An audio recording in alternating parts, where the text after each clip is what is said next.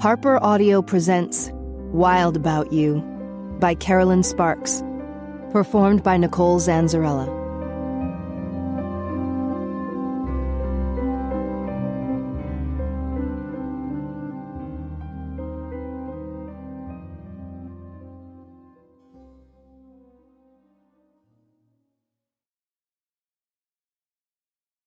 Chapter 1. In the dim light of a cloud-shrouded moon, Shanna Dragonesti cast a forlorn look at the flower bed she'd once tended with care. They'd become choked with weeds since her death. To be honest, gardening had ranked low on her list of priorities for the past 3 months. She'd had bigger things to fret about, such as adjusting to a steady diet of blood, when 6 years ago she would have fainted at the sight of it, and dealing with an increased amount of psychic power that made it too easy to hear people's thoughts, whether she wanted to or not. Practically overnight, she'd been expected to master all the vampire skills. Levitation? Downright scary to look down and see nothing beneath her feet. With no way to ground herself, she kept tipping over. Mental note: never wear a skirt to levitation practice. And what about teleportation? She was terrified she'd materialize halfway into a tree or a rock. And why the heck couldn't she materialize 10 pounds lighter? Her scientific genius of a husband couldn't answer that one. Roman had laughed under the impression that she was kidding. Then there were the fangs. They tended to pop out at inopportune times. Thankfully, she couldn't see her scary new canine teeth in a mirror. Unfortunately, she couldn't see herself either. She'd nearly dropped her 3-year-old daughter on the floor the first time she'd seen Sophia floating in a mirror held by an invisible mother. And that was the most difficult part of being a vampire. She was no longer the same mother she'd been before. Every scraped knee or bruised feeling her children experienced in daylight hours would be soothed away by someone else, because during the day, she was dead. She'd never fully appreciated what the other vamps went through each day at sunrise. Death sleep was easy enough, since you just lay there like a lump. But getting there was the pits. She had to die. Over and over, as the sun broke over the horizon, she experienced a burst of pain and a terrifying moment of panic. Roman assured her it would get easier in time when she learned to relax. But how could she remain calm when she was dying? What if she never woke again? What if she never saw her children or her husband again? There was no comforting light in the distance, reaching out to her with the promise of a happy afterlife. There was only a black hole of nothingness. According to Roman, that was the way it was for vampires. As a former medieval monk, he had interpreted the darkness as one more indication that he was cursed and his soul forever lost. He now believed differently. When he'd fallen in love with her, he'd accepted that as a blessing from above, and a sign that he wasn't entirely abandoned. And then dear Father Andrew, may he rest in peace, had convinced the rest of the vamps that they had not been rejected by their creator. There was a purpose to everything under heaven, Father Andrew claimed, and that included the good vamps. They were the only ones with the necessary skills for defeating bad vampires and shifters. The good vamps protected the innocent, so they served an important purpose in the modern world. Mental note: remind yourself every night that you're one of the good guys. It should make that glass of synthetic blood easier to swallow. Come on, Mom! Constantine ran ahead of her and charged up the steps to the front porch. Not to be outdone by her older brother, Sophia clambered up the steps too. I don't have to wait for Mom to unlock the door, Tino boasted. I could teleport inside. Sophia scowled at him, then turned to Shanna. Mom, he's bragging again. She gave Tino a pointed look. How many times had she warned him to be mindful of his little sister's feelings? So far, Sophia had not displayed the ability to teleport, and she was growing increasingly sensitive about it. There now. Shanna's mother, Darlene, gave Sophia a hug. Everyone has their own special gifts. Sophia nodded, smiling sweetly at her grandmother. I can hear things that Tino can't. Mom, she's bragging again, Tino said in a high-pitched voice to mimic his little sister. With a snort, Shanna carried her children's empty suitcases up the steps to the front door. In spite of the recent upheaval in her personal life, her kids continued to behave normally. Like the weeds, they seemed capable of thriving in any environment. Nice porch. Darlene looked around. It needs to be swept, though. And you'll need to get the yard tidied up before you post a for sale sign. I know. Shanna set the small suitcases down so she could unlock the door. This was the first time her mother was seeing their home in White Plains, New York, and maybe the last.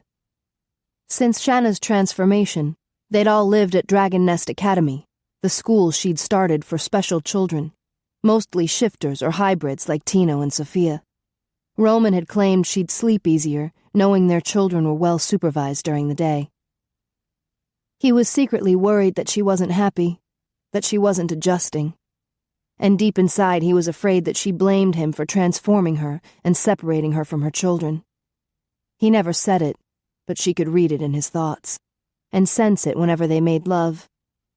There was a desperation in his kisses and an extra tenderness to his touch, as if he hoped to eradicate her fears and heal her sadness with the sheer force of his passion. She blinked away tears as she opened the front door. Poor Roman. She should reassure him that she was fine, even if it was a lie. She wheeled the 2 suitcases into the foyer that was already well lit. The porch light and a few lights in the house switched on each evening thanks to an automatic timer, so the house would appear inhabited. Come on in. Oh my, Shanna. Darlene looked around, her eyes sparkling. What a lovely home. Shanna smiled sadly. Thank you. She'd procrastinated for 3 months before accepting the inevitable. They had to move. No matter how much she loved this house, it no longer worked. Not with her and Roman both dead all day. Thank goodness her mother was back in her life. Only recently had Darlene broken free from the cruel mind control imposed on her by her husband, Sean Whalen. She spent all of her time now with her children and grandchildren, trying to make up for lost time. Come on, Grandma! Sophia clambered up the stairs. I want to show you my room. Don't forget her suitcase. Shanna handed the pink and green Tinkerbell suitcase to her mother. She can bring whatever toys she can fit in there. I want my pretty ponies, Sophia shouted halfway up the stairs. And there's another suitcase in her closet, Shanna said. She needs more clothes. No problem. Darlene started up the stairs. I'll take care of it. Shanna handed her son his orange Nyx-decorated suitcase. Here you go. Constantine regarded her quietly before responding. Do we really have to move? She nodded. It's for the best. There are more people at the school who can watch over you during the day. I don't need a babysitter. Shanna sighed. Sophia was delighted with the move, since the school now boasted a stable of horses for equestrian classes. But Tino wasn't so easily swayed.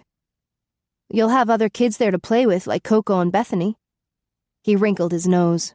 They're girls. They just want to do silly stuff. She tousled the blonde curls on his head. Girls are silly now. Yeah, they just want to dress up and pretend they're movie stars. I want to play basketball or backgammon or battleship.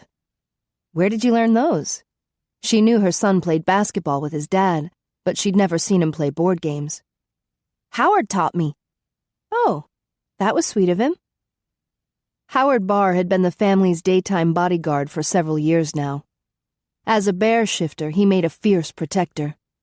But he had such a gentle nature that Shanna had always considered him more of a honey bear than a grizzly. Howard loves games, Tino continued. People always think he's slow because he's so big and eats so many donuts, but he's really fast. I'm sure he is. He's smart, too. Tino narrowed his eyes, concentrating. He says winning is a combination of skill, timing, and strategy. Strategy? Yeah, Howard's real good at strategy. When is he coming back? He's been gone forever. She thought back, recalling that he'd gone to Alaska at the end of May, and it was now the end of June. It's been about a month. Yeah, that's almost forever. She supposed it was for a 5-year-old. I'll call your Uncle Angus and ask him, but for now I need you to pack whatever stuff you want to take back to school. Okay. Instead of heading for the stairs, he positioned himself underneath the second-floor landing. Tina, wait! She was too late. He'd already experienced liftoff and was quickly levitating beyond her reach. Be careful. He peered down at her with the frustrated half-smile he always gave her when he thought she was being overly protective. Come on, Mom. It's not like I can fall. He reached the second-floor balcony and tossed his empty suitcase onto the landing. She gritted her teeth as he swung a leg over the balustrade and straddled the flimsy railing. He could certainly fall now if he lost his balance or the balustrade collapsed. She tensed, prepared to levitate and catch him, but he landed neatly on his feet on the second floor. She exhaled the breath she'd been holding. Are you all right? I'm fine. Don't worry so much. He rolled his suitcase toward his bedroom. Don't worry so much. She was a mom. How could she not worry? His words echoed in her mind as she wandered into the family room. She was worried. She was afraid he'd try something really dangerous, like teleport into a moving car or levitate to the top of a cell phone tower. She'd heard him ask Angus McKay how high a vamp could levitate, and he was always begging Angus and the other guys at McKay Security and Investigation to talk about the dangerous adventures they'd managed to survive over the centuries. In the family room, she rested her handbag on the back of an easy chair to retrieve her cell phone. She'd ask Angus about Howard and remind him that the guys needed to be careful what they said around an impressionable 5-year-old boy. Her gaze drifted to the space between the sofa and coffee table where Tino had taken his first baby steps. Why was he in such a hurry to grow up? If he attempted something dangerous during the day, she wouldn't be there to stop him. How could she live with herself if something happened to her children while she was unable to protect them? The solution was obvious. Howard needed to come back. He could guard her children better than anyone. Tino wouldn't dare disobey when a Kodiak werebear told him no. With a twinge of shame, she realized she'd been too fixated lately on her own problems. She should have realized something serious was happening with Howard. It wasn't like him to be gone for so long. In the 6 years that she'd known him, he'd only taken a day or two off each month so he could go to his cabin in the Adirondacks and shift. Was he having some sort of personal problem? Was he ill again? She recalled the way he had looked when she'd first met him. A balding, middle-aged man with a broken nose. He'd had a ready smile and a cheerful sense of humor, so she had never guessed that he was ill. Roman had explained that right after high school, Howard's Werebear clan had banned him from Alaska. He'd spent 4 years at the University of Alabama on a football scholarship, and then 3 more years as a linebacker for the Chicago Bears. Separated from his kind, he had no safe place to shift. In fact, the first time he shifted in Tuscaloosa, news of a grizzly on the loose had quickly spread, and he'd spent a terrifying night dodging bullets and shotgun shells. After that, he was reluctant to risk shifting. He was even forced to play football on nights when his body had desperately needed to shift. It had taken an enormous amount of control and strength to suppress his inner nature, but he'd managed it, knowing he would lose his career and endanger his species if the truth was revealed. Refusing to shift had caused a chemical imbalance in his system, whereby he was slowly poisoning himself.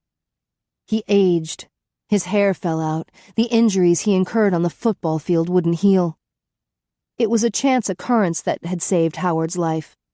Grigori had dragged Roman and Laszlo to a playoff game at the old Giant Stadium, where they'd sensed an ailing shifter on the field.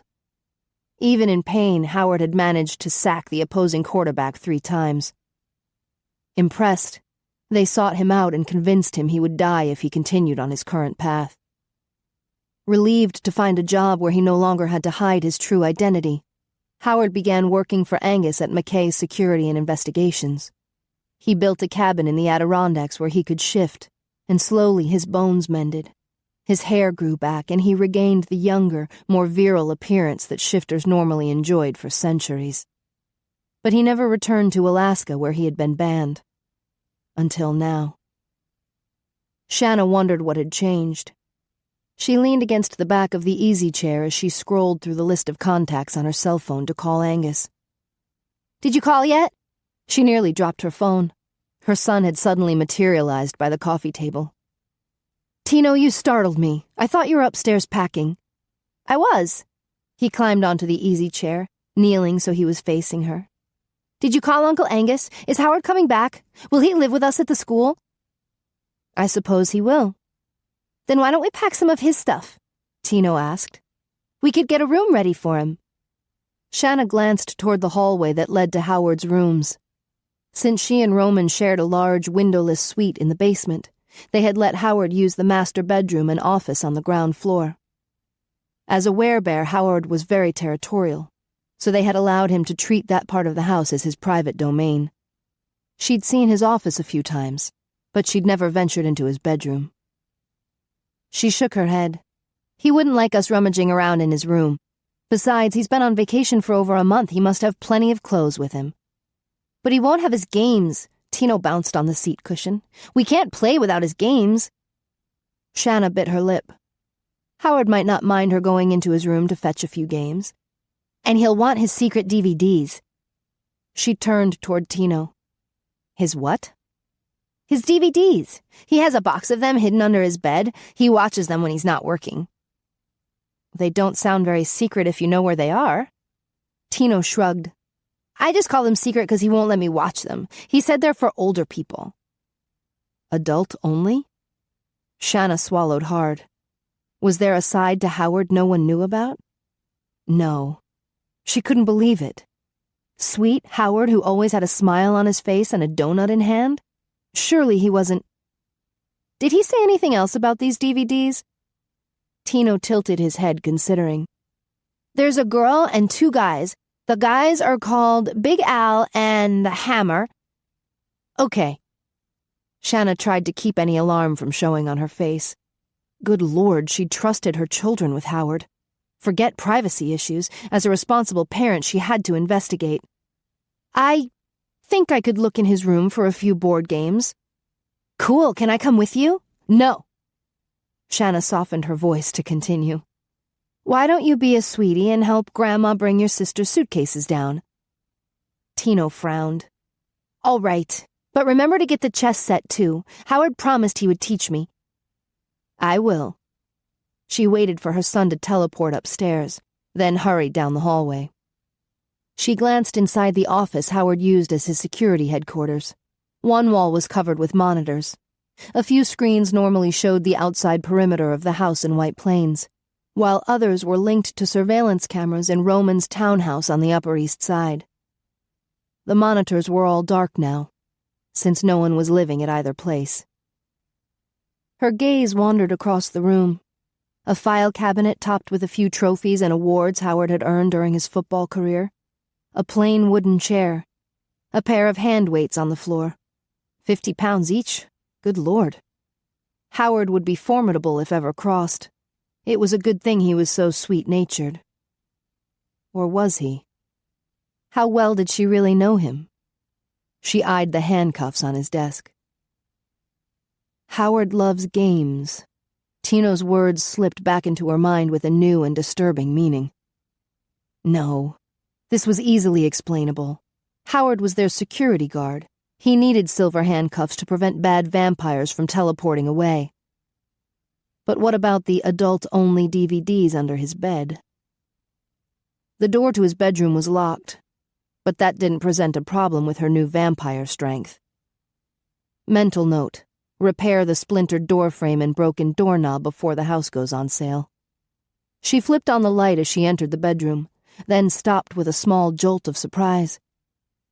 This was how Howard had furnished his room? She'd visited his hunting cabin on several occasions when Connor had hidden the Dragonesti family there in dangerous times. The cabin was exactly what you would expect from an Alaskan werebear. Lots of wood, leather, Indian blankets in shades of earth and sky, and a few animal heads mounted on the walls. There was nothing rustic about this bedroom. Sleek, sophisticated, and modern, it didn't seem to match Howard. Was there a secret side to him that no one knew about? The king-sized bed was covered with a black and white striped comforter and bright red pillows. The bedside tables were chrome and glass. Across from the bed, a shiny black dresser was topped with a widescreen TV. A black leather recliner rested in the corner next to a glass and chrome bookcase. She spotted the games Tina wanted on the bottom shelf. But what about the secret DVDs? As she approached the bed, the unusual headboard drew her attention. Tin ceiling tiles. She ran her fingers over the embossed tin. How interesting. The tiles were mounted on a piece of plywood to make a headboard. Had Howard made this himself? Apparently there was a lot about Howard that she didn't know. With an uneasy feeling, she dropped to her knees and peered underneath the bed. There it was. A black alligator skin box. She pulled it out, then took a deep breath and opened it. Homemade DVDs. She rummaged through the stack, reading the labels Howard had written and attached to the plastic cases. Elsa in London. Elsa in Amsterdam. Elsa in Berlin. This Elsa certainly got around. Elsa in Pittsburgh. Elsa in Cincinnati. Was this like Debbie Does Dallas? Shanna inserted the first disc in the DVD player on Howard's television, then lowered the volume in case she happened across a scene with loud moaning. A collage of stately old homes rolled across the screen. Then the title of the show appeared. International Home Wreckers. A map of the UK and the Union Jack flashed by, followed by the photo of a well-dressed man. Alistair Whitfield, a.k.a. Big Al. The outline of Germany and its flag, followed by another photo.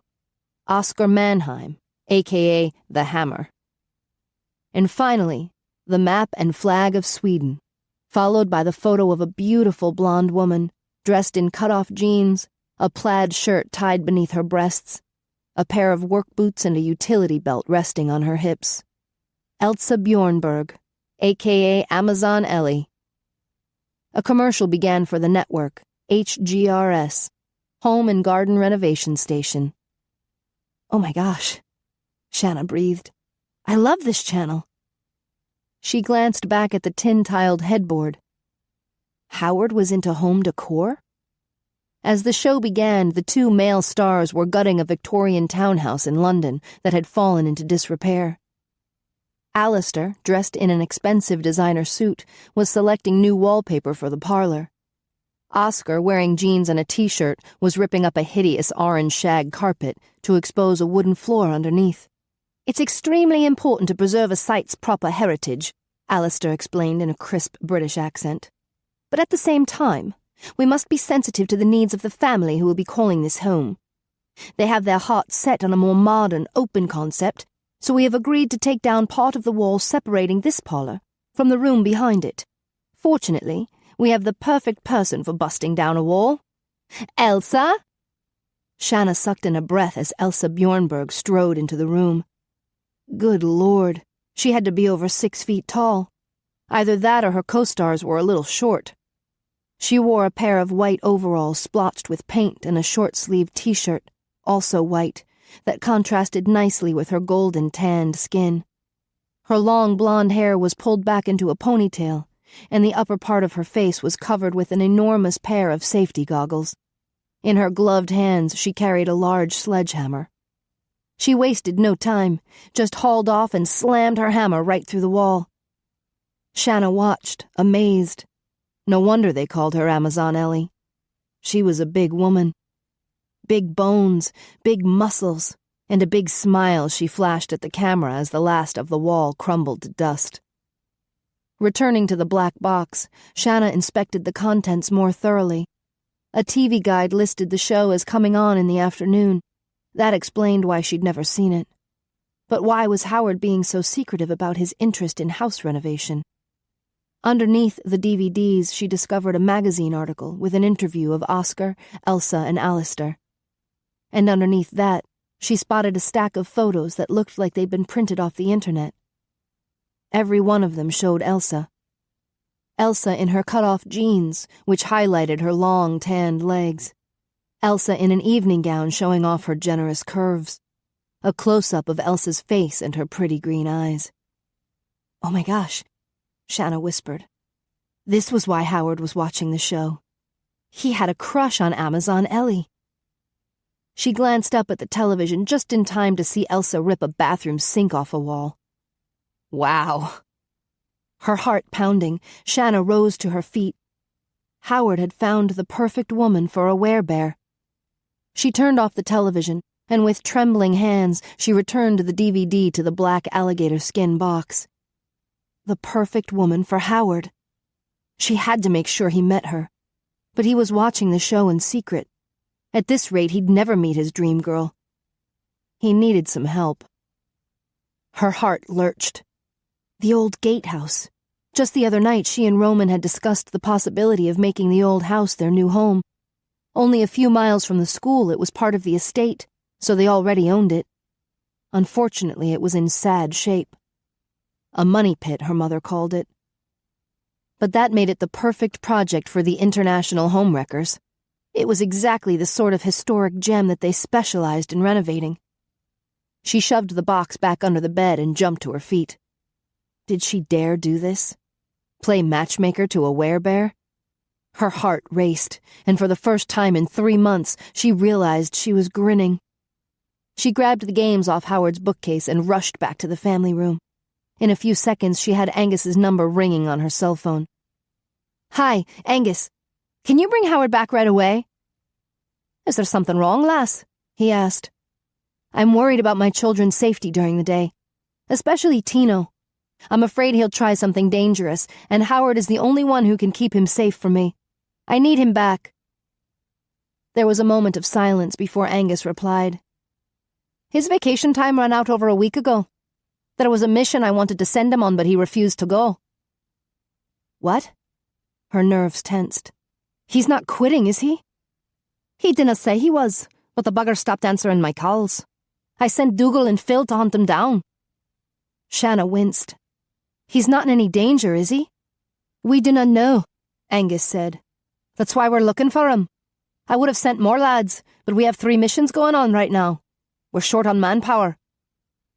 "I see." She took a deep breath. Finding a babysitter for her children probably seemed trivial compared to the other issues Angus had to deal with. But that didn't make her worry any less. "If you find Howard, can you tell him that we need him? Tino is asking for him." "Aye, we'll tell him." "Thank you." Shanna dropped her cell phone back into her handbag. It wasn't like Howard to take more vacation days than he was allotted, or to ignore phone calls from his boss. Angus had sounded annoyed that he'd been forced to track him down. What on earth was Howard up to? Chapter 2. Howard peered over the edge of the cliff. Even in the dim light of a cloud-covered moon, his sharp eyesight could make out the jagged rocks where Carly had been discovered all those years ago, her body broken, her long brown hair matted with blood. His first love, the girl he'd hoped to marry, murdered on the night of their senior prom. His gaze drifted to the small collection of lights that marked the nearby town of Port Mashenka, on the eastern coast of the Alaska Peninsula.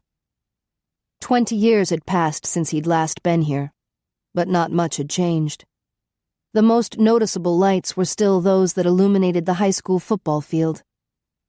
He'd been a hero there at one time, but none of the residents would welcome him back now. Not when they believed him guilty of Carly's murder. Her family still claimed he had thrown her off the cliff along with a few guys. It was impossible to deny all the charges. He had tossed 3 guys off the cliff. Werewolves. He'd believed them all dead until 2 months ago. Now he knew the truth. The worst of the 3 had survived. He didn't blame Carly's family for turning against him. They were heartbroken over her death. He'd felt the same way for years. Heartbroken and guilty, for there was a kernel of truth to the family's claim. Their daughter had died because of him. She'd become an unwitting pawn in Rhett Blethen's game of revenge. He had found little solace in believing he'd killed Rhett. The bastard had found the perfect way to torture him by making him feel responsible for Carly's death. But now the truth was out.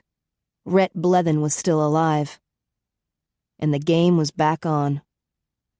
Unfortunately, Rhett had the hometown advantage. Recently acknowledged as the packmaster of all of Alaska, he had hundreds of werewolves on his team. Howard could only call on a few werebears from their dwindling island community. What he lacked in manpower, he had to make up for with superior timing and strategy. Speaking of timing, it was about time for the two men climbing up the mountainside to finally reach him. The scent of werewolf wafted toward him, and Howard instinctively squeezed his fist around the carved wooden hiking stick he'd borrowed from his grandfather. The staff was thick enough to use as a weapon, and about 6'4" long, ending right at his eye level. He relaxed his grip. This werewolf was one of the few lichens he called friend. Werewolves always assumed they had the most advanced sense of smell, but that was one area where a werebear had them beat. He could distinguish Phil's scent over 2 miles away. Not that Phil normally smelled differently from other werewolves. It was the influence of his wife, Vonda, that made him unique. She had him using some kind of fancy shampoo and conditioner. Phil had obviously caught Howard's scent and was tracking him down. What the werewolf might not realize was that Howard wanted to be found tonight. It was all part of the strategy. Phil's companion was a little harder to figure out. The lack of any strong scent indicated a vampire. The smell of damp sheep suggested a kilt-wearing Scotsman who'd been caught in a light rain. But which Scottish vampire? Was Angus so pissed that he'd come in person? They were moving quietly up the mountain path, as if they could sneak up on a werebear. The thought made Howard smile. There was no mistaking the soft swish of a kilt or the grinding of Phil's boots. Not Angus, he decided. Phil was taking the lead, and he wouldn't do that if the boss was with him. Ian or Robbie? Or maybe it was Connor, resuming his work after a long honeymoon. Howard's smile faded. All of the guys were getting married, having children. That sort of domestic bliss was unlikely to happen for him. There were a few female werebears on the island, but they were either taken or related to him. His gaze drifted back to the rocks where Carly had died 20 years ago. She had trusted him completely, even after he'd confessed to her that he was a werebear. Since her, he hadn't met another mortal female he had felt he could trust with his secret. There had been a time when the pain and guilt of Carly's death had nearly crippled him. All through college and his football career, he'd allowed himself to suffer as a way to punish himself. But as the years went by, his burden of guilt slowly changed. Instead of feeling guilty for wanting to forget, he now felt guilty that he could barely recall her face. How cruel life was that she had paid the price for Rhett Blethen's rage. Death was too good for Rhett. Howard wanted to watch the sick bastard squirm. He'd have to go about it secretly and stealthily in order to keep his people safe, but with the proper strategy, he felt confident about pulling it off. And if he avenged Carly, then maybe he could finally lay his guilt to rest. He'd been banished for long enough.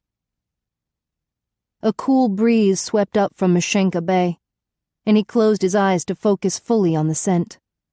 A glorious mixture of salty sea and lush forest. Home. He took a deep breath to let the comforting fragrance seep into his soul, and a new face formed in his mind. Elsa. Beautiful Elsa.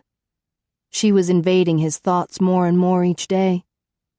Unfortunately, that only proved that no matter how clever a strategist he'd tried to be, he was still a fool. Elsa Bjornberg was a celebrity, a breathtaking, gut-wrenching beauty who traveled the world for her successful career. Why would she want to meet some guy from an obscure island in Mashenka Bay, Alaska, especially a guy who was oversized and turned into a real bear on occasion? The cold reality was that they would never meet. He'd known months ago that his obsession with her was ridiculous, pathetic, juvenile. It was embarrassing, so he kept it secret.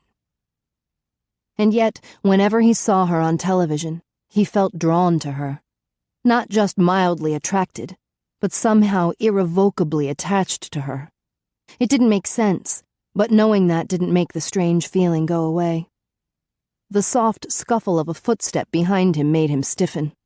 Holy crap, he'd allowed himself to get distracted. He masked his reaction by swinging the staff up and across his shoulders, gripping each end with his hands. With his back to them, he listened carefully as he gazed up at the moon. A dull silver disk shrouded in clouds. It would be full tomorrow night. If everything went according to plan, he'd score a touchdown. "Hello, Phil." There was a moment of silence, then a whoosh of air as Phil Jones exhaled. "How did you know it was me? Alaska is overrun with werewolves." "They don't use that fancy girly shampoo." Howard smiled when he heard a low growl in response. A slight mechanical click emanated from the vampire behind him. Could it be Dougal Kincaid? The vamp had lost his right hand in combat a few years ago, and Roman had recently fitted him with a mechanical one. "Dougal?" Howard turned, widening his smile when he saw he'd been correct. "It's good to see you again. You arrived last night?" The Scotsman tilted his head, studying him. "Someone told you?" "No. It rained last night and your kilt smells like wet sheep." Dougal's mouth curled with amusement. "You're in trouble with Angus, you ken." "Not enough trouble if he only sent 2 of you." "Believe me, he's pissed," Phil grumbled, then shoved his long, shaggy hair back over his shoulders. "It's cheaper to use the same shampoo that my wife buys." "I understand." Howard gave him a sympathetic smile. "I won't mention it again since you're so sensitive about it." Phil's eyes narrowed. Dougal chuckled. "We have orders to take you back to Romatech immediately." Howard nodded, still smiling. "Good luck with that." Phil snorted. "What the hell are you up to, Howard?" "I thought you'd never ask." "I need more players on my team." "Team?" Dougal asked. "You're playing a game?" "Yes, it's called Payback. It'll be easier to score if I have a few more hands." Howard slanted a wry look at the vamp's fake right hand. "No offense." "None taken." Dougal wiggled the fingers on his mechanical hand. "You'd be surprised what I can do." "Tell it to the ladies." Howard motioned to Phil. "Are you in?" "If you're getting back at Rhett Blethen, then yeah, I'm in. Angus can wait." Dougal scoffed. "Now there are 2 of you not following orders. Angus'll be royally pissed." "Maybe not," Phil argued. "He knows what an asshole Red is. The guy tried to force my sister into marriage. He was going to kill off my entire family and steal all our land and followers. He's a power-hungry, ruthless bastard." Dougal nodded, then turned to Howard. "I can see why Phil wants revenge. But what do you have against him?" Howard remained silent, then swung his staff off his shoulders and planted one end in the gravelly dirt next to his feet. "I have my reasons. Are you in?" Dougal's hand produced a series of clicks as he curled the fingers into a fist, then stretched them back out. "What is the purpose of your game? Are you wanting to kill Blethen?" "Do I look like a murderer?" Howard frowned when the 2 guys exchanged glances. "Okay, you've seen me kill, but only in battle." "You're ferocious," Phil muttered. "You rip heads off with a single swipe." "So I'm efficient," Howard grumbled, then smiled. "No one has ever complained about my efficiency before." Phil snorted. "We're just relieved you're on our side." Howard's mouth twitched. "Are you sure about that?" Phil stiffened. "You big lummox, why don't you—" "Enough!" Dougal lifted a hand, then shot an annoyed look at Howard. "I need to know more before I decide. Do you plan to lure Rhett into battle?" "No." Howard pointed his staff toward a few lights twinkling far out in Mashenka Bay. "You see that group of islands out there? They're called the Bear Claw Islands, 'cause there's a big round one and 4 narrow ones extending north." Dougal moved closer to the cliff edge. "That's where you grew up?" "Yes, on the big round one called the Paw." "We saw in your bio that you went to high school down there." Phil motioned at the town below and snickered. "A Werebear playing football for the Port Mashenka Marmots? That had to be embarrassing." Howard arched a brow at him. I kicked ass on that field. Would you care for a demonstration? Enough, you two! Dougal gestured to the Bear Claw Islands. Does your family still live there? Yes. That group of islands and Kodiak Island to the north are where most werebears live. We're down to about 100 now. Shit, Phil frowned at the islands. You're in danger of extinction. Howard sighed. There was a time a few hundred years ago when werebears flourished and covered the mainland. There were over 1,000 of us. But then settlers began moving in, searching for gold, and werewolves moved in, wanting the land. The alpha wolves tended to bite any guy who found gold so he would become their minion. And then they would have his gold, Phil muttered. Howard nodded. The werewolves quickly amassed land and wealth. If someone had something they wanted, they simply bit him to bring him in line. The werebears didn't bite people? Dougal asked. Not usually. It's not in our nature to live in packs, especially the male bears. We're loners. Unfortunately, that always worked against us. We were spread out thin, each male bear taking a huge territory, and it made us vulnerable. A single werebear might be able to defeat a small group of wolves, but they started attacking us in packs of 30 and 40. Dougal muttered a curse. You wouldn't stand a chance. No. Eventually, in order to keep the cubs safe, most of the werebears moved to these islands. To make a living, many of the men turned to fishing, but whenever a storm capsized a boat, we would lose 5 or 6 of them. With our numbers depleted, a loss like that was devastating. Phil winced. The werewolves know which island your people are living on? Yes. Rhett has over 500 followers, so we can't afford to draw him into battle. Howard gritted his teeth. I just want to play with him. Make him wish he was dead. What did he do to you? Dougal asked. Howard stabbed at the ground with his staff. No way he was going to discuss lost love with 2 guys. He deserves far worse than what I have planned. Are you in the game? Dougal gave him an apologetic look. I may not be much help to you. I'm lucky if I'm able to stay awake for more than a few hours at night. The blasted sun here is always up. Howard smiled. You could use that as an excuse for not reporting in. Then maybe Angus would send more men. Dougal tilted his head, his eyes narrowed. Is that why you stopped returning his calls? So he would be forced to send us? Phil scoffed. You jerk, you had us worried about you. Why didn't you just ask for help? If I asked, Angus could refuse. Howard leaned on his staff. Any chance of getting more guys here? Dougal gave him an irritated look. Angus will have smoke coming out his ears. Then he should come and help, Howard suggested. He's busy coordinating 3 other missions right now, Phil grumbled. A lot has happened since you left for vacation. Howard frowned. After the skirmish with Rhett in Montana, everything had seemed to calm down. What's going on? We're still trying to find Russell, Phil began. JL and Rajiv went to China to hunt for him. Well, that's good. Howard had often wondered how Russell was doing. The former Marine and newly turned vampire had gone AWOL in China after their last mission there. As Russell's sire, Angus probably felt some responsibility for him. Everyone assumed Russell was hunting for Master Han, the evil vampire who had left him in a vampire coma for 40 years. There was an outbreak of murderous malcontents in Albania, Phil continued.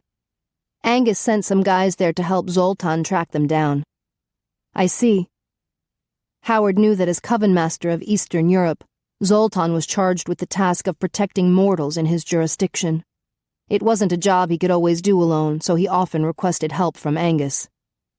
And then we got an urgent request from President Tucker, Phil muttered. And when the government asks for our help, we have to comply. Howard nodded. Now that the president knew about vampires and shifters, he and the CIA were likely to make many such requests in the future. What is it this time? 7 American tourists taken hostage by a drug cartel in Mexico, Phil explained. The president asked us to locate them and teleport them out. The only safe way to do it is to have a vampire for each hostage, so that's 7 more vamps. Carlos went with them as their day guard and translator. Now you ken why Angus wasn't pleased with your antics, Dougal said. He's short on manpower. He had to call me away from my station in Texas. I understand. Howard had hoped for a bigger team, but he could manage with only 2 more. If you both join us, then we'll have a team of 6. The 3 of us, a journalist and good friend, Harry Utu in Anchorage, and 2 young werebears from the island, my twin cousins, Jimmy and Jesse. What's the plan? Phil asked. We call it Operation 3 Little Pigs, Howard replied. We're attacking 3 of Rhett's houses. Our first target was one of his fishing cabins. We removed everything from inside, stashed it in our trucks, then huffed and puffed and knocked the walls down. It wasn't too hard since it was just a shack. That was your house of straw? Dougal asked. Howard nodded. Some hungry cubs on the paw are enjoying the food, and an old woman got a new wood-burning stove she was needing. My grandfather is very happy with his new rod and reel. Phil crossed his arms. You probably left your scent behind. Rhett will know it was you. My cousins left behind some deer and squirrel carcasses. The place will be a magnet for hungry animals. There'll be a lot of scents there by the time Rhett discovers it. Howard took a deep breath, then continued. Last week we tackled the House of Sticks, Rhett's vacation home on the coast of the Kenai Peninsula. We emptied it so we could give all the stuff to some needy werebears. Then took a few axes to the stilts and watched the house slide down the bluff and break apart on the rocks. Most of it floated out to sea. I like it, Phil grinned. And the house of bricks? It's log and stone, actually. One of Rhett's main residences. Howard glanced up at the sky. We'll hit tomorrow night when the moon is full, and Rhett and his minions are away from the house on their monthly hunt. He'll leave behind a few guards, Phil warned. That's why I wanted more men.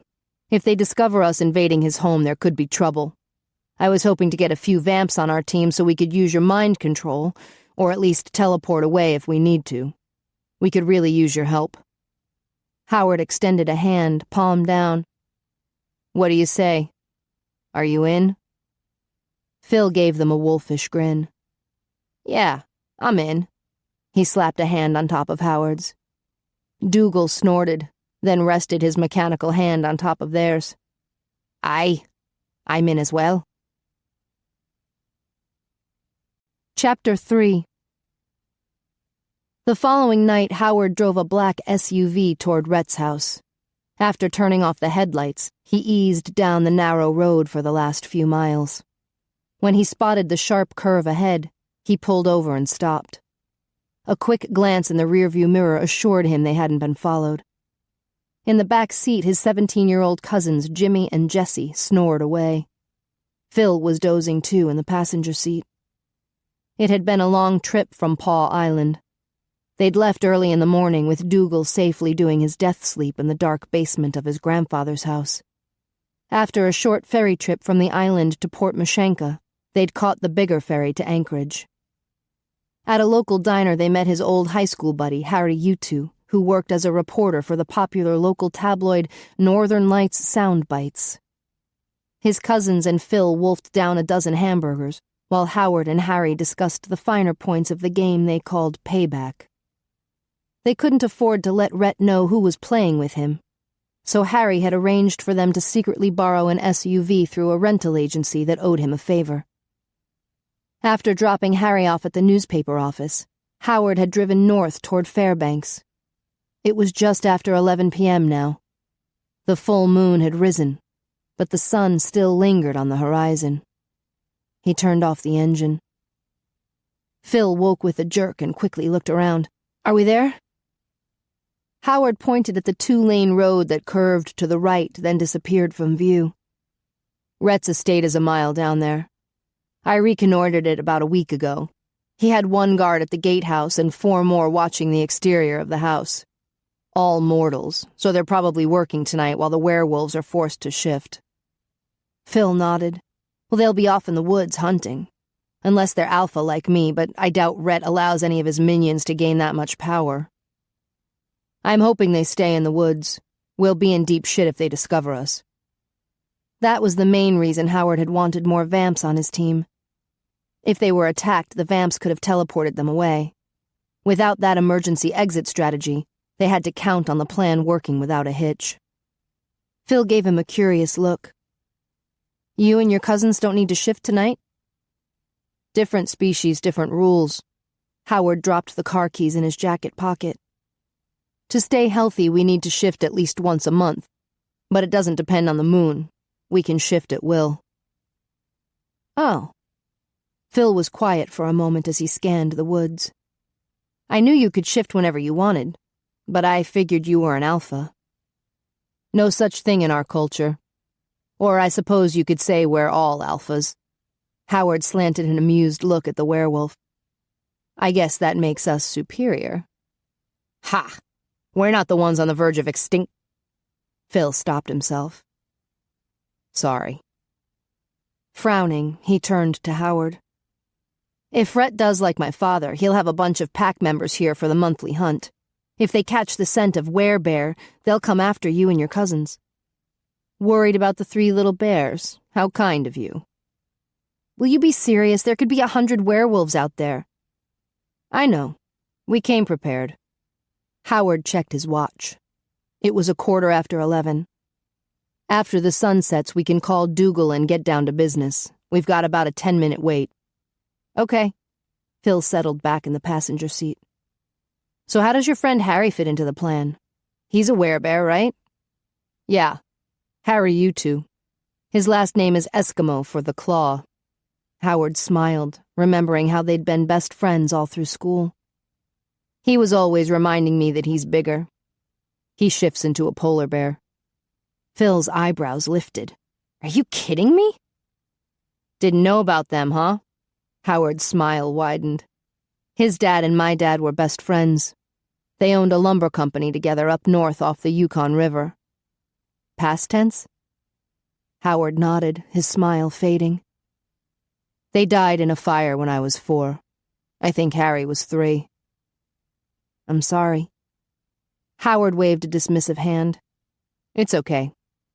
Our mothers took us to the Bear Claw Islands and we grew up there. My grandfather was always more like a father to me. He kept you in line? Barely. Howard smiled when Phil groaned at his pun, then reached back to shove at his cousins. Wake up, guys. Jimmy jerked awake and looked out the window. Are we there yet? Is it time to play Secret Agent Man? Jesse stretched. This is going to be so cool. I know, right? Jimmy agreed. Jesse smiled at Howard. We're so glad you came home. The summer was totally boring till you showed up. The summer? Jimmy scoffed. How about our entire lives? He glanced at Phil. We were born after Howard was banished. Yeah, we didn't even know him till a month ago, Jesse explained. But we grew up hearing about him. He's a legend, you know. He tossed Rhett and 2 other werewolves off a cliff. Phil glanced at Howard. That's why you were banished? You killed werewolves? Jesse winced. No offense, Wolfman. I guess I shouldn't have mentioned it. That's right. Howard scowled at his cousin. Was it the same cliff where we met last night? Phil asked. Is that why you thought you'd killed Rhett? Howard shrugged. He looked at me funny. Really? Jesse scratched his head. I thought he killed your girl. Enough. Howard interrupted. Listen, you two. You've got to be careful tonight. Your mom will have my hide if anything happens to you. Your hide, Jimmy snickered. Get your disguises on, Howard continued. And your gloves, don't leave any fingerprints. Jesse saluted. Aye, aye, Captain. Jimmy elbowed him.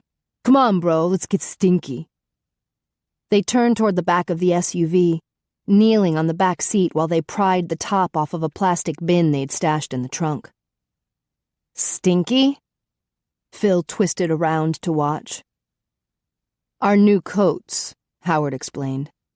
We've got them triple wrapped in plastic and stuffed in that container to keep the aroma fresh.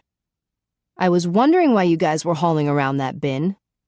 Phil stiffened when Jimmy ripped the saran wrap off the first coat, and a strong odor escaped. Wolves? His jaw clenched. Dead wolves! Sorry about that, Wolfman. Jimmy shook out a huge coat covered with wolf skins. We gotta blend in, you know. He handed the coat to Howard. This one is yours. Phil glowered at him. You killed wolves? Howard shrugged. We have to cover our scent. It was either this or have you piss all over us. That could be arranged, Phil muttered. Jesse snorted. Yeah, like we'd go for that. He took the plastic wrap off a second coat. Don't worry, Wolfman. No werewolves were harmed or killed during the production of this movie. You killed wolves, Phil growled. Just a few. Jimmy unwrapped the last coat and put it on. Isn't that like doing you guys a favor? I mean, don't you have to compete with real wolves when you're hunting? Phil groaned. Some werewolves might agree with that, but I've always considered them noble creatures.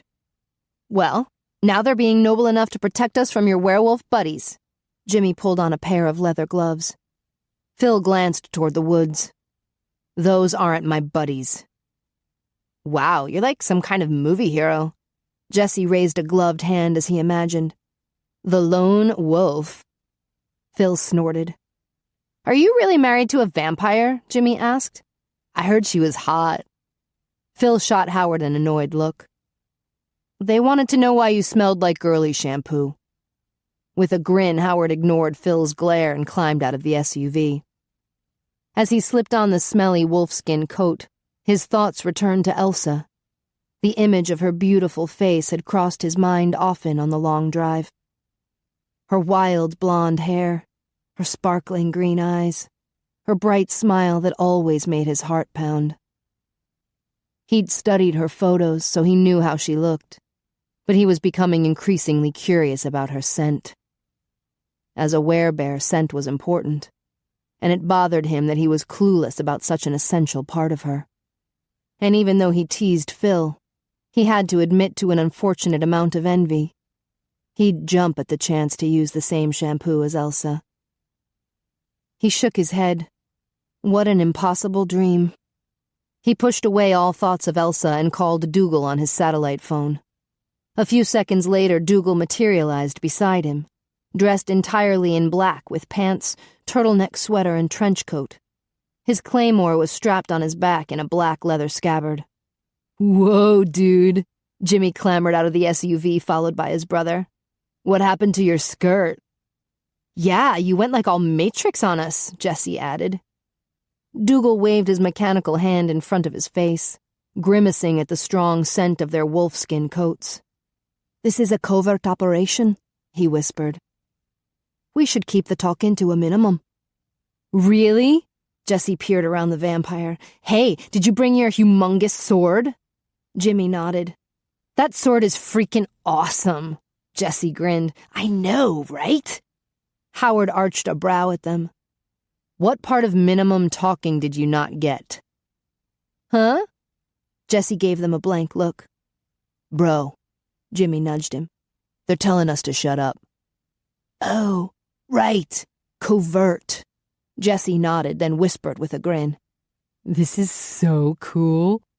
Give us 3 minutes, then meet us at the gatehouse, Howard said quietly. Got it? Aye, Captain. Jesse studied his wristwatch. 3 minutes on my mark. 5, 4, 3. Why are you counting? Jimmy whispered. That's what they do in the movies, Jesse replied. Shoot. Now I have to start over. Phil groaned. You're leaving me alone with these two? Howard grinned, then motioned for Dougal to follow him. Let's go. They moved quickly through the woods, staying close to the road till the gatehouse came into view. I'll draw the guard out, Howard whispered. You know what to do. Aye. Dougal slipped a black leather glove onto his left hand. Howard eased into the road, and a few seconds later the guard stepped out, a big mortal in a khaki uniform. Hold it right there! The guard rested a hand on his sidearm. Dougal teleported behind him, and his eyes glowed as he turned his vamp power on high. The guard's face went blank, his eyelids closed, and then he slumped onto the road. Dougal picked him up and carried him into the gatehouse, while Howard jogged toward them. Inside, Howard studied the 2 monitors. There appeared to be only 2 security cameras, one showing the front of the house, and the other the back. Rhett probably wasn't too concerned about security. His family had amassed a lot of power over the past 50 years, and they were known to be ruthless. Who was going to mess with Rhett when he had 500 minions at his beck and call? The monitor displaying the huge backyard showed Rhett and some companions in the process of stripping and shifting. In the front, 2 guards stood by double doors of leaded glass. Dougal settled the guard in a chair. "He'll have no memory of this, and he'll sleep for about 10 minutes. Is that long enough?" "Yes." Howard snapped on some latex gloves and eyed Dougal's mechanical hand. "No fingerprints?" "Nay." Dougal gave his right hand a wry look. "No feeling either, but it's better than wearing a bloody hook like a pirate." Howard smiled and went to work. He recorded 30 seconds of the guards standing by the front door, then programmed the recording to loop for the next 10 minutes. That way, if anyone checked the surveillance tape, they'd never see him and his team invading the house. Meanwhile, all the werewolves in the backyard completed their shifting and slipped into the woods. When he and Dougal left the gatehouse, Phil and the boys slipped out of the woods and joined them. "Let's go." Howard motioned for them to follow him down the long, winding driveway. "Stay away from the back of the house.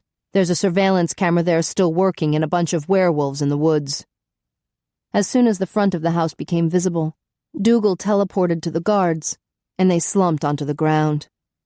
"Whoa," Jimmy whispered. "What was that?" "Some kind of vampire voodoo?" Jesse asked. "Mind control," Howard answered. "The guards will have no memory of this. You guys watch the front, I'll be back soon." He jogged toward the double front doors and entered the sprawling stone and log house. A quick glance back reassured him that Phil had the situation under control.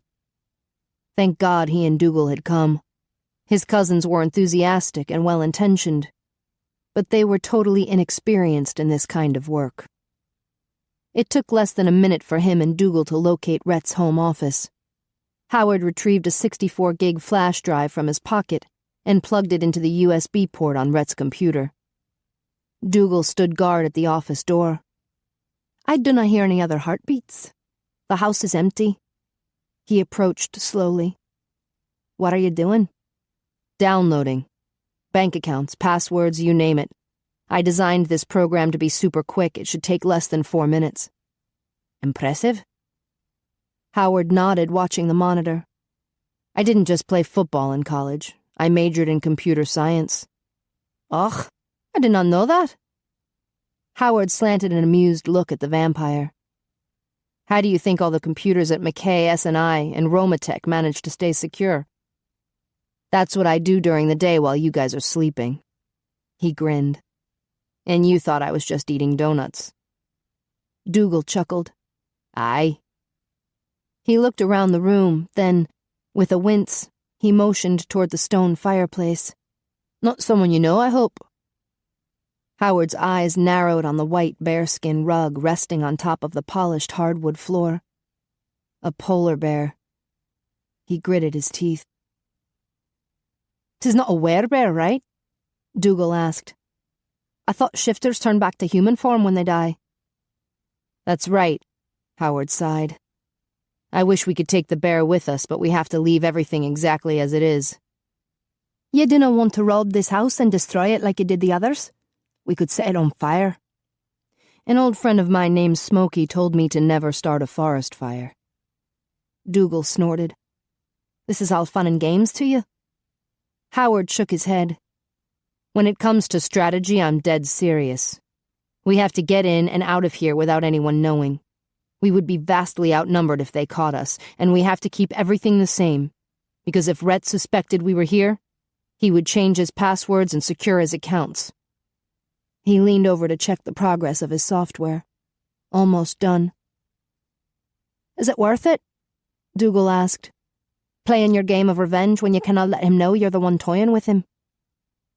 Howard straightened slowly. "I don't have a choice. I have to protect my family and friends." Dougal stepped closer. "But if you had a choice?" "I don't." Howard removed the flash drive. "We're done here. Let's go." Dougal followed him. "If you had a choice, would you play the game differently?" "There would be no game," Howard glanced back. "I'd kill him." Chapter 4. The following afternoon, Howard and his team arrived at his grandfather's house on Paw Island. His cousins were sent home, 2 houses down the street, so their parents would know the boys were all right. A quick check in the basement assured him that Dougal had safely teleported back the night before and was now in his death sleep. Phil settled in the small family room with Howard's grandfather, Walter, and they found a baseball game to watch on TV. Howard greeted his mother, who was busy in the kitchen, then hurried down the narrow hallway to his old bedroom. While his laptop booted up, he looked around. The twin bed still sported an NFL comforter in red, white, and blue, and the small window had matching curtains, although faded to the point that the names of football teams were barely legible. His old trophies were still lined up on the dresser. He sighed, remembering how much his mother had cried when he'd left for college. He'd kept in touch with her over the years, and she'd always pretended like he was coming home to visit soon. He hadn't reminded her that he could never return. He knew if he mentioned his banishment, she would burst into tears. He dragged a hand through his hair. His mother had suffered too much because of him. She acted like everything was rosy now that he was home. But when he gazed around his old room, he cringed at the thought of his mother keeping it exactly the same for 20 years. The poor woman had lost her husband. And then years later, when Howard was 18, she'd lost him too. After he'd tossed Rhett Blethen off the cliff, Rhett's father had threatened to annihilate the Werebear community if Howard wasn't punished.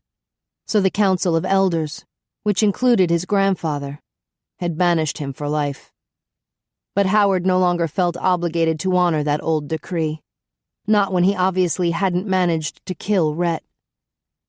Rhett's father had passed away a year ago, and Rhett had emerged from hiding to become the new packmaster.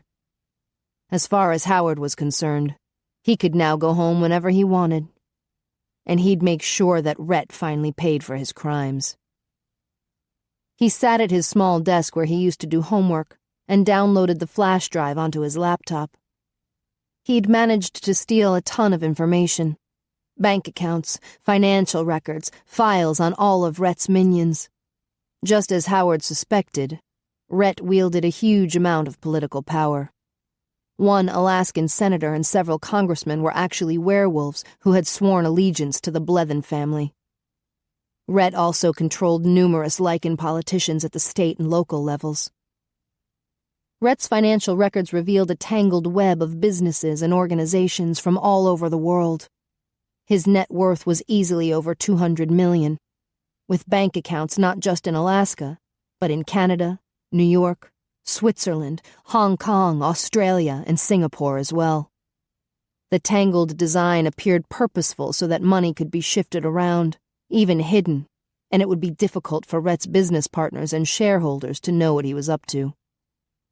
No doubt, if Howard had broken into one of Rhett's numerous business offices in Alaska, the records for that business would appear clean. But he'd hacked into Rhett's personal computer, hoping it would pay off. And it did. After an hour of digging around, he discovered Rhett's dirty little secret. Rhett had a hidden bank account in the Cayman Islands, under the name of a bogus business. And there, he had been paying himself a salary of $5 million a year. The account now had $50 million in it, so he'd been embezzling from his other businesses for 10 years. $50 million. Howard smiled. If he spent some money from the secret account, what could Rhett do? A police investigation would reveal the company as bogus, and he'd be in big trouble. Hoisted by his own petard. Thanks for the play money, Rhett. Howard compiled a list of all candidates who were running against Rhett's political puppets, and then, using an untraceable internet card, he made hefty donations to their campaigns. He chuckled, imagining how Rhett's puppets would react when they discovered their master was suddenly supporting their opponents. His friend Harry had been investigating Rhett's activities, and he'd learned that the bastard had been harassing small towns that were in debt, trying to buy them out so he could turn them into exclusive werewolf communities. The mortals would be given a cruel choice: leave their land or be forced to become werewolves. Howard donated $10 million to the towns so they could fight back. What else? He murmured to himself as he tapped his fingers on the desk. A vision of the polar bear rug drifted into his mind, and he smiled. That's going to be one expensive rug, Rhett. He donated $5 million to a polar bear conservation program. When he was done, he'd spent over half the money in the secret account. Howard sat back, staring at the computer screen. He needed to muddy the water, make it difficult to trace his movements. How about a shell game, Rhett? For the next 30 minutes, he transferred chunks of money from one account to another, from one country to another. Before it had been a tangled web, but now it was a multiple train wreck. It would take Rhett months to figure out what the hell had happened. To finish up, Howard emailed some incriminating evidence to Harry so the reporter could leak the news to the Northern Lights sound bites over the next few days. Harry was a talented enough journalist that he could write for a more prestigious paper. But he enjoyed writing for a tabloid, where he had the freedom to poke fun at Rhett and his minions without fear of being sued or reported for violation of journalistic ethics. No one questioned his claim that werewolves were real. Not when his articles were in the same paper with stories about Bigfoot and alien abductions. Smiling to himself, Howard sauntered into the family room. His grandfather, Walter, was resting in his worn-out recliner, half asleep but with the remote control still clutched in his hand, while Phil sprawled on the nearby couch. An ice chest filled with bottles of beer rested on the floor beside them. Phil sat up. "Are you done?" Howard nodded. "I just spent $35 million. "What?" Walter blinked awake and yanked his recliner into a sitting position. "Where the hell did you get that much money?" "It was a gift from Rhett Blethen." Walter snorted and turned off the television. "The only gift he'd give you is a bullet between the eyes." Howard's smile widened. "The feeling is mutual." "You spent $35 million of Rhett's money?" Phil asked. Howard nodded and explained the details. Phil laughed. "I'd like to see how his political puppets react. It's going to be a bloody dogfight." Walter's mouth twitched, but he aimed a glare at Howard. "You shouldn't be stealing, boy. I taught you better than that." "Boy?" Howard groaned inwardly. His grandfather and mom acted like he was still 18 and had been away only 20 days instead of 20 years. But since a werebear could easily live for 500 years, 20 years might not seem that long to his elders. "I only used the money that Rhett had stolen. He started it. Besides, I want to make him suffer." Walter nodded with a resigned look. "I can't blame you for that. The bastard deserves to suffer." Phil leaned forward, his elbows on his knees. "So, Rhett killed your girlfriend?" "It was a long time ago," Howard replied quickly to stop Phil's fishing for more information. "Hand me one of those beers. We should be celebrating. 2 of Rhett's houses have been destroyed, and now we've done serious damage to his finances and political power." "Congratulations." Phil passed him a cold bottle. "What's your next move?" Howard twisted off the top. "Rhett's planning to run for governor, so we'll ruin his reputation." He took a sip. "It won't be that hard, actually. We'll just tell the truth about his shady financial deals. I emailed the proof to Harry so he can leak it anonymously to the newspaper." With a sigh, Walter opened another bottle of beer. "This is a dangerous game you're playing." "We're covering our tracks," Howard assured him. "Rhett won't be able to prove that we've done anything." "He doesn't need proof, son. His family has always been ruthless. They hurt innocent people all the time."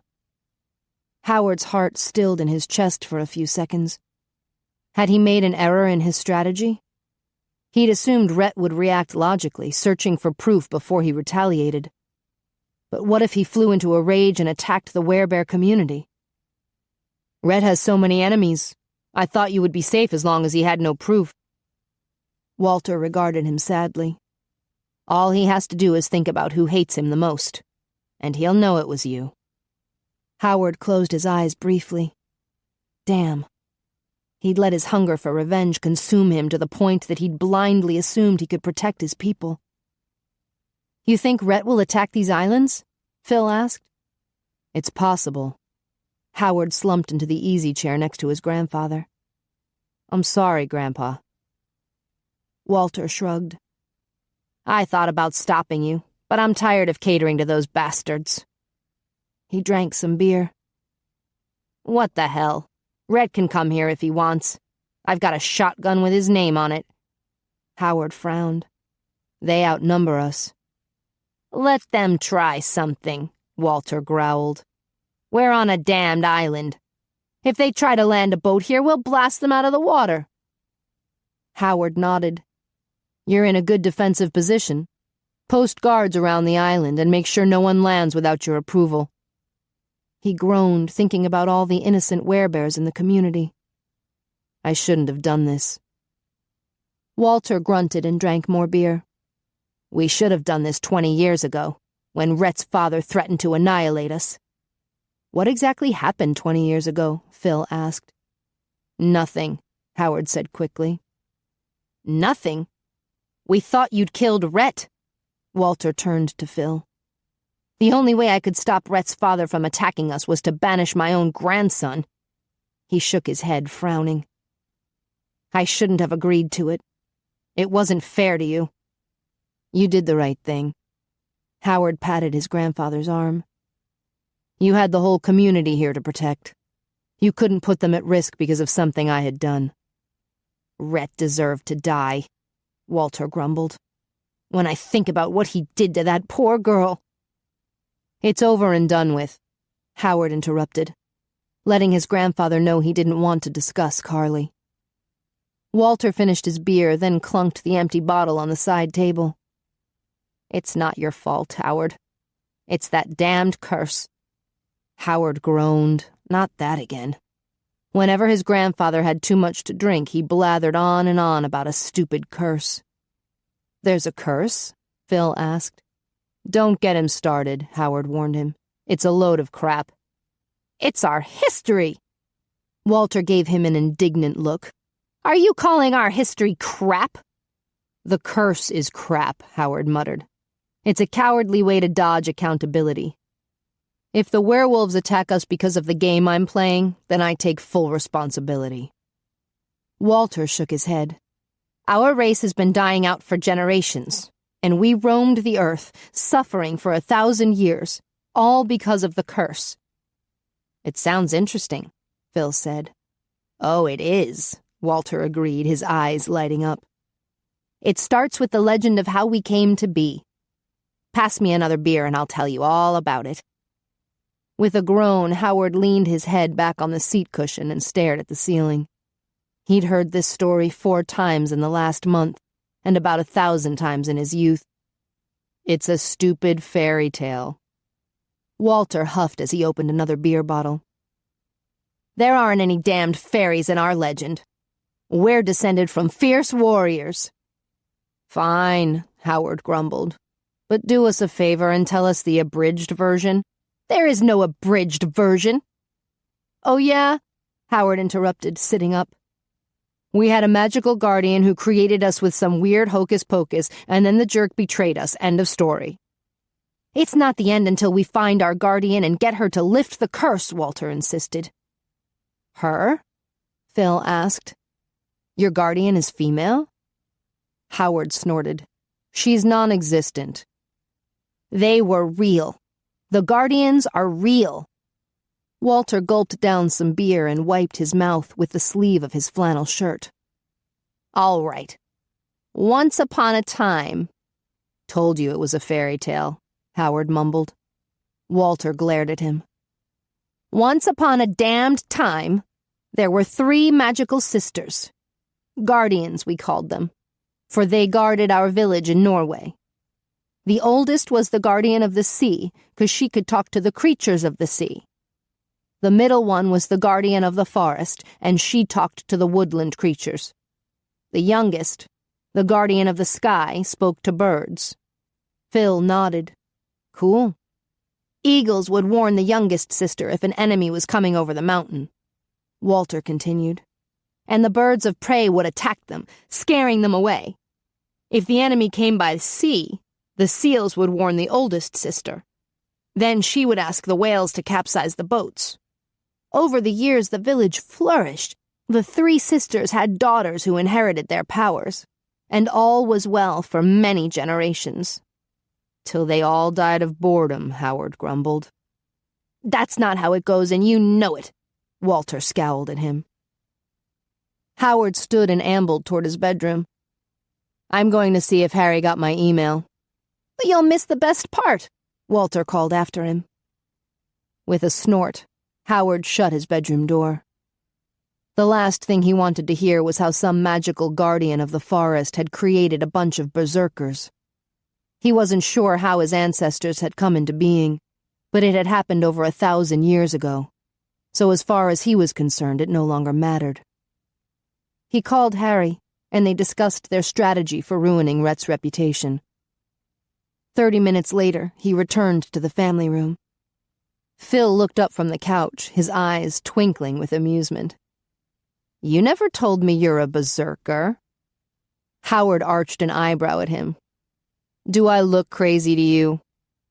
When Phil grinned, he muttered, Don't answer that. Walter motioned toward the werewolf.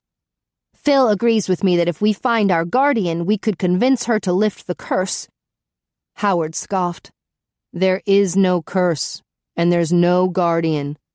Walter scowled at him. How can you deny your own heritage? I don't deny being a werebear, or the descendant of a berserker, Howard replied. But the curse is crap. We're responsible for our own decisions in life, and I seriously doubt the guardians ever existed. If we did have one, she betrayed us, so good riddance. There could still be guardians out there, Walter insisted. There were 3 sisters, and they had daughters. Phil nodded. It makes sense. If your line survived, then their line could have survived too. Howard gave him an incredulous look. Are you actually buying into this nonsense?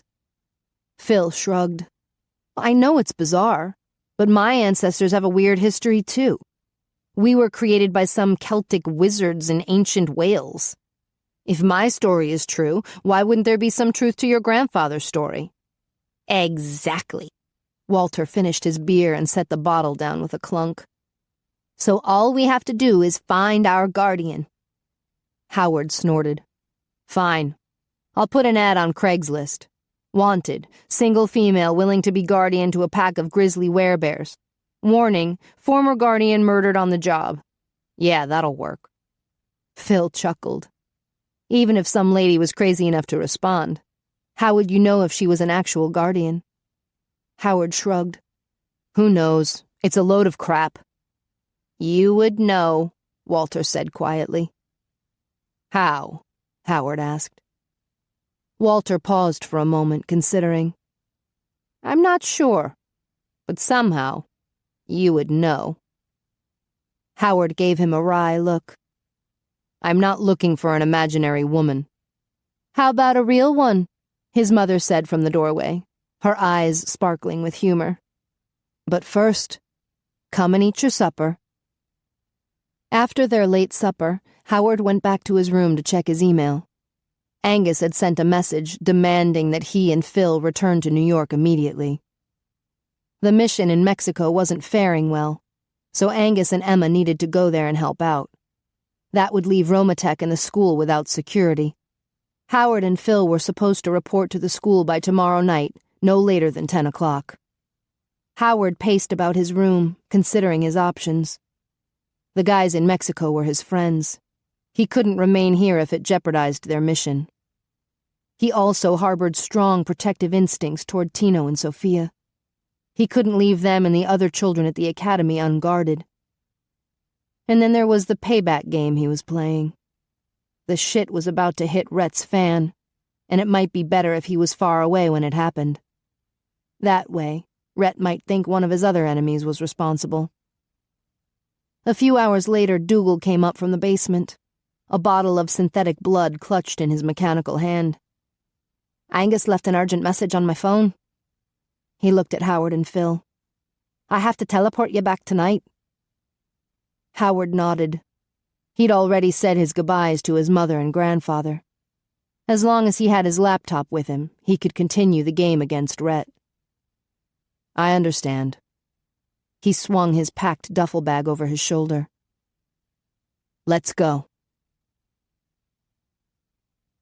Chapter 5. Dark and creepy. Elsa Bjornberg eyed the forest that hugged the winding two-lane road. For the last hour that she'd been driving, the forest had been getting thicker, darker, creepier. A shiver crept down her spine. This house is in the middle of nowhere. Alistair's only response was a light snore. Jet lag had caught up with him and he'd fallen asleep 2 hours ago. Still, she was glad he was there in the passenger seat and she wasn't alone. In a dark, creepy forest. For the 100th time, she glanced at the GPS that came with the rental car. It claimed she was right on target. Then why was she feeling so uneasy?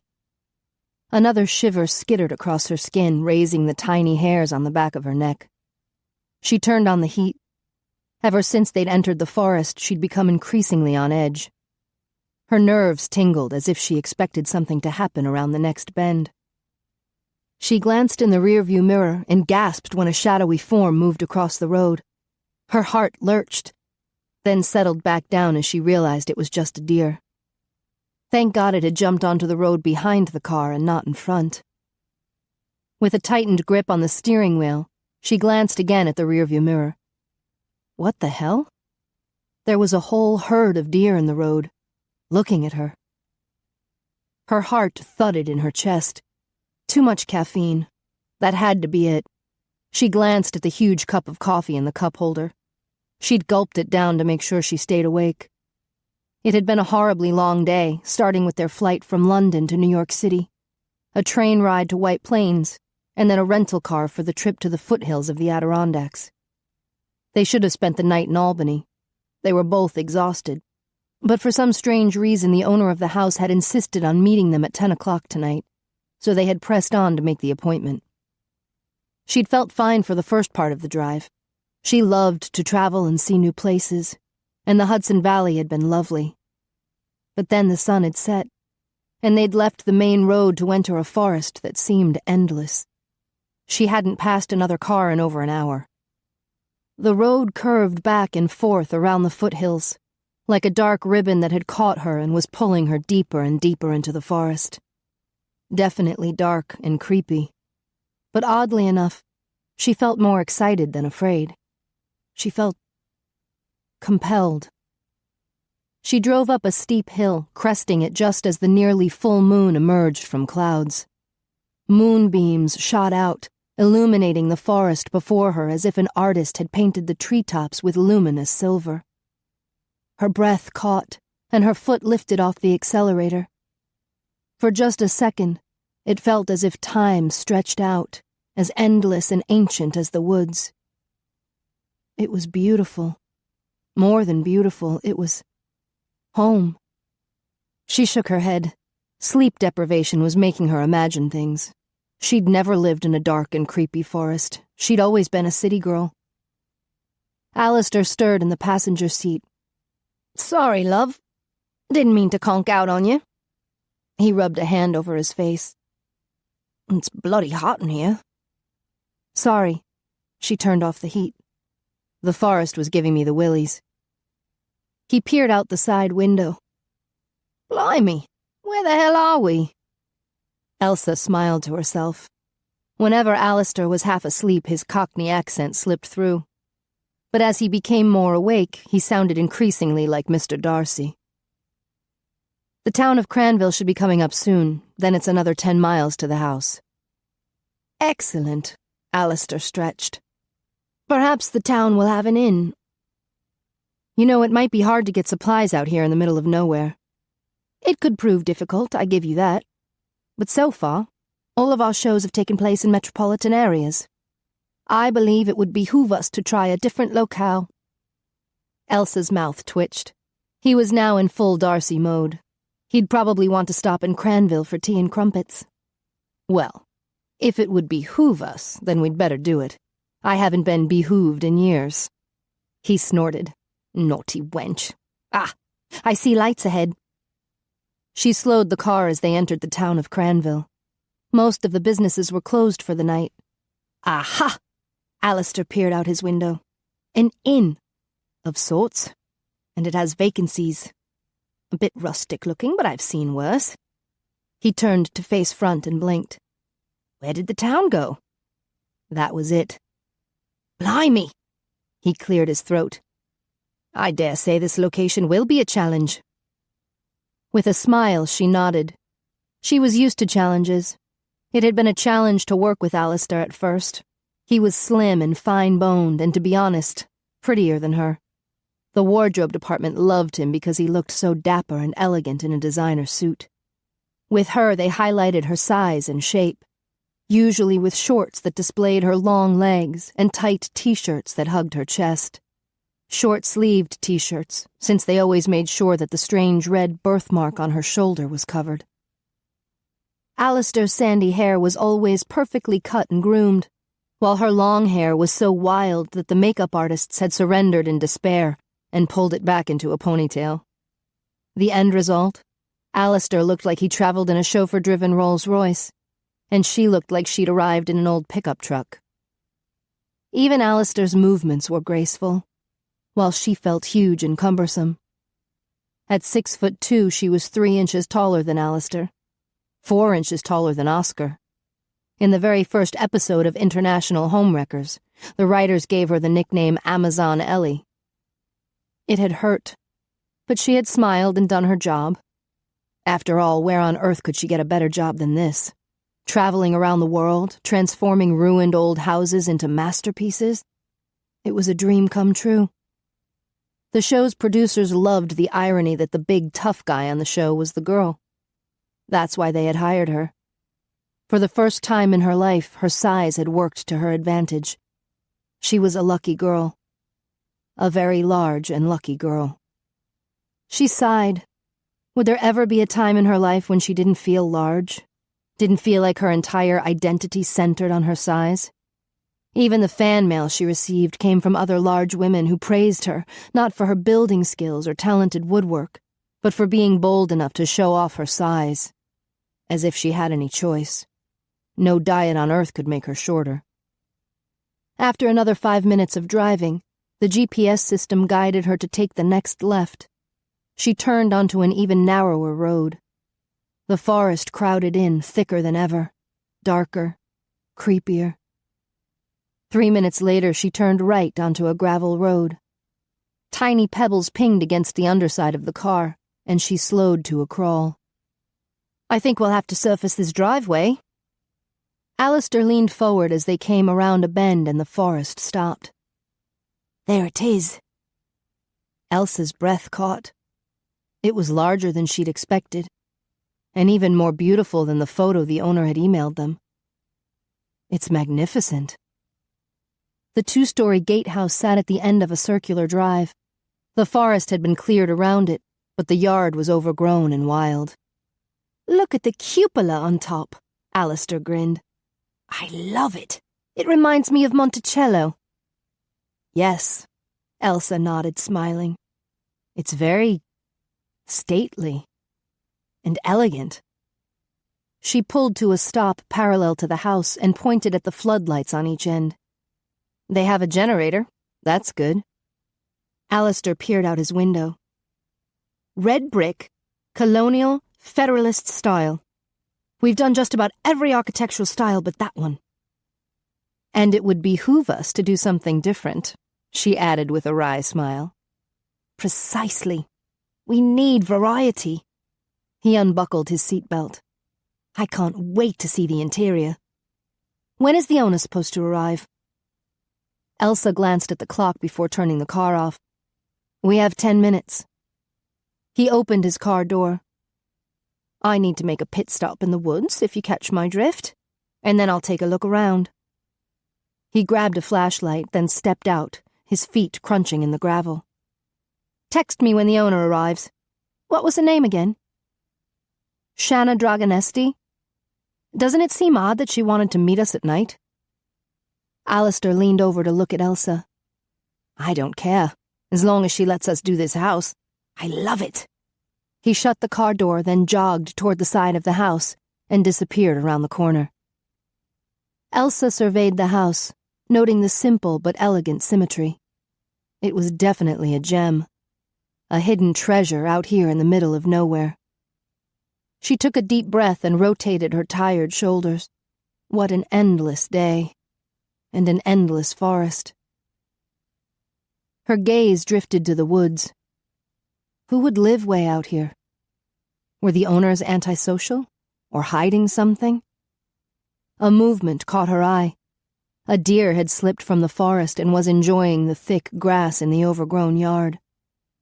Another deer joined him, and another till there was easily a dozen. They lifted their heads in unison and looked at her. Sheesh! With a shudder, she turned her attention back to the house. It was bigger than she'd expected for a gatehouse. A basement, 2 floors and an attic. Red brick with white shutters. 4 white columns outlined the semicircular porch in front, and a round white cupola crowned the roof.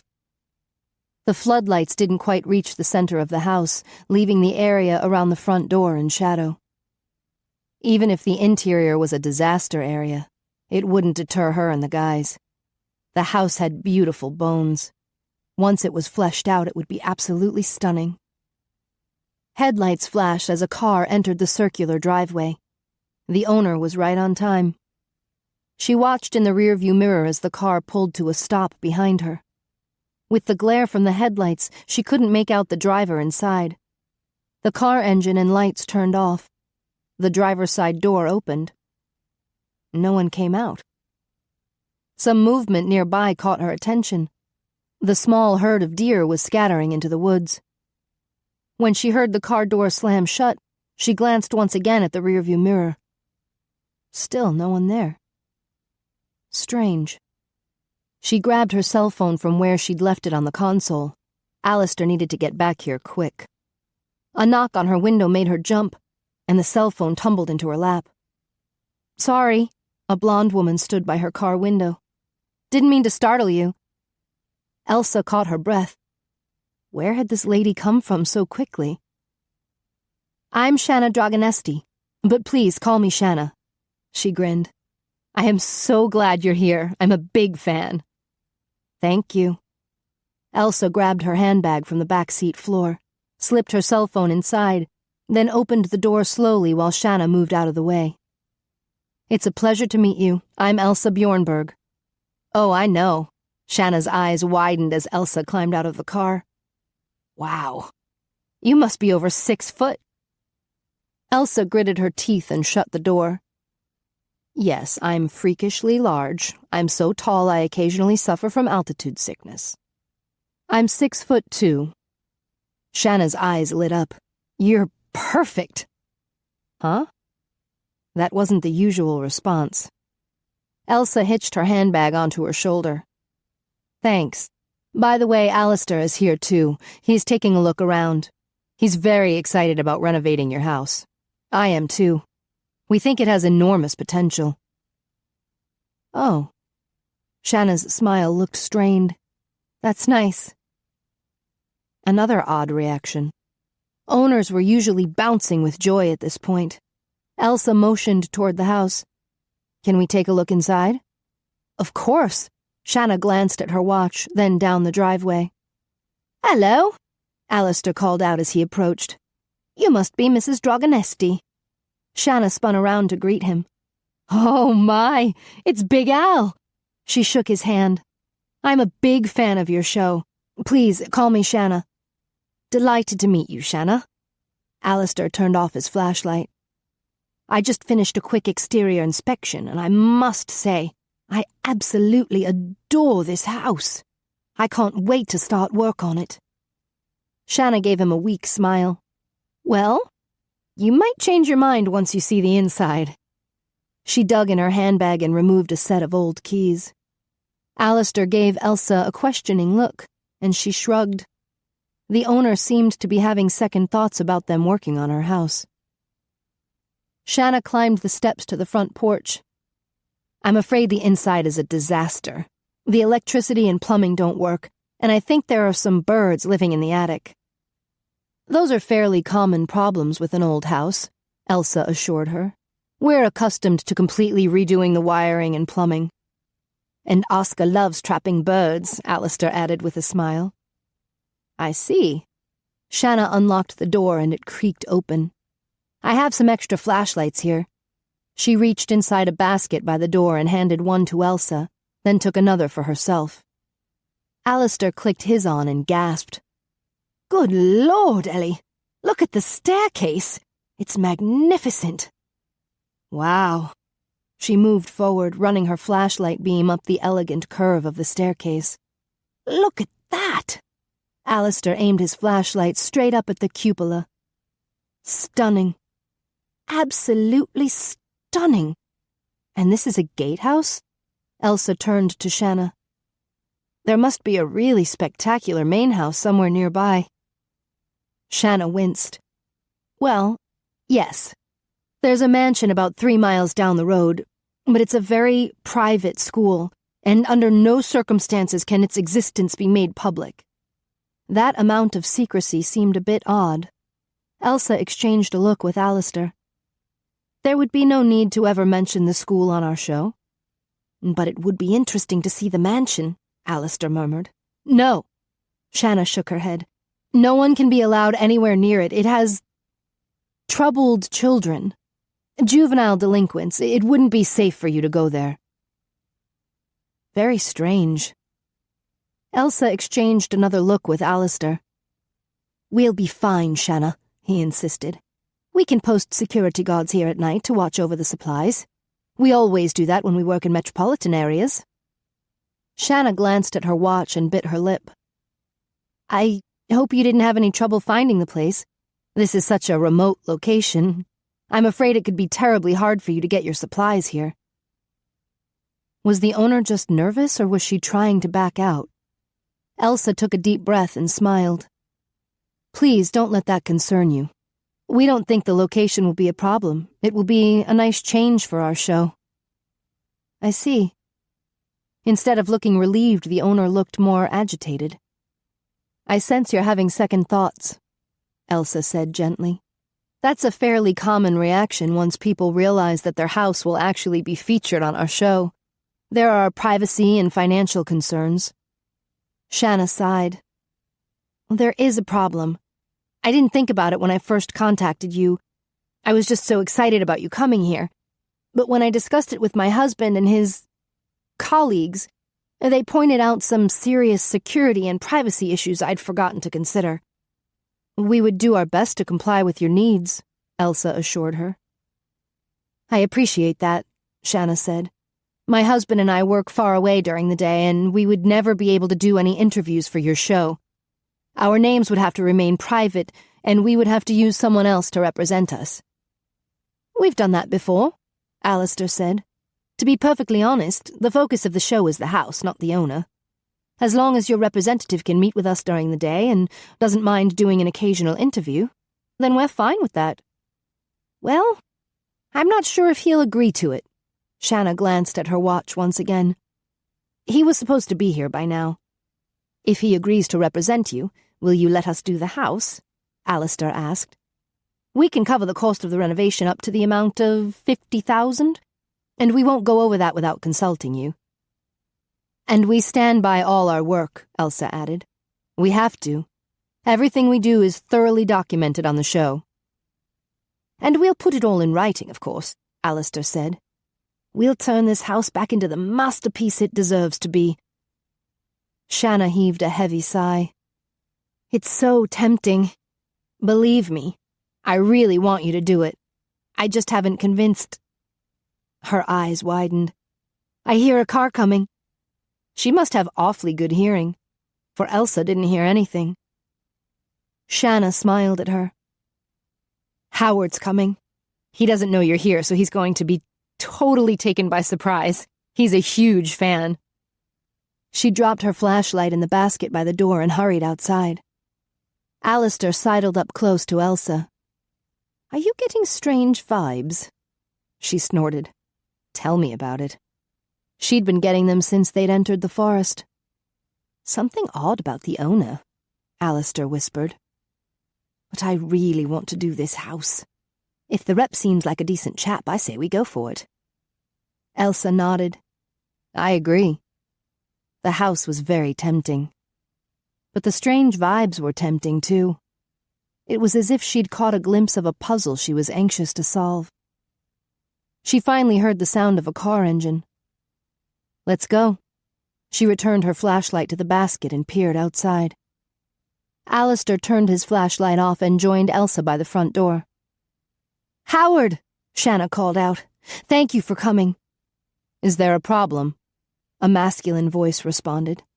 Tony told me to come here right away. Elsa swallowed hard.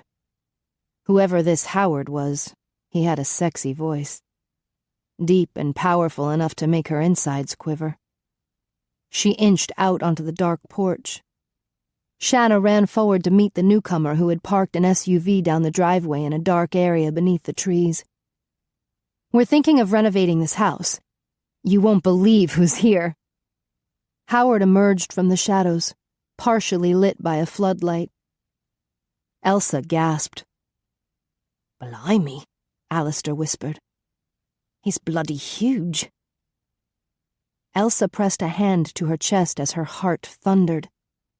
He was tall. Taller than her. Big. Bigger than her. Solid as a boulder. Yet he moved with a stealthy, fluid grace.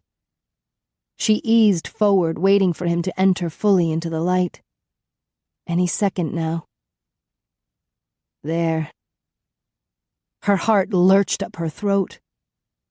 He was gorgeous. Strong, masculine face, beautiful blue eyes, and thick brown hair. His black t-shirt molded to a wide, muscular chest, and the sleeves stretched across biceps that made her mouth water. Her skin tingled with goosebumps. Was this what she had anticipated ever since she'd entered the forest? Somehow she had known something was waiting for her just around the bend. Something big. He was definitely big, and having a big effect on her. She felt breathless, weak at the knees, and dazed as if she were in a dream. He halted suddenly at something Shanna had whispered to him. What? It's true, Shanna said. She's here. His eyes widened as he turned to stare at the house. His gaze found her on the dark porch, and his mouth fell open. Her heart leaped in response. He closed his eyes and his chest expanded as he took a deep breath. Was he trying to smell her? When his eyes opened, they gleamed a richer blue. He looked at her, and his gorgeous mouth curled slowly into a smile. Alistair snorted. Well, I don't think he'll mind working with you. She'd certainly like to work with him. She ventured out of the shadow and into the light. Howard sprinted toward her, then skidded to a halt in the gravel in front of the porch. He gazed at her, an amazed expression on his face. Elsa, he whispered. His voice went through her like a delicious shiver. Hi, she breathed.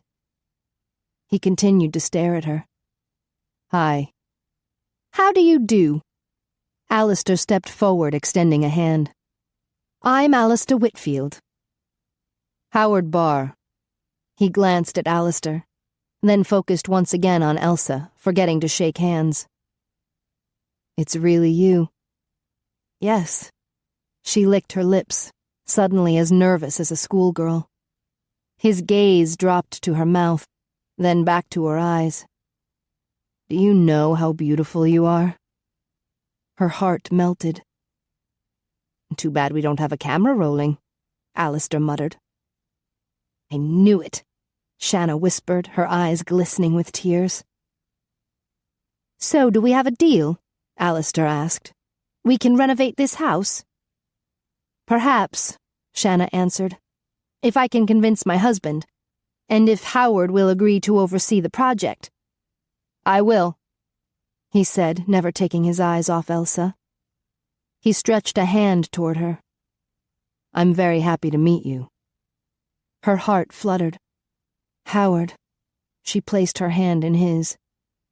An instant frisson of electricity shot up her arm.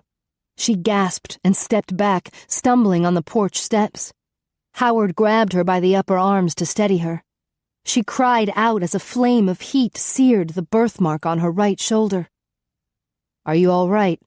Howard leaned close to her, his eyes worried. She scrambled out of his reach, grasping her shoulder. The heat from her birthmark scorched her left hand, forcing her to let go. Ah! Her palm was red, burned.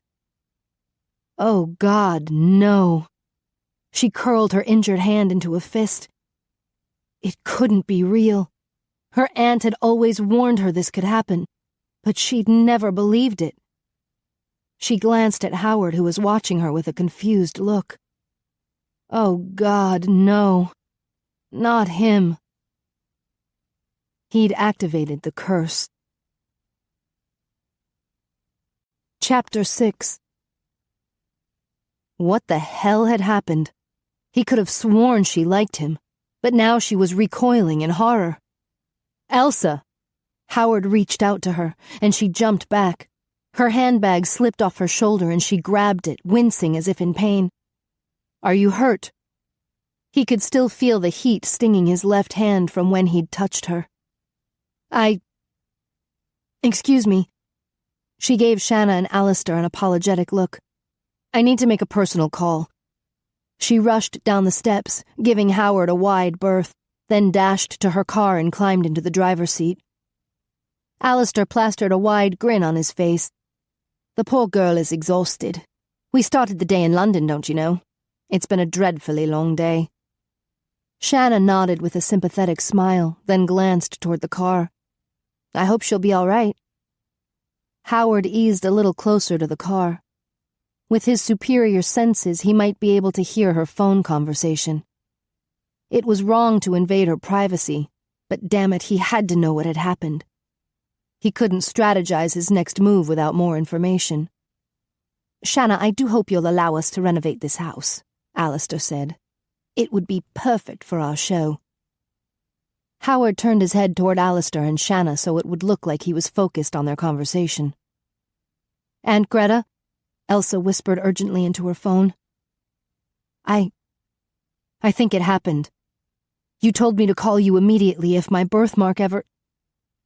Howard strained but couldn't catch what the aunt was saying. If only Elsa wasn't closed up in a car. Yes, it's burning, Elsa said. Something terrible. He flexed his left hand. It was still sore from touching her. Apparently, the mysteriously hot birthmark was on her right shoulder. I'll discuss it with my husband. Shanna distracted him as she continued her conversation with Alistair.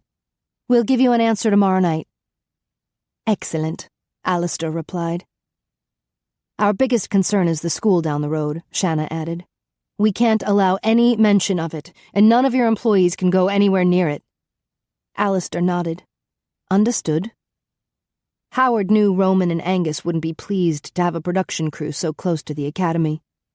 It was a definite security risk, but the prospect of having Elsa so close was too tempting to resist. He refocused his attention on her. Yes, she whispered in the car. I did touch someone. We shook hands. He tensed, waiting for more. No. He was a perfect gentleman. Elsa gasped. Greta, I don't believe it. There was nothing wild or crazy about him. He winced. I can't go home, Elsa insisted. I'm working here. A pause. No, You don't need to come here. Really, Greta, I'm a big girl. I can take care of myself. We'll be staying at the inn in Cranville, Alistair told Shanna. I'll have a contract ready tomorrow night and hope for the best. Shanna nodded and gave Howard a questioning look. You're all right with representing Roman and me? Sure. No problem. He caught the end of Elsa's line. I told you I don't believe in that nonsense. He gritted his teeth. What nonsense?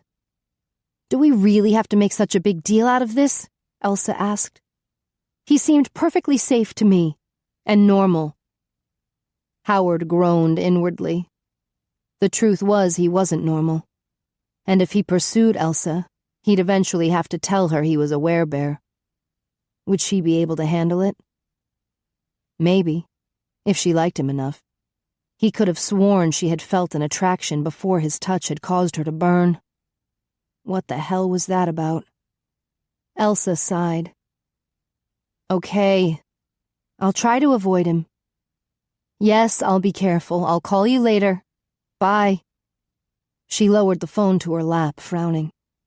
I don't believe in it, she muttered to herself, then shook her head. Why should I avoid him? Howard agreed. There was no way he'd let her avoid him. He strode to the driver's side window and tapped on it. She jumped and gave him a wary look. Are you all right? She paused, then cracked the door open a few inches. I'm fine, thank you. We should be going now, if you could tell Alistair.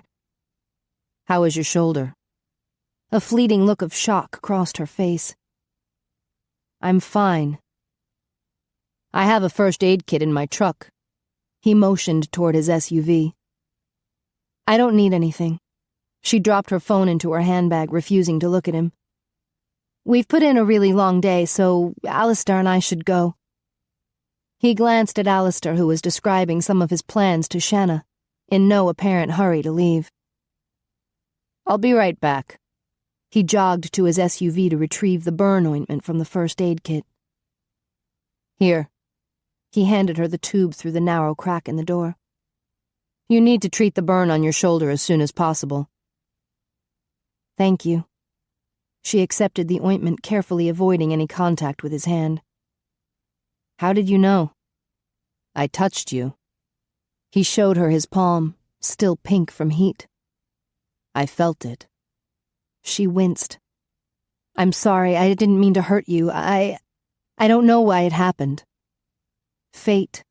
That was why. From the moment he'd first spied her on television, he'd felt a bond to her, a strong and irrevocable attachment. He leaned close to the narrow opening. Did you have dinner? I could meet you and Alistair at the diner in town. Well, I am hungry, but... Good. I'll see you there. She turned to him with an alarmed expression. I don't really know you. Howard straightened, dragging a hand through his hair. Maybe he was pushing too fast. I'm sorry. I've been watching your show every week for months, so I feel like I already know you. But did he know the real Elsa? She might be different than the persona she portrayed on television. You watch the show? He smiled. You seem surprised. Her cheeks flushed a light pink. You don't seem like the type to be into home decorating. He was more into watching her, but that admission would probably scare her off. I love the show. I think you guys do amazing work. Her blush deepened. Thank you. So, how about a quick hamburger in town? It would give you and Alistair a chance to know me better, since we'll be working together. She gave him a wry look. You're persistent, aren't you? I don't give up easily. Not when I want something as badly as I want you. Her eyes met his, and a fierce longing hit him in the gut. He clenched his fists to keep from wrenching the door off her car and pulling her into his arms. Her words came back to him. There was nothing wild or crazy about him. He'd have to control the animal inside him, or end up scaring her away. A multitude of emotions danced in her eyes. Desire, fear, Frustration, regret. Whatever had caused the burn was making her afraid. But the desire was there. He could hear it in her heartbeat, smell it in her blood, feel it radiating just beneath her skin. His choice for strategy was obvious. Make her desire greater than her fear.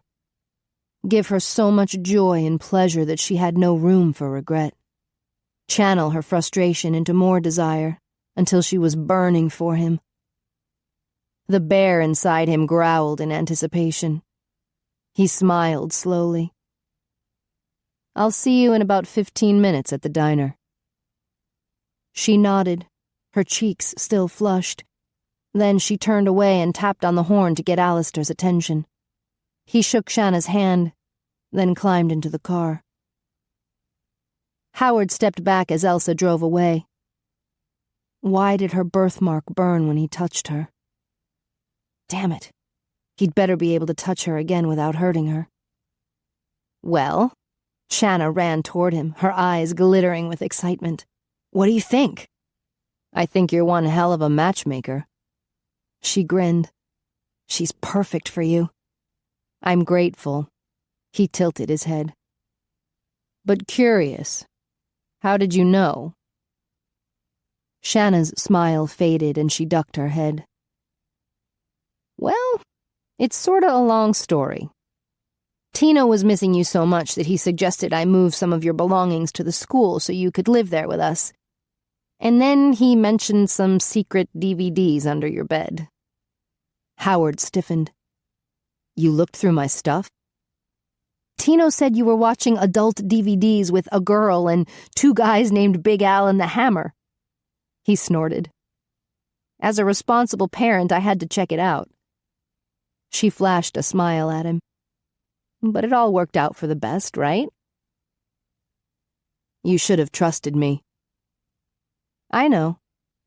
But it occurred to me that we don't really know you very well." "I'm a loner. It goes with being a bear." She patted his arm. "You don't have to be alone anymore." "Thank you." He returned her smile. "I appreciate your help. But from now on, I'll be handling the matter myself without any outside interference. You understand?" She gave him a wry look. "Is that your polite way of telling me to butt out? Does a bear piss in the woods?" 15 minutes later, Howard walked into the diner in Cranville. This late at night it was almost empty. A few people sat at the counter enjoying a late snack of homemade pie. Elsa and Alistair sat at a table for 4. "We've already ordered," Alistair informed him. "We're exhausted from traveling all day." "I understand." Howard sat next to Elsa, and she gave him a nervous look. "I just arrived myself. I was in Alaska yesterday." "Alaska?" Elsa asked, her eyes wide. "I've never been there." He smiled at her. "You'd love it." She smiled back, her cheeks blushing. "Business or pleasure?" Alistair asked as he unrolled the paper napkin holding his silverware. "A bit of both," Howard replied. "I have family there." "Children?" Alistair asked while Elsa winced. "No children. I'm not married." "And what kind of business do you do?" Alistair asked. Howard's mouth twitched. Was Alistair interrogating him to make sure he was suitable for Elsa? She was sitting there looking highly embarrassed with her pink cheeks. "I work for McKay Security and Investigations. I'm into keeping people safe." "Ah," Alistair nodded. "Elsa tells me you're a fan of the show." "I am." He waved at the waitress and ordered a hamburger. "Which show did you enjoy the most?" Alistair asked. Was this a test to see if he actually watched? "I thought the house in Berlin was the biggest challenge, especially since the owner was so uncooperative." "He was an ass," Alistair muttered. Howard grinned. "I thought so too. But the house in London is probably my favorite. Elsa did a fantastic job on the woodwork." She smiled shyly. "Thank you." What does the show mean to you? Howard asked, wondering if she loved all the attention of being an international celebrity. For me, it's about our heritage. Alistair arranged his silverware neatly on the formica-topped table. It's important to preserve our history, to honor it. Otherwise, we have no idea who we are and where we're going. Howard nodded. His grandfather would agree with this. He was always droning on and on about their history as berserkers. And you, Elsa? She sipped some water as she considered. For me, it's all about family. Creating a home where a family can make their own history, where year after year holidays are celebrated and birthday candles are blown out. Howard smiled. Do you come from a big family? She shook her head. No, I was an only child. I lost my mom when I was young, so my aunt and uncle raised me. Then you place a high value on family because it's always been scarce. She tilted her head, considering. I never thought about it that way. But it's true. Nothing makes me happier than seeing a family settled into one of the houses we renovate. If we can give them a good, solid home, then it seems like we're doing something really special. You are. Her gaze met his, and instantly he felt the connection, the pull. Would he be able to touch her again without hurting her? Alistair cleared his throat, and Howard wondered how long he and Elsa had stared at each other. The waitress brought their food, and they busied themselves eating. How did you learn to do woodwork? Howard asked.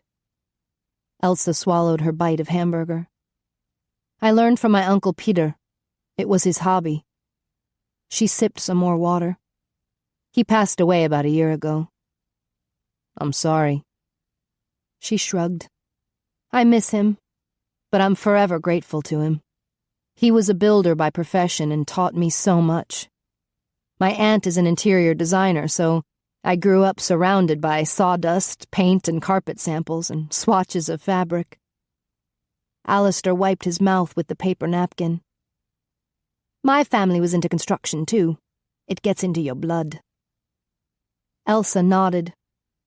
I became fascinated with the whole process of turning a few boards and brick into an actual home, a place where children could play and couples grow old together.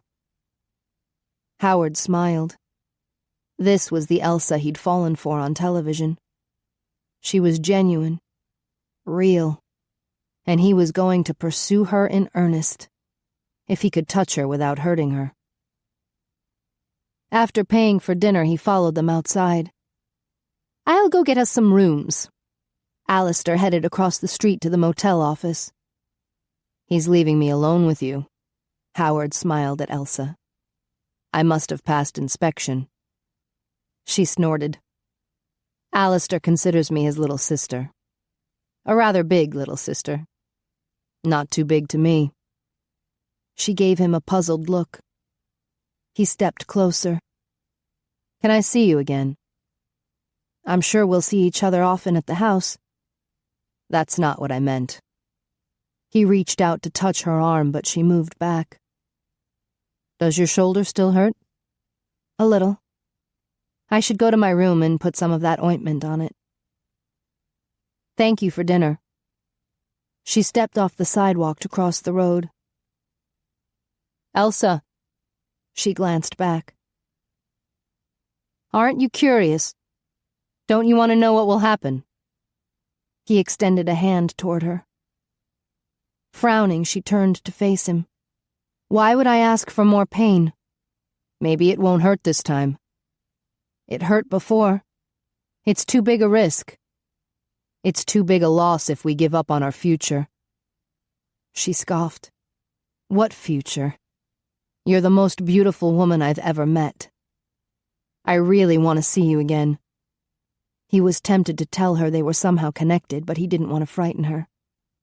She groaned with frustration. I'm not sure I can trust you. He turned his hand palm up. Try me and see. After a moment of hesitation, she extended her hand and gently tapped his fingers with her own. Her gaze lifted to his. It didn't burn. With a grin, he took her hand in his. "Then I'll see you tomorrow." She nodded, her cheeks blushing. "Good night, Howard." She let go and dashed across the street. Chapter 7. Elsa wiped a circle of steam off the bathroom mirror so she could get a better look at herself. After a hot shower, she felt more capable of dealing with her life. She gathered her long, damp hair into a towel turban on top of her head, then peered at her shoulder in the mirror. It was an odd birthmark, an ugly splotch on her upper arm with 4 claw-like marks extending over the curve of her shoulder, as if some sort of wild beast had grasped her and refused to let go.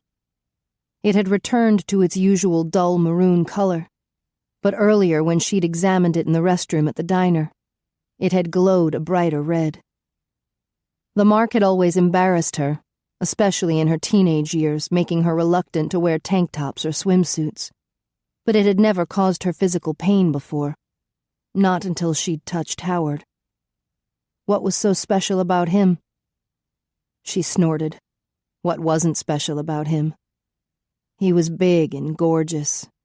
He seemed intelligent, polite, and genuinely concerned about her. From her handbag, she retrieved the tube of ointment he'd given her. He'd said she was beautiful, and not too big. He'd looked at her with desire simmering in his gorgeous blue eyes. With a sigh, she smeared some ointment over the birthmark. She'd finally met a man like Howard, and she was supposed to avoid him? Why? Because of some vague curse Greta and Ulla talked about? Why would she let that nonsense stop her from seeing him? He'd touched her again and it hadn't hurt. The first time must have been a fluke. She slipped on her favorite green pajamas, brushed out her hair, then collapsed on the bed. As exhausted as she was, sleep should come easily. 30 minutes later, she sat up and turned on the bedside lamp. Too many questions were bouncing around in her mind. The whole interview with Shanna Dragonesti had seemed odd. Why did Shanna and her husband insist on having a rep? Most people relished the idea of appearing on television. And why could she never visit the site during the day? Most people with day jobs could arrange to have an hour or so free. Where did they work? Where did they live? What was the deal with the secret school down the road? Where did Howard live? And why did his first touch make her birthmark burn? She didn't know how to answer her questions about Shanna or Howard, but she could at least get some answers about her birthmark. She called Aunt Greta in Minneapolis. "Ellie?" Greta answered the phone on the first ring. "Are you all right? You haven't been attacked, have you?" "What?" Elsa gave her phone an incredulous look. "What are you talking about? Where are you?" "In my hotel room, Cranville, New York. Make sure the door and windows are locked. Don't let anyone in. Do you have any weapons?" "What?" "Aunt Greta, what's going on?" "I just got off the phone with Aunt Ulla. I'm sorry to say this, but the situation is much more dire than I had realized." Elsa groaned. Her great-aunt Ulla was wacky. The old woman lived on an island in Sweden and claimed she could talk to seals. "Look, you shouldn't take anything Ulla says seriously." "We have to," Greta insisted. "You're in grave danger. You must stay away from the man who activated the curse. Ulla is taking the first flight out of Stockholm." "She's leaving her island?" Elsa had never heard of Ulla stepping foot off her beloved island. "Yes, she's flying to New York and then Albany. I'm packing up to leave now. I'll meet her in Albany and then we'll come see you." Elsa winced.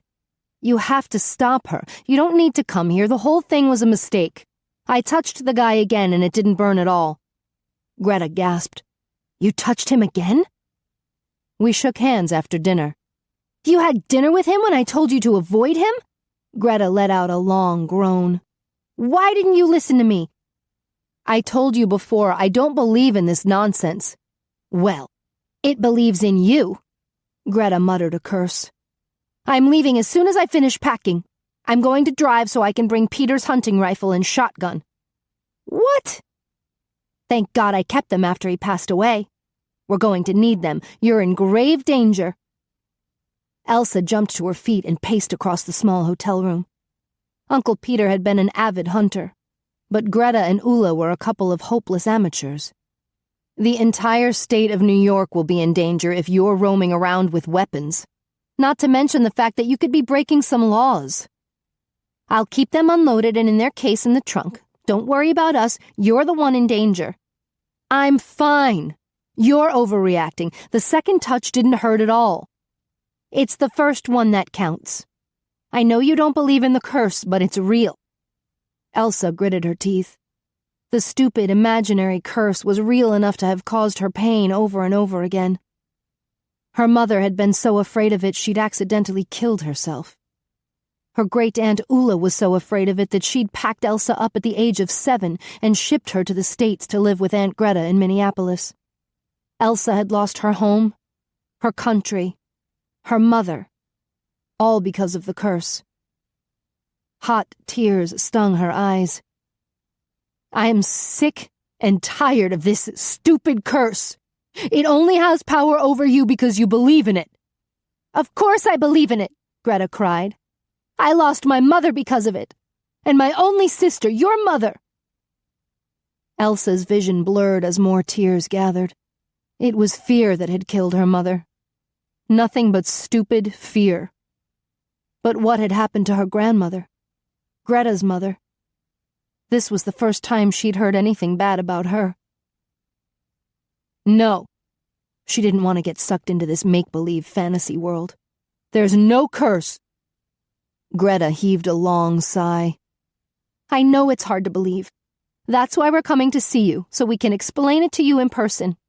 And then we can watch over you and keep you safe. You're like a daughter to us."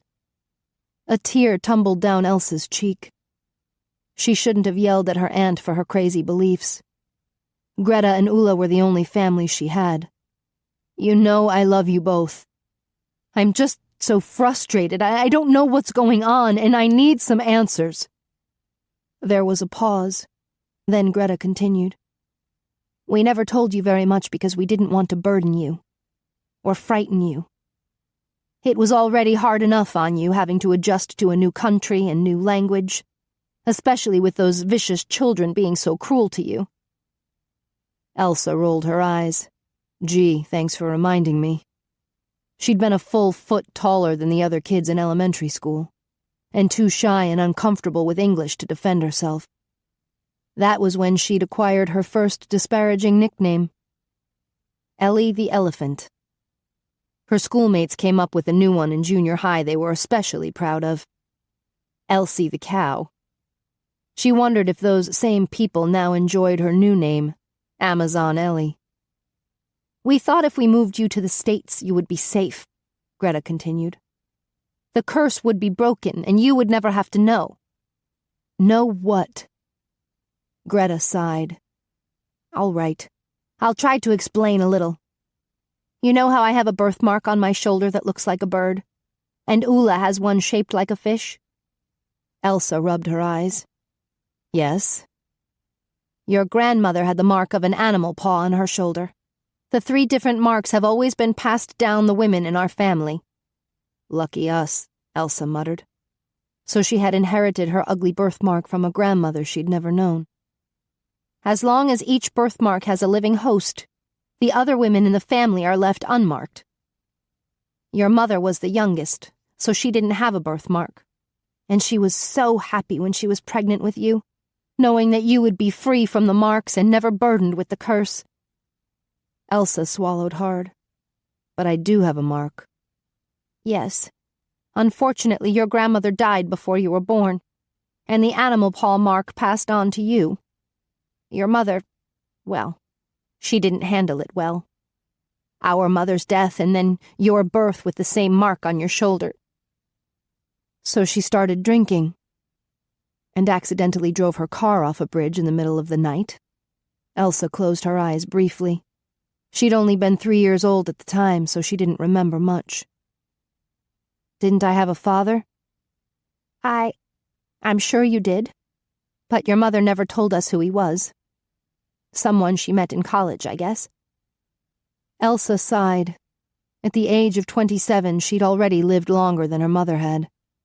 So why are you and Ula freaking out now? There was another pause. I'm afraid some bad things have happened to the women in our family with the animal paw birthmark. We can't seem to stop it. What sort of bad things? We're not going to let it happen to you, Greta insisted. We'll protect you. From what? Elsa asked. What happened to my grandmother? She was murdered. Elsa stiffened with a gasp. But don't worry. We'll come as soon as we can. I should go now so I can finish packing. The room swirled around Elsa, and she sat on the bed. Are you there? Elsa? Yes. Stay locked up in your room as much as possible. We'll be there soon. Love you. Greta hung up. Elsa collapsed onto her back and stared at the ceiling. Her grandmother had been murdered? Was that the bad thing that happened to the women with the animal paw birthmark? She touched her shoulder. Was she marked for death? A chill ran down her body and she shuddered. Was she destined, like her grandmother, to be murdered? Was this why her mother had turned to alcohol? She'd been too afraid that her baby daughter was doomed? No. Elsa shook her head. She would think about this rationally. People were murdered every day. Her grandmother was an unfortunate statistic. As terrible as that was, it had to be true, because the curse didn't make any sense. Who would kill someone over a birthmark? They would have to be crazy. Greta had asked earlier if Howard seemed wild and crazy. Elsa sat up. No. She wasn't going to believe it. The curse was nothing more than a self-fulfilling prophecy. You believed you would be murdered, so you confronted a guy with a weapon, and then he was forced to kill you in self-defense. That was probably what had happened to her grandmother. It was her belief in the curse that had killed her. I'm not going to believe it, Elsa told herself. No matter what they say, I won't believe it. The curse was a sick game that played with your head. It had played with her mother and she'd lost. Elsa stood and paced across the room. The walls closed in, making the room seem smaller and smaller. Stay locked up in your room, Greta had said. No! Elsa cried, anger welling up inside her. She would not cower in her room like a frightened animal. She would not succumb to fear. Fear had killed her mother. How could you do that? Tears filled her eyes and she tossed a pillow across the room. Her mother had died for no good reason. She'd abandoned a 3-year-old child because she couldn't handle her fear. How could you be so damned weak? She yelled, then froze with a sudden realization. She'd never admitted it to herself before. But she was angry at her mother. Furious. Her heart pounded and her hands trembled as she raked them through her hair. I am not repeating your mistake, she whispered. I am going to be strong.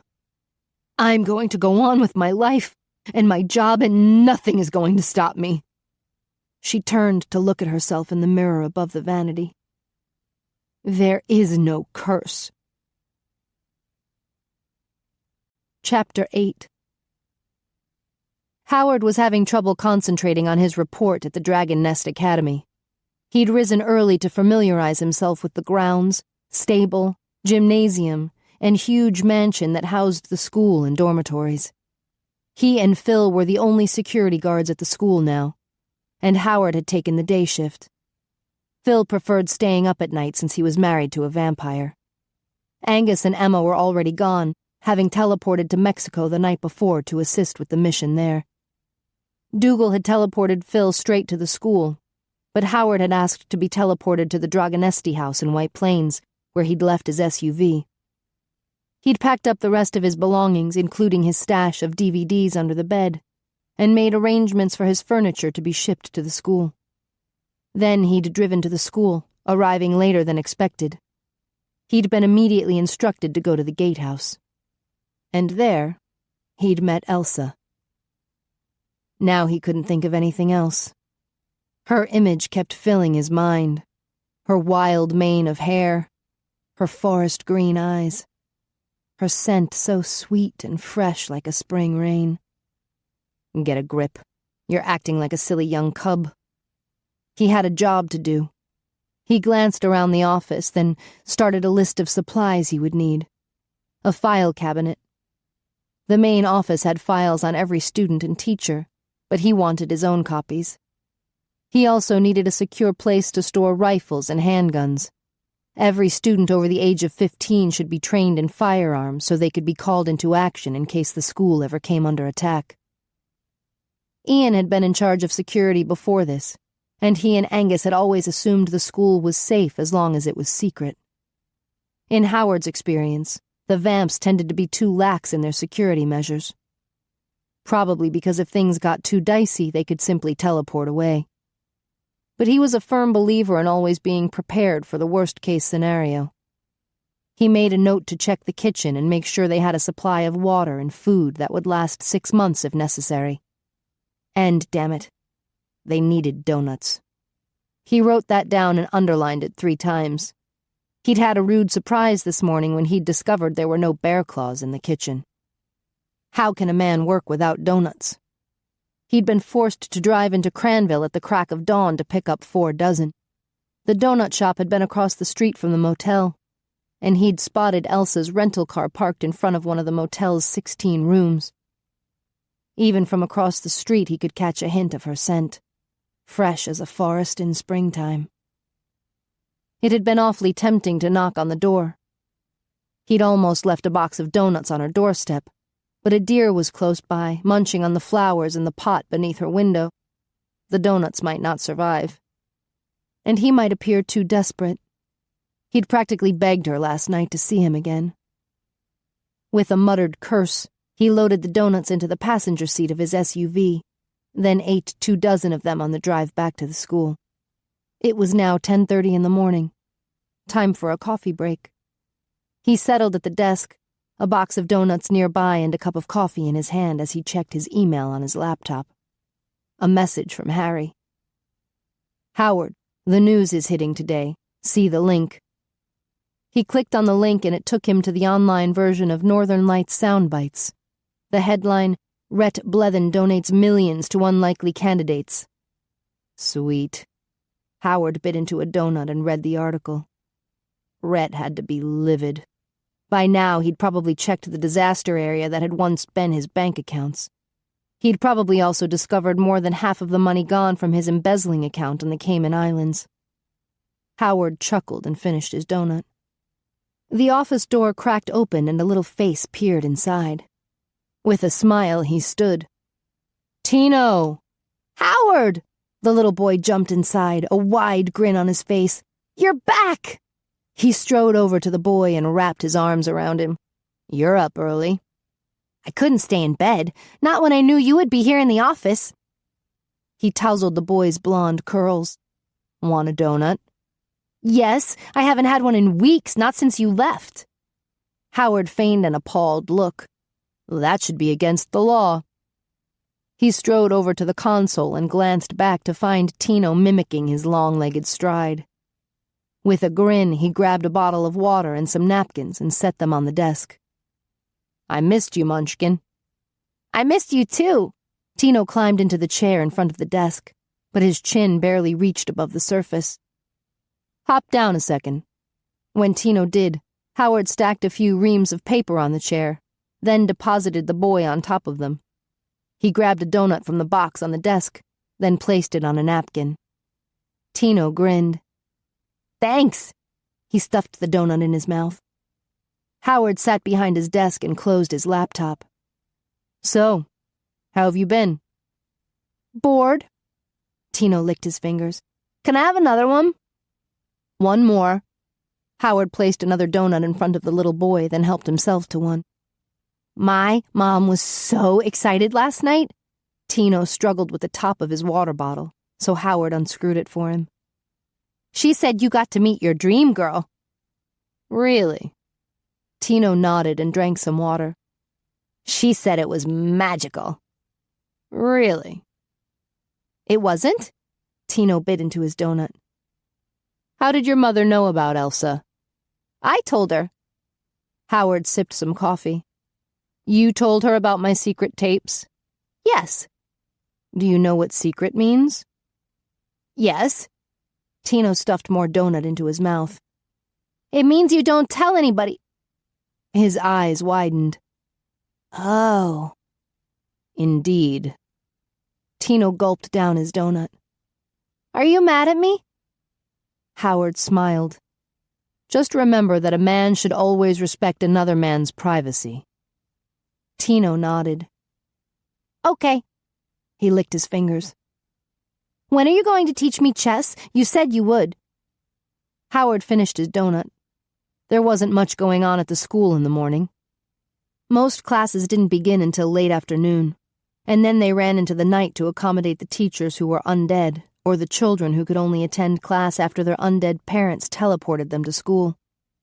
We could play a little now, he suggested. Tino grinned. Great! Howard returned the donuts to the console and brought back the wooden box that contained his chess set. First, you need to learn how to set it up. You want to be white or black? White. They're the good guys, right? Howard smiled as he set the board down on the desk. When you're at war, the side you're on is always the good guys. Even if you're wrong? Afraid so. Even the bad guys can believe they're the good guys. Huh? Tino shook his head in disbelief, then reached for a white chess piece. Sophia would like this one. It has a horse. That's a knight. Howard set up the black pieces on his end of the board. The small ones are called pawns. They're your front line. They're expendable. Tino wrinkled his nose. You mean they're not important? A vision of Carly's dead body flashed through Howard's mind. To Rhett, she'd only been a pawn. They're important. All the pieces are. You don't want to lose any of them. Oh. Tino looked over the pieces, frowning. But can you win without losing any of them? No. He shoved Carly's image from his mind. You take your losses like a man and press on. I don't think I like this, Tino mumbled, then picked up the king. He's the most important one, right? Even the king is expendable. Howard picked up his queen and ran his thumb over the top. It's all about protecting the queen. The image of Elsa settled in his mind. Why had his touch caused her birthmark to burn? Why had it frightened her so much that she'd immediately called her aunt? You'll do anything to keep her safe. If you lose her, then all hope is lost. You're worried about your dream girl. Howard looked up, surprised. There were times when he wondered if Tino had inherited some of his mother's psychic abilities. He could be incredibly perceptive for a 5-year-old. You should go see her, Tino suggested. Howard finished setting up the board. I don't think so. Why not? He shrugged. I don't want to seem too pushy. Or desperate. I might scare her away. Tino laughed. You're not scary. Howard smiled. She doesn't know me like you do. Tino nodded and fiddled with his chess pieces. Oh! He sat up suddenly. I forgot. I have homework. For math class. It's due this afternoon. Did he really? Howard suspected the boy was making excuses to get out of playing a game that hadn't lived up to his expectations. Well, then you'd better get to it. He lifted Tino off the chair. Bye, Howard. Tino grinned at him, then skipped out of the office. Howard returned to his desk to finish reading the news article on his laptop. He called Harry. Great job. Thanks. Harry sounded excited. Everything's going just as we planned. The mainstream news has latched on to the story.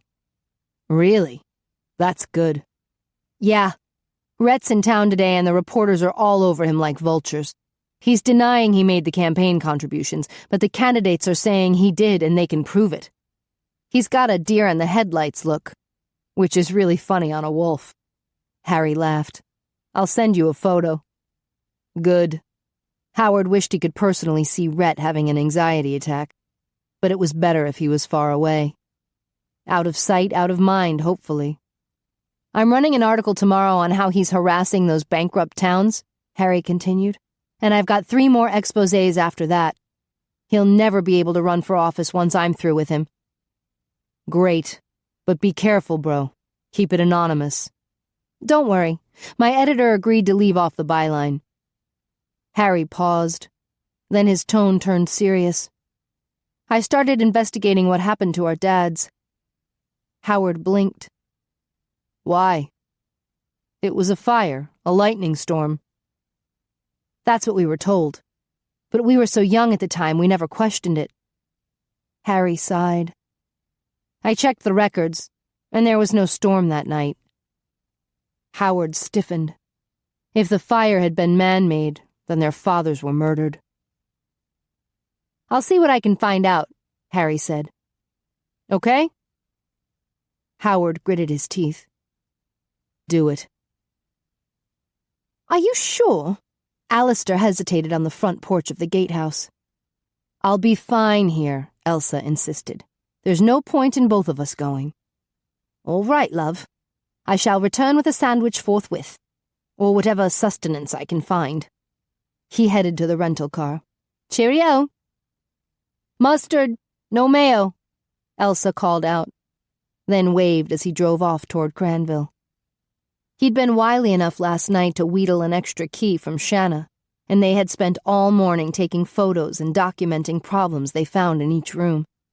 It was all part of their plan to show Shanna how excited and dedicated they were over the proposed renovation. Elsa returned to her notepad in the old house's kitchen. There would be a ton of work needed there. New plumbing, new appliances, new countertops, new floor. The old cabinets were solid wood and salvageable, but she doubted there were enough of them to suit a modern owner. This was her area of expertise. Woodwork. And it was the sort of challenge she loved. She could fashion new cabinets that were an exact match to the old ones. Last night she'd told Howard it was all about family, and it was. She could feel it most strongly here in the kitchen. How many meals had been prepared in this room? How many families had gathered around this old wooden table? Quite a few, since the gatehouse had been built in 1892. She ran a hand over the scarred table. If it was up to her, she'd make sure this old house continued to be a home for another 100 years. She ventured into a small room next to the kitchen and halted with a wince. The boards were giving too much under her weight. She knelt for a closer look. Wood rot. The window was missing a few panes, so rain and snow had probably come inside. She noted a few huge wash tubs leaning against the wall. The room may have been used as a primitive laundry room or bathroom, so there could be a history of spilled water. She exited and stuck a post-it note on the door. Danger. Floor about to collapse. She headed back toward the foyer and gasped. There was a little boy standing just inside the front door, gazing up at the cupola. He spotted her and waved. Hi. Hello. She strode toward him. You shouldn't come in any further, it's not entirely safe. Okay, he smiled. I'm Tino. Pleased to meet you. He was an angelic-looking little boy, with blonde curls and big blue eyes. I'm Elsa. I know. I came to see you. That's odd. That's nice. She peered out the front door but didn't see a car or anyone else. Do you live close by? When he nodded, she asked, And you came here all alone? He lifted his chin. I don't need a babysitter. I'm 5 years old. She winced inwardly. That was much too young to be wandering about the countryside. Where are your parents? They're asleep. She swallowed down a gulp of indignation that parents could leave such an innocent child on his own. Twinges of her own abandonment at the age of 3 needled her. She would take this boy home and have a few words in private with his parents. Do you mind if I walk you home? Tino grinned. That would be great. Just a sec, She wrote a quick note to Alistair on her notepad and left it by the front door where he would see it. Then she grabbed her handbag and ushered the boy outside. She closed the door. "Do you know the way home?" "That way." Tino pointed at the woods. She winced. "You live in the forest? The dark, creepy forest?" "That's just a shortcut. Come on." Tino took her hand and led her down the steps and across the driveway. Sure enough, there was a path through the woods. She held onto the little boy's hand and gazed around. It was a bit darker, but not all that creepy. Very pretty, actually. The dimmer light seemed to make the colors brighter, not so washed out by the sun. It was cooler here, and quite pleasant to be surrounded by her favorite color, green. She took a deep breath. It even smelled good. A noise behind her made her jump. Tino giggled. "It's just a squirrel." "Right." She smiled at him. There was nothing to be afraid of. She'd seen plenty of squirrels around their house in the suburbs of Minneapolis. She glanced back. There were 3 squirrels now. Were they following them? She exhaled in relief when they stepped out onto the main road. "Okay, which way?" "Down there."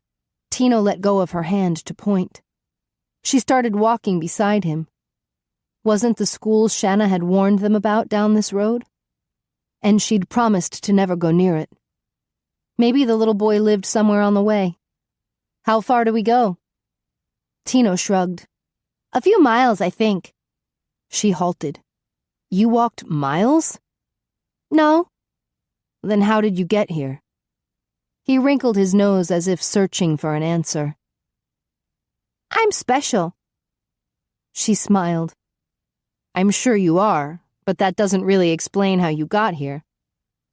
"I'm not supposed to talk about it." "Huh?" Maybe she should wait till Alistair returned with the car. She glanced back and gasped.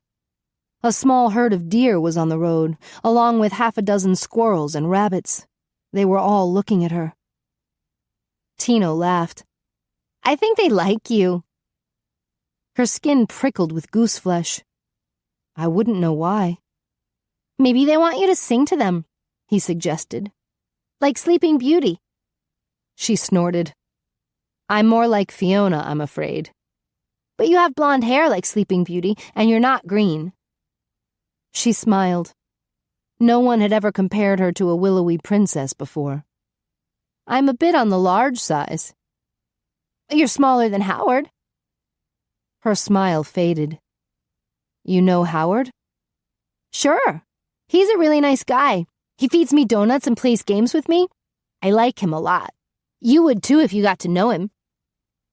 She narrowed her eyes. "Did he send you here?" "No." Tino hung his head. "He'll probably get mad at me for coming." "Where is he?" "At the school. He's head of security." Security? Was this the school Shanna had warned her to stay away from? Was it such a dangerous place that it needed a huge man like Howard to keep the inmates in line? "Come on." Tino motioned for her to follow. "I'll take you to the school so you can see Howard." She followed reluctantly. "I'm not supposed to go near the school. I promised Mrs. Dragonesti that—" "My mom?" Elsa halted. "Shanna Dragonesti is your mother?" "Sure." He kept walking. She hurried to catch up. "Where is your mother?" "At the school. My dad's there too. We live there." Tino smiled at her. "Howard's there too. He'll be really happy to see you again." The little boy was matchmaking. Elsa shook her head. Why had Shanna said the school was full of juvenile delinquents? I thought the school was for troubled children." Tino's eyes widened. "Troubled?" "Yes. We're not troubled. We're special." "Special how?" He frowned. "I'm not supposed to talk about it."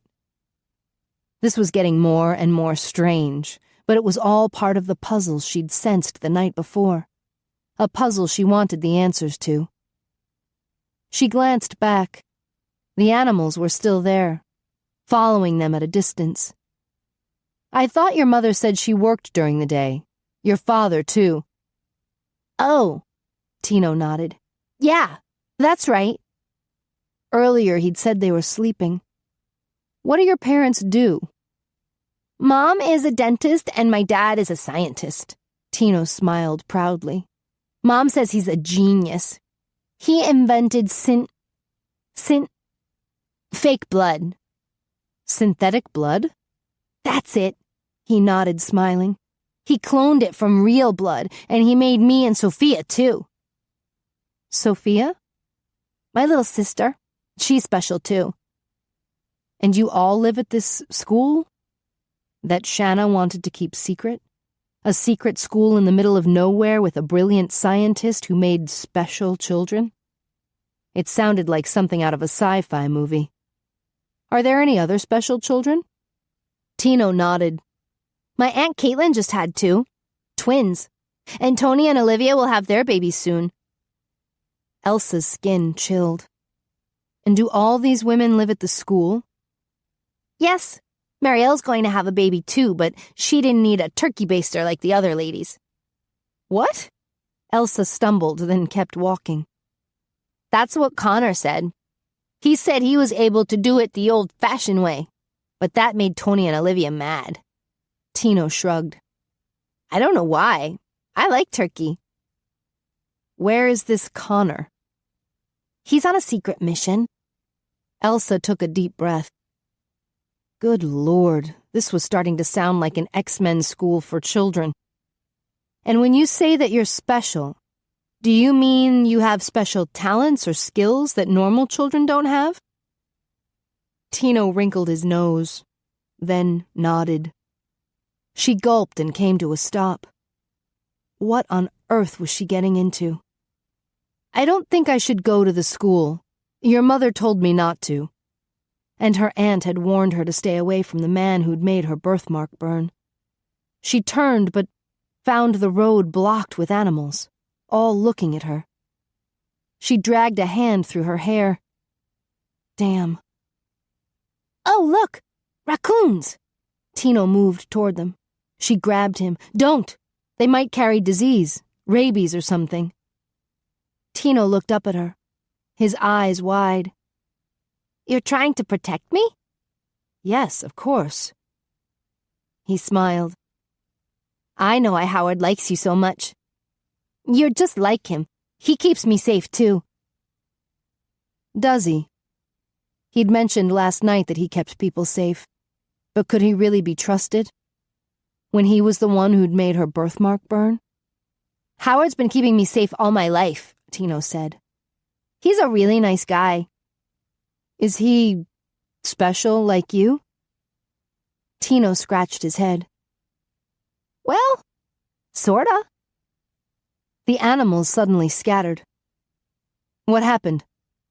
Elsa's blood ran cold when a half-dozen feral pigs ran onto the road, their hooves clattering, their eyes glued on her. She gulped and pulled Tino behind her. They look mean, he whispered. They sure did, with their sharp tusks pointed right at her. She clenched her fists to keep from trembling. What to do? She could call on her cell phone, but it could take a long time for help to come. Visions of the little boy getting gored with a tusk flitted through her mind. I'll distract them, she whispered. You run for home as fast as you can. No! Tino wrapped his little arms around her. They'll hurt you. I won't let them hurt you. There's nothing you can do. She gasped when everything went black. Chapter 9. Howard was in the security office wondering if he should drive into Cranville and accidentally bump into Elsa. Would she suspect it wasn't accidental? Did it really matter as long as he saw her again? Somehow he needed to gain her trust. Once her fear was gone, her desire could take over. And then she would be his. He grabbed another donut when something on one of the 4 surveillance monitors caught his eye. Tino materializing in front of the school with... Elsa? Holy crap! He dropped the donut on the desk and ran for the front door. Damn it! He should have checked to make sure Tino had returned to his room. What was the boy thinking, showing off his skills like that? And Tino had no way of knowing he could successfully teleport another person. It was something the adult vamps did, but they had years of experience. Centuries of experience. Tino had not only committed a serious security breach, but he'd also put Elsa's life in danger. Howard wrenched open the front door and spotted her collapsed on the ground. Elsa!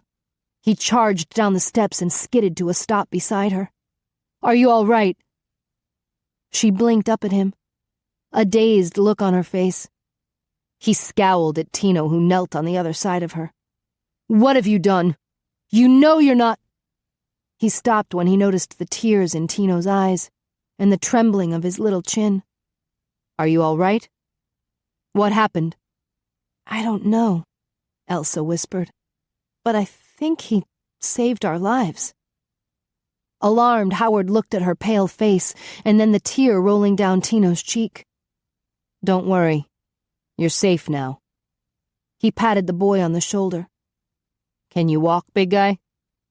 Yes. Tino rose to his feet, wiping his face. Good man. Howard slipped his arms under Elsa and straightened, cradling her against his chest. She gasped. He froze. Are you hurt? No, I'm too heavy to carry. He scoffed. She'd scared him for nothing. Do you weigh over 500 pounds? She huffed. Of course not. Then you're not heavy. He jogged up the steps to the front door, then glanced at Tino. Can you get the door, big guy?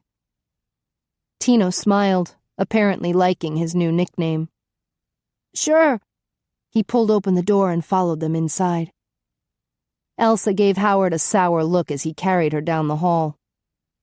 I weigh less than 200, she grumbled. His mouth twitched.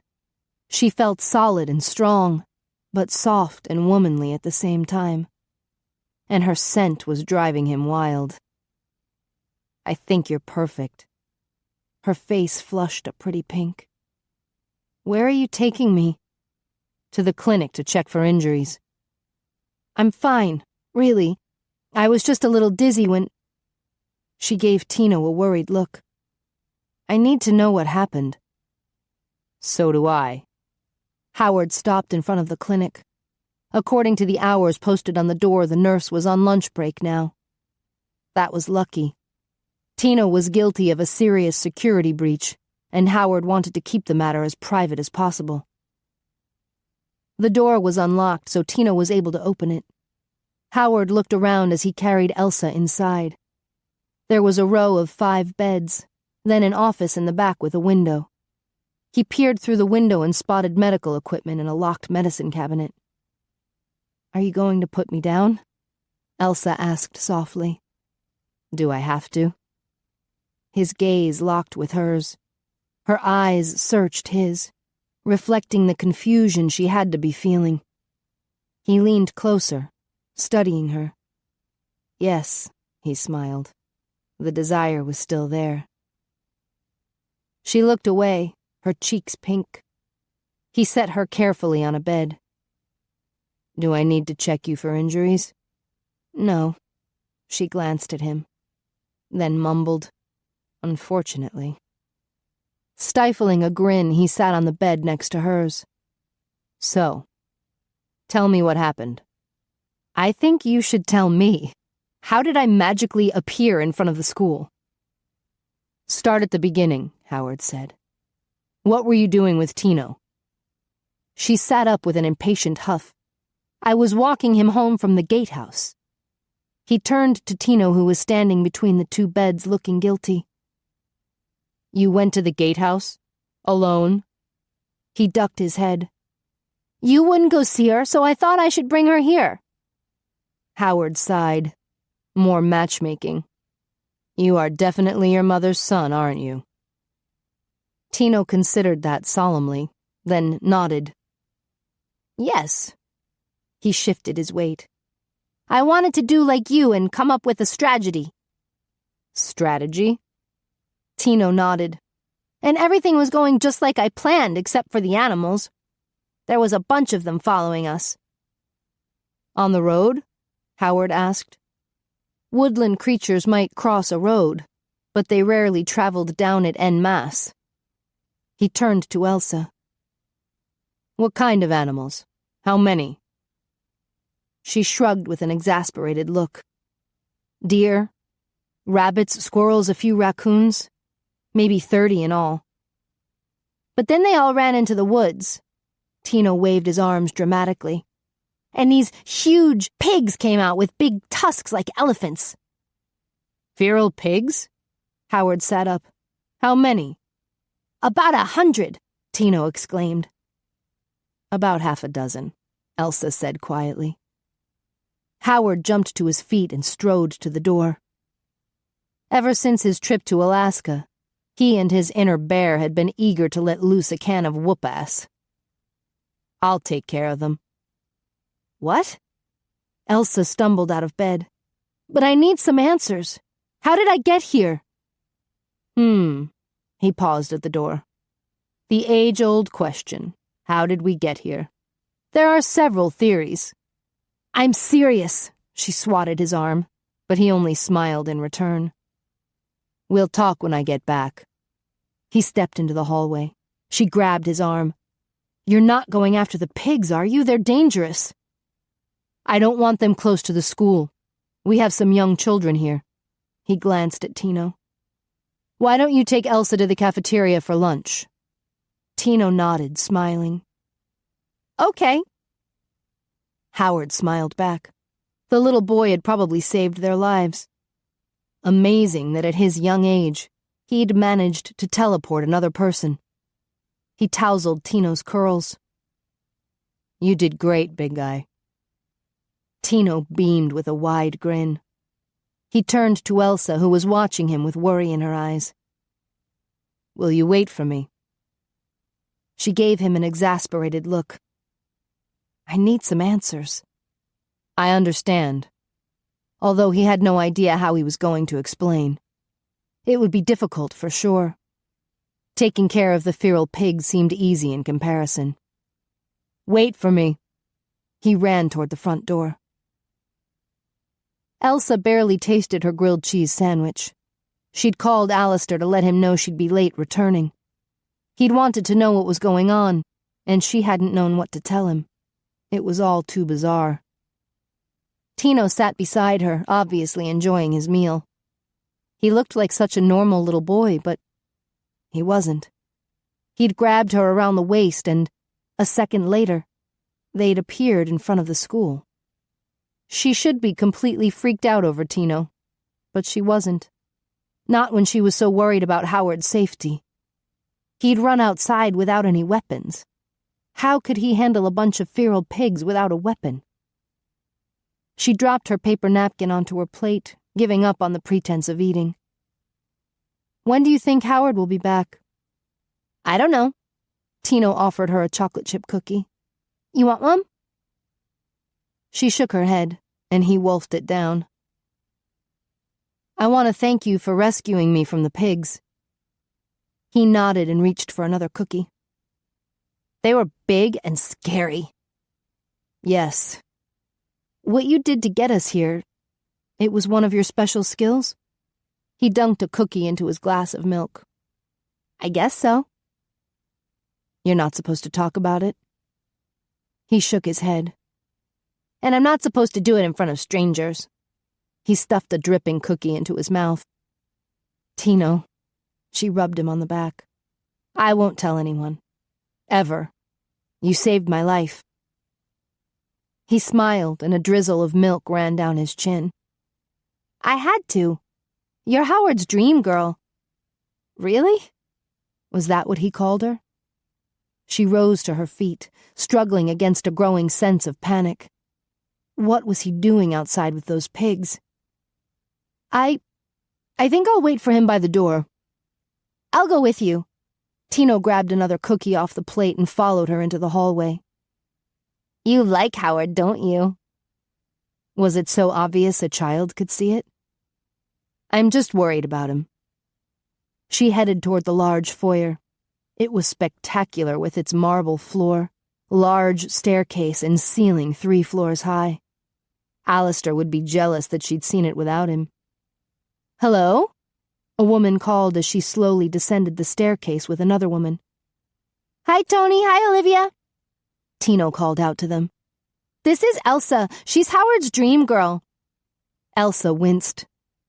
That's a bit of an exaggeration. I hardly know him. I just met him last night. The women exchanged looks, smiling. I'm Tony, the blonde woman said. And I'm Olivia, the brunette said. We're so happy to meet you. They were both absolutely beautiful and very pregnant. Elsa's gaze drifted to their swollen bellies. Were they having special children like Tino? Children who could travel a distance in the blink of an eye? Howard's outside beating up a bunch of giant pigs, Tino announced. And they have huge tusks like this. He swept his hands forward as far as he could. Feral pigs? Tony asked as she reached the ground floor. 6 of them. Frowning, Elsa glanced out the narrow window beside the front door. Howard went out alone about 30 minutes ago. I'm sure he'll be all right, Olivia assured her. He's very capable. What did that mean? Did he have special skills like Tino? He was certainly having a special effect on her. His smile, his voice, his beautiful blue eyes, they all made her heart stutter and her knees threatened to give out. She opened the front door and stepped onto the porch, her gaze searching the woods. Don't worry. Tino joined her and bit into his cookie. Howard is really big and tough. He'll be fine. Tony waddled onto the porch with Olivia. Elsa glanced at them. I don't mean to pry, but are you teachers here? Tony shook her head. I'm the director, and Olivia's the counselor. Our husbands are away right now on business. Or a secret mission, Elsa thought. Olivia looked up at the sky, shielding her eyes with her hand. It's a beautiful day. A loud roar filled the air, and Elsa jumped. What was that? The pregnant ladies exchanged a look and smiled. I think that was the sound of victory, Olivia said. I think we'll be having ham for supper, Tony added, and they both chuckled. A chill ran down Elsa's back. You think Howard killed them? Tony gave her a wry look. I don't think they sat around a campfire singing Kumbaya. Shh, Olivia nudged the other pregnant woman. But he didn't have any weapons on him, Elsa insisted. He went out barehanded. Tony slapped a hand over her mouth to stifle a laugh. Barehanded. Olivia's mouth twitched. Behave. She pulled Tony back into the house. We have work to do. Don't worry, Howard will be back soon. She closed the door. Oh, I get it, Tino grinned. Elsa frowned at him. Get what? His eyes widened. Nothing. He stuffed the rest of his cookie in his mouth. With a huff, she crossed her arms. She hated feeling like everyone was in on a joke but her. And what could possibly be funny about Howard facing down a herd of feral pigs? It was downright dangerous. She studied the woods. What was that roar she'd heard? Why was everyone so bloody sure that Howard would be all right? Her heart lurched when she spotted him running toward them. She hurried down the steps. Are you okay? I'm fine. He stopped beside her and smiled. Her heart fluttered, and she drank in the sight of him. His thick brown hair was messy and some strands clung to his damp forehead. His face and arms glistened with sweat, but his clothes were still clean and crisp. Shouldn't they be dirty, ripped, or bloody? Damn it. The more stuff happened, the more she was confused. I need to shower. He sprinted up the stairs. I'll be right back. She ran after him. "But we need to talk." He glanced over his shoulder and grinned. She halted. Damn him. With just a smile, he made her heart pound. "You can have me for the rest of the day." He jogged down the hallway. She watched him go. So large, so strong, yet so light and quick on his feet. Had he really killed some feral pigs with his bare hands? Tino seemed to think he had. But wouldn't his clothes be ripped and bloody? Besides, who did something that crazy, that violent, and then smiled afterward? Did he seem wild or crazy to you? Aunt Greta's words came back to haunt her. She swallowed hard. Maybe it shouldn't matter that he was incredibly handsome, or that she was wildly attracted to him. The real question was, could she trust him? A man who worked at a mysterious secret school of special children. The man who had made her birthmark burn. Chapter 10. Howard opened the passenger door of his SUV for Elsa. "Hop in." She regarded his vehicle and then him with a wary look. "You're not going to magically zap me back like Tino? Or fly me there like Superman?" He smiled. "I usually drive." She hesitated. His smile faded. He was doing a lousy job of earning her trust. "Are you afraid to hang out with me?" "Of course not." She climbed into the passenger seat. Liar. He closed the door and circled to the driver's side. He couldn't blame her for being cautious, but he hated the thought that she would fear him. Luckily, she hadn't seen the blood on him after battling the pigs. He'd undressed in the woods before shifting, and even though he'd incurred a few cuts and scrapes, those had healed when he shifted back to human form. He'd put his clothes back on before leaving the woods and finding Elsa on the front porch. She seemed suspicious now, and annoyed.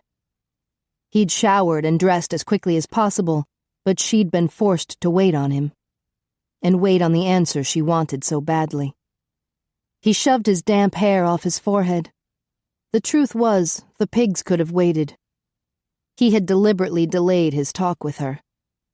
Killing a few pigs was easy, but answering her questions would be damned hard.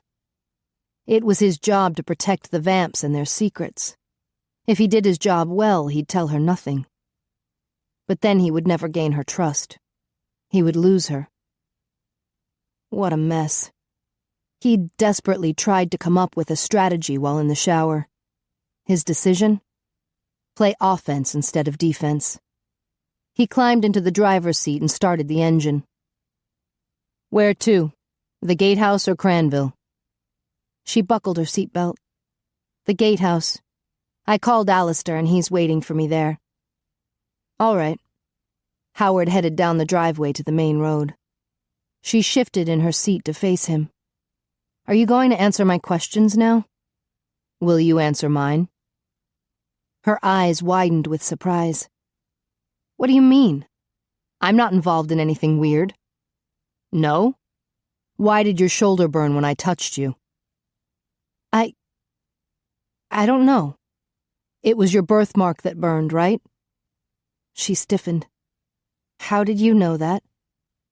"I heard you talking on the phone." "I was inside a car. How did you hear me?" He turned onto the main road. "I have super good hearing." "Do you have other superpowers? Is that how you vanquished the pigs?" "Vanquished?" His mouth twitched. "Yes, my lady.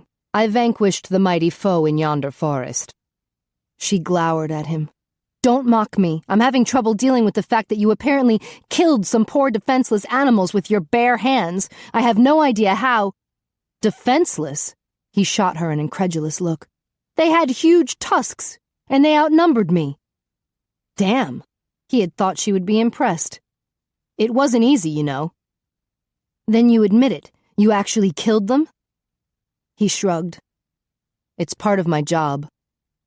She shuddered. "I hate violence. Well, if it helps. I asked them politely to leave, but they declined. Then you killed them with sarcasm? He laughed, then stopped mid-laugh when she continued to glare at him. It had to be done, Elsa. I couldn't let them roam about the school, not when little ones like Tino like to play outdoors. I understand, but how could you go out there without any weapons? That was crazy. I had a knife strapped to my leg. He winced. Damn, he hated to lie to her. But she'd probably freak if he told her the truth. I ripped them to shreds and bloody well enjoyed it. He'd been frustrated the entire time he'd been in Alaska. For over a month, he'd had to score points against Rhett in secret, when he'd really wanted to confront him in person and bash his face in. But he couldn't afford an open war with the werewolves, not when his family and friends could end up massacred. The result had left him and his inner bear both itching for a fight. Battling pigs was a lot easier than dealing with one fussy, beautiful woman. You should have taken a rifle, at least. She rubbed her brow, frowning. Or a bazooka. A missile launcher would have been good. I can't believe you would do something so dangerous. I was worried sick. His heart lifted. You were worried about me? Of course. She lowered her hand to her lap. I would worry about anyone in a situation like that. His heart sank. Of course. He glanced in the rearview mirror and did a double-take. There were a dozen deer following them. She eyed him suspiciously. If you killed them with just a knife, you must be super strong and fast. You could say that. Damn. She'd taken over the offense. He was playing defense again. And you have super hearing. Her eyes narrowed. What other superpowers do you have? Super smell and vision. She gasped and crossed her arms over her chest. X-ray vision? He turned to ogle her breasts with great enthusiasm. I wish. Watch where you're driving, she grumbled. Can you do that thing that Tino did? Howard groaned inwardly. How could he avoid telling her the truth? I have to beg you not to tell anyone about him. He's a sweet kid and he deserves a normal life. Don't worry. I already told him I wouldn't say anything. As far as I can tell, he saved my life. And besides that, I really like him. With a smile, Howard nodded. He's a great kid, isn't he? He certainly likes you. He kept telling me what a wonderful guy you are. Well, he's absolutely correct. She scoffed. So are you going to tell me what happened? Howard took a deep breath. All right. I'll stop procrastinating. Thank you.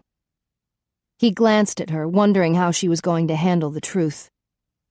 Tino teleported you. Her mouth dropped open. You mean like beam me up Scotty teleportation? He can do that? I doubt he can do it into outer space, but yeah, he can teleport. He's a child who can teleport. That's what I said. He started doing it when he was a toddler. Really freaked his mom out the first time. Elsa grimaced. How can he do it? His DNA is a little different. Her eyes widened.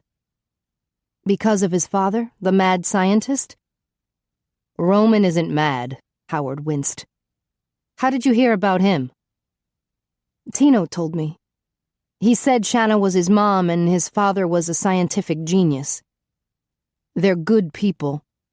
Who experimented on their children? Elsa added with an appalled look. It's not like that. They love their children, and you talk to Tino, you know how normal he is.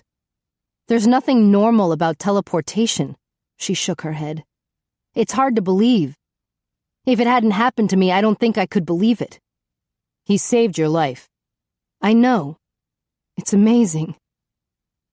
What's really amazing is that he managed to teleport 170 pounds with him. Usually only an adult can... He stopped when he realized she was glaring at him. 160, she ground out. His mouth twitched. Are you sure about that? She swatted his shoulder. I was kidding. You couldn't be an ounce over 160. My ass. He turned into the driveway for the gatehouse. She crossed her arms. So why didn't you just teleport me back here? He glanced at the rearview mirror. Damn, the deer were still following them. I don't teleport. She sat back, regarding him with a shocked expression. You can't do something a 5-year-old can do? His eyes narrowed. Time to take the offense again. I have a different set of skills. Such as? He pulled the SUV over, shifted into park, then leaned toward her. I can touch beautiful women and make them burn. Her mouth fell open. He leaned closer. Does any other man make you burn? Her mouth snapped shut, and she looked away, her face flushing. I'm the only one, aren't I? Your face is burning now, and I haven't even touched you. Yet. She gulped. I don't know why it happened. We could speculate. He touched her cheek and felt the heat of her blush, the soft pliancy of her skin. He traced the line of her jaw, then gently cupped her chin. It could be instant attraction. Her mouth parted slightly. Or desire.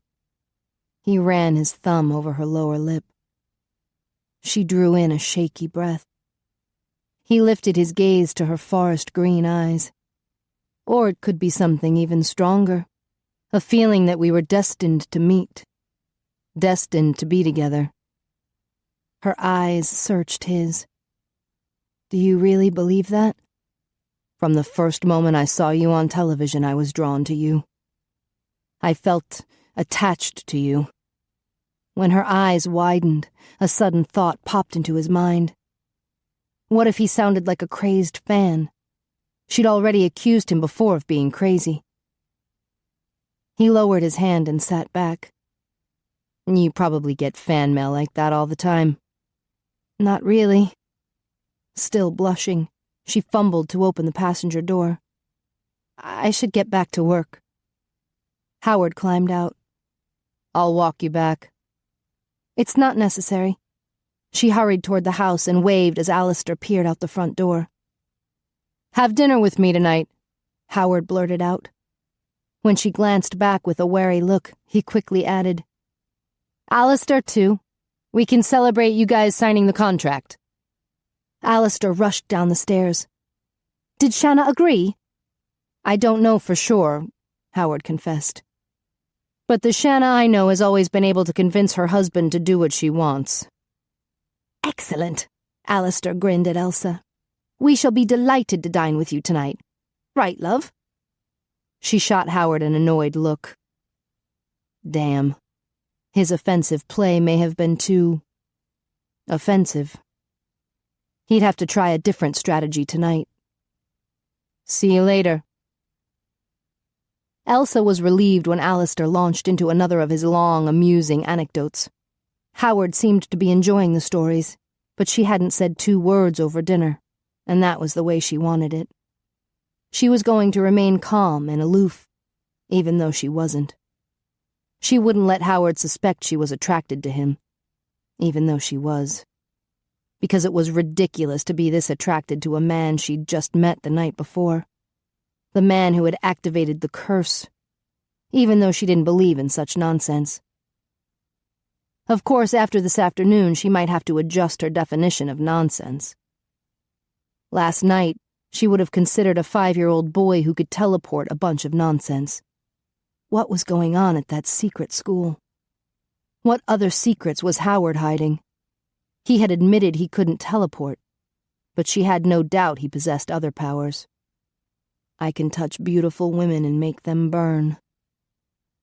Just thinking about the way he'd stroked her cheek made her face flame with heat. For a second, she'd thought he was going to kiss her. And God help her, she wouldn't have resisted. But she was resisting now. She'd made a point of not dressing up for dinner. She was still wearing her jeans and t-shirt, Her hair was pinned to the back of her head with a plastic claw. She forced her gaze to wander around the small restaurant. Anything to keep from looking at him. He had dressed nicely. Khaki trousers and a crisp dress shirt. No tie. Not that she was noticing. He was sitting across from her, politely paying attention to Alistair's stories. Why did the words that described him the best start with H? Handsome Howard. Humongous Howard. Hunky Howard? She stole a glance at him. Hungry Howard. He was eating the biggest steak she'd ever seen. She'd ordered a salad with grilled chicken, since the scales had started inching up toward 170. She glanced at him again. Horrible Howard. How had he guessed her weight so well? She stabbed some lettuce onto her fork while Alistair described the problem of getting rid of bats in an attic. That was the house in Amsterdam? Howard asked. Yes, Alistair grinned. You saw that episode? Howard nodded, glancing at Elsa. I've seen them all. Brilliant, Alistair continued. Of course, I couldn't decide which had more bats in the belfry, the house or the owner. He chuckled at his own joke. She smiled along. Alistair was so wrapped up in his storytelling that he didn't seem to notice that Howard kept sneaking glances at her with his beautiful blue eyes. Unfortunately, she knew that because she was sneaking glances at him, and sometimes their glances would collide. And then heat would rush to her face, and she'd find her salad completely engrossing for about 5 minutes. He-Man Howard. Even when she avoided looking at him, she could feel his presence as if he were the only one in the room.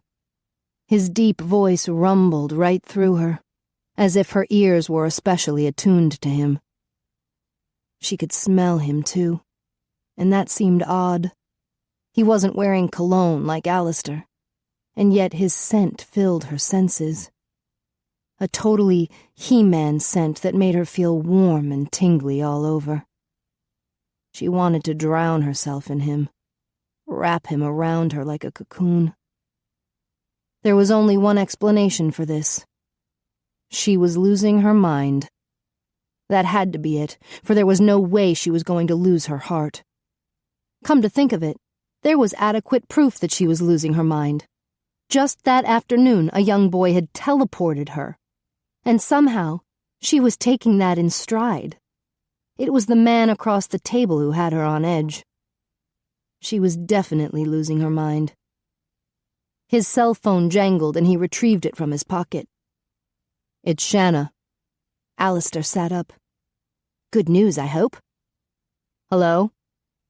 Howard listened, then grinned. Happy Howard. Elsa's heart fluttered. The man had the most adorable smile, and he used it often. Like a weapon. Hang on a sec. He lowered the phone to his chest. She's agreed to let you do the house. Excellent! With a grin, Alistair turned to Elsa and gave her a high five. Her heart pounded. This meant she would see Howard often over the next few months. She stole another glance at him. Handsome, hunky Howard. She would like to sign the contracts tonight, he continued. Not a problem. Alistair tapped his fingers on the brown envelope on the table. I have them right here. How soon can she get here? In a minute or so. Howard stood, still holding the phone. She's driving here now? Alistair asked. I'll meet her outside and bring her in. Howard strode toward the entrance and brought the phone back up to his face. Hang on a minute. Elsa watched him exit, then looked at the windows along the front of the restaurant. It was dark outside, the nearest street lamp a block down the town's main street. I am so excited about this project, Alistair exclaimed. Me too. She smiled at him, then stiffened when Howard walked back into the restaurant with Shanna by his side. She's here. Blimey, that was fast. Alistair jumped to his feet to greet her. Really fast. Elsa glanced out the window. She hadn't seen any headlights from a car parking out front, her breath caught with a sudden thought. Had Shanna teleported to the restaurant? If her son could teleport, maybe she could too. Elsa's heart raced as Shanna greeted them. The woman seemed normal, although she was a bit pale and her handshake a bit cold. Alistair motioned to the table. "Would you like to join us for some wine or dessert to celebrate?" "That's very kind," Shanna smiled at him. "But I already ate with my family." At the secret school, Elsa wondered. She refrained from mentioning Tino. "We're very excited about renovating your house, and we'll be very mindful about protecting your privacy." "Thank you. My husband is still concerned about that, but I convinced him that you'll respect our privacy." Shanna grinned. "I am so excited about this." What pointy teeth she had. Elsa glanced at Howard. What other secrets were these people hiding? Or was she just becoming paranoid? After Tino's teleportation stunt, she might be looking for weird stuff where none existed. Alistair removed the contract from the envelope. "It'll take about 10 minutes to go through this, and then, if you don't mind, I'd like to ask you some questions regarding the house. How open do you want the floor plan? Should we put in more bathrooms and closet space? Things of that nature. It will be our goal to match our work with your expectations." "I understand." Shanna turned toward Howard. "There's no need for you to sit through all of this. Why don't you take Elsa for—" "I disagree," he interrupted. "If I'm going to represent you, I need to know what you want." "I'll send you a memo." She gave him a pointed look. "You should take Elsa for a walk around town. The park is lovely." She smiled at Elsa. "There's a creek running through it and some falls. You'll love it." "Shanna," Howard muttered, giving her an annoyed look. "I'm just trying to be friendly," she whispered, her eyes wide and innocent. He shifted his weight and dragged a hand through his thick hair. Hesitant Howard. Elsa smiled to herself. Helpless Howard. The huge guy could annihilate a half-dozen feral pigs, but he couldn't handle one matchmaking woman. It was too cute. "I'd be happy to take a walk with you." He blinked. "You would?" "Sure. Why not?" She hitched her handbag over her shoulder. "Wonderful!" Shanna beamed at them both. "Off you go." Elsa glanced at him as he moved toward her, and her heart stilled. The hesitant look on his face was gone, replaced by an intense, determined glint in his blue eyes. She swallowed hard. Howard wasn't helpless. He was hungry. Hungry for her. "Let's go." He touched her elbow. Her chest filled with warmth, but instead of rushing to her face like it usually did, it slipped into her belly, intensifying into a ball of fire that sizzled between her legs. She dragged in a shaky breath. Oh, God. She shouldn't have agreed to be alone with him. Howard was so much more than handsome and hunky and huge. Howard was hot. Chapter 11. Howard was struggling with his new strategy. To keep from frightening Elsa, he had decided to act calm and aloof. And to gain her trust, he'd decided to be honest and sincere. He'd managed fairly well in the restaurant, even though it had been difficult every time he'd caught her looking at him. The bear inside him interpreted all her glances as an invitation to mate. Real subtle, he thought wryly. But what could he expect from a beast? That was the problem with this new strategy. He could only be honest and sincere about his human half. The bear would frighten any sensible woman away. But was it fair to hide the beast from a woman he was interested in? He glanced at Elsa, who walked beside him on the sidewalk. She was the first woman since Carly who tempted him to reveal his secret.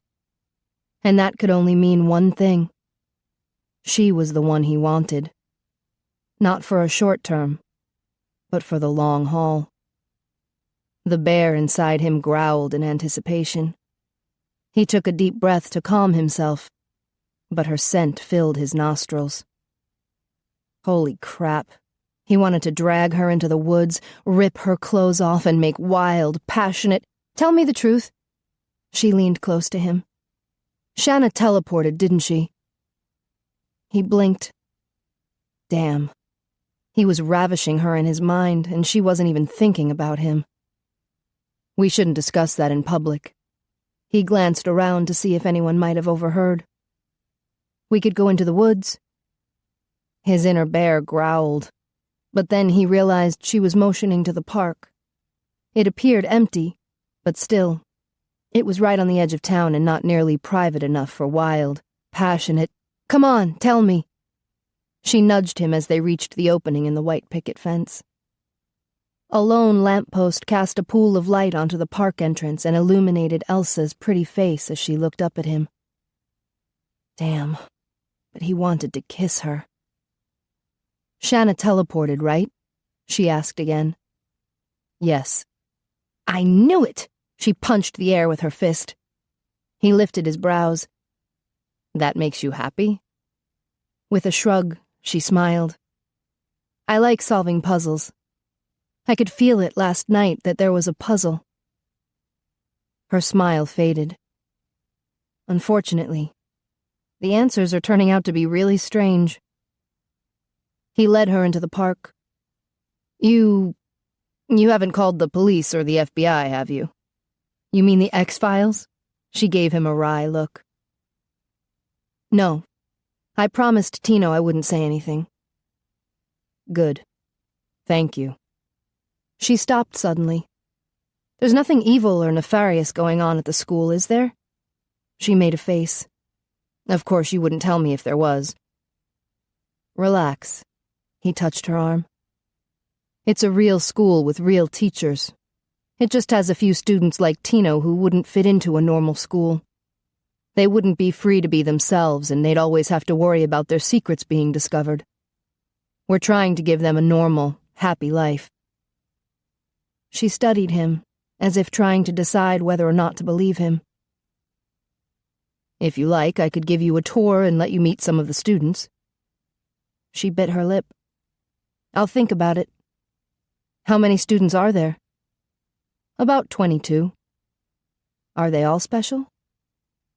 He smiled. "Some have gifts, some don't, but they're all special." She returned his smile. "You like children, don't you? I guess you can't be too bad after all." "Gee, thanks." She turned to walk farther into the park. "So it's your job to keep the kids safe?" "Yes." He strolled beside her.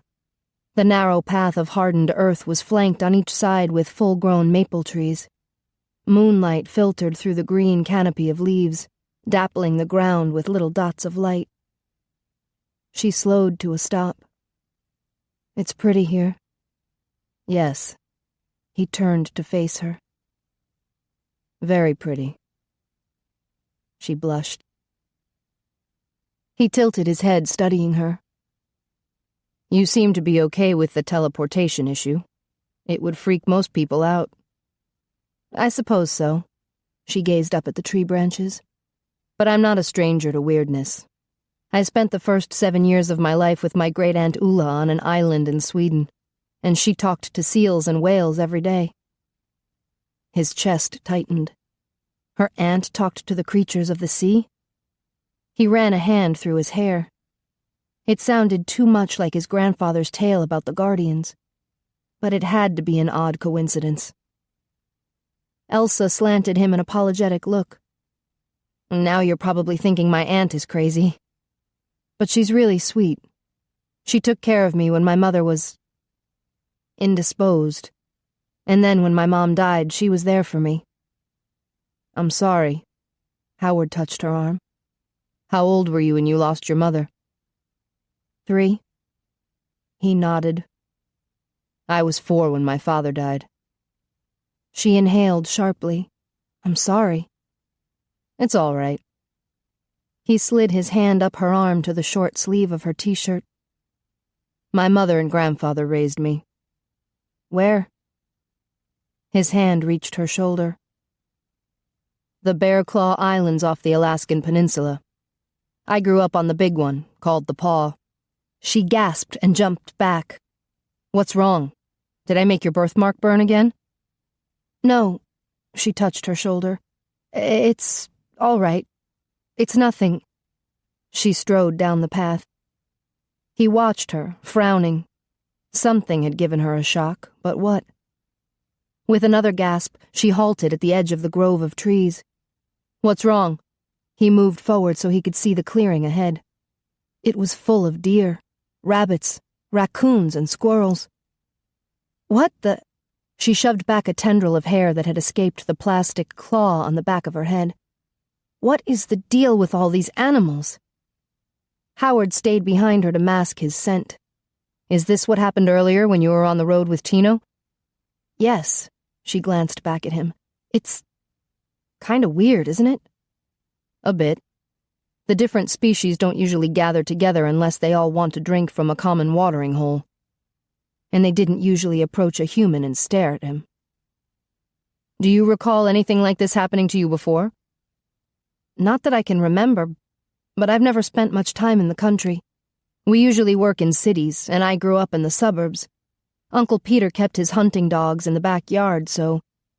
She halted, her face going pale. What? I went hunting once with Uncle Peter and his cousin Tom. Every fall they would go to his cabin in the woods, and I felt left out, so I asked to go with them. The deer would come right up to the cabin, and then the guys would shoot them. I was so appalled I never wanted to go back. You think the deer were drawn to you? I didn't think so at the time, but now I have to wonder. Uncle Peter called me his good luck charm. She shuddered. Those poor deer. He squeezed her shoulders. It's not your fault. Let me see if I can chase these away. He strode into the clearing and waved an arm. Shoo! The animals caught the scent of a werebear and scattered. That was fast. She ventured into the clearing. I guess I'm big and scary. She shook her head and whispered, huge and handsome. That was good news. He smiled and held out a hand to her.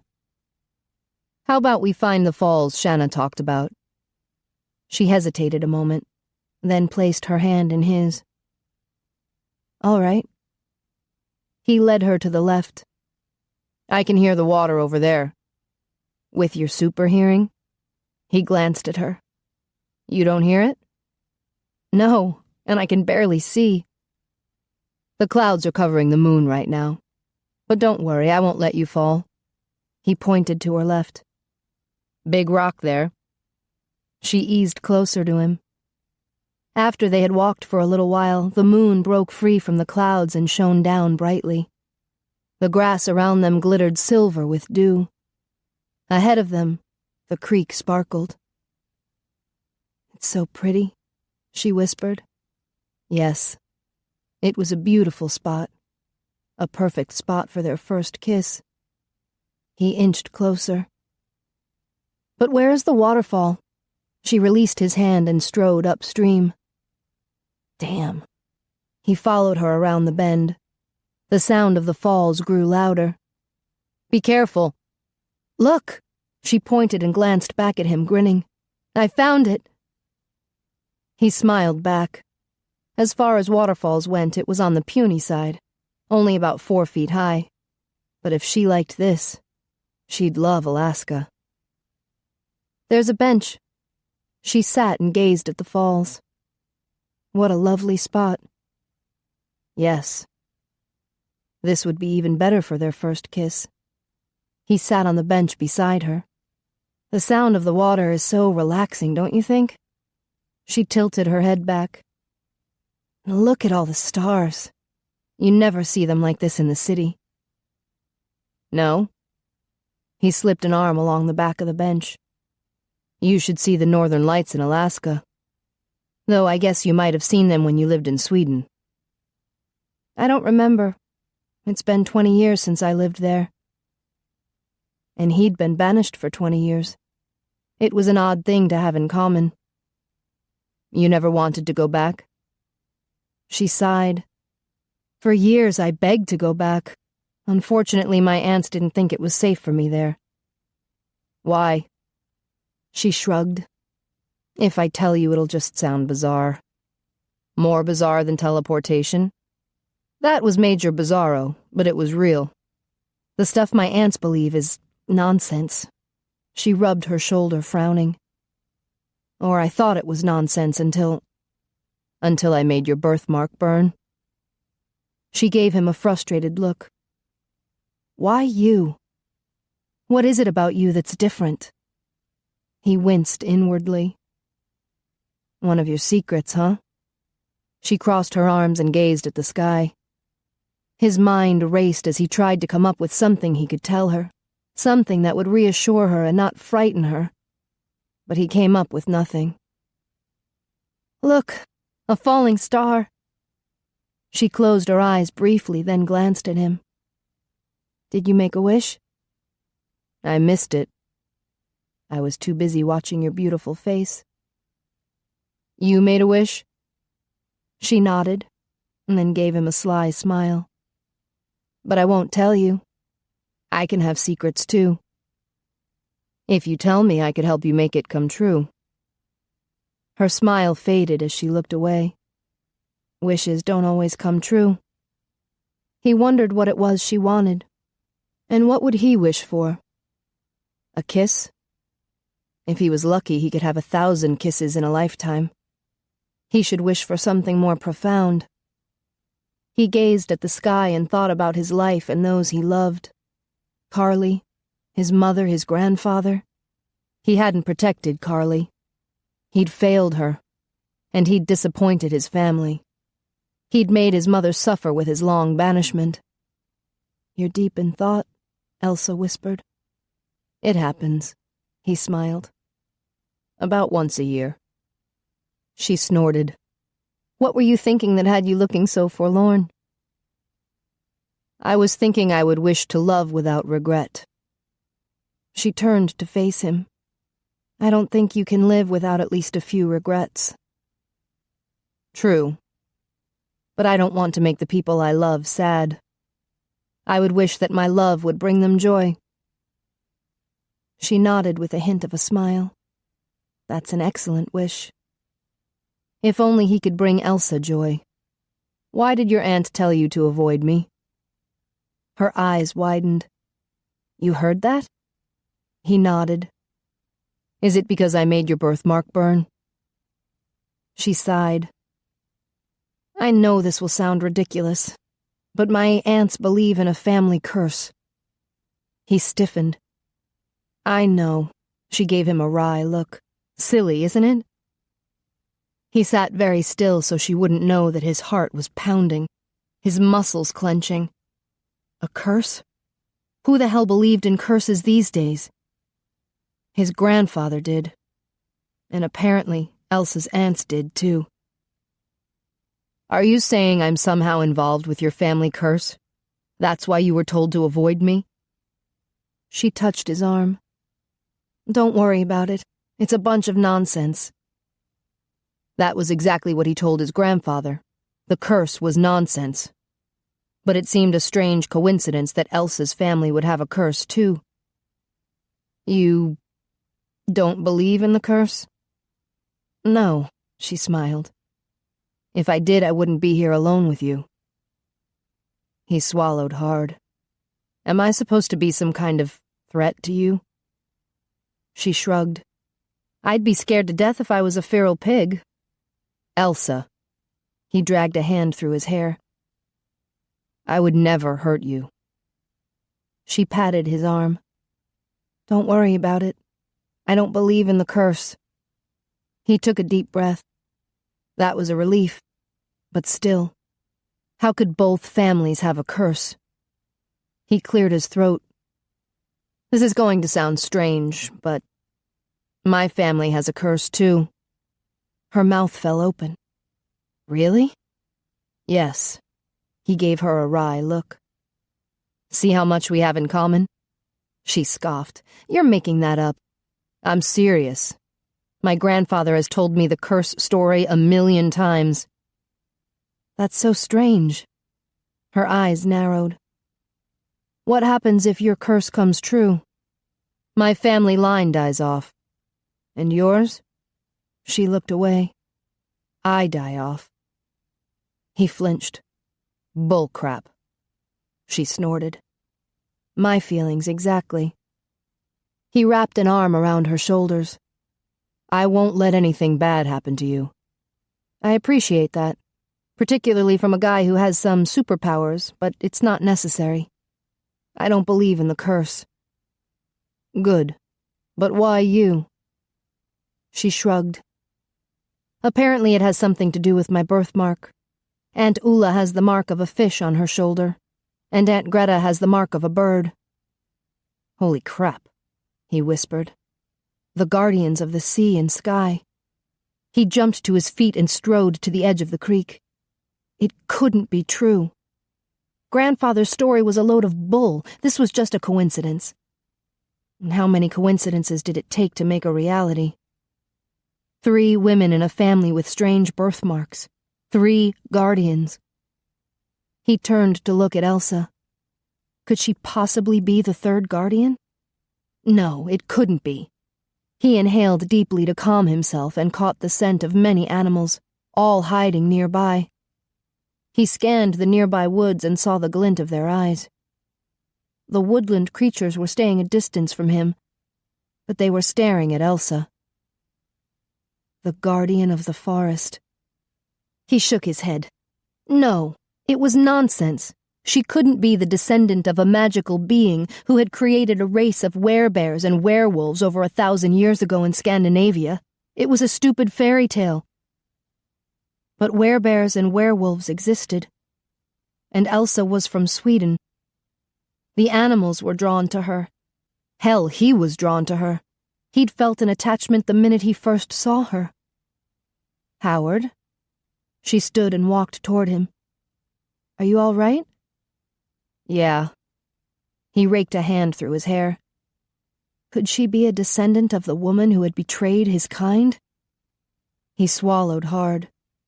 Was he a descendant of the man who had murdered her? Don't let this cursed nonsense upset you. She patted his arm. I don't believe in it. He pulled her into his arms. I won't let anything hurt you. I promise. Howard. She leaned back to look at him. Nothing will happen to me. I'll be fine. He ran his fingers along her jaw, then traced the curve of her ear. You're so beautiful. She winced when he released the plastic claw that held her hair in place.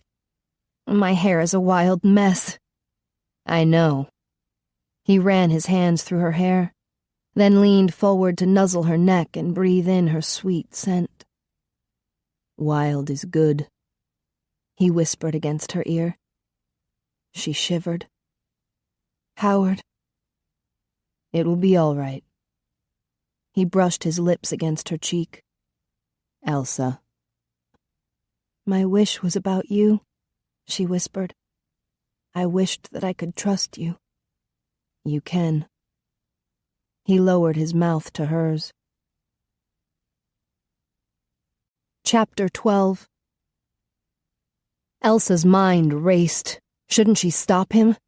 Weren't there 1,000,000 reasons why she shouldn't kiss him? But all she could think was, handsome Howard. She tilted her head back, closing her eyes. Hunky Howard.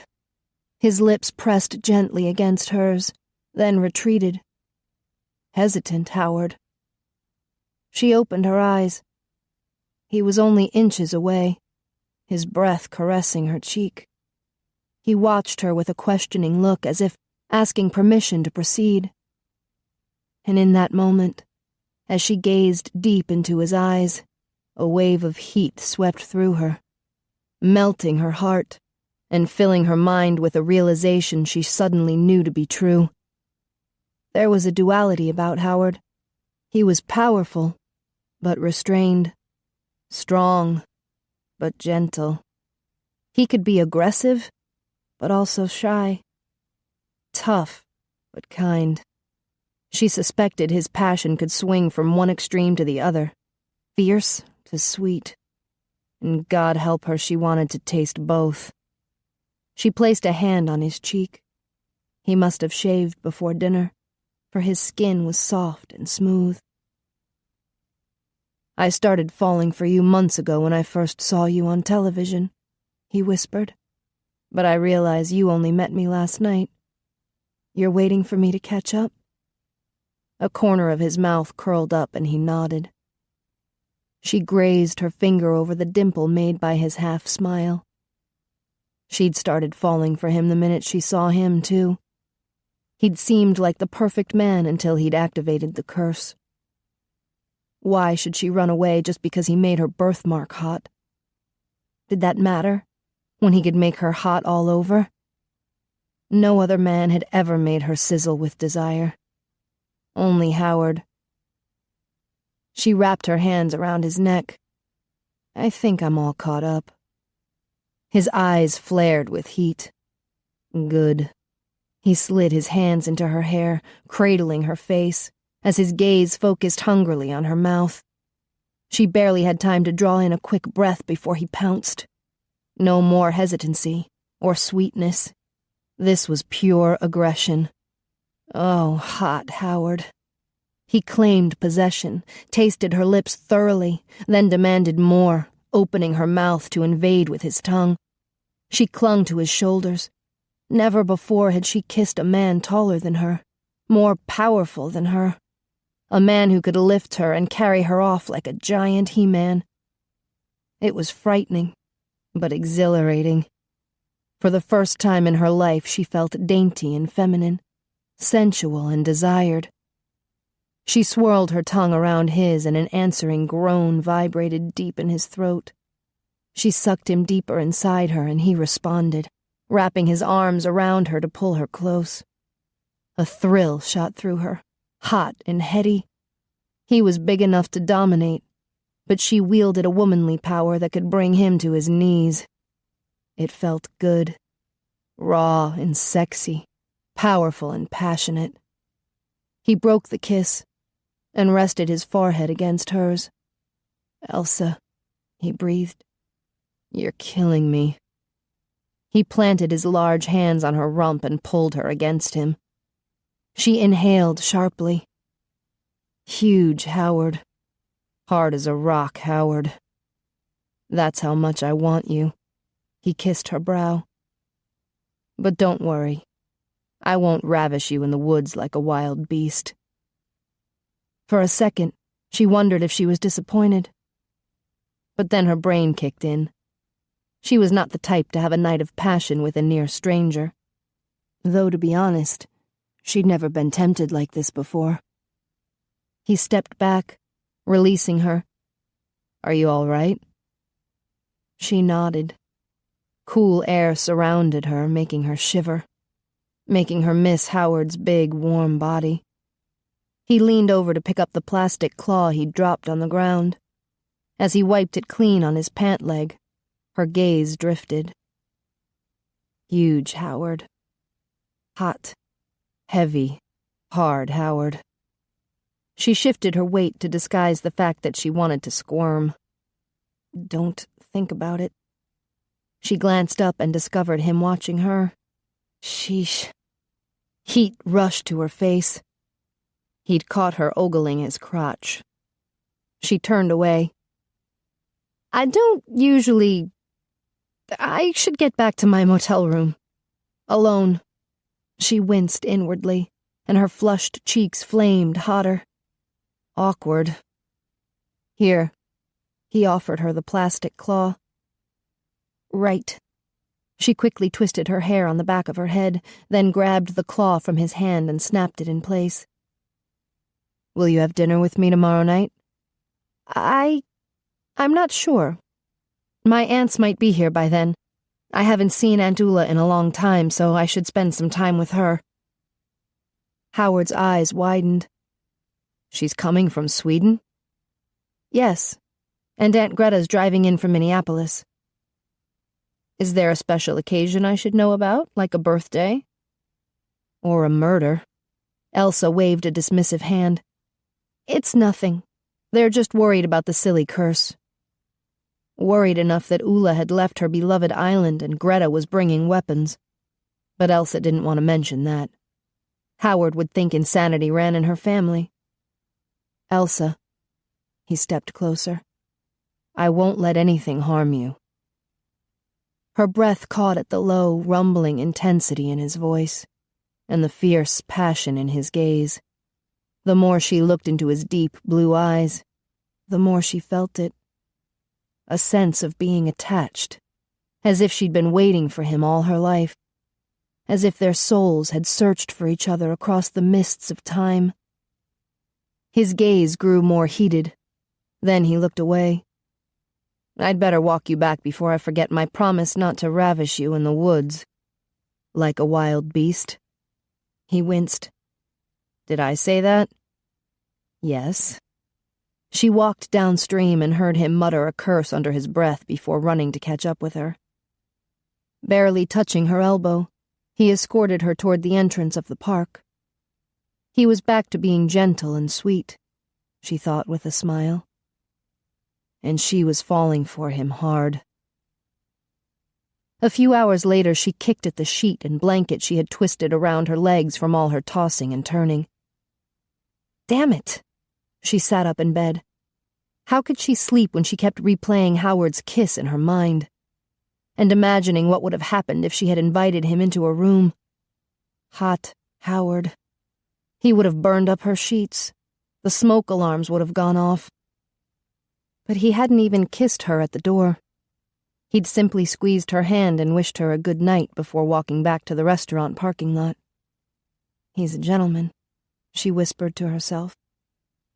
That was a point in his favor. Though gentlemen didn't usually kill feral pigs with a knife. She shook her head, refusing to dwell on that. He's good with children. There was no disputing that. She ticked off more good points on her fingers. He's sweet and protective, intelligent and thoughtful, handsome and... handsome. Double points for that. But why this sudden need to list his good points? The answer pricked at her. She was trying hard not to think about his one major bad point. He'd made her birthmark burn. And according to her aunts, that made him a threat. With a groan, she tilted her head back to stare at the ceiling. There's no curse. They were simply a man and a woman who were wildly attracted to each other. Why shouldn't she enjoy it? Why couldn't she fall madly in love with him?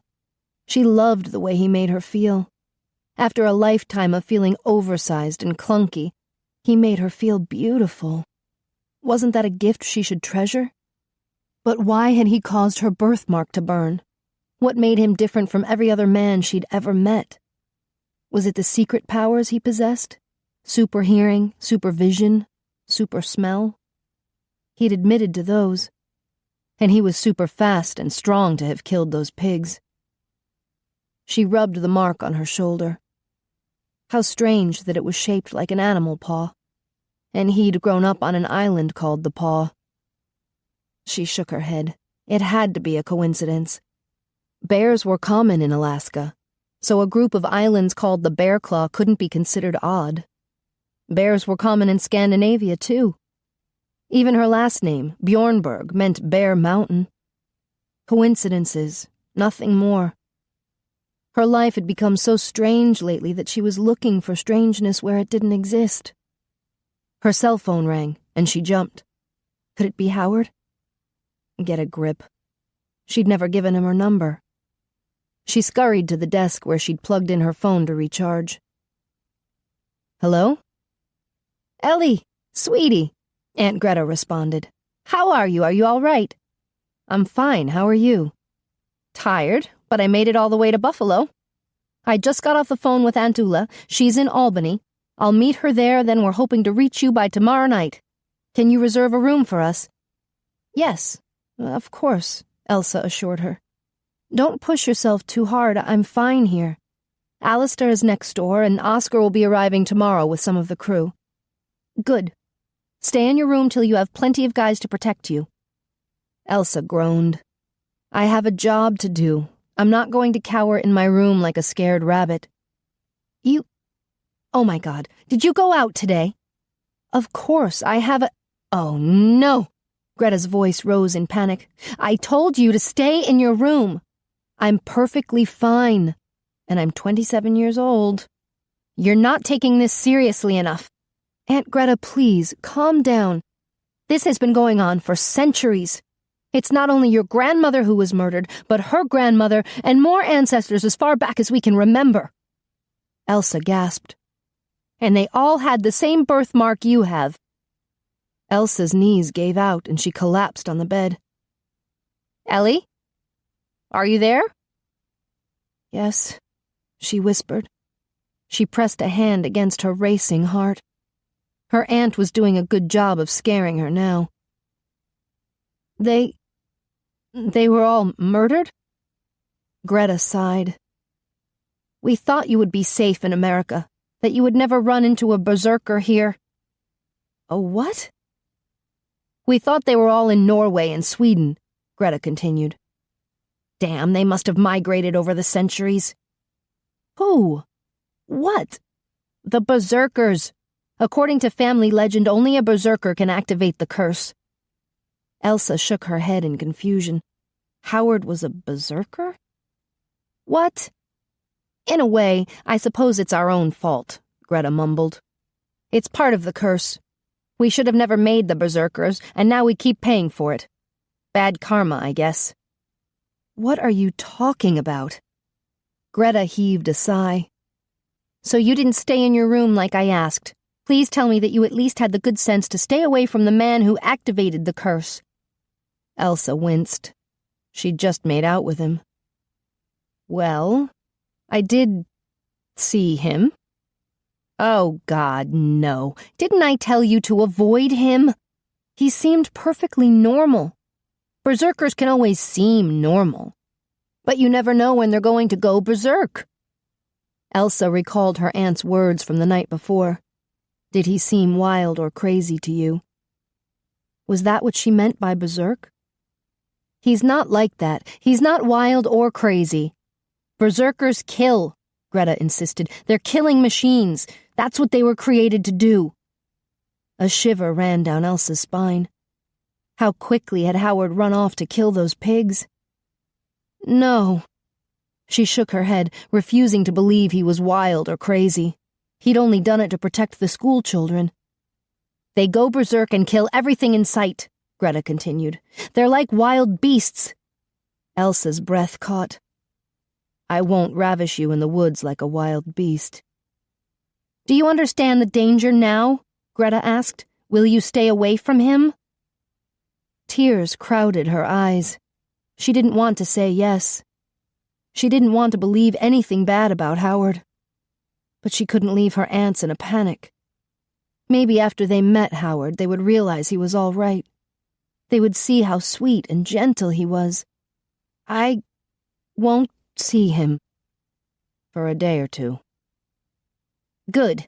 Now get some rest and we'll see you tomorrow night. Greta hung up. Get some rest? Elsa dropped the phone on the desk.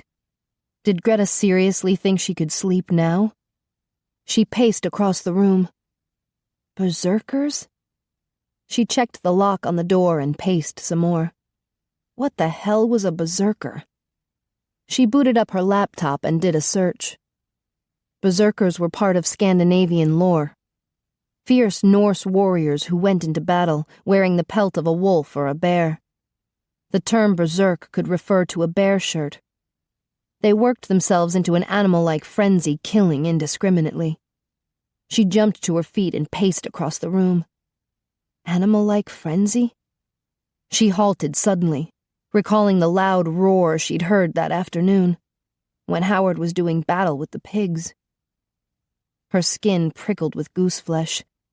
Was that why she'd felt like those ladies knew something she didn't know?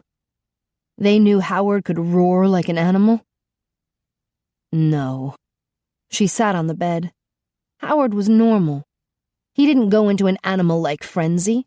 He certainly couldn't think he was an animal. That would be crazy.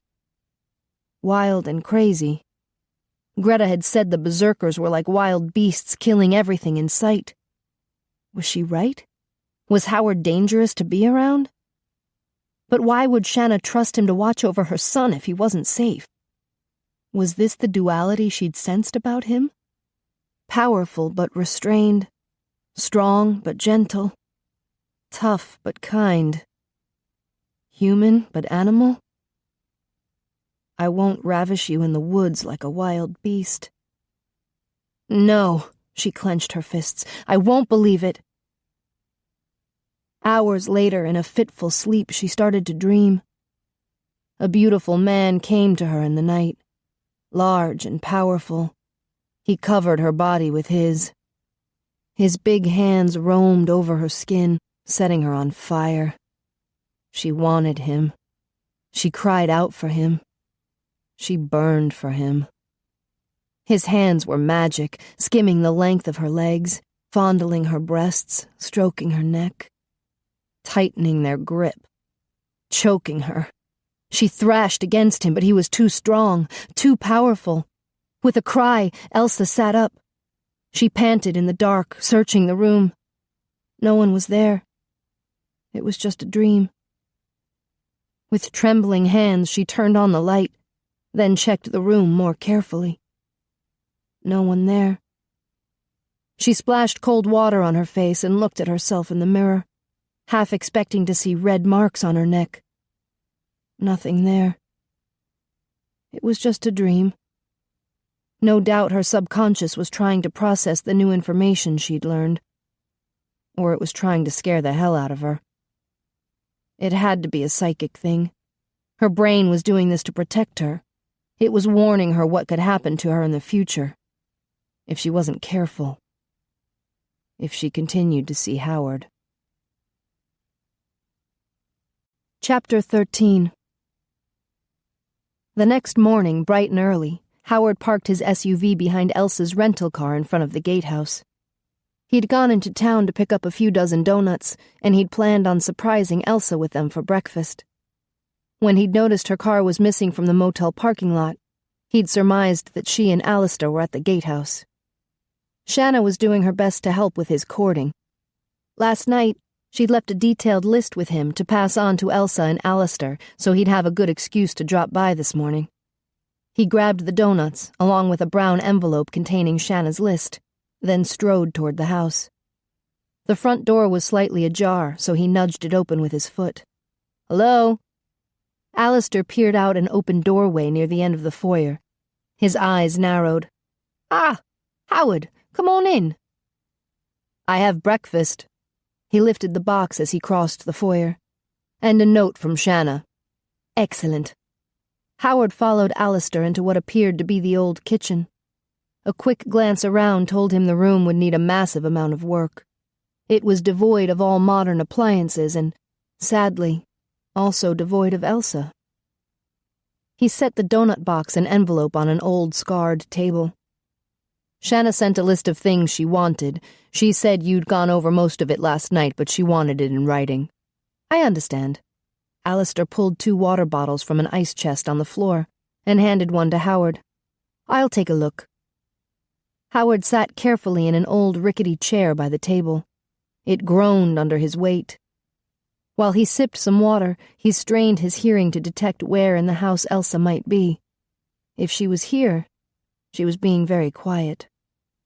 He glanced at Alistair, who was studying the list, frowning. He wasn't behaving in his usual cheerful, charming way. Alistair nodded. "Yes, this all sounds familiar. They're fairly common requests, except for wanting a second master bedroom suite in the basement. No windows. Sounds a bit gloomy to me." He set the list down on the table. "She mentioned a mother would be living with them, so I assume they plan on stashing the old gal in the cellar." Howard nodded, although he knew Shanna and Roman would be using the basement. Alistair helped himself to a donut. "Unfortunately, we haven't been able to inspect the cellar yet. The old wooden staircase is half rotted away, and the other only access point is outside." the old coal chute.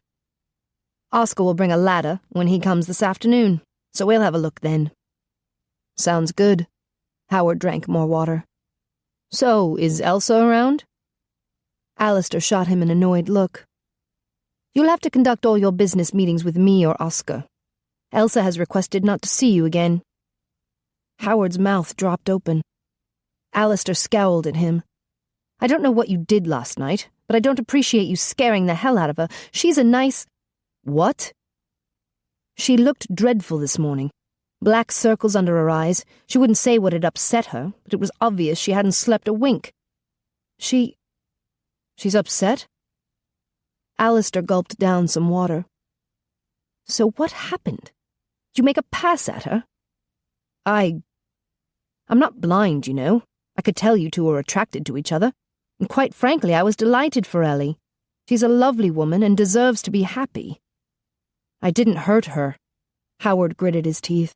I would never hurt her. Well, Alistair eyed him suspiciously. I'll have to take your word on that.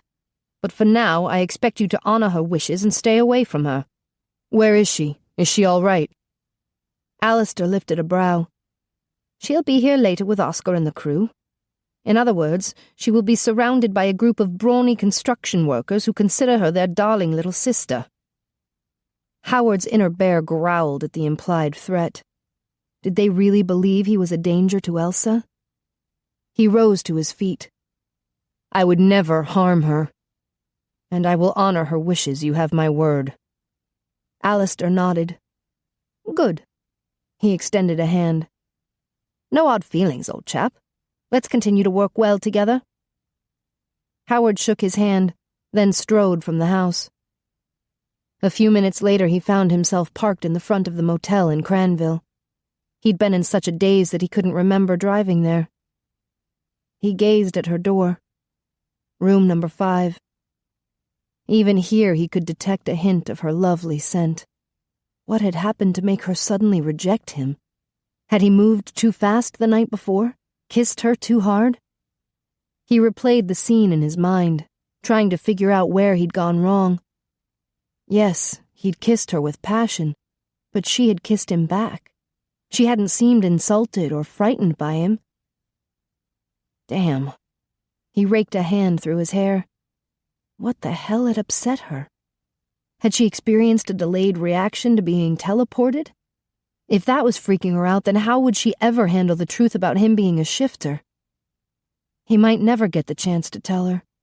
She might insist on never seeing him again. Despair slammed into him, nearly doubling him over. The bear inside him howled in pain. It rammed against his defenses, demanding release. It needed to run, needed to destroy a poor tree with a few ferocious swipes, needed to shred and devour a helpless animal. Later, he whispered, sweat beading on his brow as he tightened his control on the beast. Charging around town as a grizzly bear would not help his cause. What he needed now was a new strategy. He retrieved a pen and a small legal pad from his glove compartment so he could write Elsa a note. What the hell happened? He scrawled, then realized all caps looked like he was yelling at her. He ripped that page off and tried again. Elsa, I'm sorry I jumped your bones. And to hell with that. He wasn't sorry at all. He tore that page off. My dearest Elsa, I heard you didn't sleep well and I was concerned. What could be upsetting you, sweetheart? Why are you so afraid? I never took you for a coward. He ripped that page off. Damn it, he couldn't let his anger creep in. Holy crap, he muttered. There was only one page left on the pad. He took a deep breath. 4th down and 10. No pressure here. Dear Elsa, I was sorry to miss you this morning. Please call me whenever you get a chance. He looked it over. Not too bad. He wrote down his cell phone number and signed it simply with his name. It would have to do. He folded it up and wrote her name on it, then took it inside the motel office and asked the sleepy manager to pass it on to her. With one last glance at her door, He returned to his SUV, then drove back to the school. Instead of going inside, he jogged to the nearby woods, stripped, and let the bear free. He roared his frustration, ripped his claws through a tree trunk, then ran through the forest. He made a circle around the school, clawing and marking his territory. "She will be mine," the bear growled. "Elsa will be mine." The note burned in Elsa's pocket, but she ignored it and walked from the motel office to the local diner. Even though it was almost noon, she'd ordered breakfast. After a sleepless night, she'd dragged herself to the car at dawn, but thankfully, Alistair had taken mercy on her and given her the morning off. She climbed back into bed and dozed away most of the morning. Now she tapped her fingers on the linoleum table, waiting for her bacon and eggs. She could pass the time by looking at the note the motel manager had given her. No. She sipped some coffee instead. She strongly suspected the note was from Howard. Her name was written on the outside with bold, strong strokes. Nothing like the fluid handwriting that Alistair used. Damn. She'd let Howard walk her to her room last night. He knew which room was hers. She shook her head. Howard had acted like a gentleman. He didn't deserve all this suspicion. She was letting those weird berserker legends freak her out. Howard wasn't behaving like a wild animal. He'd simply left a note for her at the office. Should she look at it? She rubbed her brow, not knowing what to think. Her aunt had frightened her with all that berserker nonsense, and then her dream had terrified her. Was she really marked for murder? Was Howard some kind of modern-day berserker who went into an animal-like trance, killing everything in sight? How had her life slipped so far into the bizarre? She drank more coffee and looked around the diner. Everything seemed so normal. Small-town America. Down-to-earth people with friendly faces. They were delighted that the International Homewreckers Show had come to town. The motel was fully booked for the next 4 months. She'd booked a room for her aunts, and 7 more rooms to accommodate Oscar, Madge the camerawoman, her sound and light guys, and the main construction crew.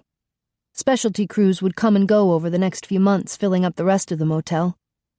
Madge and her production crew were going to film the before footage today.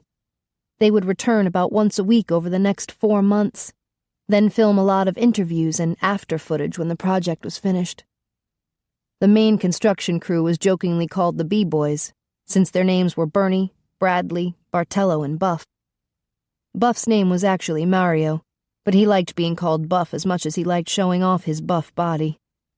All the B-Boys had been selected for the show because they were experts on construction, with the added bonus of looking fabulous without their shirts.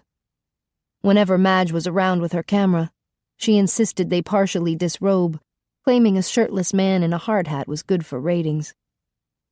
They were a nice-looking bunch, Elsa thought, but not nearly as huge and handsome as Howard. Read his note. No. She realized the waitress was standing there with a coffee pot in hand and a surprised look on her face. Yes. She slid her nearly empty cup across the table. The waitress filled it and gave her a wary look. Your food'll be out soon. Thank you. Elsa smiled to let the waitress know she was okay. Read the note, you coward. What could be so bad about a note? It wasn't like Howard could strangle her with a few written words, not like the guy in her dream. She retrieved the note from her jeans pocket and read it. His cell phone number glared back at her. No. She stuffed the note in her handbag. Would it hurt to call him? It wasn't like Howard could strangle her over the phone, not like the guy in her dream. She winced and shook her head. Stop thinking about that. Are you all right? The waitress eyed her suspiciously as she set a platter of eggs, bacon, and toast on the table. I'm fine, thank you. I'm not going to think about Howard going berserk and killing a bunch of pigs in an animal-like frenzy. She picked up a slice of bacon and groaned. Maybe she'd start with the eggs. Shortly after Elsa's breakfast, Oscar, the B-boys, and Madge and her crew arrived in 2 trucks and a van. They quickly settled in their motel rooms while Elsa ordered a dozen hamburger combo meals at the diner. Then, loaded up with takeout food and supplies, they headed off to the gatehouse. Everyone sat on the floor in the formal parlor to eat their lunch with leftover donuts for dessert, while Alistair outlined the plans. Madge and her crew recorded some video, and the B-boys ate without their shirts just to make her happy. Elsa suspected some of them were making Madge happy when the camera wasn't rolling. They would start with the basement and work their way up. The bad news? Alistair suspected the basement was only about 7 feet high. They might have to dig down another 2 feet. The B-boys groaned. Their first job? Set up temporary lighting in the cellar, clean the place up, and determine if it was structurally sound before they started digging. It was a horrendous mess. After a few hours, they were all covered in dirt, cobwebs, and coal dust. Elsa had climbed up the ladder to get a bottle of water from the kitchen when her cell phone jangled. She wiped her dirty hands on her jeans, then answered it. "Ellie!" Aunt Greta exclaimed. "We've just arrived at the motel. Where are you?" "At work. I'll be there soon." Elsa yelled down at Alistair that she needed to return to town and heard his muffled agreement. "I'll take you back." Madge climbed up the ladder. "We're done for the day." 15 minutes later, Elsa arrived at the motel. Aunt Greta and Great-Aunt Ulla bounded from their room, all smiles and open arms. "Goodness, girl, you're a mess." Greta gave her a quick hug, then stepped back. Great-Aunt Ulla grinned at her, then spoke in broken English. "You look very well. We were very afraid for you." "I'm fine, and you look great, Aunt Ulla. I swear you haven't aged a day since I last saw you." And it wasn't flattery. Elsa hoped she would age as well as her great-aunt. Ulla's hair was silver, but it was thick and shiny and plaited into a long braid. Her glowing complexion had only a few wrinkles, and her green eyes were as sharp as ever. Ulla nodded, smiling. "You grow up very pretty."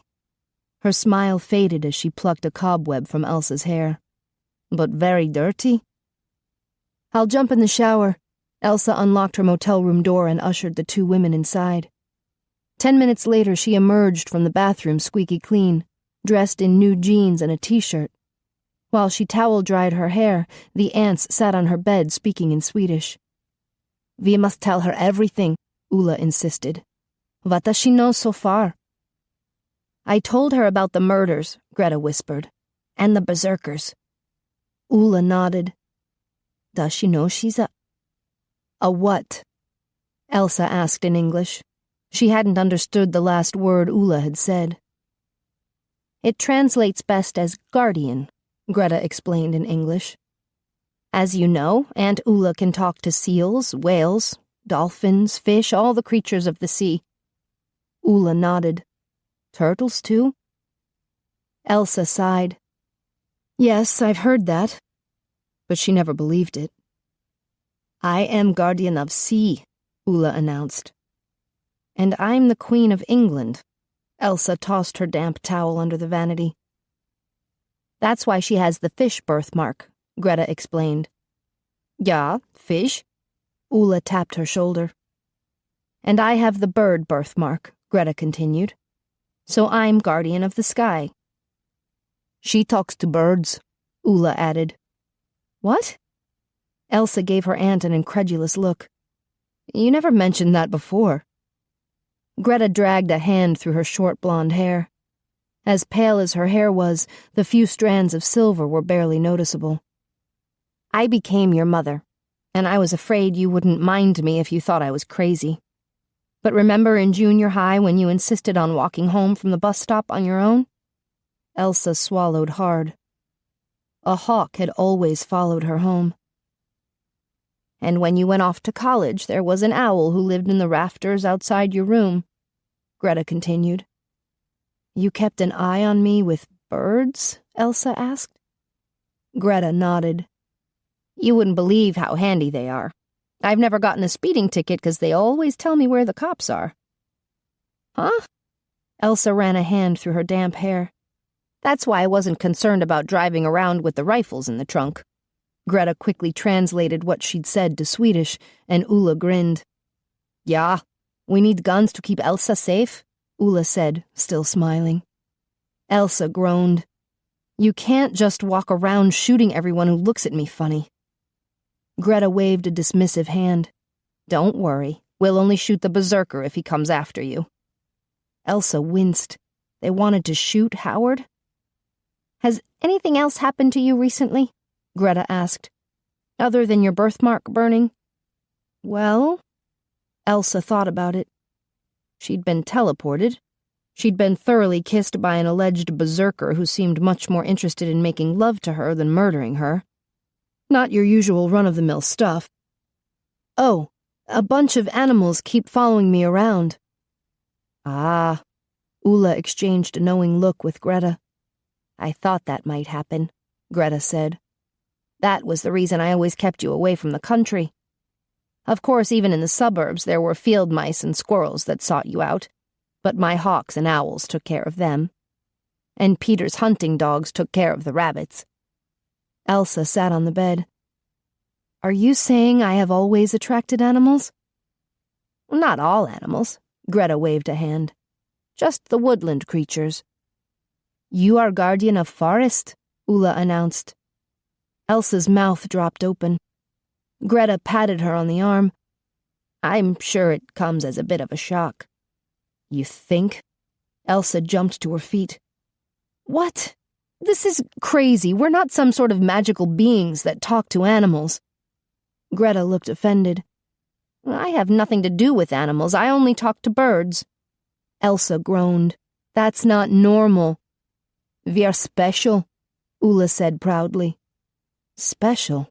It reminded Elsa of how Tino had described himself. What sort of weird things do we do?" "Mainly we communicate with different creatures. We're no longer sure how that came to pass." Greta gazed across the room, her eyes unfocused. "Many of the secrets have been lost over the centuries, but I suspect the original guardians were shamans of some kind. We do know that over 1,000 years ago there were 3 magical sisters, the guardians of the sea, sky, and forest, and they used their powers to protect a village." "Ja," Ulla agreed. "Always 3 guardians in our family, always women." "If an enemy attacked by sea, the guardian of the sea called upon the sea creatures to overturn the boats," Greta continued. "And the guardian of the sky asked the birds of prey to attack an enemy who came over the mountains. But guardian of forest," Aunt Ulla shook her head and tisked. "What?" Elsa crossed her arms. She felt like she'd been caught doing something wrong. "It wasn't really her fault," Greta insisted. "A group of marauders kept attacking the village. They had too many ships for the sea creatures to stop them all. The villagers begged the guardian of the forest to protect them. So she took the 12 best warriors into the woods to live with the wolves and bears. And that's when it happened." A shiver trickled down Elsa's spine. "What happened?" "The men became berserkers," Greta said. Ulla shook her head again, making more tisking noises. "Bad. Very bad. At first the berserkers were good at defeating the enemy and keeping the village safe," Greta continued. "But then some of them lost control and started killing the villagers."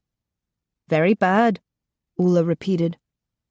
"And then the ultimate betrayal. They turned on their own creator, the guardian of the forest." Greta regarded Elsa with a sad look. "One of the berserkers killed her." Elsa shuddered.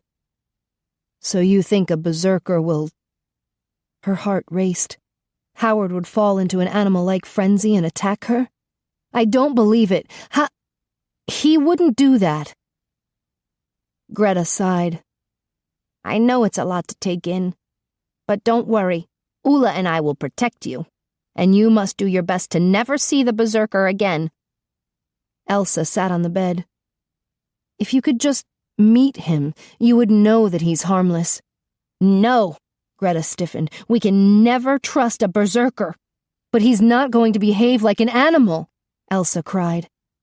Ulla muttered something in Swedish. Elsa gasped. What did she say? Greta shuddered. We have no proof, for no one in our family has seen it. Or if they did see it, they didn't live to talk about it. But the family legend claims the berserkers don't just act like animals. Elsa swallowed hard as Aunt Greta's voice softened to a whisper. They become animals. Chapter 14. A beautiful man came to her in the night, large and powerful. He covered her body with his. His big hands roamed over her skin, setting her on fire. She wanted him. She cried out for him. She burned for him.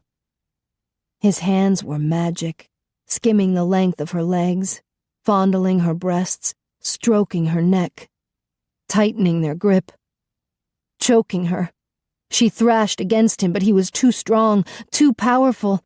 His face, half hidden in shadow, twisted in rage. Transformed, he roared like an animal. Elsa cried out. Ellie, what's wrong? Greta flipped on the bedside lamp between the two double beds. Elsa squinted at the sudden bright light. She could still hear the animal-like roar echoing in her head. A roar very much like the one she'd heard the day Howard had battled the feral pigs. Greta scrambled out of bed to grab the loaded shotgun she'd left on the desk. No! Elsa sat up. It was just a dream. Are you sure? Greta strode to the door with the shotgun. Greta, please, you're scaring me with that.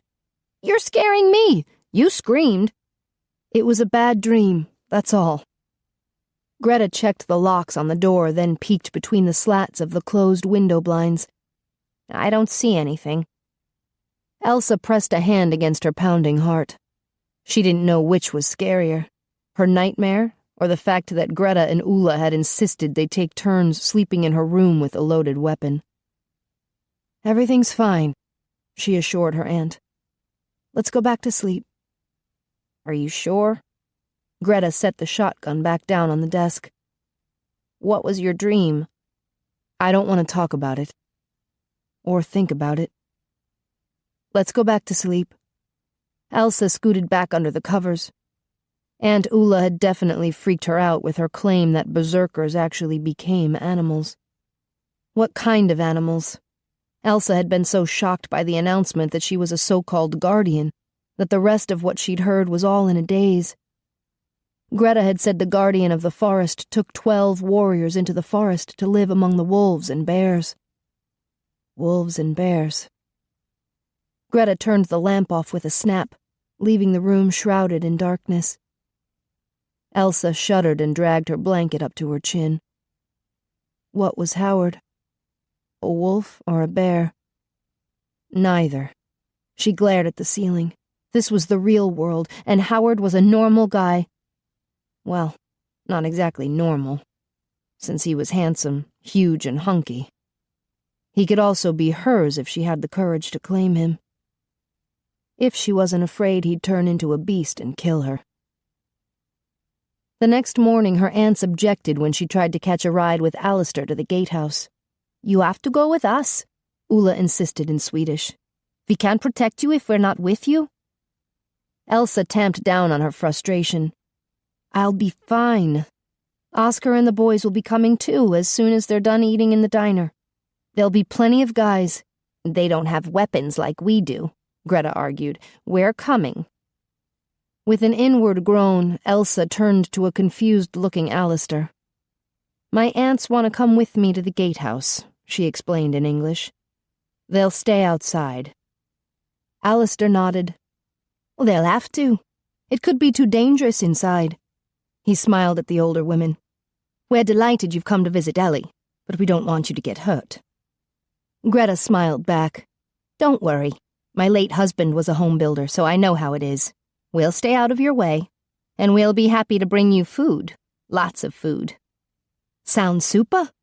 Alistair shook hands with them, then jumped into the rental car and drove off. With the parking lot temporarily empty, the aunts quickly stashed the shotgun and hunting rifle in the trunk of Greta's car. Elsa sighed. Nothing's going to happen, You'll be sitting outside all day, bored out of your skulls." "That reminds me I should bring my knitting."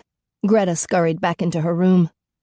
"Bring my book," Ulla called after her in Swedish. She gave Elsa a sheepish smile. "I'm reading a romance book. Very sexy." Elsa smiled back. "That's good. If the hero was anything like Howard, it would be a very sexy book." Ulla patted her on the back. "Don't worry. We'll keep you safe. If the berserker comes, we'll shoot him." Elsa winced. So much for romance. "Maybe we should try talking to him first?" Ulla scoffed. "Don't be silly." Greta hurried to the car, carrying a tote bag. "I've brought some water and snacks, too. Let's go." 15 minutes later, they stopped in front of the gatehouse. "If you get tired of hanging around here, go back to town," Elsa told her aunts as she climbed out of the car. "I'll be okay here." "We'll be fine, too." Greta shooed her away with her hand. "We'll see you at lunchtime." Elsa strode into the gatehouse and found Alistair in the kitchen munching on a donut. "Oh, yum." She reached into the box and grabbed one. So much for her diet. A girl who had nightmares was entitled to some emotional eating. Alistair nodded, his mouth full. She looked around the kitchen as she ate, then pointed at the door to the old laundry room. "The note's gone." "What note?" "It must have fallen off. I left a warning on the door that the floor inside is rotting away." "Oh, that. Yes, Oscar mentioned it. He took the broken window out yesterday after you left. I've ordered a new one." Alistair handed her a bottle of water from the ice chest. "Thanks. And thanks for bringing the donuts." She stuffed the last bite into her mouth. "I didn't do it. I think Howard must have." "Huh?" she said with a full mouth. "Well, he brought some yesterday. I suppose he brought these." She swallowed hard. "He was here?" "Well, I didn't see him." Alistair drank some water. "I guess Shanna gave him a key. He must have dropped these off before we arrived." Elsa stared at the huge box of 24 donuts. He'd brought enough for everyone. That was kind of him. "Yes." Alistair gave her a curious look. "He seems like a decent chap. I can't help but wonder why you refused to see him." She screwed the top off her water bottle. "It's a long story. Well, I must say he looked absolutely devastated when I told him." She winced. "But he gave me his word that he would honor your wishes." She nodded. So instead of knocking on her motel room door, he'd left a note for her in the office. "Has he kept his word?" Alistair asked. "Yes. He's a gentleman.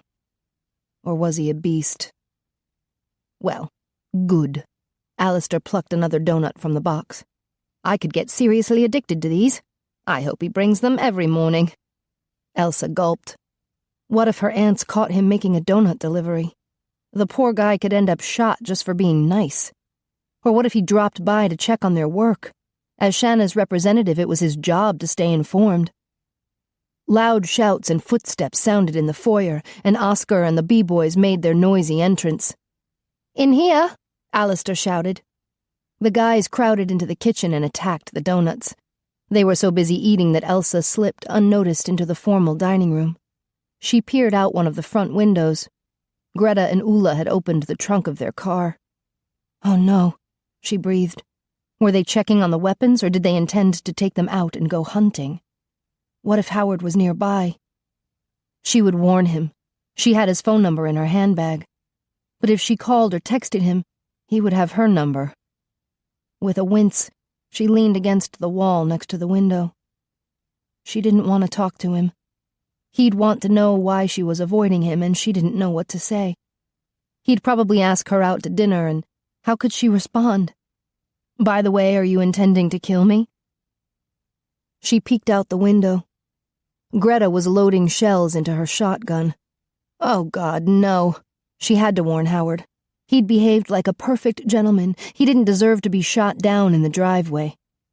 With trembling fingers, she retrieved her cell phone and his note from her handbag. Call or text? Text. Hearing his voice would make her all quivery inside. She started a message 3 times and erased it. Finally, she wrote, "Not safe for you at the gatehouse. My aunts are here with weapons." She hesitated with her finger above the send button. Once she pushed it, she couldn't take it back. He would contact her. With a grimace, she pushed send. Seconds ticked by with her heart pounding. She glanced out the window. Greta was loading the hunting rifle. Her phone jangled and she jumped. Oh God, it's him. She glanced around the room. It was empty. The guys were still in the kitchen. The phone rang again. Biting her lip, she took the call. Hello? Elsa? She groaned inwardly when his deep, sexy voice shuddered through her. Yes? We need to talk. No, my aunts are with me constantly. They're armed. I should meet them. No, they want to shoot you. They think you're a berserker. There was a pause. Then he replied, I would never hurt you. She winced. He hadn't denied being a berserker. Just stay away from me, okay? Wait, why are you refusing to see me? Goodbye, Howard. Is it because of the curse? Don't call me. She hung up. She rested her head against the wall and took deep breaths, waiting for her heart to stop racing. Her phone dinged, signaling a text. Ignore it. It dinged again. With a groan, she opened his message. I believe you could be the guardian of the forest. Her heart lurched. He knew about the guardians? He sent another text. That's why the animals are following you. Tears gathered in her eyes. Why couldn't she just be Elsa? The same Elsa she was a week ago. Amazon Ellie who built beautiful cabinets. Why was she suddenly floundering in a supernatural world where nothing was what it should be? Children could secretly teleport. She and her aunts were secretly guardians. Handsome men were secretly beasts. She sent him a message. I believe you are a berserker. A message came back. A descendant. He admitted it. Her heart sank and she wiped a tear from her cheek. Her hand shook as she typed out the next message. Wolf or bear? Her finger hovered over the send button. A tear splattered onto the screen. God help me, this can't be happening to me. She erased the message. He sent a new text. I believe our family curses are connected. She gasped. Was he admitting his ancestors had murdered hers? She texted back. Stay away from me. My aunts will kill you. The phone rang. Her heart jumped up her throat and she turned the phone off. A message appeared in her voicemail. She dropped the phone into her handbag and pulled out a small pack of tissue to blow her nose. I won't listen. I don't care what he says. She stuffed the tissue back into her handbag. Damn it. She couldn't stand not knowing. She grabbed the phone and hit voicemail. Elsa, I would never hurt you. Howard's voice sounded strained. We don't have to live our lives according to some damned curse. It's making us live in fear. All we have to do is reject the fear. We can break the curse if we love each other. Love? A tear rolled down her face. Could she trust Howard enough to love him? He'd admitted he was a berserker. Could she risk loving him when he might go into an animal-like frenzy and kill her? She dropped the phone into her handbag. Was Ula right? Did he actually become an animal? She glanced out the window. Her aunts were marching up and down the driveway carrying their weapons, ready to shoot the berserker. Howard. Wolf or bear? Chapter 15. Howard checked his phone for missed calls or texts. Nothing. A week had passed since his last conversation with Elsa. An agonizingly slow week where each day had dragged by, crushing his hopes that she would contact him. Had she simply dismissed him from her thoughts? Was he that easy to forget? Or was she keeping a distance in order to protect him from her aunts? She had texted him that warning. Did that mean she cared? What had the aunts told her? That as a berserker he was a murderous beast? Since they wanted to shoot him, they had to believe he wanted to attack her. Had they convinced Elsa to be afraid of him? Damn it. He wanted her to trust him. But how could he prove himself to her if he never saw her? Right now, his strategy was to prove his worthiness by honoring her wishes and staying away from her. But that was frustrating the hell out of him. It seemed lame, even cowardly. The bear in him wanted to barge into her motel room and demand respect. Unfortunately, a move like that would probably terrify Elsa, and it might earn him a few bullets in his stubborn hide. He continued to deliver 24 donuts to the gatehouse at dawn each day, and he did a quick inspection of the house so he could report to Shanna. In the past week, the construction crew had dug out the basement floor, lowering it by 2 feet. Then they'd laid a vapor barrier and a concrete floor. They'd reinforced the walls and rebuilt the staircase to the cellar. He'd gone to the house for 2 meetings with Alistair and Oscar, and 1 interview with the camerawoman, Madge. All 3 times, Elsa and her aunts were nowhere in sight. Apparently, she was given a warning to vacate the premises before he arrived. Angus, Emma, and all the guys on the mission in Mexico had returned after successfully rescuing the American hostages. Ian and Robbie were delighted to be back at the school with their pregnant wives. Connor had asked Howard if he and his wife could borrow his cabin nearby in the Adirondacks. Apparently, he and Marielle had fond memories of the place. Carlos was happy to be back, helping his wife with their newborn twins. Howard sighed. It seemed like everyone was in a happy, loving relationship but him. He pushed that miserable thought aside and turned his attention to the plan to wreak vengeance on Rhett Blethen. Harry sent him updates every day from Alaska. He was printing daily exposés on Rhett in Northern Lights sound bites, and the mainstream media was scrambling after his tasty tidbits like a pack of vultures. Rhett was followed everywhere, hounded by the press. Television and newspaper reporters interviewed people who confirmed that Rhett was harassing their towns and trying to force them out of their homes. As more bad press built up, more disgruntled people came out of hiding. Former employees who'd felt mistreated. Women who claimed Rhett had sexually assaulted them. The snowballs Harry had thrown were quickly becoming an avalanche. Howard called his friend to congratulate him. "You're doing great, Harry." "Thanks," Harry laughed. "I wish you could see Rhett's face these days. He's looking so whipped." Howard smiled. "It's about time he suffered for all his crimes." "Yeah, he'll never be able to run for office. And the politicians that used to be in his pocket, they're all trying to distance themselves. I wouldn't be surprised if his minions start to mutiny." That would be perfect. Howard couldn't think of a better way to hurt Rhett than making him lose his status as packmaster. Without all his minions to order around, he'd be rendered virtually powerless. "I may be hard to reach for the next few days," Harry said. "I'm going up the Yukon River to the site where our fathers had their logging company." Howard tensed.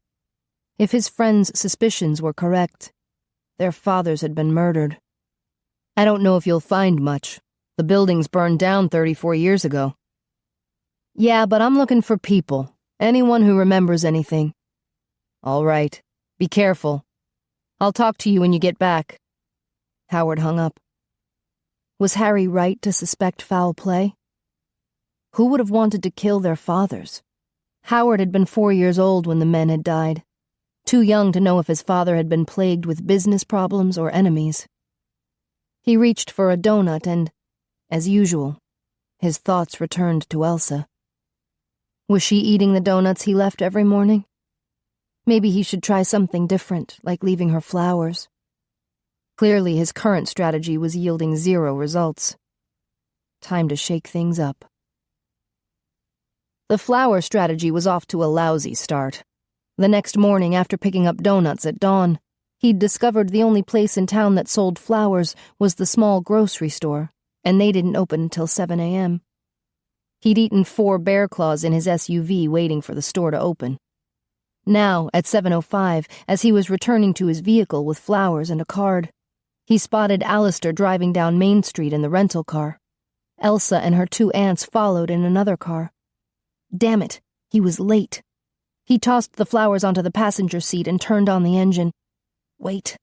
He'd better not catch up with them. If they saw him, they might think he was stalking them. And he couldn't park in the driveway next to them at the gatehouse. He needed to give them a few minutes. To pass the time, he took a pen from the glove compartment and wrote Elsa a note on the card.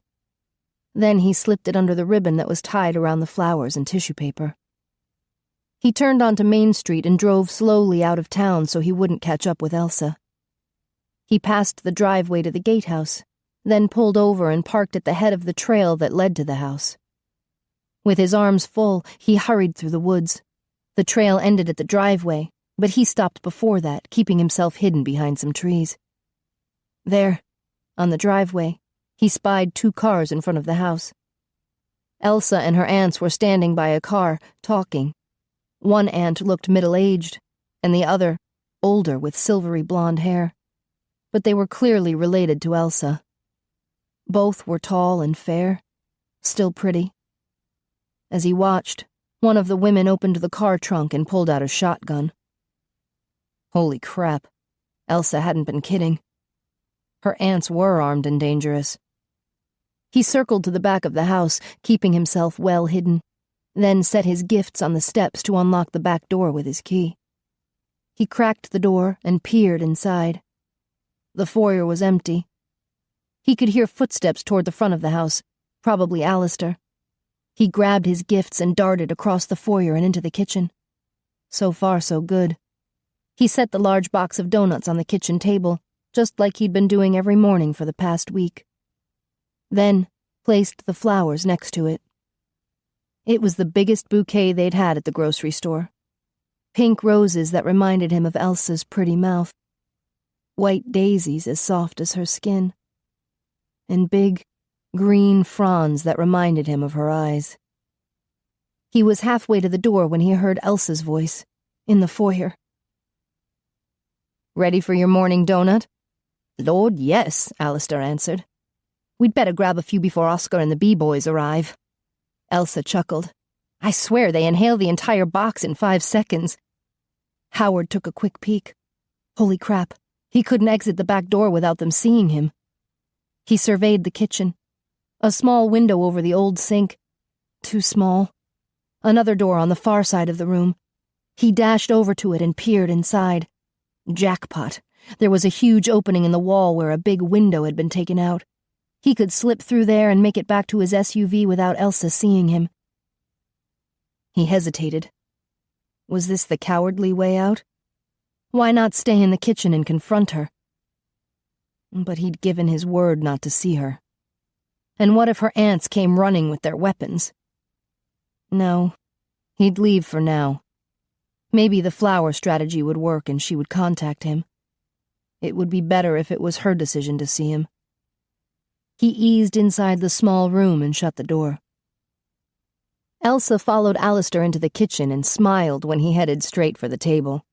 She was getting hooked on the daily donuts, too. She set her tool belt on the counter close to the kitchen sink. Today, she would take measurements and plan how to tackle the cabinets. She would need to add more overhead ones, and a big island with more— Blimey, look at this! She turned to see what Alistair was pointing at. Flowers. Her mouth fell open. For me? Alistair gave her a wry look. Well, you think Howard has a crush on me? Besides, your name is on the card. That's what we call a clue. Oh, her heart swelled in her chest. Howard had given her flowers? She rushed over to the table. They're beautiful. Flowers from Howard. She touched the card with his bold handwriting, then gently stroked one of the pink roses. She couldn't recall ever getting flowers before. Her last boyfriend had surprised her on Valentine's Day with 2 tickets to a wrestling match. Somehow, Guys never understood that inside her large body, there was a woman who craved pretty, girly things as much as any other female. But Howard understood, and he hadn't forgotten her or given up on her. "Are you sure you don't want to see him?" Alistair watched her closely. "You have an incredibly sappy look." "Hush." She glared at him, then grabbed the flowers and marched toward the kitchen sink, putting her back to him so he couldn't see her read the note. She lay the bouquet down next to her tool belt. Crack! A loud noise erupted in the room next door, followed by a man's shout. She jumped. "What the hell?" Alistair ran toward the laundry room and flung the door open. "Oh my God!" "What?" Elsa bumped up against him, trying to see into the room. She gasped. There was a huge, gaping hole in the floor. Someone had fallen through. A masculine groan floated up from the cellar. "Howard?" She rushed forward. "Careful!" Alistair grabbed her arm. "Don't get too close." She craned her neck, trying to peer into the hole. "Howard, is that you?" A groan answered, then a muttered, "Holy crap." Her heart plummeted. Howard could be seriously injured. "Call an ambulance," Alistair whispered. "I'll go downstairs to check on him." He rushed from the room. An ambulance? A wave of dizziness swept over Elsa, and she crouched on the floor to keep from falling. Where had she left her handbag and cell phone? In the kitchen? The parlor? Had Howard gotten hurt bringing her flowers? "Howard?" She crawled toward the hole. It was dark in the cellar and she could barely make out his form. "Elsa, don't get too close to the edge," he called up to her. "You could fall." He was worried about her? Her aunts had to be wrong. Howard wasn't a beast planning to harm her. The poor guy had to be in pain, yet he was more concerned about her safety than his own injuries. "How badly are you hurt?" she asked. "Just a few scrapes, no big deal." She suspected he was making light of it. "What were you doing?" I was running late this morning. I thought I could leave through the window opening." A pang of guilt shot through her chest. He had tried to leave the house without her seeing him. He'd gotten injured trying to honor her wishes. A light suddenly brightened the cellar, and Alistair appeared below, aiming a flashlight at Howard.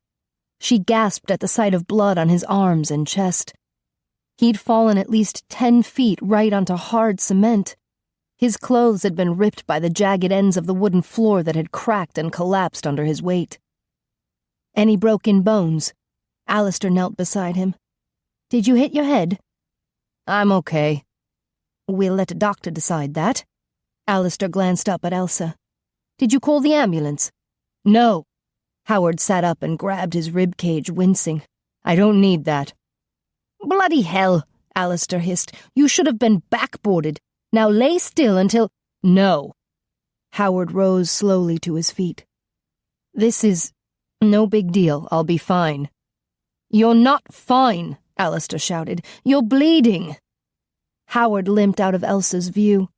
She scooted back, then ran toward the head of the stairs. In a few minutes, she saw him slowly climbing up from the basement. Her heart squeezed. He looked so beat up. "Can I take you to a doctor?" He glanced up at her. "I appreciate that, but there's no need."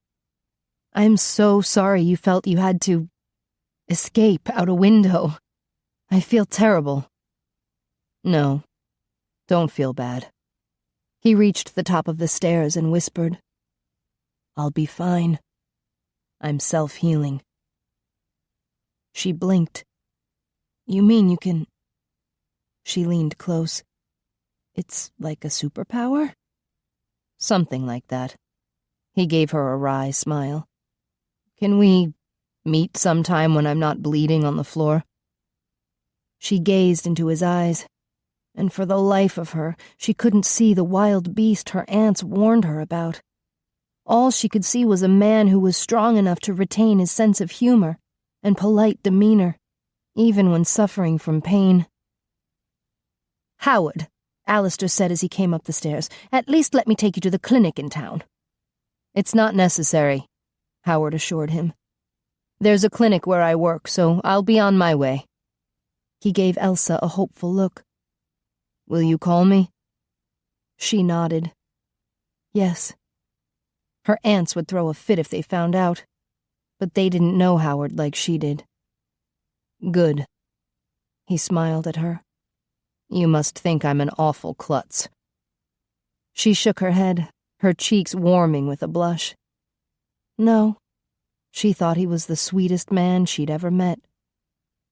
He glanced toward the front door. "To avoid sustaining further injuries such as gunshot wounds, I'll just make my exit out the back." She winced. "I understand." As he walked haltingly toward the back door, her heart squeezed. "Be careful," she called as he eased out the door. "You're totally smitten," Alistair whispered. "Hush." "Not that I blame you. The man nearly killed himself just to bring you flowers."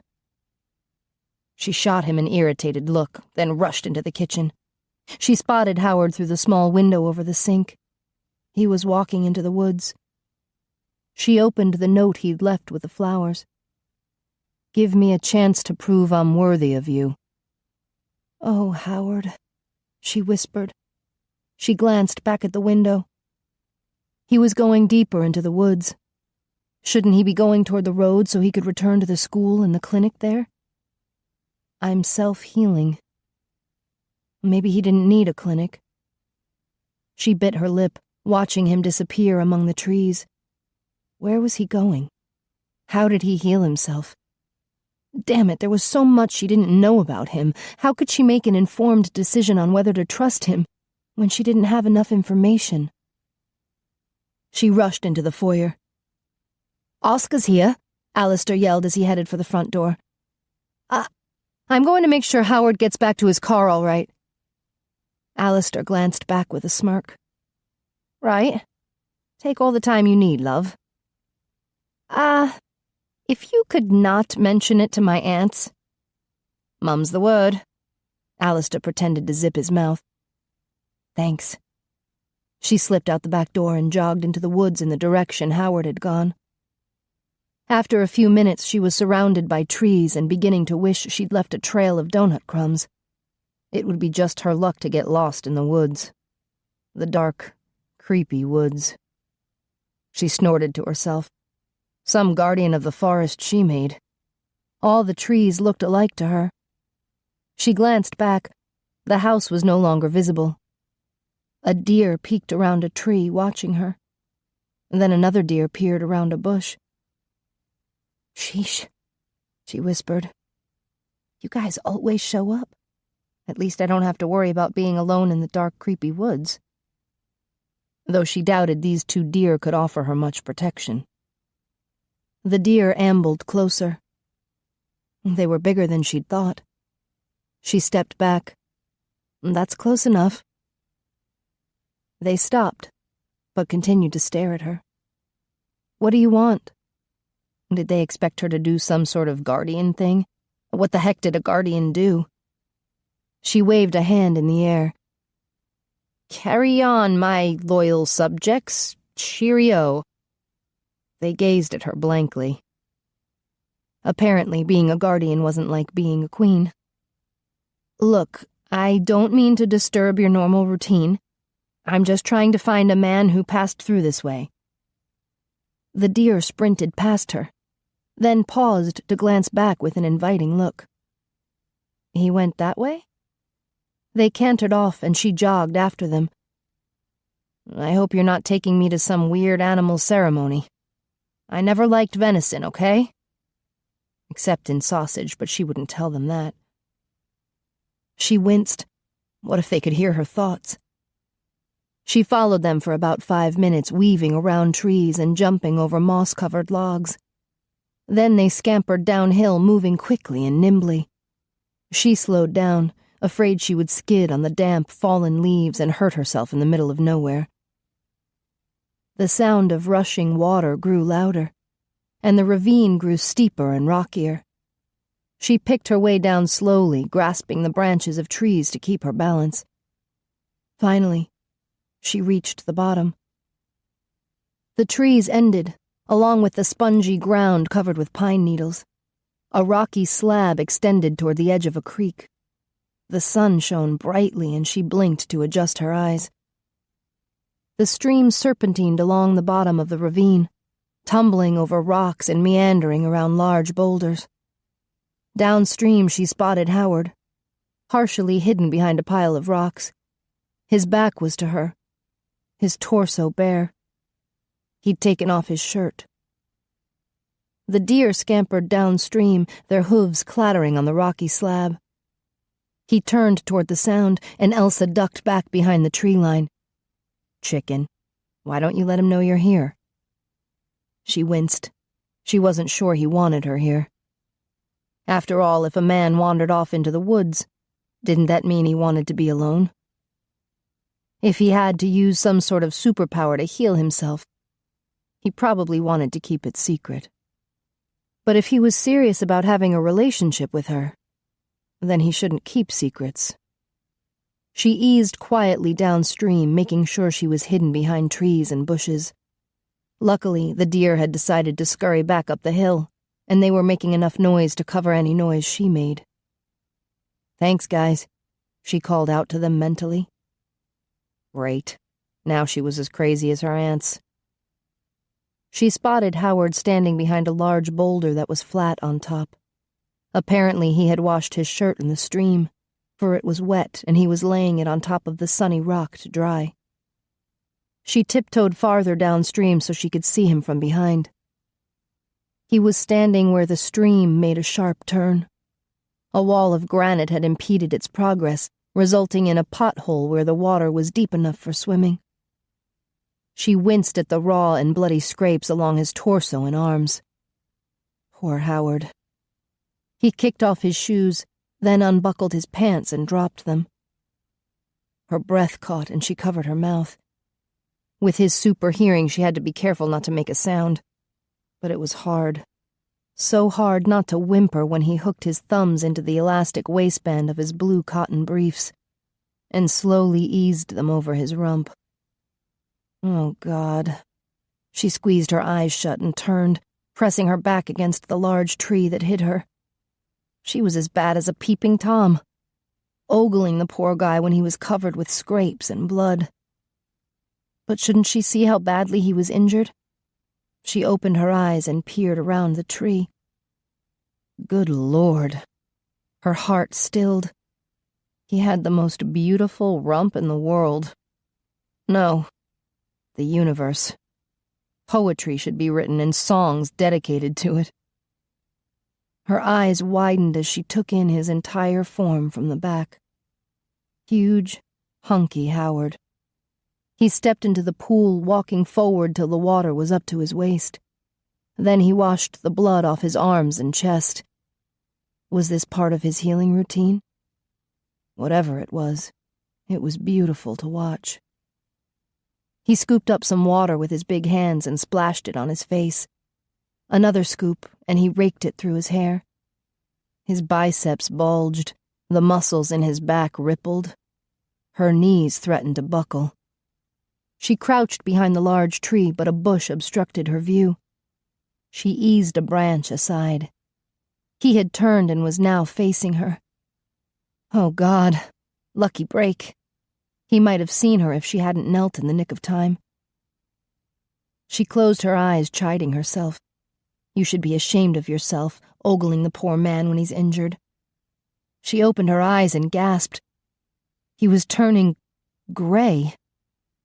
He looked up. Damn it. She hunkered lower behind the bush.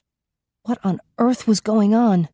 A man's skin color didn't just change like that. She peeked again. Gray. He looked like a Greek god sculpted out of pewter. His eyes blazed a deep blue. Her heart raced. This had to be his superpower. This was how he healed himself. She took another peek and choked. His body was shimmering, growing, changing. Hair sprouted. His face contorted, shimmered, then snapped into sharp focus. A bear. Her knees and arms buckled and she collapsed on the ground. Dazed, she watched him through the branches. She blinked, and he was still there. Howard was a bear. She shook her head. She'd wondered if he could be a wolf or bear, but now with the proof right in front of her, she still found it hard to believe. But there he was. A huge, freaking bear. Not a cute little panda. A humongous, hulking, grisly bear. He splashed around in the water, then lumbered out onto the bank and shook himself. Droplets of water shot out in all directions. Her heart lurched as reality finally slapped her hard across the face. She was about 30 feet away from a grizzly bear. Panic slammed into her. What could she do?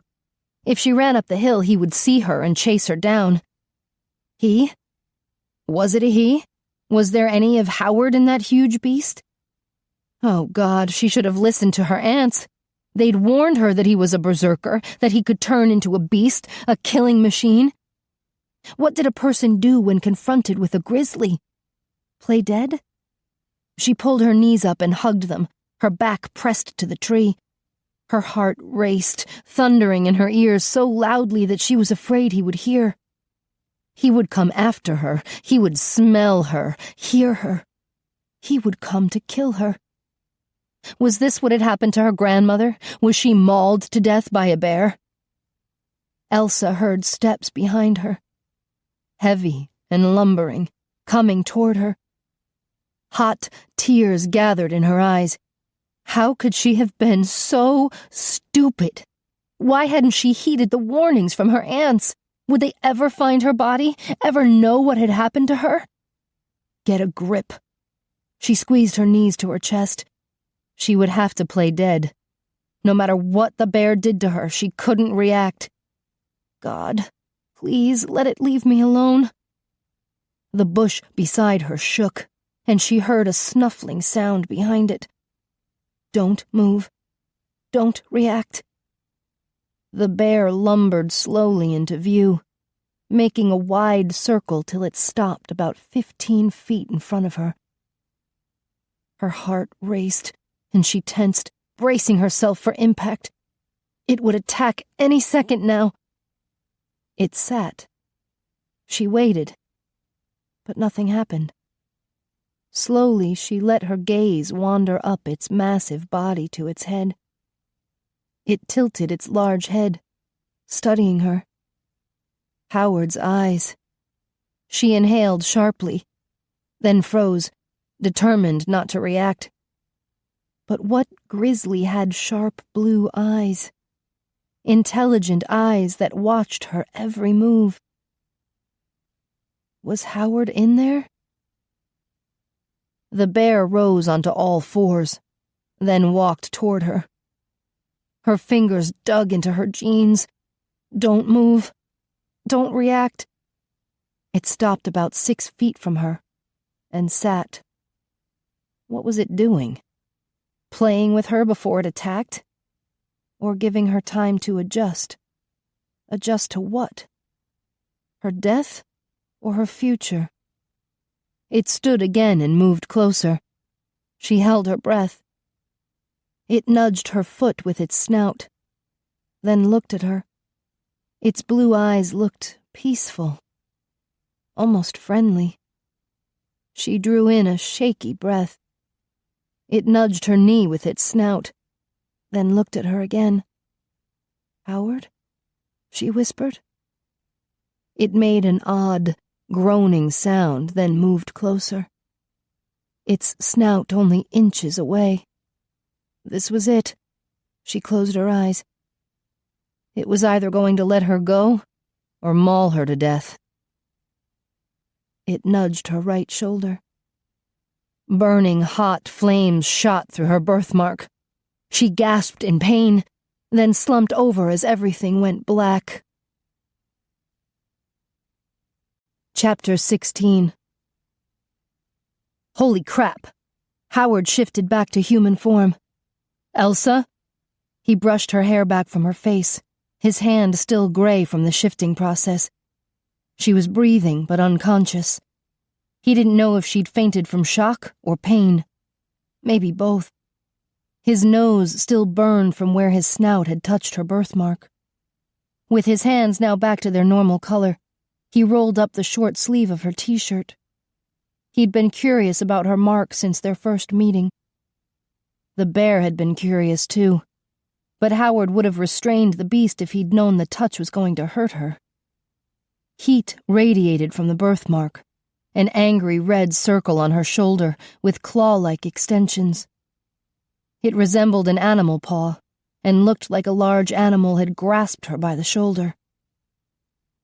"Elsa, it's all right." No response. He lifted her in his arms and carried her back to the stream. A few feet into the pool, where it was still shallow, there was a flat rock. He sat on it with her draped across his lap. "Time to wake up," he murmured, trying not to think about her lovely rump nestled against his groin. He dangled his hand in the cool stream, then stroked her cheek with his wet fingers. "Wake up, sweetheart." He dampened his hand again and brushed her hair back from her brow. She moaned. Was she still in pain? If he touched her birthmark with his bare hand, would it hurt her again? He looked around for something to use and spotted his cotton briefs nearby on the bank, where he'd dropped them on top of his pants. With his trousers and shirt both torn and bloody, the briefs were the cleanest choice. He grabbed the underwear, dunked it into the cool water, then pressed it against her hot birthmark. Her eyes fluttered open. "There you are," he smiled. "You were starting to scare me." She stared at him, a dazed look on her face. "You fainted." He sloshed his underwear into the stream again, then pressed it to her birthmark. "I didn't mean to make this burn again. I'm sorry." A shudder skittered through her. Then she frantically looked around. "It's all right." He gave her a reassuring smile. "You should know by now that I'm not going to hurt you. I'm wild about you." Her eyes widened, taking on a tinge of panic. "Wild?" He winced. "Bad word choice. How about smitten? Infatuated?" "No!" She scrambled out of his arms and stumbled onto the bank of the stream. "You—" She pointed a trembling finger at him. You're... She blinked and looked him over. 4 letters, starts with a B. "But naked." "That too," he nodded. "Though it's probably a minor issue at the moment." She dragged a hand through her hair as her gaze darted nervously about. "I didn't imagine it, did I?" "No." Her gaze landed on the tree where she'd hidden earlier. With a shaky breath, she'd pressed a hand to her heart. "I thought I was going to die." Her eyes shimmered with tears. "I thought you were going to kill me." "Elsa," he started to get up. "Sweetheart, no." She jumped, her hands spread out. "Don't move." He sat back on the rock, half of his rump underwater, with his knees bent and his arms crossed over them. Most of his groin was hidden, which was good at the moment. "There's no need to be afraid of me." "No need?" She waved her arms. "You're a bear. A huge, freaking grizzly bear. And I didn't hurt you." He winced. "Except for the burn from your birthmark. I didn't expect that to happen. I thought it was a one-time deal." Maybe it was a one-time occurrence for him in each form as human and bear. She bit her lip, watching him with a look that was part disbelief, part terror. Damn it, he didn't want her to be afraid of him. Someday they would laugh about this, and the sooner that day arrived, the better. "I knew you were there, Elsa. I could smell your scent. And you moved through the forest like a herd of buffalo." What? He smiled. That was more like it. He'd take her anger, embarrassment, annoyance, any emotion but fear. Did you enjoy the show? Watching you turn into a beast? She shuddered. Of course not, it was a horror show. I was referring to the peep show when you watched me strip. She looked away, her cheeks pink. I didn't expect you to do that. I just followed you here out of concern for your health. His mouth twitched. That was kind of you. It was the least I could do. After all, you were injured bringing me flowers. Did you like them? Yes. She gave him a sheepish look. Okay. It wasn't just concern. I was curious. You said you were self-healing, and I wanted to see how it worked. The last thing I expected was for you to... Shift? She shuddered. Is that what you call it? I have to shift in order to heal. He lifted his arms to the side. See? The scrapes are gone. I had a real bad one here just above my hip. He leaned to the side to show her. Her eyes widened, then she looked away. I believe you. And my cracked ribs are completely healed. She turned back to him with an alarmed expression. You had cracked ribs? Yes. He ran his hands over his chest and across his abs. I was in a great deal of pain. Her gaze followed his hands. I'm glad you're better now. He lifted his leg nearest her. I had some scrapes along my calf and even here on my thigh. A glazed look came over her face.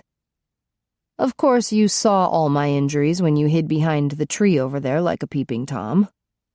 She stiffened. Excuse me? I believe you gasped when I pulled my underwear off. She gasped. I did not. I was very careful not to make any noise. She winced and her face turned pink. He grinned. You have some nerve. Her eyes flashed with anger, making it sound like I'm some kind of pervert when you're a beast. He narrowed his eyes. Maybe you shouldn't follow men into the woods. Maybe you should have warned me. How? For the past week you refused to talk to me. If you knew I was behind that tree, you should have warned me. She crossed her arms and glared at him. You scared me to death. A warning would have scared you too.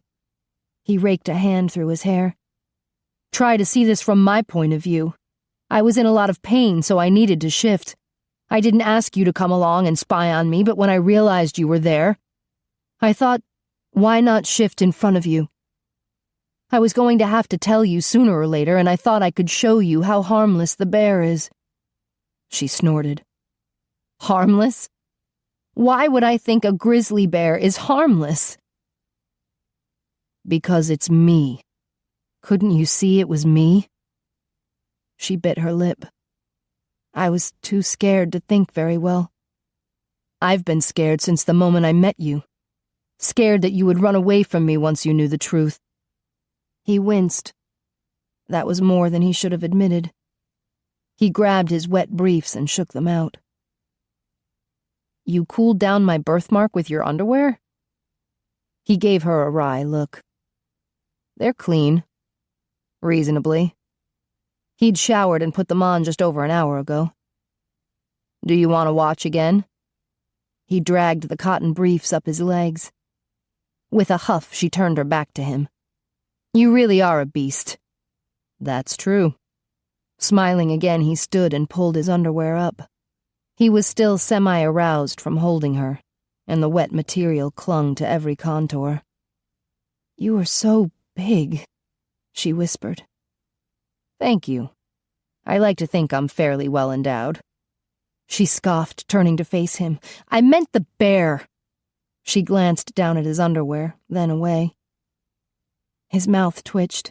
He'd known what she was referring to, but it was too much fun teasing her. I'm actually a Kodiak bear. That's the biggest of the grizzlies. Great, she muttered. He pulled on his trousers. And in case you're wondering, I'm proportional. Huh? She slanted a suspicious look his way. By that I mean, he carefully zipped his pants up. I'm big all over. She snorted and looked away. As if I'm interested. Aren't you? He leaned against the boulder to pull on his socks. You followed me here. She planted her hands on her hips and glared at him. Fine. I acknowledge your bigness. You have a big chest and big shoulders. Thank you. He tugged on the last sock. Big muscles. Yes. He stuffed his feet into his shoes. An enormously big ego. He grinned. That too. He slipped on his polo shirt. It was ripped in places and still damp.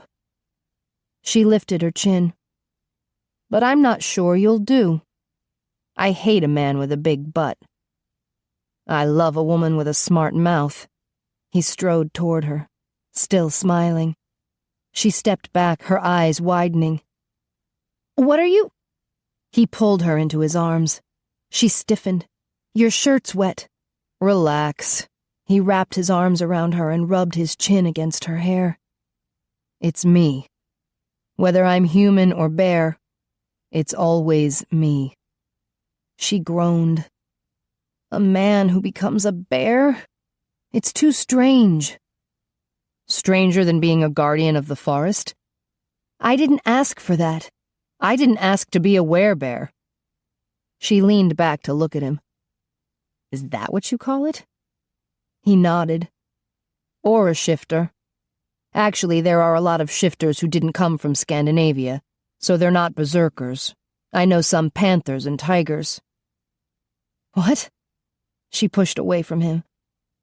Are you telling me people turn into those things? There's more to the world than you would normally. I don't want to hear it. She lifted a hand to stop him. I'm having supernatural overload. I want a nice, normal world. Fine. Then look at it this way. Right now I'm a man, you're a woman. One hell of a woman. His gaze dropped to her chest, which had been dampened by his wet shirt. Her t-shirt was molded to her breasts, her nipples clearly defined. And the feelings we're having are completely normal. The attraction, the desire. She sucked in a deep breath. I'm not sure I can handle this. I want you. He moved closer. I've always wanted you. No, she whispered, but her body betrayed her. Her nipples puckered, the tips growing tight as beads. You want me, too. He cupped her breast, and she stepped back. Please, I need more time. Elsa. He wrapped his arms around her and pulled her tight. I'll give you all the time you need. But please, don't spend it convincing yourself that I'm dangerous, or that I'm going to hurt you. How could I hurt you when I'm falling for you? Oh, Howard. She rested her head on his shoulder. I do want to believe you, but this werebear stuff is so... amazing? Frightening. She leaned back to study his face. What if you lose control? I'm always in complete control. Of the bear, that is. He glanced down at his swollen groin. Other parts seem to have a mind of their own. She gave him a wry look. Beast. Goldilocks. He kissed her brow. Will you admit the truth? What truth? He leaned close to whisper in her ear. You liked my butt. She swatted his shoulder. Would you get over yourself? He chuckled. I would actually prefer to talk about your naked body, if you could give me something to go on. His hand slid over the curve of her rump. Oh, yeah, this is... Will you stop? She shoved him away with an exasperated look. I'm still in shock, And you keep trying to feel me up. Right, he nodded. My apologies. He gave her a forlorn look. I'm a bad little bear. Her mouth twitched. Can you ever be serious? I'm serious about you, he smiled. Seriously. She gave him a bemused look. And this is the personality of a grizzly? Think of me as a big, cuddly honey bear. She snorted and turned to walk up the hill. I don't know what to think. At least she didn't seem afraid of him anymore. He caught up with her. Can I see you tomorrow? I don't know. She slanted him an annoyed look. Can you manage to stay human for the entire time? Yes. But it would be fun to act like animals. Beast. Goldilocks. He took her hand to help her up a steep incline. So I'll see you tomorrow morning? Maybe, she sighed. It would have to be secret. My aunts would shoot you on sight. I understand. They reached the top of the hill. The walk back to the house would be easy now, but he didn't let go of her hand. With a smile, he realized she wasn't pulling away, even though she knew he was a beast. Chapter 17. A beautiful man came to her in the night, large and powerful. He covered her body with his. His big hands roamed over her skin, setting her on fire. She wanted him. She cried out for him. She burned for him. His hands were magic, skimming the length of her legs, fondling her breasts, stroking her neck, tightening their grip, choking her. She thrashed against him, but he was too strong, too powerful. His face, half hidden in shadow, twisted in rage. Transformed, he roared like an animal. She gazed up at him in horror. In the flicker of firelight, she caught a glimpse of his head. A bear. She woke with a strangled cry. Elsa? Great Aunt Ula clicked on the bedside lamp. She covered her eyes while her vision adjusted to the bright light. I'm fine. Are you sure? Ula asked in Swedish. Yeah, it was just a bad dream. I'll get you some water.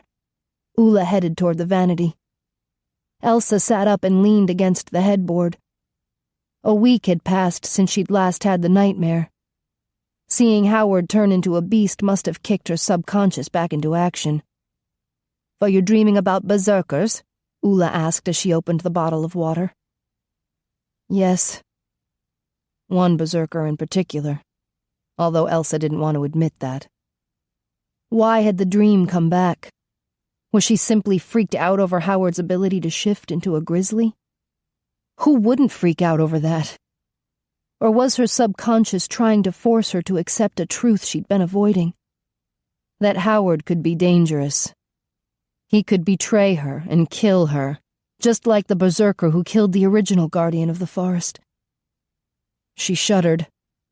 How could she be so attracted to Howard when he was a beast? How could she fall for a real-life berserker who might kill her? Even her subconscious had succumbed to the attraction. At the beginning of the dream, when the man was making love to her, she writhed beneath his powerful body, hungry for his touch. And in her mind, she knew who he was. Howard. Huge, handsome Howard. When his hands cupped her breasts, she arched up to him, begging him to suckle her. When his hands stroked her legs, she opened her thighs for him. She was dying for him. Hot Howard. She'd actually enjoyed the dream until he started choking her. Horror show Howard. Here. Ula offered her a glass of water. Thanks. She took a sip. Do you want to talk about it? Ula asked. Not really. She set the glass on the bedside table. Can you tell me about my grandmother? Of course. Ula perched on the side of her bed. Her face softened with a smile as she remembered. Birgit was a beautiful woman, much like you. She grew up knowing about the curse, but she never feared it. She loved being the guardian of the forest. I tried to keep her with me on the island, where she would be safe, but she never stayed for long. She had a cabin deep in the woods, and she would go there often to be with the animals. They were her dearest friends. Elsa recalled how she apparently communicated with the deer earlier that day. My grandmother could talk to the animals? Yes. As her powers grew, she was able to do even more. One time I saw her heal a deer with a broken leg simply by touching it. Elsa's breath caught. Would she actually develop powers like that? That's amazing. Birgit was amazing. The animals would gather around her, wild cats sitting alongside rabbits without harming them. They were at peace with her. They were devoted to her. Ulla sighed. Some of them died trying to save her. A chill skittered down Elsa's back. How did she die? We're not sure. No one was there to witness it. But she was mauled to death by a wild animal. There was a herd of deer scattered around her, also mauled to death. They tried to protect her. Goosebumps prickled Elsa's arms. Mauled to death by a wild animal. It would have to be a big and ferocious animal to take out a herd of deer. Ferocious enough to kill a herd of feral pigs? She swallowed hard. You think the animal was a berserker? Yes, Ulla nodded. Birgit had met someone a few weeks earlier who made her birthmark burn. According to family legend, only a berserker can make it burn, and a murder happens soon after that. But you don't have actual proof that it's a berserker who commits the murders. Who else could it be? Ulla asked. The Guardian and Berserker are forever linked together in cruel dance that has repeated itself over and over to the centuries. The Guardian made the Berserkers, dooming those men to roam the earth as beasts. And they, in turn, are doomed to seek out their creator and destroy her. Elsa grimaced. So she was doomed to die. She rubbed her brow. Surely they weren't robots pre-programmed for disaster. They had free will. Couldn't they choose a different destiny? What if they loved each other? Wouldn't that break the curse? Howard had suggested that on the voicemail he'd left her. But Howard was a berserker. A bear. If the bear's instinct was to kill her, could he stop it? If she continued to see Howard, wasn't that akin to playing Russian roulette? What if he couldn't always control the bear? A momentary lapse could mean her death. Howard knew something was wrong when Elsa didn't answer his text message the next morning. He'd asked her to meet him during her break, but she never responded. He'd half expected this. She had a lot to adjust to, and she'd said she needed time. But time might allow her fear to grow to the point that she rejected him. He sat at his desk in the security office at Dragon Nest, contemplating his next move. What he needed was a new strategy that would convince her he could be trusted. The bear inside him wanted to haul her off to his nearby cabin and ravish her until she surrendered herself completely. Howard snorted. The bear tended to think only in physical terms, and while it was true that he was dying to make love to Elsa, her surrender was the last thing he wanted. He wanted her to choose him. He wanted her to love him and come to him of her own free will. For it wasn't just her body and beautiful face that attracted him. It was her bold spirit, her bright intelligence, her wry sense of humor, her creativity, bravery, generosity, vulnerability, everything that made Elsa who she was. The more he got to know her, the more he craved her. He wanted to hold her, kiss her, make her moan with pleasure, and watch her shudder with release. He wanted to make her laugh, wanted to wake her every morning with a kiss, wanted to cheer her on when she crafted beautiful cabinets and woodwork. He wanted her to succeed, be happy. He thought back to the wish he'd made in the park. to love without regret. He wanted his love to bring Elsa joy. Face it, you're in love with her. The thought didn't alarm him. Deep in his soul, he'd known he was falling in love with her, and he'd never been tempted to stop it. It felt right. They felt right. The only problem was the fear generated by his being a berserker. Any woman in her right mind would be afraid to date a man who could turn into a beast. And Elsa had it even worse, for she was descended from a long line of women who were apparently killed by berserkers. Somehow he had to convince her she was safe with him, that she could trust him. He recalled what she said that night in the park. She'd wished that he could be trusted. That meant that deep inside she wanted to trust him, wanted to fall for him. He just needed to tap into that and give her what she truly desired. He wasn't going to give up. He wouldn't even wait. He would press forward. Later that afternoon, Elsa was alone working in the kitchen. The other guys were in the front parlor and dining room where they were lowering the ceiling by 2 feet to make room for plumbing and wiring. Madge and her crew had returned from New York City to record their efforts. Elsa was avoiding the guys today. Yesterday they had found the flowers and Howard's card on the counter, and now they were having fun teasing her. She busied herself in the kitchen, removing the cabinet doors. Her plan was to sand and refinish the existing cabinets before building new ones that matched. But first, the cabinets needed to be thoroughly cleaned inside and out. She was grateful for the hard work.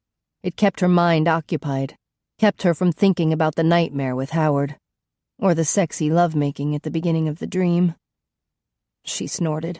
How foolish could she be? She wanted to think about him fondling her breasts, when his hands eventually grabbed hold of her neck. Tired of being on her knees with her head inside a cabinet, she straightened and stretched.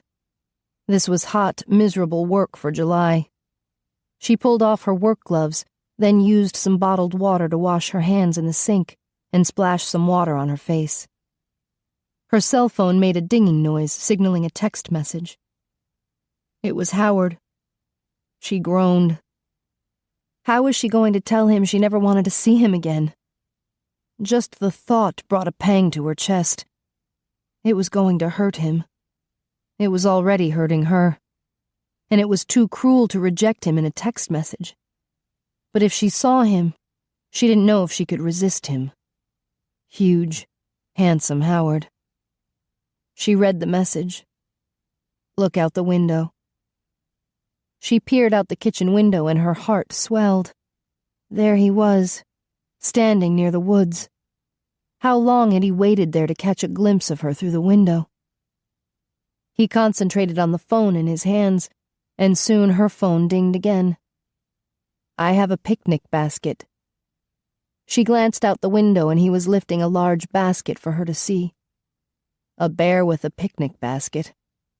Her mouth twitched and she texted back. Did you get that at Jellystone Park? Don't turn me into Ranger Smith. She smiled and texted back. Is it full of donuts? Come and see what's inside. He pocketed his phone, then reached into the basket to pull out a checkered blanket. He stretched it on the ground under the canopy of trees. Elsa watched as he removed more things from the basket. Horrible Howard. He knew what a curious person she was. She was also hungry and thirsty. It was after 4 in the afternoon, and she'd had only a salad for lunch. After long hours of physical labor, the picnic looked terribly tempting. No doubt it was cool and breezy beneath those trees, not hot and stuffy like the kitchen. And he was setting it up close to the house. There were a bunch of guys in the house, and her aunts were stationed on the front driveway. After a week of no action, they spent most of their time in the car now, reading and knitting, but they still had their weapons in the trunk. It should be safe to meet Howard, for a little while. She wasn't much to look at with her dirty work clothes, but did it matter when she was just going to reject him? Another twinge jabbed at her heart. She grabbed the hairbrush out of her handbag, then quickly brushed her hair and pulled it back into a ponytail. She took a deep breath. Enough with the procrastination. Just get the rejection over with. A quick strike would be less painful. She marched outside. Be kind, but firm. He glanced back at her and smiled. Damn it. The man's smile could melt an iceberg. Stay strong. Determined. Don't waver. Is that champagne? He filled a second wine glass with the white fizzy liquid. Sparkling white grape juice. He handed her a glass. I thought this would be best in case you had to operate any machinery. Oh, that was thoughtful of him. Cheers. He clinked his glass against hers and drank. Good Lord. She'd never realized how sexy a man's throat could be when his Adam's apple was moving up and down with each swallow. Don't think about that. She shook herself and took a sip. The juice was wonderfully chilled. She downed the rest of her glass. Good. He watched her, his mouth curled into the half-smile that caused his cheek to dimple. She nodded, aware of a tingly sensation in her mouth. Have a seat. He motioned to the blanket. Well, actually... She eyed the plate filled with green grapes, red strawberries, water crackers, and slices of cheese. Another plate held an assortment of Ghirardelli chocolate squares. Would it hurt to share a few bites with him? He'd gone to so much trouble. All right. She sat on one edge of the blanket. He sat on the other side with the plates of food between them. Let me refill your glass. He leaned closer to pour more juice into her wine glass. She took a sip. This was very kind of you. He popped a grape into his mouth. The cafeteria lady loaned me the basket. I told her I needed to impress a beautiful woman. Elsa snorted. I'm a dirty mess today. You're strong and talented at what you do. It's part of what makes you beautiful to me. She groaned inwardly. Rejecting him was so hard. Have some food. He stacked a piece of cheese onto a cracker and bit into it. How's your day going? She nibbled on some cheese. The guys are teasing me something awful. Why? When I followed you yesterday, I left the note on the kitchen counter. You know, the note you wrote. Let me prove that I'm worthy of you. She nodded, her face growing warm. Now every time they see me, they bow down and say, I'm not worthy. Howard chuckled. Sorry about that. She ate another piece of cheese with a cracker and looked about. 3 squirrels and a raccoon were watching. A deer was crossing the clearing headed toward them. Sheesh, it doesn't take them long to find me. Shoo! Howard waved a hand at them and they scattered. She huffed. You don't have to frighten them. His eyebrows lifted. Spoken like a true guardian. A week ago they were freaking you out, and now you're acting protective. They don't mean me any harm. You can't be sure. I don't think those feral pigs were impressed by your guardianship. Frowning, she picked a few grapes off the stem. What do you think? About me being a guardian and all. I found it hard to believe at first. My grandfather told me the story 1,000,000 times when I was growing up, but I always considered it a fairy tale. But now... He sipped some more juice, deep in thought. It makes sense. Werewolves and werebears exist, so the guardians should exist too. You made us who we are. She swallowed hard. Was this why the berserkers killed their guardian? Do you... resent us? For what? She winced. My ancestor turned you into beasts. Doesn't that make you angry? No. Elsa, I'm perfectly happy with who and what I am. I'm super strong, super fast, have superior senses, and I can live for about 500 years. Her mouth dropped open. Are you kidding me? No. He smirked. How old do you think I am? She gasped. You're hundreds of years old? No, I'm 38. He dragged a hand through his thick brown hair. Holy crap, I thought I looked a lot younger. Oh, you do. She bit her lip to keep from laughing when he gave her a dubious look. Sorry. When you said 500 years, I thought... Never mind. He ripped open a foil package of chocolate and stuffed it into his mouth. You don't look a day over 30. He grunted. My point is, I don't resent being what I am. I like it. And all the werebears I know like it too. You should have nothing to fear from them. Or me. But we still believe that my grandmother was killed by a berserker, and her grandmother before her. He grimaced. I'm really sorry about that. But that happened in Sweden, right? Maybe the berserkers there are a bunch of miserable SOBs. I can tell you for a fact that the werebears in Alaska are a jolly bunch. We would never harm a woman. Could that be true? Could the berserkers who left Scandinavia be different? How did your people end up in Alaska? Howard shrugged. According to my grandfather, they left about 1,000 years ago and migrated all the way across Russia. How did the line continue? Did they find female werebears? They didn't have to. The werebear gene is always dominant, so they were free to marry whomever they pleased. And the children were always werebears? Howard nodded. According to my grandfather, the berserkers did find some werebears in Alaska. Local shamans who could turn into Kodiak bears. Our line mixed with theirs, and that's why I'm a Kodiak bear. Oh. She considered this news.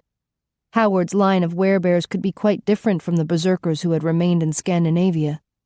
Maybe the curse hadn't followed his people. But your grandfather still believes you are cursed? Howard waved a dismissive hand. It has no power unless you believe in it. She nodded. That's what she'd always thought. But the curse had been much easier to dismiss before she'd learned that berserkers were real. I'm still a bit worried. I know you are.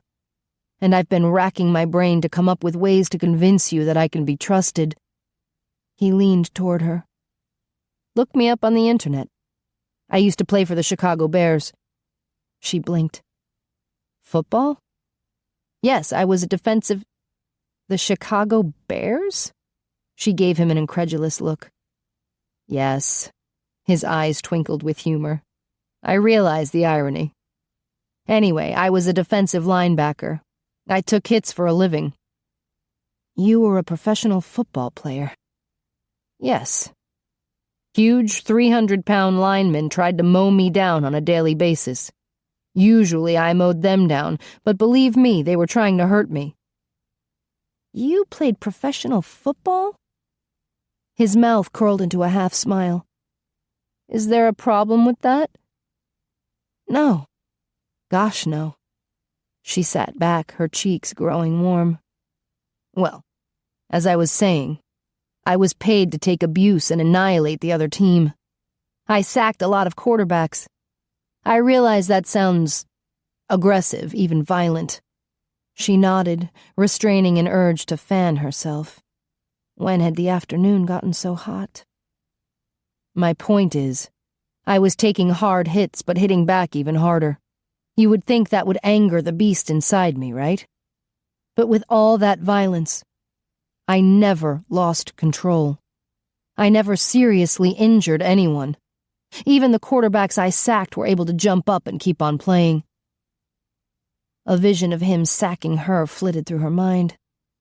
Except when he tackled her, they would land in bed. Touchdown. If you don't believe me, you can look it up. Huge, handsome Howard. He probably had women throwing themselves at him. Okay. He gave her a questioning look. She nodded. Then there's my second point. I work for McKay Security and Investigations, and for the past few years, I've been a bodyguard for the Dragonesti family. Currently, I'm stationed at the Dragon Nest Academy as head of security. They would never trust me to guard their children if I wasn't absolutely in control. She sighed. He was making good points, and her resolve was slipping fast. I would be happy to give you a tour of the school and let you talk to other people. It might alleviate any concerns you have. She sipped some more juice. I'll think about it. Good. He heaved a sigh of relief. I don't want to lose you, Elsa. She didn't want to lose him either. But wasn't it crazy to date a werebear? A huge beast of a man? Her gaze drifted over his big, muscular body.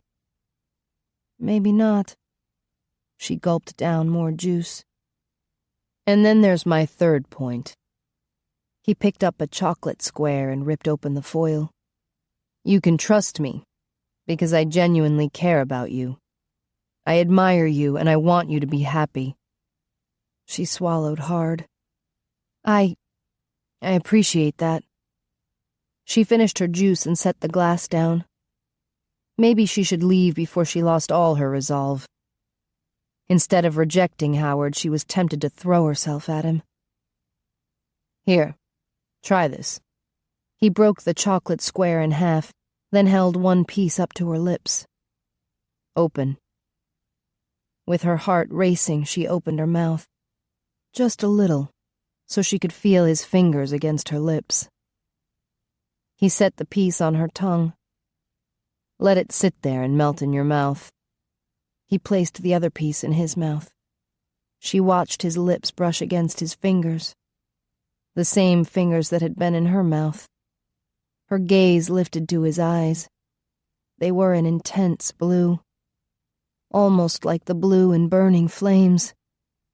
It shouldn't take long, he murmured. Your mouth was hot. She was hot all over, but still shivered. He leaned closer, watching her closely. All melted and gooey? She nodded. Heat began to gather between her legs. He held a huge red strawberry to her lips. Open. She did. He pushed the fruit in and she bit down. Juice dribbled down her chin. He caught it with his finger, then brought it to his mouth and licked it off. She moaned. The strawberry mixed with the melted chocolate in her mouth. So good, and yet so bad. All she could think about was how much she wanted him. You like it? He stuffed the rest of the strawberry into his mouth and chewed slowly, never taking his eyes off her. Moisture pooled between her legs and she pulled her knees up, squeezing her thighs together. I bet your mouth tastes sweet inside, he whispered. Yours too. He was seducing her, and God help her, she loved it. He crossed the blanket on all fours like a beast till he reached her feet. He grasped her ankles, tugged, straightening her legs. He knelt in front of her, his legs straddling hers. Goldilocks. Her heart pounded. Beast. I'm going to kiss you. She reached for him. Yes. Chapter 18. Howard was tempted to drag Elsa deep into the woods and pounce on her, but he restrained himself. Even though this latest strategy was working well, she could still be easily frightened. So he gently cradled her face and pressed his lips against hers. She wrapped her hands around his neck and leaned into him. An encouraging sign. Elsa. He breathed against her luscious mouth. He nibbled on her chocolate-flavored lips, then sucked the bottom one into his mouth. She moaned, tightening her grip around his neck. Her mouth opened in invitation. To hell with being gentle. He grasped her head tighter and plundered her mouth. It was hot and sweet.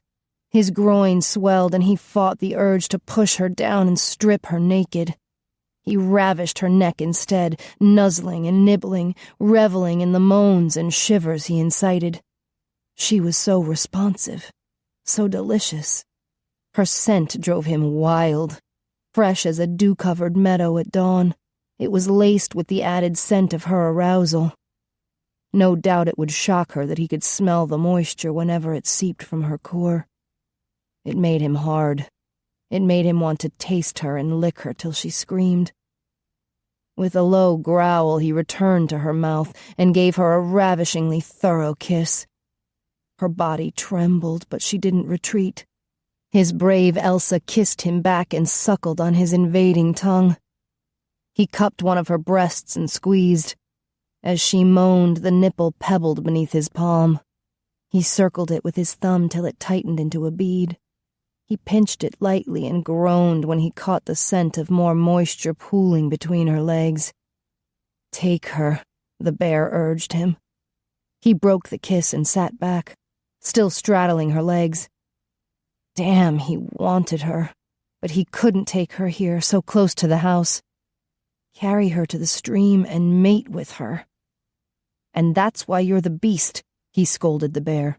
He couldn't afford to frighten her now. He eased back into a sitting position on the blanket, wincing at the tightness of his pants. "Are you all right?" She nodded, breathing heavily. I underestimated my attraction to you." He squeezed her hand. "Don't regret it. Please. I want to bring you joy, not regret." She gave him a sad smile. "That was your wish in the park. And you wished you could trust me. In your heart you want to." She sighed. I've never felt quite like this before. I mean, I've been attracted to men before, but not like this." He nodded. "It's intense. Like we're driven." He touched a strand of her hair that had escaped her ponytail. "We're going to be wild together." Her eyes widened. "I should be going." She scrambled to her feet. Damn, did he say something to upset her? He rose to his feet. "Can we meet again? Another picnic like this?" She glanced toward the house. "Maybe. I suppose a few minutes would be all right." "Good." She motioned toward the blanket and food. "Thank you. I enjoyed it." "I thought you did." He recalled all her shivers and moans. "I meant the food." Her gaze flitted to the swelling in his pants, and her cheeks turned pink. I'll see you tomorrow." She darted toward the house and let herself in. Howard smiled. His overall strategy was working. Her desire was becoming stronger than her fear. The following afternoon, she halted her work once again to glance out the kitchen window. 4 o'clock, and he wasn't there yet. She clicked the electric sander back on and stepped over the long extension cord that connected to an electric generator in the foyer. Between the noise of the generator and the sander, she was afraid she would miss his call or text. Her phone was on vibrate and nestled in a chest pocket of her denim work shirt. It was another hot day, and she'd rolled up her sleeves and opted for cut-off shorts instead of pants. Unfortunately, now her legs were coated with sanding dust. The bad dream hadn't haunted her sleep last night. That had to be a good sign. Maybe her subconscious was accepting the idea that Howard wasn't a threat. Or maybe it was a sign that she was being totally fooled. She winced. Why couldn't she be a normal person and fall for a normal guy? But after meeting Howard, who would want a normal guy? At least her aunts seemed to be relaxing a bit. Today they had announced they would take turns guarding her at the house. They ate lunch with her every day at the diner in town, and that's where they planned to switch shifts, one taking the morning and the other the afternoon. The phone vibrated against her chest and she turned off the sander. It was him. A text. Setting up the picnic. Come when you can. She stood and glanced out the window. Sure enough, there he was, in jeans and a navy t-shirt, stretching the checkered blanket on the ground. She smiled, her heart racing. Calm yourself. She shouldn't act so excited to see him, even though she was. and she shouldn't act like this was the highlight of her day, even though it was. She used bottled water to wash her hands and face, then brushed out her hair and refastened the ponytail. She dashed to the back door. Voices filtered from the dining room. Alistair and Oscar were arguing over whether to keep the old-fashioned candlelit chandelier as it was or wire it for electricity. The B-boys were carrying in stacks of wood for framing the new lower ceiling. She slipped out the back door, skipped down the stairs, then forced herself to walk calmly toward Howard. He turned and smiled.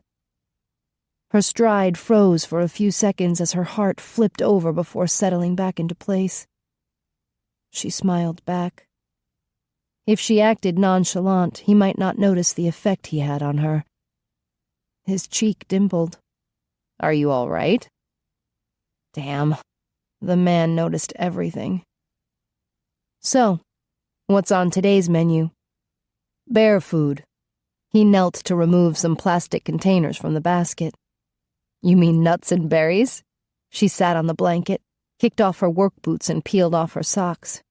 With her feet bare, she instantly felt much cooler. "This is a favorite among werebears.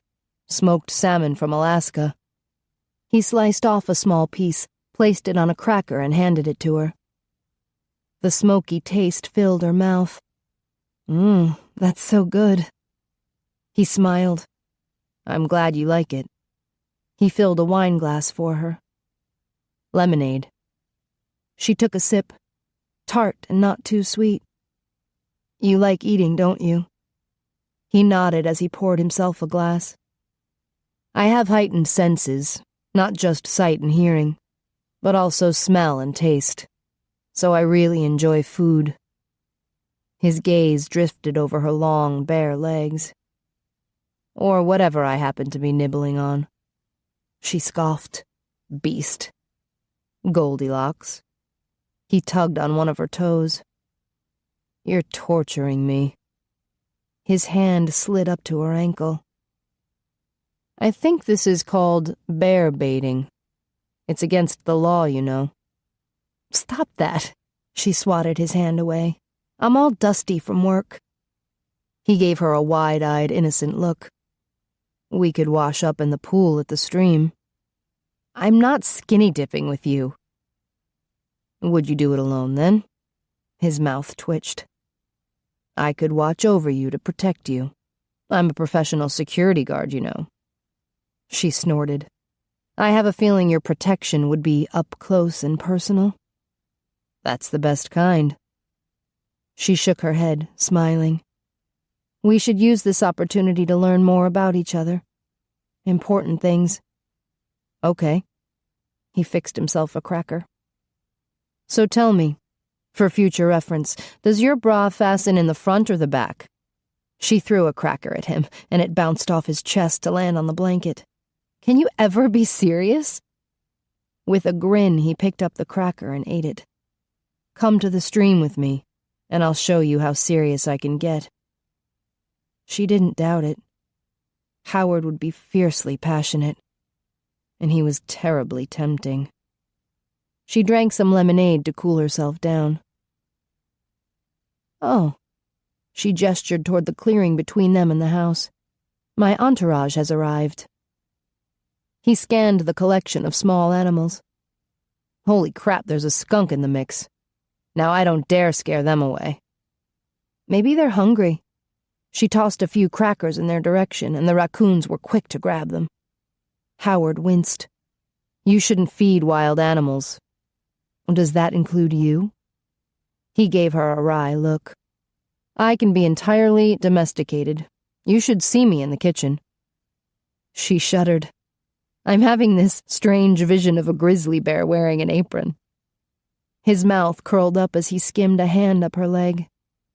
"I'm having a great vision of you not wearing an apron." Or anything else, she imagined. She shoved his hand off her thigh. "You seem to have a one-track mind." "I know. I'm an animal." She snorted. "Why don't you tell me about yourself? How did you grow up?" He shrugged. It's not all that interesting. After my father died, my mom took me back to the Bear Claw Islands just off the Alaskan peninsula. We lived at my grandfather's house on the biggest island, called the Paw. There was a small elementary school on the island, but when it was time for middle school, we had to take the ferry to Port Mashenka. She helped herself to more salmon. And there were a lot of werebears there? Not on the mainland, but on the islands were all werebears. Her eyes widened. Really? Yes, but not everyone is a Kodiak bear like me. Some are black bears. My best friend, Harry U2, shifts into a polar bear. Her mouth dropped open. Really? Yeah. He turned solid white. I used to tease him that he disappeared for the entire winter. He'd be right in front of me and I'd act like I couldn't see him. Howard chuckled. It drove him crazy. She shook her head in disbelief. Your best friend is a polar bear. Yep. Technically he's bigger than me, but I figure I have him beat on looks. Howard's mouth curled up. I have a really nice fur coat, don't you think so? She gave him an incredulous look. I was too terrified to notice. I could show it to you again. No. He grinned. Then you'll have to take my word for it. I'm a very handsome bear. Handsome Howard. You really don't mind being a werebear? No, I'm happy. He ripped open the square of chocolate, broke it in two, and held a piece up to her mouth. She opened her mouth and let him set the chocolate on her tongue.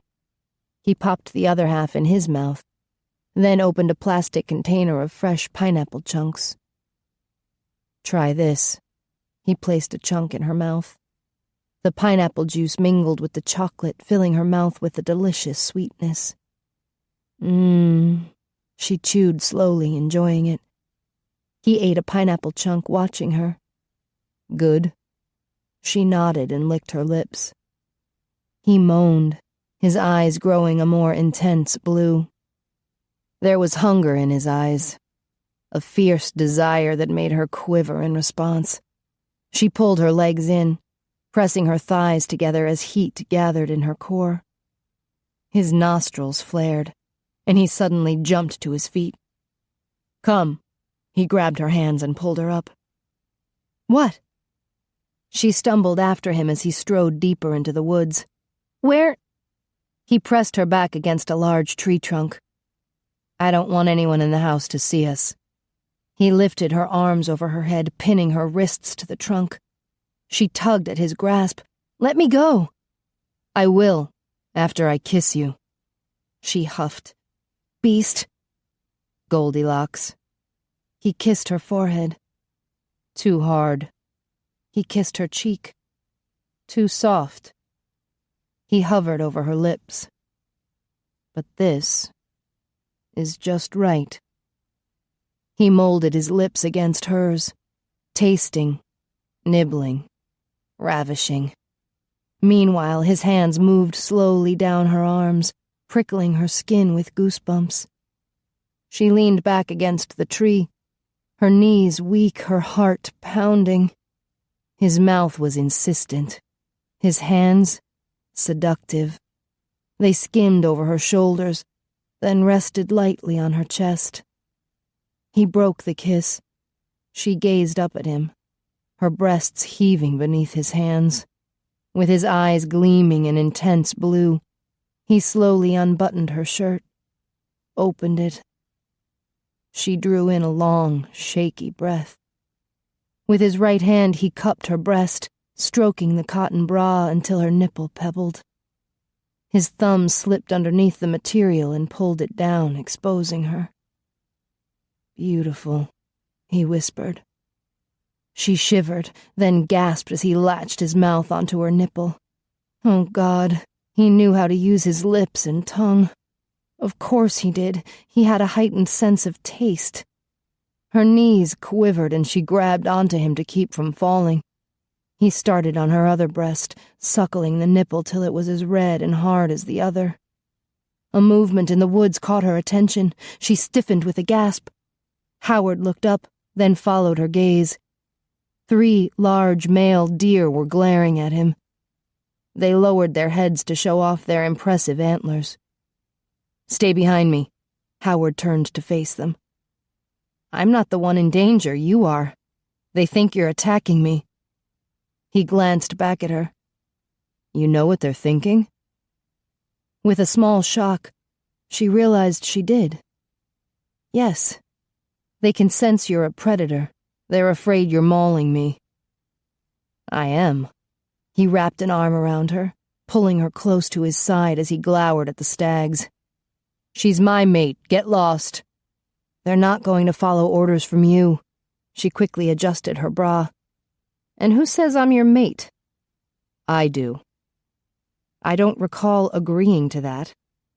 He growled softly, and the deer pawed at the ground with their hooves.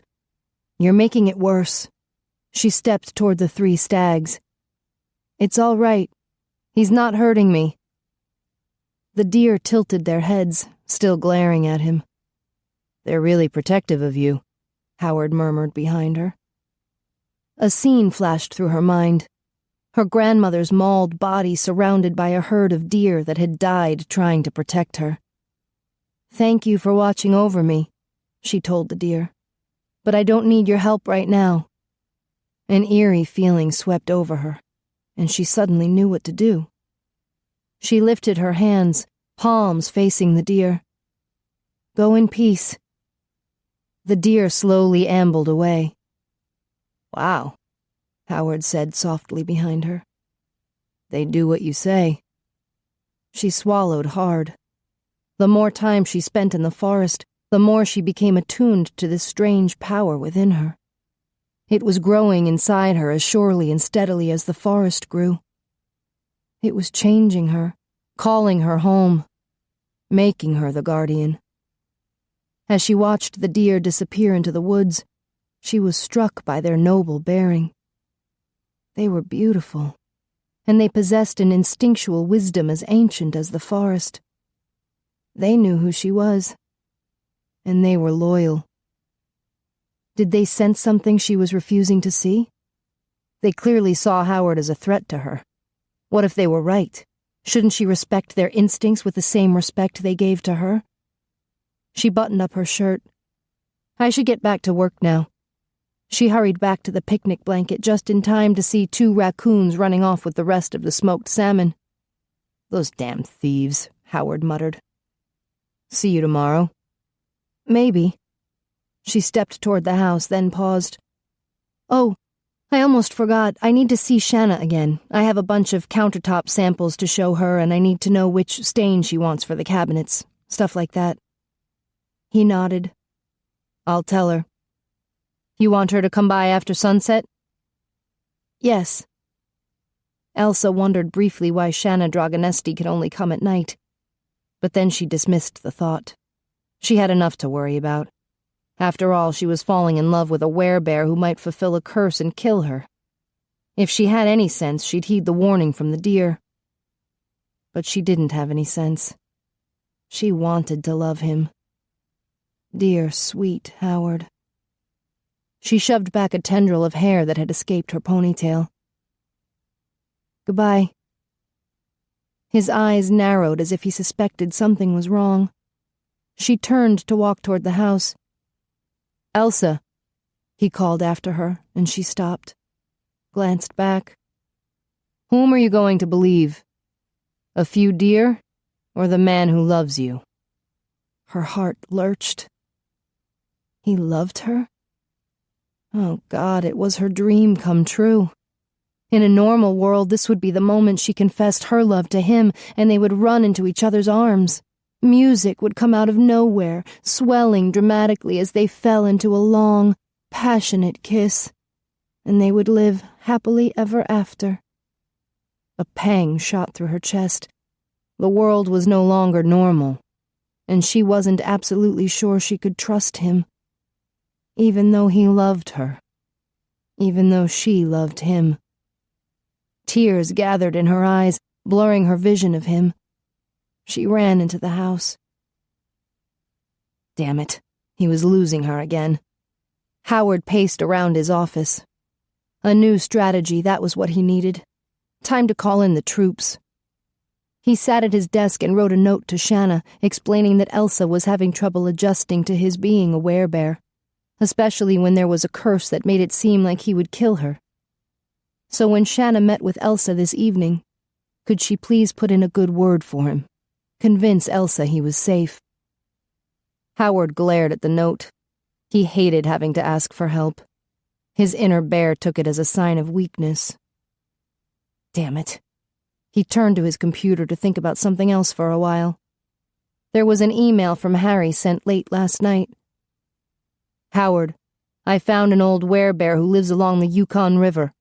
He recalls smelling werewolves in the woods the day the fire started. He remembers because his cabin burned down and he blames it on the werewolves. I did some searching on the company that bought the land from our mothers. It's a front for a company that's a front for another. Finally found out who actually bought the land.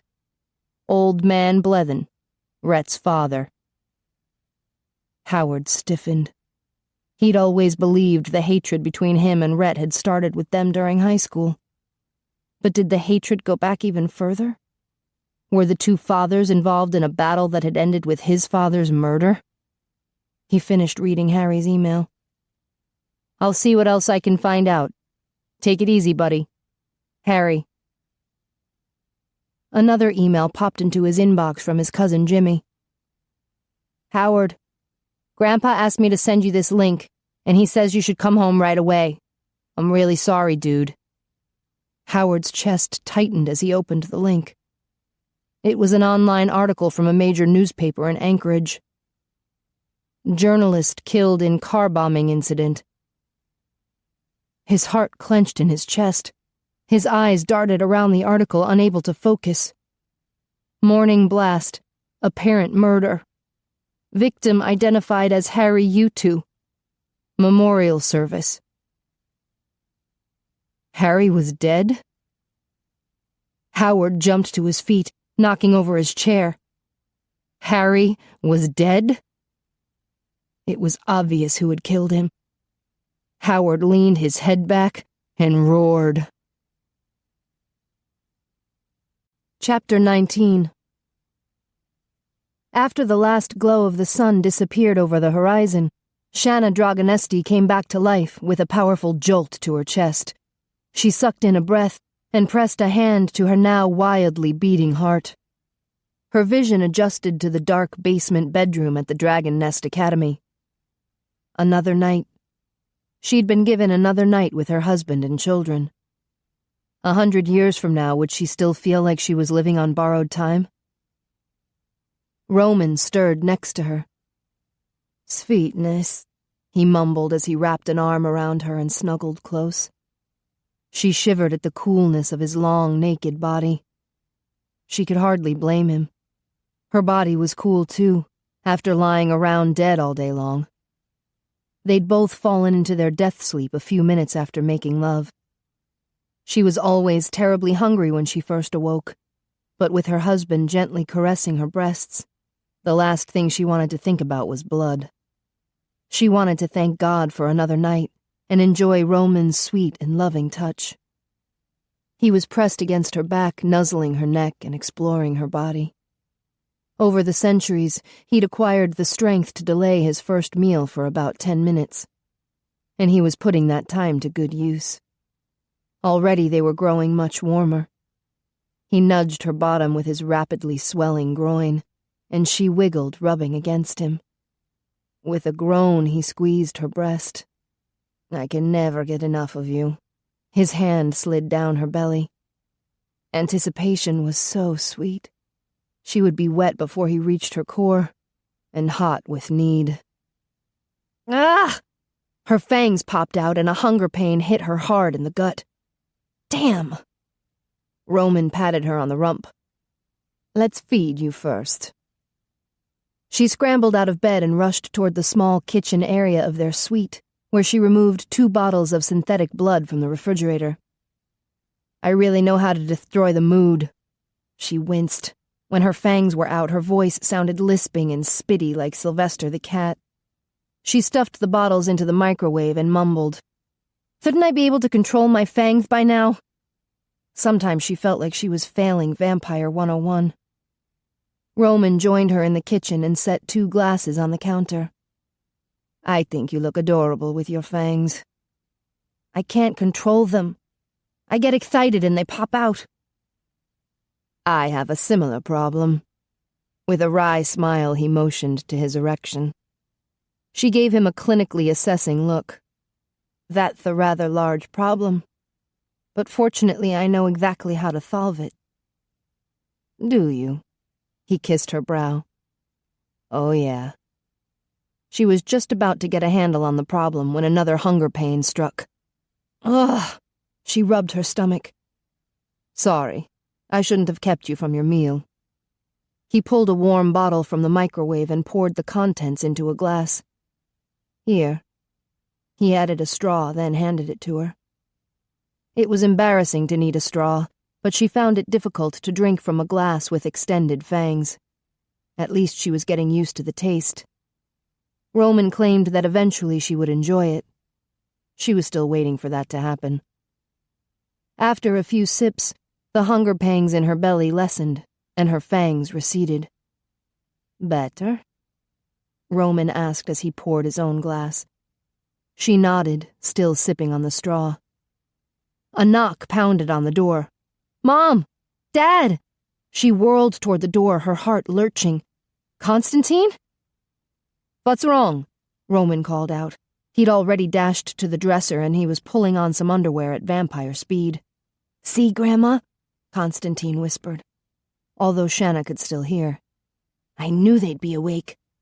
Yes, Darlene responded on the other side of the door. But you have to give them time to have their breakfast and get dressed. I need them now, Tino insisted. I want my mommy, Sophia whimpered. We'll be right there. Shanna hurried to the restroom, then threw on an old t-shirt and pair of sweatpants. Roman had finished dressing and was shoving his feet into shoes while he downed his glass of blood. He dashed to the door, unlocked it, and flung it open. What's wrong? He knelt in front of Tino and Sophia, looking them over. Are you hurt? They're fine, Darlene assured them. But they're upset. Why? Shanna's heart squeezed at the sight of Tino's tear-stained cheeks and the forlorn look in her daughter's eyes. What happened? Tino's chin wobbled. He left. Again. Who? Roman asked. Howard, Tino sniffed. He was so mad. I'm afraid he'll never come back. What?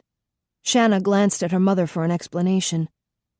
I'm not sure what happened, but Howard literally roared a few hours ago. Everyone in the building heard it. Darlene winced. That is, everyone who was awake. We all went to see what was wrong, but he just growled at us. Then he grabbed his car keys and ran out the door. It was scary, Sophia whispered, edging close to her mom. Sweetie, Shanna lifted her into her arms. It'll be all right. Roman picked up his son and headed toward the stairs. Don't worry, Tino. We'll figure out what happened. Phil might know, Darlene said as they climbed the stairs. He arrived about 20 minutes ago. I thought he was at Romatech. He was. Darlene paused on the landing. He said Howard called him from the airport in Albany and asked him to come here and take his place. Does that mean Howard won't come back? Tino asked. We can't be sure, Shanna told him. They reached the ground floor and spotted a small crowd hanging around the entrance to the security office, mostly werewolf and werepanther students, along with a few mortal teachers. Tony greeted them. I just got here. I was downstairs with Ian. He'll be here as soon as he gets dressed. Shanna nodded. Let's continue with the usual schedule. While Tony and the teachers herded the students toward the cafeteria, Shanna and her family entered the security office. Phil was pacing back and forth behind the desk, his face dark with rage. Something had to be terribly wrong, and Shanna wasn't sure the children should hear it. She passed Sophia to her mother. I think the children should have their supper now. Sophia frowned. We already ate. I don't want to leave. Tino wriggled out of his father's arms and climbed into the chair facing the desk. Phil clenched his fists, clearly trying to control his anger. I need to join Howard. I can't stay here doing nothing. What happened? Roman asked. Is there a security problem? Phil took a deep breath. Everything's under control here. And everything's fine at Romatech too. Austin just got back from Eastern Europe and he's taken over the security office there. It'll be safe for you to go to work tonight. That's good, Roman replied. So what's going on with Howard? Phil leaned over the keyboard to punch some buttons. When I arrived, I found this window open on the monitor. Take a look. He moved out of the way. Shanna and Roman skirted the desk so they could read the monitor. As she scanned the online newspaper article, a chill ran down her back. Oh my God, she breathed. Roman muttered a curse. Tino sat up. What's wrong? She swallowed hard. Someone passed away. That was putting it as mildly as she could. I gather Howard knew this man? Roman asked. Yeah. Phil resumed his pacing, circling the room like an angry, caged animal. I met Harry when I was in Alaska. He was Howard's best friend. Oh no. Shanna's heart ached for Howard. No wonder he was so upset. He lost his best friend? Darlene asked, still holding Sophia. Shanna nodded. She didn't want to go into the details in front of the children. You can read about it. She switched places with her mother and took Sophia back into her arms. Did he go to Alaska? Tino asked. Why didn't he wait for a vamp to teleport him? It'll be hours before the sun sets in Alaska, Phil explained as he paced. I'm sure he didn't want to wait. I would appreciate a vamp taking me there tonight. I'd like to go to the memorial service. Roman nodded. We can do that. Shanna's chest tightened once again. A memorial service. Not a funeral. After a car bombing, there probably wasn't a body left to bury. Oh my, Darlene whispered as she read the article. This is awful. Who would do such a thing? Phil drew in a hissing breath. I know who did it. Harry was a reporter for a tabloid newspaper, and last week he started exposing the truth about Rhett Blethen. Roman's eyes narrowed. The werewolf? The one who bit Phineas? Yes, Phil growled. When Howard called me, he was mad as hell. He knows Rhett's behind the car bombing, and what's more, he suspects the Blethens murdered his father. Harry's father, too. Harry was investigating it right before he was blown to pieces. Shanna winced. This was getting too violent for the children. Phil, I think Rhett murdered Howard's girlfriend, too, Phil snarled. I hope he kills that asshole. If he doesn't, I will.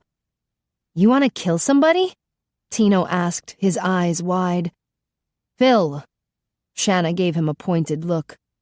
With emotions running high, it was easy to read minds at the moment. Phil was furious. Roman angry. Darlene appalled. Sophia frightened, and even though Tino was shocked, he was thinking how cool it was to be witnessing all the adult drama. Shanna wished once again that he wouldn't be in such a hurry to grow up. She patted her daughter on the back. Don't let this upset you. You know how big and tough Howard is. He'll be okay. Sophia gave her a hopeful look. Really? Of course. Shanna forced a smile. Nothing ever gets Howard down. That's right, Tino nodded. He beat up a whole bunch of wild pigs with huge tusks. What? Shanna hadn't heard that story. Oh, I forgot. Phil grabbed an envelope off the desk. Howard left you a note. Shanna set her daughter on the chair next to Tino, then opened the letter. What does it say? Tino asked. Shanna quickly scanned the letter. It was calmly written, so Howard must have penned it before finding out about his best friend's murder. He was asking Shanna to meet Elsa tonight to discuss the kitchen. And he needed her help in convincing Elsa that he was a safe and dependable guy. Elsa knew about him being a werebear, and, apparently, she was now afraid to trust him. I need to go to the gatehouse tonight for a meeting with Elsa. Tino perked up. Can I come? I like Elsa. Shanna folded the letter. You saw her television show? No, I met her when... Tino bit his lip. Shanna glimpsed some alarming visuals in her son's mind. Oh my gosh, what have you been up to? Tino winced. Nothing. Tino. Roman gave him a stern look. He squirmed in the chair. Everything would have been fine if the wild pigs hadn't shown up. Roman arched a brow. We'll all go to the gatehouse together, and you will tell us what happened on the way there. Tino slumped. Okay. Roman ushered the children out the door. Come on, let's get the van out of the garage. He glanced back at Phil. Ian should be here soon. He can find someone to teleport you to Alaska. If Howard needs anything, just let us know. Yes, Shanna agreed. Please tell Howard how sad we are for his loss, and how much we love him. Yeah, Tino shouted from the hallway. Tell him to come home soon. I will, Phil nodded. I have a few hours before I can go. I'll be with Vonda till then. He hurried off in search of his vamp wife. I'll be along in just a second, Shanna called out to her husband as she escorted the kids to the front door. Can I tag along? Darlene asked. I'd like to see what they're doing with the gatehouse. Of course, Shanna agreed. Wait here, I'll be right back. With vampire speed, she zoomed back to the bedroom, threw off the baggy sweatpants and t-shirt, and put on some tailored pants with a matching top and blazer. She brushed her hair, slipped on some nice sandals, then zoomed back upstairs. Better? Yes. Her mother looked her over. You're trying to impress somebody? Sorta. Shanna strolled down the hall with her mother. Howard asked me to convince Elsa that he's a good guy, and I thought I'd be more believable if I looked presentable. I feel so bad for him. This seems like the only thing I can do for him right now. Darlene nodded. So, he's courting Elsa? He's trying. Poor Howard. He let Elsa know that he's a werebear, and it's giving her some serious doubts. Darlene winced. It would be tough to find out your boyfriend is a grizzly bear. I know. It reminds me how freaked out I was when I discovered Roman was a vampire. I was so attracted to him, but at the same time, I was afraid he'd attack me. Are you feeling any better about your situation? Shanna sighed. I realized something the other night when I was watching The Little Mermaid with the kids. Tino was upset that Ariel had given up her voice and her tail to be with the prince. I said something about there always being a price to pay, and that's when it struck me. If I'm going to live in my husband's world, I have to be willing to pay the price. Darlene nodded. So I guess the question is, are you willing? Shanna snorted. I have to be. I don't have any choice in the matter now. But I heard there is a choice. Tony told me about a woman named Darcy who was a vampire and turned back to being mortal. Shanna nodded. I know about the procedure. Roman did it. Have you considered? No. I mean, yes, I thought about it, but no. I won't do it. There's a 25% chance of death. Permanent death, and I'm not taking a chance that my children will lose me completely. At least now they've only lost me half the time. Darlene frowned at her. Do you love them half as much? No, of course not. Then don't say they've lost you. Shanna swallowed hard. You're right. I just miss seeing them during the day. What if you kept the kids up all night and let them sleep during the day? Darlene suggested. You'd have more time with them then. Shanna shook her head. I won't subject them to a life of darkness. They're already staying up till midnight. That leaves them waking around noon without us. But Roman and I both agree. They need some sunshine to grow up healthy and happy. That's probably true. I'm certainly enjoying my time with them. Caitlin's babies are a joy, too. She smiled. Of course, I'm not prejudiced in any way. Shanna slanted a curious look at her mother as they approached the front door. It still amazes me how quickly you adjusted to it all. Darlene shrugged. There's no point in denying reality when it's right there in front of you. Yeah, but Shanna wasn't sure she should mention this. I don't understand why Dad thought he had to control your mind so you could deal with stress. You handle things really well on your own. Darlene snorted. The operative word there is control. Sean is a control freak. He wanted me to handle everything his way. Does he still call you every night? Like clockwork. You still hang up on him? Darlene shrugged. Lately I've been letting him talk for a little while before I hang up. I get a perverse pleasure out of hearing him wallow in misery. Has he ever apologized? Shanna asked. Many times, but then he ruins it by claiming he did it for my own good. Shanna groaned. But for the last week or so, he's been taking all the blame. He admits he was wrong and he begs me to forgive him. What do you say to him? Darlene sighed. At first I was so angry. I just wanted to hurt him. But now I try not to even think about it. 'Cause if I do, it hurts me something awful. I have 18 years that I can barely remember. It's like he stole all that time from me and I can never get it back. Mom, Shanna hugged her. I'm so sorry. He wants me to turn, Darlene said softly. What? Shanna leaned back, completely caught off guard, which didn't happen often to her. Sean wants me to join him as a vampire. He says I could have centuries, and it would make up for the time I lost. Oh my gosh. Shanna breathed. It had been shocking enough when Roman had transformed her father in order to save him. But her mother? A vampire? Darlene smiled sadly at her. I said no. As silly as it might sound, I actually like my life as it is now. I get to see Tino and Sophia every day, and I spend a lot of time with Caitlin and her twins. I don't want to give up my days with my grandchildren. I suspect Sean is afraid of spending the next few centuries all alone. But that's his problem, not mine.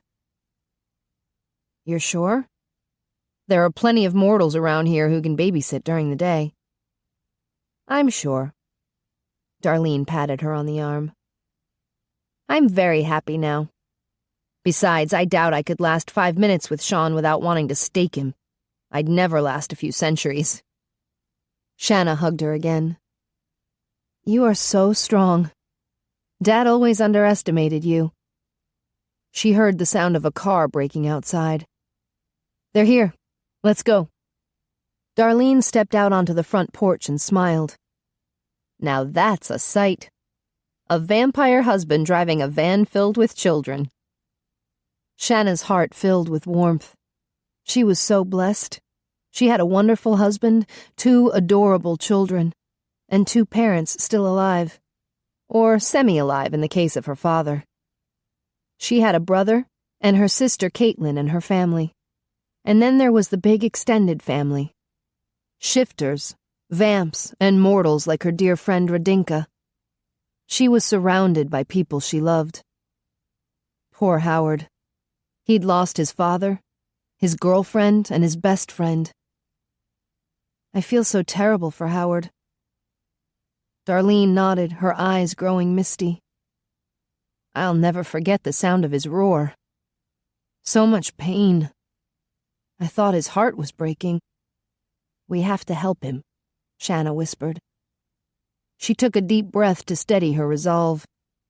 Somehow, she would convince Elsa Bjornberg that Howard was the perfect man for her, even if he occasionally turned into a bear. Chapter 20. What a lovely family, Aunt Greta whispered to Elsa on the front porch. Yes. Elsa smiled as she watched Tino and his little sister scamper around the driveway. The floodlights had been turned on and the children were pretending they were in a spotlight, with Tino singing and Sophia dancing. She glanced at the proud parents and grandmother who stood nearby, smiling as they watched. It felt good knowing such a nice family would be living in the house. Aunt Greta had instantly become friends with the grandmother when Darlene had admired her knitting.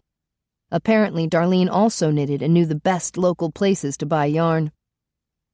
Elsa was more curious about Roman, the scientific genius. He was obviously a doting husband and father. There was something different about him. She couldn't quite put her finger on it. He'd been very interested in the structural changes in the basement, but like any wise husband, when it came to the kitchen, he'd let his wife make all the decisions. Elsa turned to lock the door. Alistair and Oscar had left a few minutes earlier to join the B-boys in Cranville for dinner. "Excuse me." Shanna joined her on the front porch. "Before we go, could I have a word with you in private?" "Sure." Elsa opened the door. "You want to go inside?" "Yes, thank you." Shanna stepped inside and strode across the foyer toward the kitchen. "This'll just take a few minutes," Elsa assured her aunt. She knew Greta was eager to return to Cranville to have supper with Great Aunt Ula. "That's all right," Greta assured her. "I need to find out where I can buy more yarn." She headed toward Darlene. Elsa followed Shanna into the kitchen and turned on the temporary battery light that she'd installed in there earlier to show off all the samples. "Did you have any more questions about the house?" "No, I think you're doing a fabulous job." Shanna paced around the kitchen. She seemed nervous, Elsa thought, or agitated. "Is something wrong?" "A few things." Shanna stopped in front of her. "I owe you an apology. Tino told us about the incident with the feral pigs. He should never have come here alone like that. He put your life in danger. I'm so sorry." "He saved my life," Elsa interrupted. "I'm grateful to him. I appreciate how understanding you are, but he took a terrible risk. He's not supposed to teleport without our permission, and to teleport you with him—" Shanna winced. "That must have been disconcerting, to say the least." Elsa's curiosity got the better of her, and she wondered how much she could get Shanna to reveal. "You warned us to stay away from the school. Not because the kids are juvenile delinquents, but because they're all special like Tino?" "Yes," Shanna nodded. "We're trying to give them normal lives and protect them from anyone who would want to study or exploit them. I hope we can trust you to keep our secret." "Yes, of course. I won't say a word to anyone." Shanna heaved a sigh of relief. "Thank you. That was our main concern with letting your show renovate this house. We could never forgive ourselves if we endangered the children." "Are the other kids like Tino?" "Not all of them, but soon we'll have more hybrids like Tino and Sophia." "Hybrids? They run on electricity?" Shanna chuckled. "I don't know where they get all their energy. Roman thinks they suck it out of the adults. In that way, they're probably very much like normal kids." "I suppose." It was one of the things Elsa really liked about Tino. His superpowers hadn't gone to his head. He still acted like a normal little boy. Shanna resumed her pacing. "There's something else I need to talk about. Howard had to go to Alaska. He won't be here for a while." "Oh." A wave of disappointment swept over Elsa. She would miss him. She caught herself mentally. What was she thinking? She decided just that afternoon not to see him again. This should be good news. Now that he was gone, she wouldn't have to go through the pain of rejecting him. But already, she missed him. A part of her wanted him back, and that part was growing fast. Shanna stopped in front of the kitchen sink and stared out the window. "Something awful happened today. I didn't want to talk about it in front of the children." A chill prickled Elsa's skin. "Something happened to Howard?" "His best friend died." Elsa's breath caught. Was this the friend he'd talked so fondly about that afternoon? "You mean Harry?" Shanna turned to face her. "You know about Harry?" "Howard told me they were best friends." Shanna grimaced. "Harry was killed this morning with a car bomb." Elsa gasped. "I know. It's horrible. Elsa pressed a hand against her chest. Harry was murdered? Yes, the poor man, Shanna sighed. Howard has lost so many loved ones. Elsa winced inwardly. Howard had confessed his love to her that afternoon. It would be cruel to reject him now and cause him more pain. But how could she stay with him? She didn't know what to do, but she hated to think about how badly he was hurting. Why would someone murder his best friend? Shanna shook her head. I don't know all the details, but apparently there's a nasty guy in Alaska who hates Harry and Howard. And Howard had gone back to Alaska? Elsa's heart raced. Was Howard in danger? I'm sorry. Shanna patted her on the shoulder. I'm afraid I'm screwing this up. I meant to reassure you, but I'm just scaring you. I'll be okay. I'm still getting used to all the supernatural stuff. Not only was she adjusting to Howard being a berserker, but she could also feel herself transforming into a guardian who communicated with animals. You're concerned about Howard being a werebear? Shanna asked. I would say it warrants some concern, don't you think? Shanna gave her a sympathetic look. I'm sure you were shocked at first, but the shifters are very much like humans. There are good ones and bad ones. Howard is definitely one of the good guys. Look at it this way. If you were under attack, wouldn't you want someone like Howard on your side? Well, yes. But could he always control the beast? He was, after all, a descendant of berserkers who were famous for their lack of control. He's been our daytime bodyguard for years, Shanna continued. He's family. My kids adore him. He's so sweet, gentle and shy. Shy? Yes. I always thought he was a bit... Shanna's eyes lit up. You mean he's not shy around you?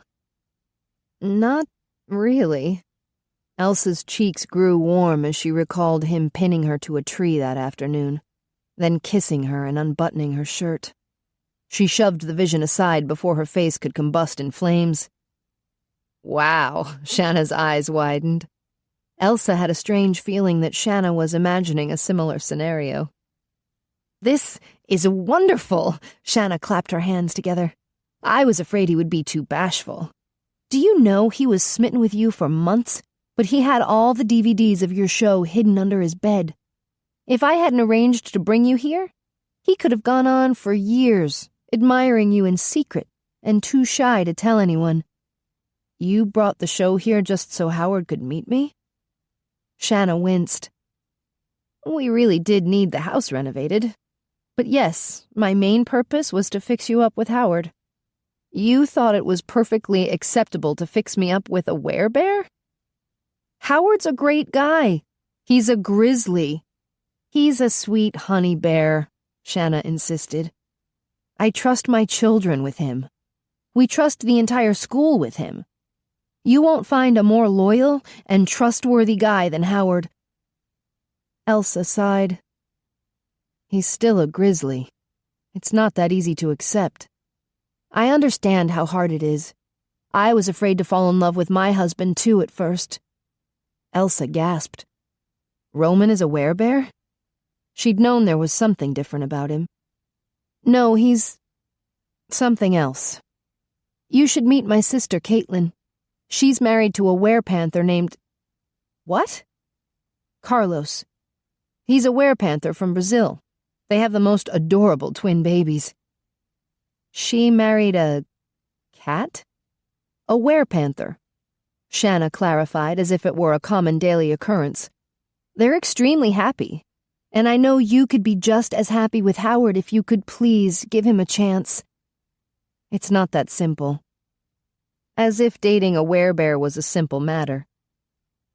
Howard is what my family calls a berserker, and there's a curse that has been passed down my family for centuries.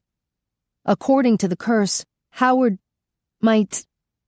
She couldn't bring herself to say the words. Shanna touched her shoulder. You're afraid he'll hurt you. That he'll lose control and... Elsa nodded. Shanna squeezed her shoulder. There was a time when I was afraid Roman would lose control and attack me. But I love him, and I've been blessed with a wonderful marriage and 2 beautiful children. Roman loves me, and he would never hurt me. Elsa's eyes grew misty with tears. You think I can trust Howard? I know you can. He's a dear, sweet man who would never hurt you. Elsa nodded. She'd always felt deep down inside that she could trust him. And in her heart, she wanted to love him. She wanted to grab onto his love and never let go. I know it's hard, Shanna whispered. But with love, sometimes you have to take a leap of faith. A tear ran down Elsa's cheek. He said he loves me. Then you can believe it. You can trust him. Elsa nodded. I'll try. When Howard returned from Alaska, she'd continue to see him, even though he was a werebear, even though it meant she would fall deeper in love with him. Howard paced across the hotel room as if he could escape reality if he kept moving. Stuck in airports and on planes for the last several hours, he'd thought he would go crazy. His mind had raced, imagining 100 different scenarios till he'd found one that kept him momentarily sane. Harry was a smart guy. He would have known about the bomb, and he would have let it explode in order to fake his own death so he could continue the mission in secret. Any minute now, he would contact Howard. They would meet and have a beer like old times, laughing at the way they had fooled Rhett. Harry hadn't called. And Howard was the fool. All his damned strategies he'd thought were so clever. They had gotten his best friend killed. He clenched his fists. The bear inside him wanted to rip the hotel room to shreds. His body shimmered, demanding to shift. For the first time, he understood the power of the berserker blood that flowed through his veins. How easy it would be. How tempting it was to let himself go berserk and destroy everything in sight. His hands turned into bear paws with long, lethal claws. What was he doing here? Why stay in Anchorage to attend Harry's memorial service when he should be driving to Rhett's house so he could slaughter every werewolf he could find? When his cell phone rang, the grating noise jerked him back to his senses. He wasn't a berserker who went on murderous rampages. That was Elsa's greatest fear. He couldn't prove her right. He seized control and forced his hands back into human form. Meanwhile, the phone had stopped ringing, so he checked the missed call. Dragon Nest Academy. He tossed the phone onto one of the beds and resumed his pacing. After arriving in Anchorage, he had headed first to the office of Northern Lights Soundbites. Harry's friends there were devastated. They were holding a public memorial service for Harry the next afternoon. Howard suspected it would be a media circus, that the owner of the small tabloid newspaper was using Harry's death to publicize the paper. A small group was traveling from the Bear Claw Islands to attend the memorial service and collect the small wooden box containing what they believed to be Harry's ashes. Howard had booked them rooms at the hotel where he was staying, and he had called the school to make sure Phil had arrived to take over his duties. Ian McPhee, the vamp in charge of nighttime security, had answered, and when he'd started expressing his sympathy, Howard had hung up. He didn't deserve sympathy. He deserved a severe beating for getting Harry involved in his stupid plan for revenge. He'd wanted to drive Rhett crazy. He'd driven him to murder. Idiot, he called himself. He'd rushed off to Alaska as if getting here quickly would somehow change the facts and make Harry still alive. His cell phone rang again. Dragon Nest Academy. What? He growled into the phone. 'Tis dark there now, aye? Ian asked. I don't want any damned sympathy. Howard heard his voice echo. They'd put him on a speakerphone. Damn it, I don't want any company. He started to push the button to finish the call. Howard, Shanna's voice shouted. Don't hang up. Don't you dare come. He groaned when two forms materialized, Dougal and Phil. Then Ian appeared holding a tote bag and two duffel bags.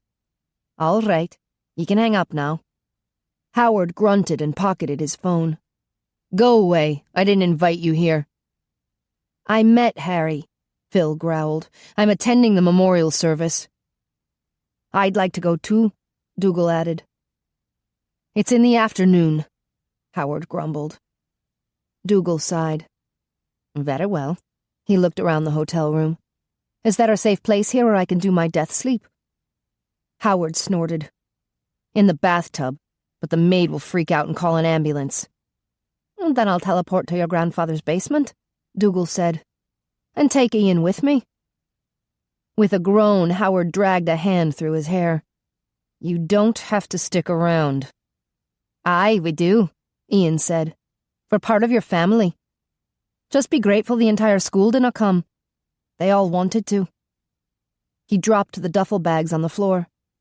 "We packed you some clothes." "I went through your closet and found a suit," Phil added. Howard swallowed hard. They were being too damn nice to him, and he didn't deserve it. Ian opened the tote bag. "I brought some Bleer for Dougal and me." "I'll take one." Dougal grabbed a bottle. "And there's a 6-pack in here for you and Phil." Ian set the regular beer on a dresser, and Phil opened a can. "And Shanna packed this for you." Ian passed Howard a box from the bakery in Cranville. "They picked this up after their meeting with Elsa. Shannon reports it went well."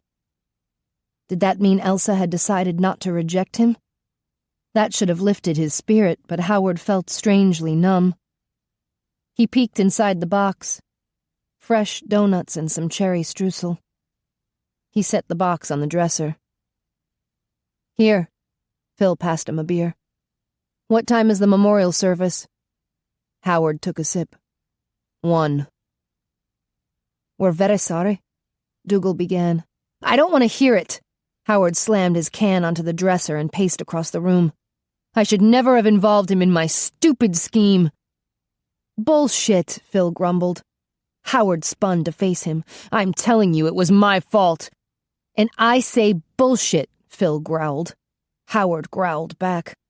"Ugh, you wee beasties," Ian said as he opened a bottle of Bleer. "Take it easy." "Easy?" Howard shouted. "Harry is dead because of me." "Get over yourself," Phil hissed. "Harry was doing exactly what he wanted to do. I was there at the diner when we had lunch. You wanted to keep everything stealthy and secret, right?" Howard shrugged. "So?" "It was Harry who insisted on making it public in his paper," Phil insisted. "And you told him to keep it anonymous. But he started putting his name on the reports. He wanted Rhett to know it was him. That was his decision, not yours." "Aye," Dougal agreed. "You cannot blame yourself, Howard. From what I understand, Harry also had good reason to hate Rhett," Ian added. "Didn't he lose his father too?" Howard raked a hand through his hair. The guys were clearly trying to relieve him of any blame, but he couldn't let himself off the hook. Harry was the one who had stayed in Alaska, while Howard had run off to a safe place. He'd thought his disappearance would keep his family safe, but he'd only succeeded in making Harry the main target of Rhett's vengeance. "Harry was investigating your father's deaths, right?" Phil asked. "He thought Rhett's father killed them." "It looks that way." Howard related what Harry had found out. "So, the feud between your families has been going on for a long time," Ian concluded. "I guess." Howard drank some beer. "I was only 4 when my father died, so I don't know the details. It could have been as simple as Rhett wanting the land that my father and Harry's father owned." Phil nodded. "For a packmaster like Blevin, more land means a bigger pack, which means greater power." Howard sat on the end of a bed. "It's a clash of 2 different cultures. Werewolves always want to grow the pack, whereas werebears want to be alone. Unfortunately, the wolves usually beat us because they have greater numbers." Dougal sat on the other bed next to Phil. "This is more than a clash of cultures. The hatred between you and Rhett is personal." "Of course I hate him." Howard jumped up to resume pacing. "He just killed my best friend." "And your girlfriend," Phil added. Howard snorted. Nosy bastards. Rhett killed your girlfriend? Ian sat in the desk chair. When did that happen? Howard paced, remaining quiet. Phil drank some beer. Well, it must have happened before he was banished, which means it happened before he went off to college. Ah, first love, Dougal sighed. Pure lass. What was her name? Was she a werebear like you? She was innocent, Howard grumbled. An innocent mortal who trusted me. She died because Rhett hates my guts. Why does he hate you so much? Dougal pressed. Howard sat on the bed and leaned forward, propping his elbows on his knees. How many people would die because of him? First Carly. Now Harry. Was loving him a death sentence? Wasn't that what Elsa feared? Howard took a deep breath. It began when I was in high school. Chapter 21. Rhett was the quarterback for a high school team in Anchorage, Howard began. Since his father was Packmaster of Alaska, Rhett enjoyed the support of hundreds of werewolf minions all over the state. Those who worked in the media turned him into a star. Werewolf boys who played on other football teams let Rhett's team win. Their loyalty to the Packmaster's son was greater than any loyalty to a mortal school. Werewolf teachers gave him perfect grades. He could do no wrong. He was the state's golden boy, destined for greatness. Phil nodded. We heard about him in Wyoming. The rumor was he was being groomed to run for governor or senator, and ultimately president. What went wrong? Ian asked. I did. Howard grabbed his beer and took a drink. Harry and I were defensive linemen for the football team in Port Mashanka. Phil snickered. The Port Mashanka Marmots. Howard arched a brow at him. I'm looking for a fight if you want to accommodate me. Enough, you two, Dougal muttered. Back to the story. Howard drank more beer. It was our senior year, a preseason game just for fun. Everyone was expecting the bigger team from Anchorage to slaughter the little team from nowhere. We knew we'd been selected as a scapegoat to make Rhett look good. The media was there ready to fawn all over him. Dougal sat forward. What happened?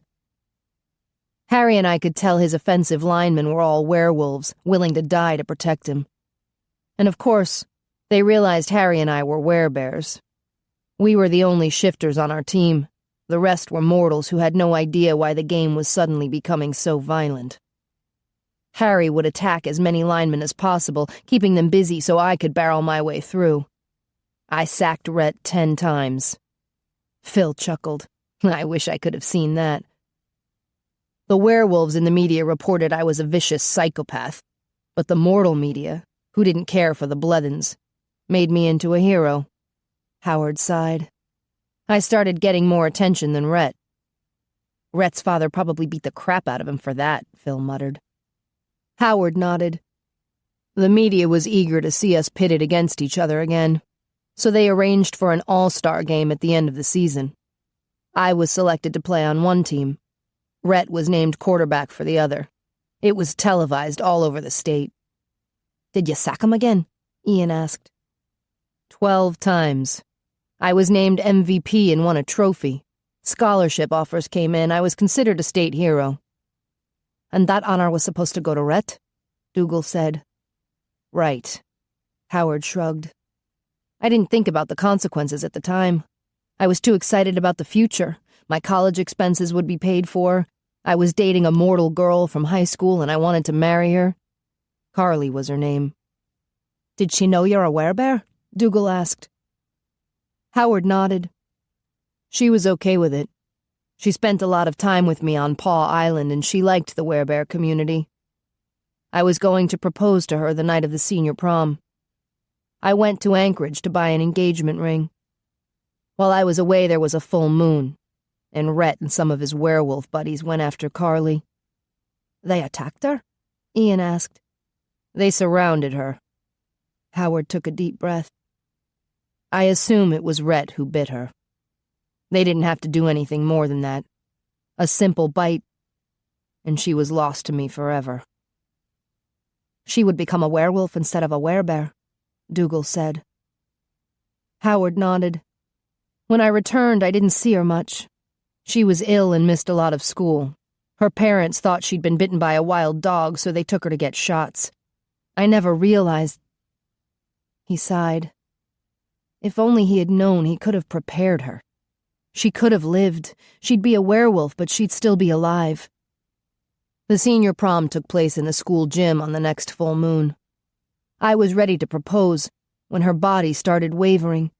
She didn't know what was happening. She ran from the school screaming. "Cure lass," Ian murmured. I followed her outside, Howard continued. I could tell she was shifting, but I didn't know why. Then I saw Rhett and his buddies waiting for her. Rhett laughed and said she would be his bitch. "The bastard," Dougal muttered. Poor Carly was so terrified, she shifted and ran up the mountain. Rhett and his buddies shifted and chased after her. Howard scowled. I knew I had lost her as a bride, but I couldn't let Rhett and his friends take her and abuse her.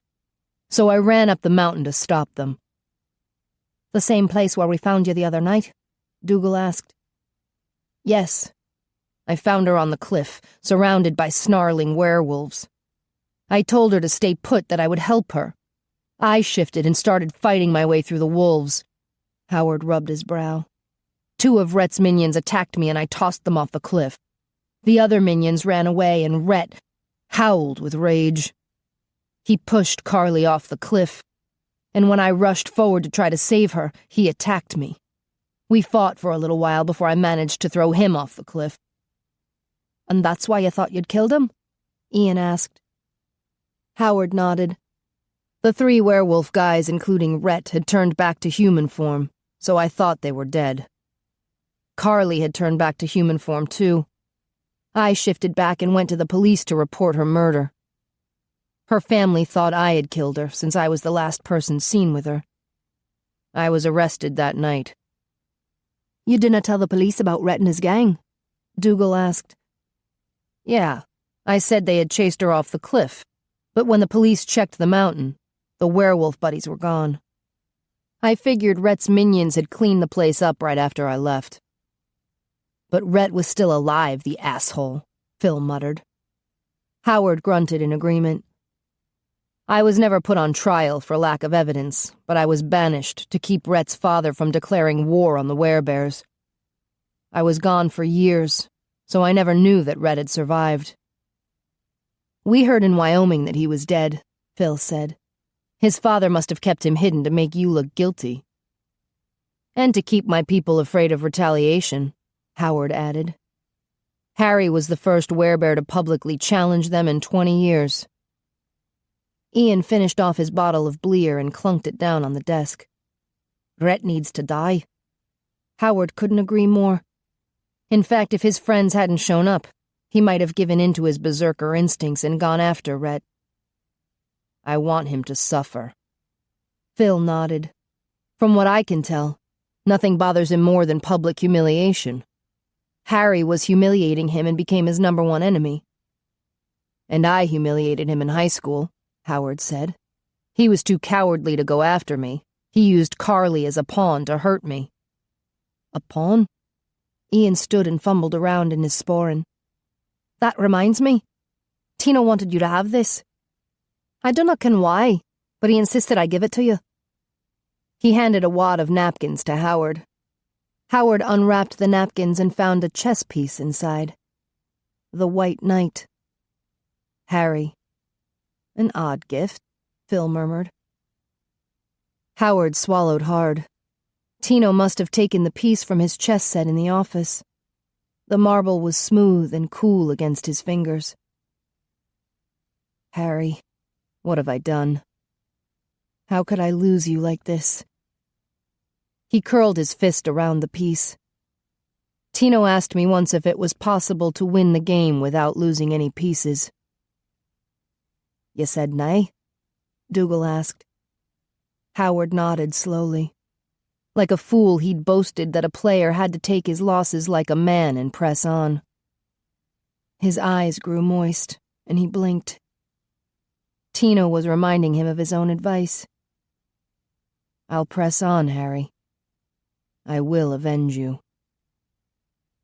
Every tear that was silently shed by Harry's mother felt like a knife thrust into his heart. Howard sat stiffly in a wooden church pew, his clenched hands resting on his knees, while the editor-in-chief of Northern Lights Soundbites stood at the podium, talking about Harry's bravery and persistence when it came to chasing down a story. Several of Harry's journalist friends had taken turns speaking at the memorial service, and they were all fighting back tears. Howard didn't want to show any weakness, so he tried not to mourn, but to focus more on his anger and need for vengeance. The fact that he'd never met Harry's friends before this service was a painful reminder of the long banishment he'd endured. 20 years away from home, and it had all been based on a lie, for Rhett had been alive. Even so, the banishment had been easy to endure compared to the guilt he'd felt over Carly's death. Now he had more guilt. Harry. Howard pushed the thought aside. The guilt would cripple him, make him weak, and he needed to stay strong to avenge Harry. He turned his thoughts back to the enemy, Rhett. Apparently, Old Man Blevin had punished his son, too, for Rhett had been forced to live in secret, his existence known only to other high-ranking werewolves. It wasn't until the old packmaster had died a year ago that Rhett had emerged into the public eye, making sure the media knew he was powerful and rich. Rhett's history of embezzling from his father's company had probably been his way to repay his father's cruelty. Like father, like son, Howard thought. The twisted Blevin family needed to end. The pastor said a closing prayer. Then mourners lined up to pass by the small wooden box that rested on a table, wreathed with flowers. Howard stood behind his grandfather, his cousins Jesse and Jimmy, and Phil. The editor-in-chief, Mr. West, stopped by Harry's mother to convey his condolences, and lights flashed as several journalists snapped photos.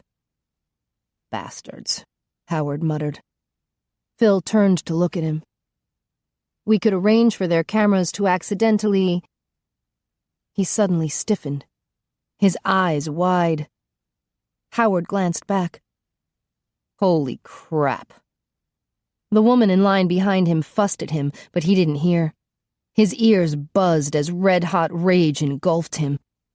Rhett, Blevin, and 2 of his minions had just entered the small church.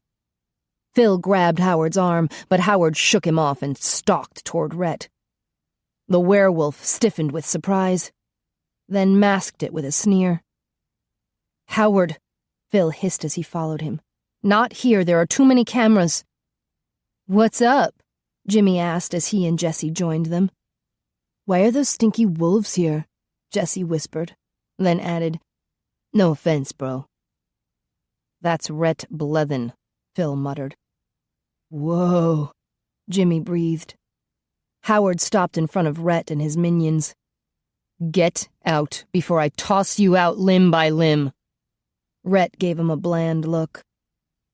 "I thought you were permanently banished from Alaska." "I could only stay banished as long as you stayed dead," Howard said. "It's been a great disappointment all around." Rhett snorted. "And look who's standing by your side. Phil Jones, the traitor to his own kind. Why am I not surprised?" "You bastard," Phil growled. "You were going to kill my entire family." Rhett cast an amused glance toward the journalists who were inching toward them with video cameras. "Go ahead. Attack me. I'd love to get that on film." "Leave," Howard growled. "I will," Rhett smirked. "I just came to see who showed up. I knew Harry couldn't be the mastermind behind his little smear campaign. He was never all that bright, you know." Howard seized Rhett by his tie and jerked him forward. Lights flashed as pictures were taken. Rhett's minions jumped on Howard, but Phil dragged one off while Jimmy and Jesse held the second one back. "You're wrong," Howard hissed in Rhett's face. "We're not smearing you. We're going to destroy you." Yeah, Jimmy added. We already got 2 of your houses, a-hole. And we've got proof you were embezzling, Jesse started. He's a killer, Rhett yelled to the journalists. Howard Barr was arrested 20 years ago for killing his girlfriend, and now he's threatening me. Howard twisted Rhett's tie till he turned red in the face. More lights flashed. You will die for killing Harry. Gasps echoed around the church. Howard released Rhett with a push that sent him stumbling back into the doorway. His cousins and Phil shoved the 2 minions back. Rhett straightened his tie. You have no proof. I could sue you for libel. Try it, Howard said. We have proof of your embezzle. You saw how he attacked me, Rhett shouted at the journalists. He glanced at Jimmy and Jesse, then whispered to Howard. How many friends are you willing to lose? With a growl, Howard stepped forward. Phil grabbed his arm. Not now. Rhett and his minions hurried to his car. Wow, Jimmy whispered. That was cool, man. Like really intense. Yeah, Jesse added. It was like a scene out of a movie. Howard groaned. His cousins didn't realize they'd become Rhett's new targets. They're in danger? Aunt Judy's voice grew louder. My boys are in danger? Calm down, Uncle James murmured. I won't calm down, Aunt Judy glared at Howard. You come back from Harry's funeral to tell me my boys could be next? I'll take full responsibility for their safety, Howard assured her. 6 hours had passed since the memorial service, and during that time he'd taken the ferry from Anchorage to Port Mashenka, along with his cousins and grandfather, Phil, and Harry's mother. Then they'd all taken the smaller ferry to Paw Island. For the entire trip, Harry's mother hadn't said a word. He'd offered to walk her back to her house, but she'd refused. With the box containing Harry's ashes clutched against her chest, she'd glared at Howard. He should have never gotten involved with you, in your foolish quest for revenge. I told him you were trouble. You're no better than your father. Because of him, I lost my husband. Now I have no husband and no son. Mrs. U2, I never meant... Your line is cursed, she interrupted him. I regret Harry ever knew you. She marched off, leaving Howard behind. Regret. The dreaded word echoed in his mind. It's the grief talking, Phil whispered. Don't let it get you down. Howard snorted. Harry's mother was definitely in pain, but she was correct. Her son would still be alive if he hadn't gotten involved with Howard's plan. Walter, he turned to his grandfather. Will you take Phil home with you? I'll be there in a little while. Sure. Walter motioned for Phil to follow him. You want a beer? Oh, Howard called out to his grandfather. There'll be 2 vampires in your basement. Walter snorted. Now you tell me. Does your mother know? Yeah, I called her.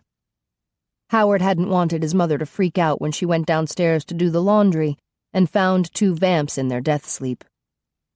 Now he was in his cousin's house down the street, trying to break the news to Aunt Judy and Uncle James.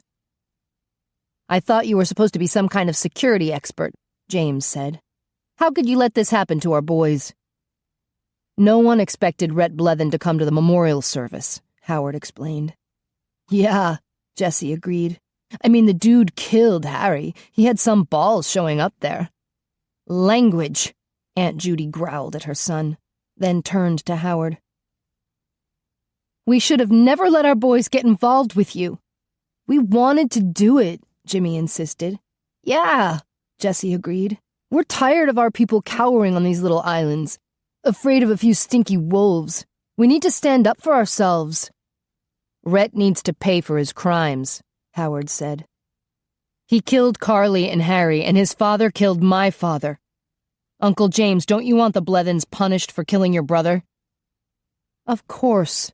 James gave his sons a worried look. I was proud to let my boys help you out, but now... It was a mistake from the beginning, Judy grumbled. Now my boys have to go into hiding? We can't afford to send them away. I have it all covered, Howard assured her. They can go to the private school where I work. School? Jessie grimaced. Dude, we graduated last spring. Yeah, and it's summer, Jimmy added. You won't have to take classes, Howard said. Academic classes, that is. I will expect you to take martial arts and fencing so you can defend yourselves. You mean like swords and karate stuff?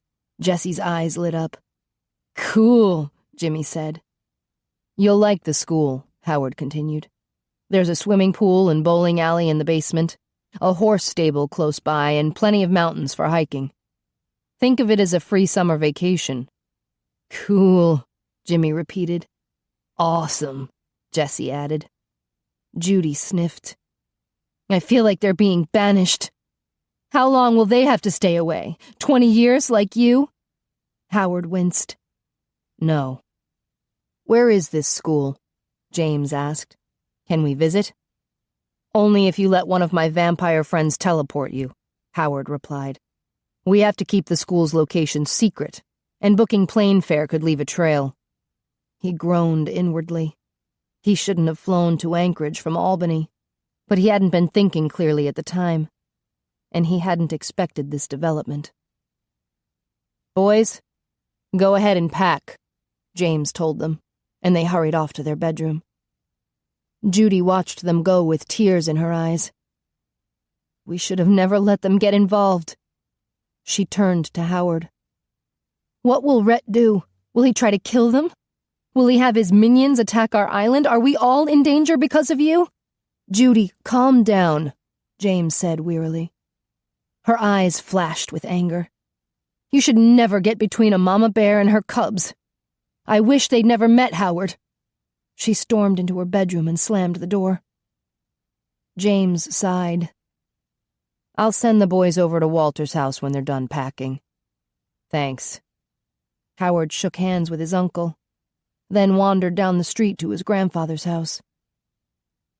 Regret. Harry's mother wished her son had never met him. Aunt Judy wished her sons had never met him. Were all his relationships doomed to end with regret? He knew Elsa was falling for him, but still she kept trying to reject him. Did she regret being attracted to a berserker? Did she regret lying to her aunts, her only family? Did she regret falling in love with a man she couldn't trust? Was it wrong for him to keep pulling her back? After a few beers with his grandfather and Phil, he felt even worse. Walter was being strangely quiet. He probably regretted that all 3 of his grandsons were going into hiding. If Rhett attacks the island, Howard began. Don't worry about it, Walter grumbled. If he wants a war with us, he can have one. Howard sighed. How many people was he endangering? Regret. Jimmy and Jessie arrived with packed duffel bags.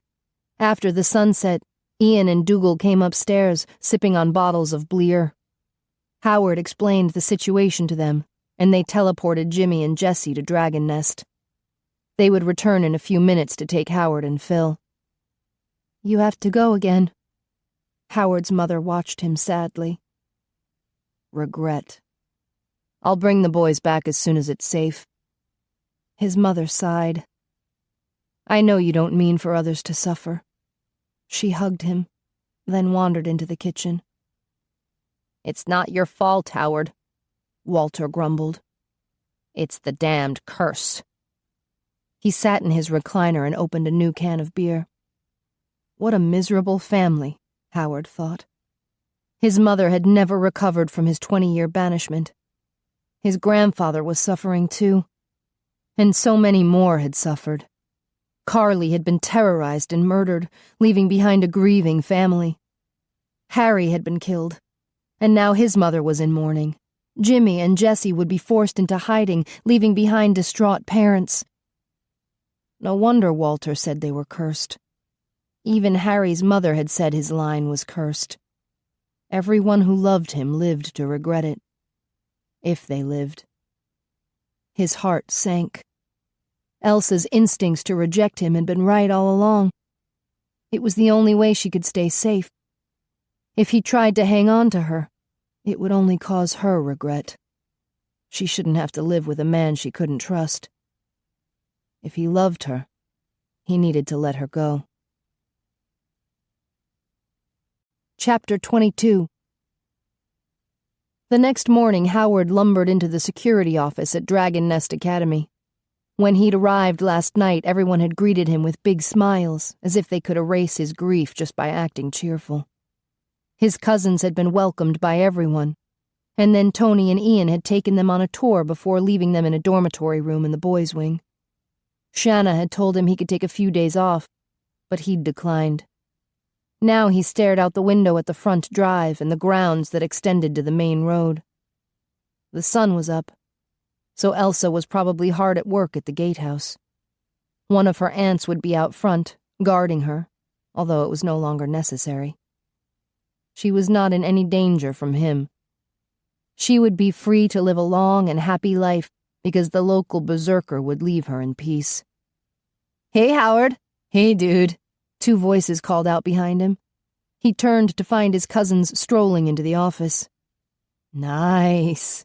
Jimmy sprawled in the chair across from his desk. "Wow, security monitors. Cool." Jesse perched on the corner of his desk. "But you need more chairs in here, dude." "That's nothing compared to the real problem around here," Jimmy grumbled. "What problem?" Howard asked. "Is something wrong with your room?" "Oh, the room's fine," Jesse answered. "The food's good, too, if you don't mind the stink." Howard sat in his chair. "The food stinks?" "Not the food," Jimmy corrected him. "The company. This place is full of werewolves." "Yeah," Jesse gave him an indignant look. "You should have warned us we were going into a wolf den." "Not all the kids here are werewolves." Howard leaned back in his chair.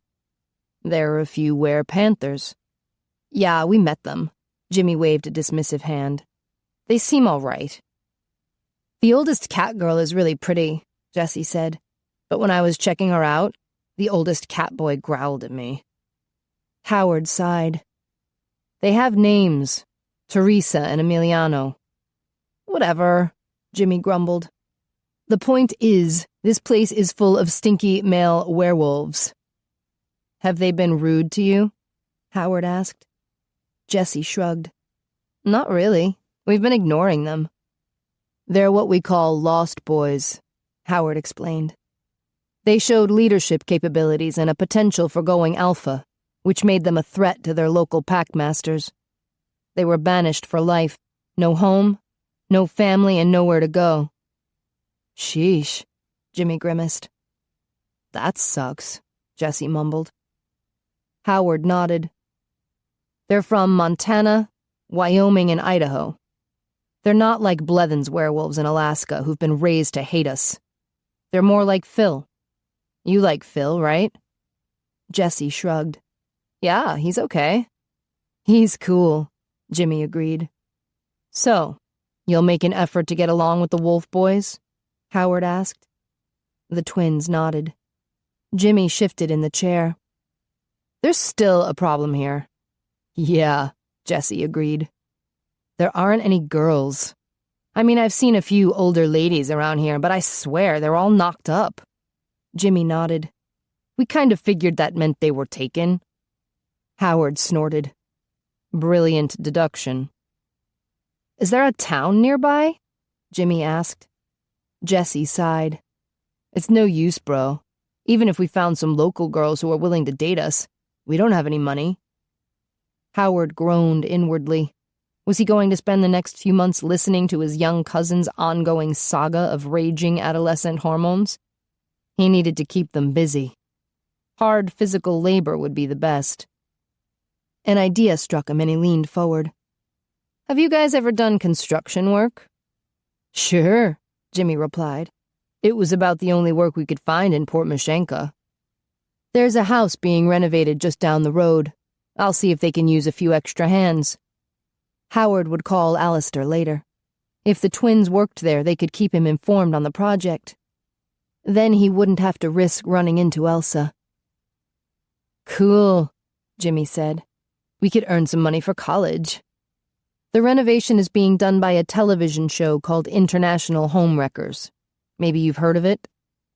When his cousins stared at him blankly, Howard continued. It's on the Home and Garden renovation station. Jesse scratched his head.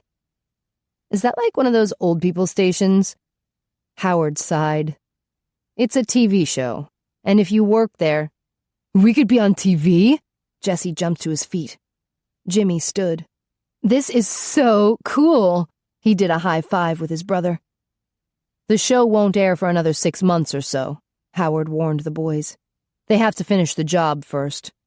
And he'd have to make sure Rhett was no longer a threat. Hi! A young voice called from the doorway. Tino! Howard waved him in. Have you met my cousins? Tino approached, studying them carefully. Are you werebears too? Yep, Jimmy replied. I bet you're not as big as Howard. Tino squirmed into the chair. Nobody is as big as Howard. Jesse nodded. You got that right, little dude. Tino grinned. I'm glad you're here. My mom says Howard's going to be real sad and he'll need all his friends. With a groan, Howard rubbed his brow. Guess what, little dude? Jimmy asked, clearly trying to change the subject. My brother and I are going to do construction work down the road and be on a TV show. It's not set, Howard warned him. I still have to arrange it with Alistair. Oh, then you'll get to work with Elsa, Tino exclaimed. Elsa? Jesse asked, his eyes lighting up. Is she pretty? Howard tamped down on a sudden urge to growl. She's Howard's dream girl, Tino explained. Oh, really? Jimmy grinned at Howard. Jesse snickered. Oh, that Howie, he's a busy boy. Howard tamped down on a sudden urge to rip a few heads off. Howard? Tino looked around the office. Where are the donuts? I wanted a donut. You've got donuts? Jimmy scanned the room. I didn't get any today, Howard grumbled. What? Tino's mouth fell open. Are you sick? Oh my God, Howie. Jesse feigned a look of horror. How will you live? Don't you have something to do? Howard growled. Move on so I can get to my job. Yeah, we're going. Jimmy ambled toward the door. He wouldn't be such a grouch if he'd eaten some donuts, Jesse added as they left the room. Tino climbed off the chair. Did you get my present? Yes. Howard reached into his pants pocket and retrieved the white marble chess piece. He opened his palm to show it to Tino. Harry, the white polar bear, the white knight. I'm sorry you lost him, Tino whispered. So am I. Howard's hand curled around the piece. I hope you'll have donuts tomorrow. Tino shuffled out of the room. The gatehouse was packed full of people. Elsa had halted her work on the new island in the kitchen, for the wiring and plumbing crews had come in to do their job. Madge and the camera crew were also there, filming. As soon as the pipes and wiring were installed, the B-boys would finish floating the new ceiling on the ground floor. She was in the utility room, checking where the wall had been removed and plumbing installed for a washing machine, when Alistair strolled in and came to a stop on the newly repaired floor. I just hired 2 more workers. He bounced on the balls of his feet, testing the floor. Howard says they have experience. Her heart swelled at the sound of his name. Howard is back? Yes, the boys are his cousins. Apparently he brought them back with him from Alaska. I see. A twinge of disappointment nicked at her. Howard had contacted Alistair, but not her. The boys are Jimmy and Jesse Barr. They'll start work in the morning. Alistair sauntered from the room. I hope Howard starts bringing us donuts again. Jimmy and Jesse Barr. Elsa slapped herself mentally. Why hadn't she realized Howard's last name was such a major clue? But she couldn't recall him ever mentioning his last name. These 2 cousins were probably werebears too. And berserkers. Great. Now there would be 3 berserkers close by who could fulfill the curse. She shoved that thought aside. She wasn't going to let the stupid curse dictate her life. It only had power over her if she believed in it and feared it. Howard felt the same way, so why hadn't he called? Maybe with all the noise in the house, she missed the call. She pulled her cell phone from her jeans pocket. No missed calls. No texts. She called his number, but it rang and rang. Was he busy? She left a voice message. Howard, I heard you were back. I'm so sorry about Harry. Call me when you get a chance. Bye. She switched the phone to vibrate so she would feel it when he returned her call. An hour later, he still hadn't called. Was he really that busy? Or maybe he was too depressed over Harry's death. Should she give him sympathy or give him space? Another hour passed. An ominous feeling settled in her gut. This wasn't like Howard. He'd always been so determined to pursue her. After another hour, the ominous feeling threatened to turn into panic. Now that she feared she might lose him, she realized how badly she wanted him. She called again. It rang and rang. "Hi, Elsa," he finally answered. Her heart did its usual somersault at the sound of his deep, sexy voice. "Howard, I was worried about you. Are you all right?" "Yes." There was a pause. "I've been thinking." The bad feeling in her gut returned full force. "You're in mourning now. You shouldn't be making any—" "I don't want you to live in fear of me. It's not fair to you. And I've been putting you in a bad position, forcing you to lie to your aunts." Her gut twisted. "Howard, don't—" "I can't let you fall in love with me." "Too late," she wanted to scream. "Not when I know it will end with regret," he continued quickly. "You tried to reject me several times. Your instincts were correct." "What do you mean? You were planning to attack me after all?" "No, of course not. I could never hurt you." "You're hurting me now." There was a pause before he continued. "I'm sorry, Elsa. I'm sure if you think about it, you'll know this is for the best. You can have a full and happy life without any fears that the curse will come true." "I don't care about the damned curse." "It's for the best. I'm really sorry." He hung up. She stared at the phone. Was this really happening? Had he really dropped her? On the phone? Her heart pounded, thundering in her ears. This couldn't be happening.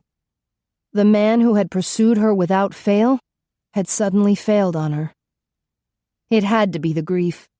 With trembling hands, she stuffed the phone back into her pocket. This wasn't like Howard.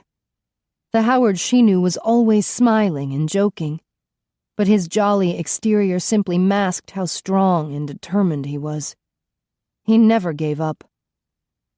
She wandered past the other workers, not even hearing them, till she ended up on the back porch.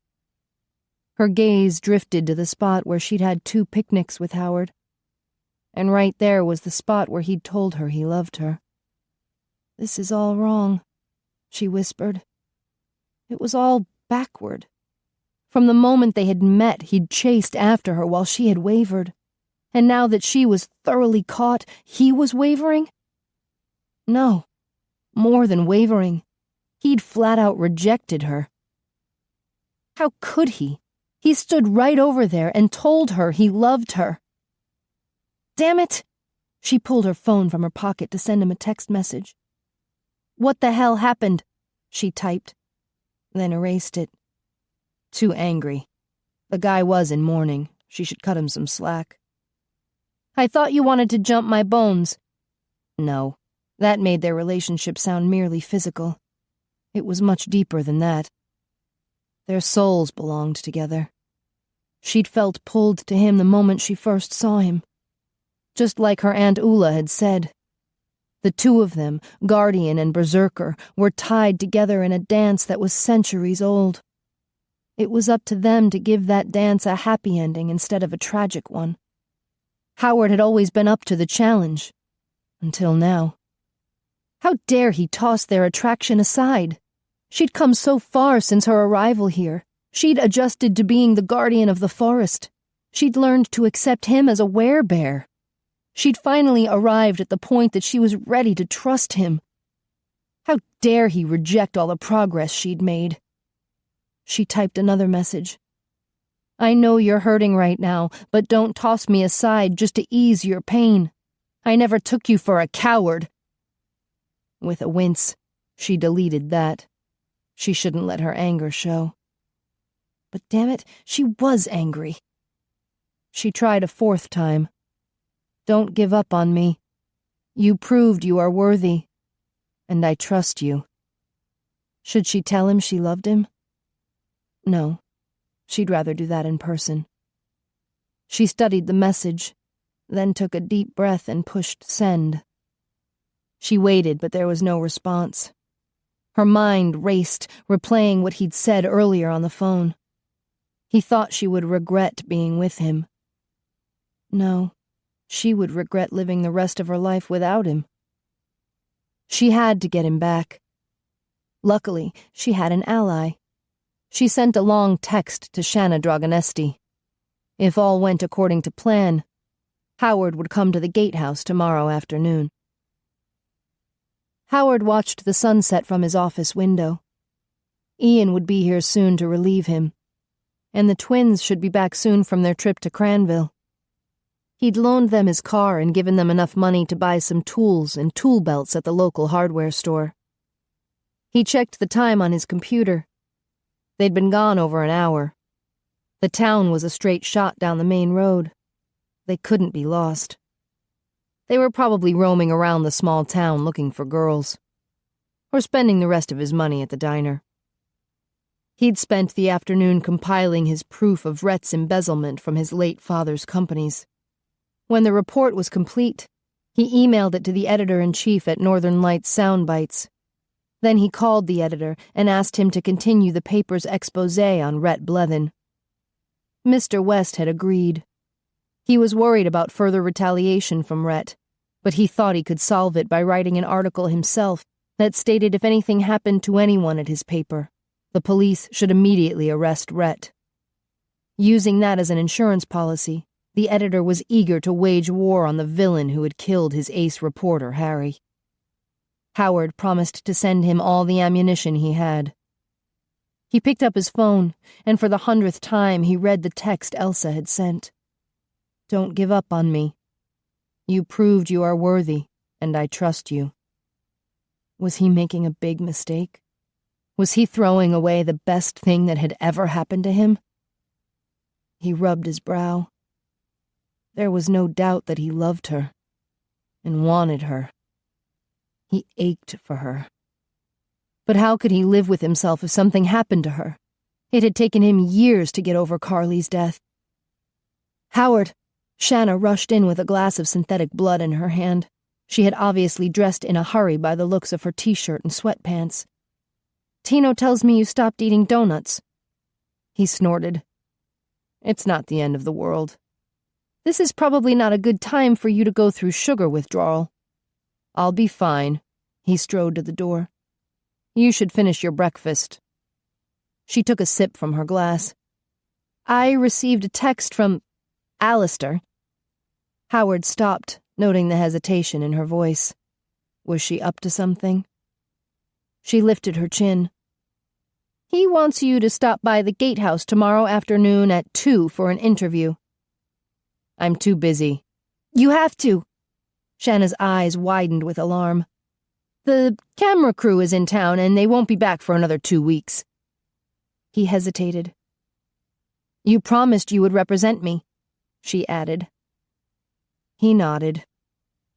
All right, I'll be there. He smelled a trap. She grinned. Great. She downed the rest of her glass, then hurried back down the hall. He sighed. No doubt Elsa would be at the gatehouse, and she'd insist on talking to him. Definitely a trap. He should avoid it, even though there was a part of him that desperately wanted to be caught. Chapter 23. Tall, long-legged, broad-shouldered, thick brown hair and twinkling blue eyes. No doubt about it, Elsa thought. Those two boys were Howard's cousins. A pang shot through her chest. She couldn't lose Howard. It was the next morning, and all the workers had gathered in the parlor at the gatehouse. Aunt Ula was parked outside in the driveway. Aunt Greta would be taking her turn in the afternoon. Alistair introduced Howard's cousins to everyone. "Thank you for bringing the donuts." "No problem," one twin said. Elsa thought it might be Jessie, but she wasn't sure which one was which. "Are you lads up to knocking down a few walls?" Alistair asked. The boys smiled. "Sure." Elsa figured they could knock down an entire house if they shifted into werebears. "Good. You'll assist the B-boys today," Alistair told them. "They'll be busting down some walls upstairs to enlarge a few rooms. Elsa, I'll give you the floor plan so you can supervise." "Okay." She noticed the twins were grinning at her. Had Howard mentioned her to them? If so, that was a good sign. "Oscar, make sure the wiring is completed for the basement and ground floor," Alistair continued. "Did you finish sectioning off the basement?" "Yeah," Oscar replied. "We have the walls up for the bedroom suite and storage room." "Excellent." Alistair strode toward Elsa and handed her the upstairs floor plans. "Let's make some progress before Madge shows up at noon with the camera crew. Jimmy and Jessie, would you mind putting the leftover donuts in the kitchen?" With that, everyone split up to get to work.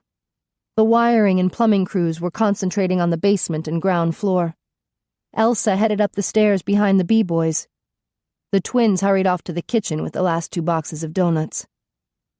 With one more stair step to go, she felt a tap on her shoulder from behind. An instant burst of red-hot pain shot from the birthmark on her shoulder. She stumbled onto the second-floor landing and turned to see Howard's cousins right behind her. "I'm sorry," one of the twins said, his eyes wide with worry. "I didn't think I tapped you that hard." "Yeah," the older twin said. "Sometimes we don't know our own strength." "Howard would probably kill us if we hurt you," the first one added. "I'm fine," Elsa assured them. "I just lose my balance." So these 2 boys had the same effect on her birthmark that Howard had.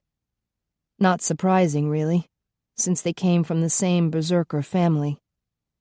But she didn't feel immediately drawn to them like she had with Howard. Another good sign, she thought. It meant she was attracted to Howard not because he was a berserker, but because he was Howard. Huge, handsome, hunky Howard. "We wanted to introduce ourselves," said the one who had tapped her shoulder. "I'm Jimmy." "And I'm Jessie." She smiled, hoping Jessie wouldn't realize she was avoiding shaking hands with him. His touch would probably burn as badly as Jimmy's had. "I'm delighted to meet you." The B-boys gathered around to introduce themselves, then unfolded Elsa's floor plans to study them. Jimmy slanted a grin at her. "We heard you were Howard's dream girl." Her heart lifted with a surge of hope. "Did Howard say that?" "No, it was the little dude," Jessie said. "Howard just growled at us." "He's not his usual self," Jimmy whispered. Elsa nodded, her heart settling back into its current condition of pain and despair. "Buff, can you and the others go ahead and get started? We'll join you in just a second." When the B-boys sauntered off with the plans, she turned back to the twins. "I wanted to talk to you in private." "Awesome," Jessie exchanged an excited look with his brother. "This sounds like a conspiracy." "Cool," Jimmy whispered, then turned to Elsa. "It's about Howard, right?" "Yes. He's supposed to come here today at 2 to videotape an interview." "Yeah, he mentioned that," Jessie said. "Dudette, he's onto you. He called it a trap." "The interview is real," Elsa assured them. "Madge will be filming here today." "And you'll be here to see Howard?" Jimmy asked. He probably assumes I'll be here, Elsa continued. But I won't be. I'm hoping he'll be disappointed enough to realize how much he does want to see me. Oh, tricky, Jessie said. I like it. Elsa sighed. There was a very big danger that her whole plan could backfire, and Howard would be relieved she wasn't here. But if the plan worked, she would be successfully luring Howard back into the role of the pursuer. Would you mind helping me? What can we do? Jimmy asked. If Howard asks where I am, tell him I'm cooling down at the stream. He knows where that is. You're gonna reel him in like a fish? Jimmy grinned. Cool. Jessie nodded. Awesome. Where the hell was she? Howard had showered and shaved and put on some of his best clothes before walking into Elsa's trap. Damn it. Here he was, a willing victim, and she didn't bother to show up? He hid his frustration behind a forced smile as he exchanged pleasantries with Madge in front of the camera. In the course of the interview, she'd walked him through the basement where the plumbing and wiring crews were hard at work. But no Elsa. Madge had escorted him around the ground floor, even going into the kitchen to inspect Elsa's progress on the cabinets. She wasn't there. She wasn't upstairs either. It didn't make sense. She had to be around here somewhere. Her Aunt Greta was parked outside in the driveway. He'd spotted her when he'd parked his SUV behind the sporty convertible his cousins had borrowed from Ian. So where the hell was Elsa? It didn't matter, he told himself. It was best not to see her again. There will never be another Elsa, you fool. The interview ended, and he gave Madge a strained smile as she thanked him. He hesitated, watching Madge and her crew go down the stairs and out the front door. Should he leave too? The interview was over. Hey, dude. Jessie sauntered toward him with his brother. You were good. Yeah, Jimmy agreed. Real smooth. Howard shrugged. I used to do a lot of interviews when I played football. Cool. Jimmy eyed him curiously. Awesome. Jessie crossed his arms, watching him. What did they want? Are you working hard? Howard asked. They nodded.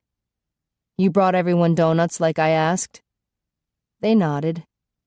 Howard raked a hand through his hair. It seems a little odd. What? Jimmy asked. Elsa's aunt is out front to guard her, but she's not here. Jessie looked at his brother. Didn't she tell us she was going somewhere? Yeah, Jimmy scratched his head. Where was that? The twins exchanged an amused look. Howard gritted his teeth. Where is she? Well, if you insist. Jessie's mouth twitched. She said something about cooling off in a stream. Howard had an instant vision of Elsa splashing around in the pothole where the water was deep. Jimmy heaved a sigh. It's a shame you missed her. Yeah, I guess you have to get back to work. Jessie patted Howard on the back. Tough luck, old dude. Howard clenched his fists. So, this was the trap. Elsa alone at the stream. I'll see you guys later. He marched down the stairs, ignoring the snickering from his cousins. So they were in on it. Shanna, too.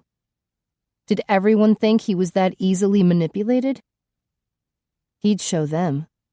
He'd go back to work at Dragon Nest, and Elsa could splash around in the damn stream all afternoon, waiting for him. He reached the bottom of the stairs. It was a tempting trap, he had to admit. But he wouldn't fall for it. Cooling down in the stream, my ass. Skinny dipping? He paused by the front door. Was she waiting for him naked? Did she think he was that easy to entice? Damn! He spun on his heel and strode toward the back door. His cousins on the second-floor landing cheered, then laughed when he shot them the finger. He'd show Elsa not to toy with him. Elsa paced in front of the stream. Could she do this? She'd never played the seductress before. She knocked down walls, she built cabinets, she wielded hammers, even sledgehammers. She didn't seduce big, hunky men. The problem was probably moot. If Howard was serious about rejecting her, he wouldn't come. On the way to the stream, she'd acquired an entourage of deer, raccoons, foxes, and squirrels. What if Howard did come? She didn't want to put on a show for the woodland creatures. She lifted her hands. Go in peace. They slowly ambled away, except for a squirrel who had found a yummy acorn to munch on. Hey there, she called out to the squirrel. If the werebear comes this way, could you let me know? The squirrel tilted its head, regarding her curiously. She wasn't sure if her request had registered. With a sigh, she decided to take matters into her own hands. She twisted her hair up and clipped it on the back of her head with a plastic claw. Then she removed her work boots and set them beside the big boulder that would serve as her dresser. She removed her socks and tucked them into her boots. The small rocks along the creek bed were smooth and cool against her bare feet. She pulled off her t-shirt and folded it on top of the boulder.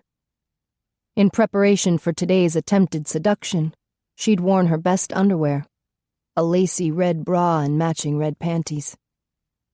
She unzipped her jeans. A movement nearby caught her attention. It was the squirrel. It bounced across the tops of several rocks, then leaped onto the boulder. He comes. She heard it clearly in her mind. Goosebumps skittered down her arms. She didn't know which freaked her out more, that she'd understood a squirrel, or that Howard had willingly walked into her trap. The squirrel bounded away, leaping from one rock to another before disappearing into the woods. Howard was coming. Was this a mistake? Using the lure of sex to draw him back? All's fair in love and war, she told herself. She wanted to show him that she loved him and trusted him. How better to show her trust than by making herself totally vulnerable? She pushed her jeans down. Was he close by and watching? She folded them and set them on the boulder. She unhooked her bra. Was that a quick breath she heard? Her nipples pebbled in response, and she dropped her bra on the stack of clothes. Before she could chicken out, she eased her panties off and placed them on top of the bra. Some gravel crunched behind her. Howard. She rushed into the pool, wincing at how cold the water was. When the water covered her breasts, she turned. Howard was standing in front of the tree line, glaring at her, his eyes an intense blue. She swallowed hard. He looked more angry than attracted. Hi. Would you care to join me for a swim? Her face flushed with heat. That had sounded so lame, some seductress she made. He scowled at her, then pivoted and strode into the woods. Her mouth dropped open. Her plan had backfired? A flurry of noises emanated from behind some bushes. Was that Howard? Or something else? She winced, sinking down in the water to her chin. It would be just her luck for a group of hunters to be walking by. The bushes shook.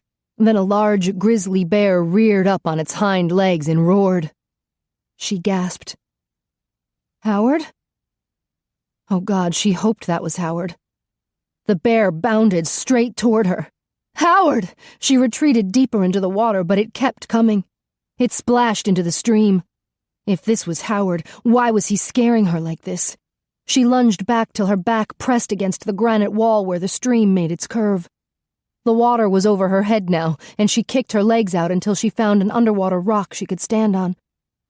The bear rose onto its hind legs and started to shimmer, turning gray before finally snapping back into human form. Howard frowned at her, his eyes glittering a neon blue. Don't think you can toy with me, Elsa. She splashed water at him. You big bully! First you reject me, breaking my heart, and now you try to frighten me into a heart attack? Are you frightened? He stepped toward her. the water just above his waist. I could shift back in a second and maul you. Isn't that what you're afraid of? Screw you! She splashed water into his face. I'm not afraid. I'm pissed. So am I! Why? You're the one who rejected me. Hot tears stung her eyes. I finally get up the nerve to trust you and love you, and you dump me. You what? You dumped me! He stepped closer. You trust me? And love me? I hate you. She crossed her arms over her chest. Liar. He lunged toward her, grabbing her around the waist. She pushed at his shoulders. How could you reject me? I was crazy. He dragged her back to more shallow water. I should have known I could never let you go. You broke my heart. I'll fix it. He pulled her close so her breasts pressed against his bare chest.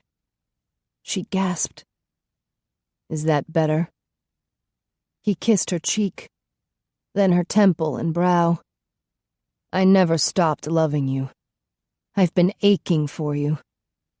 Oh, Howard. She wrapped her arms around his neck. I love you too. I don't want to ever lose you. You won't. He planted his mouth on hers, kissing her hungrily. She couldn't get close enough. She tightened her grip around his neck and wrapped her legs around his torso. He trailed kisses down her neck and his hands skimmed down to her rump. Elsa. He lifted her, dragging her up to his chest. She gasped as her core skidded across his skin. Her heels dug into his back so she could press harder against him. He lifted her till he could draw one of her nipples into his mouth. With each tug on her breast, she grew hotter and more desperate. She squirmed against him. Howard, please. He lowered her and whispered in her ear. Are you mine, Elsa? Yes. His hand slipped between her thighs. With her legs wrapped around him, she was fully exposed to his touch. She groaned as his fingers explored her folds. Will you shudder and scream for me? He whispered, his lips against her ear. She felt moisture building inside. Yes. He rubbed against her clitoris, then tugged gently on it. She cried out. Will you open for me? Will you let me inside you? Oh, yes, she gasped when his fingers slid inside her. Then 2 fingers. She clenched around him. So hot and wet. He kissed her hard as he stroked her. She broke the kiss, struggling to breathe as tension grew. He stroked harder and faster. Howard, she dug her fingers into his shoulders. He was so good, merciless. She teetered on the edge for a glorious moment, then shattered. Her cry echoed in the woods around them. She gasped for air as delicious aftershocks racked her body. Oh, Howard. She hugged him tight. He nuzzled her neck. You naughty wench. You seduced me. With a snort, she swatted his shoulder. You seduced me and you know it. Me? I've barely gotten started. He lowered her until her core rested on the tip of his erection. She gasped at the size, and that was just the tip. Howard, you're such an animal. He smiled. She kissed his brow. I love you. I love you too. With a grin, she tilted her head back to gaze at the blue sky. The day couldn't be more perfect. She stiffened. What? He looked around. Are we being watched by some perverted raccoons? She pointed to the top of the granite wall where the stream curved. Along the edge was a row of large birds. Brown hawks and black crows. More than 20 of them. She unhooked her legs so she could stand in the stream. Danger! She heard it echo through the forest. The woodland creatures were warning her. Danger! Run! She stepped back. We need to get out of here. It's okay. Howard reached for her. They're just birds. Half of the birds took wing and flew in the direction of the house. She shook her head. Those are more than birds. They're spying for the guardian of the sky. Your aunt? Elsa rushed toward her clothes to get dressed. Hurry, before she gets here with a shotgun. Chapter 24. Where are you parked? Elsa asked. They had both dressed quickly and were now hurrying through the woods to the gatehouse. In the driveway, Howard replied. She winced. It would have been better if he'd parked along the main road and taken the shortcut through the woods. He'd done that before in order to keep their picnic secret. You parked next to my aunt? I have nothing to hide. He glanced around. We're being followed by deer on both sides. I know. They're worried about me. I can hear them. They're talking to you?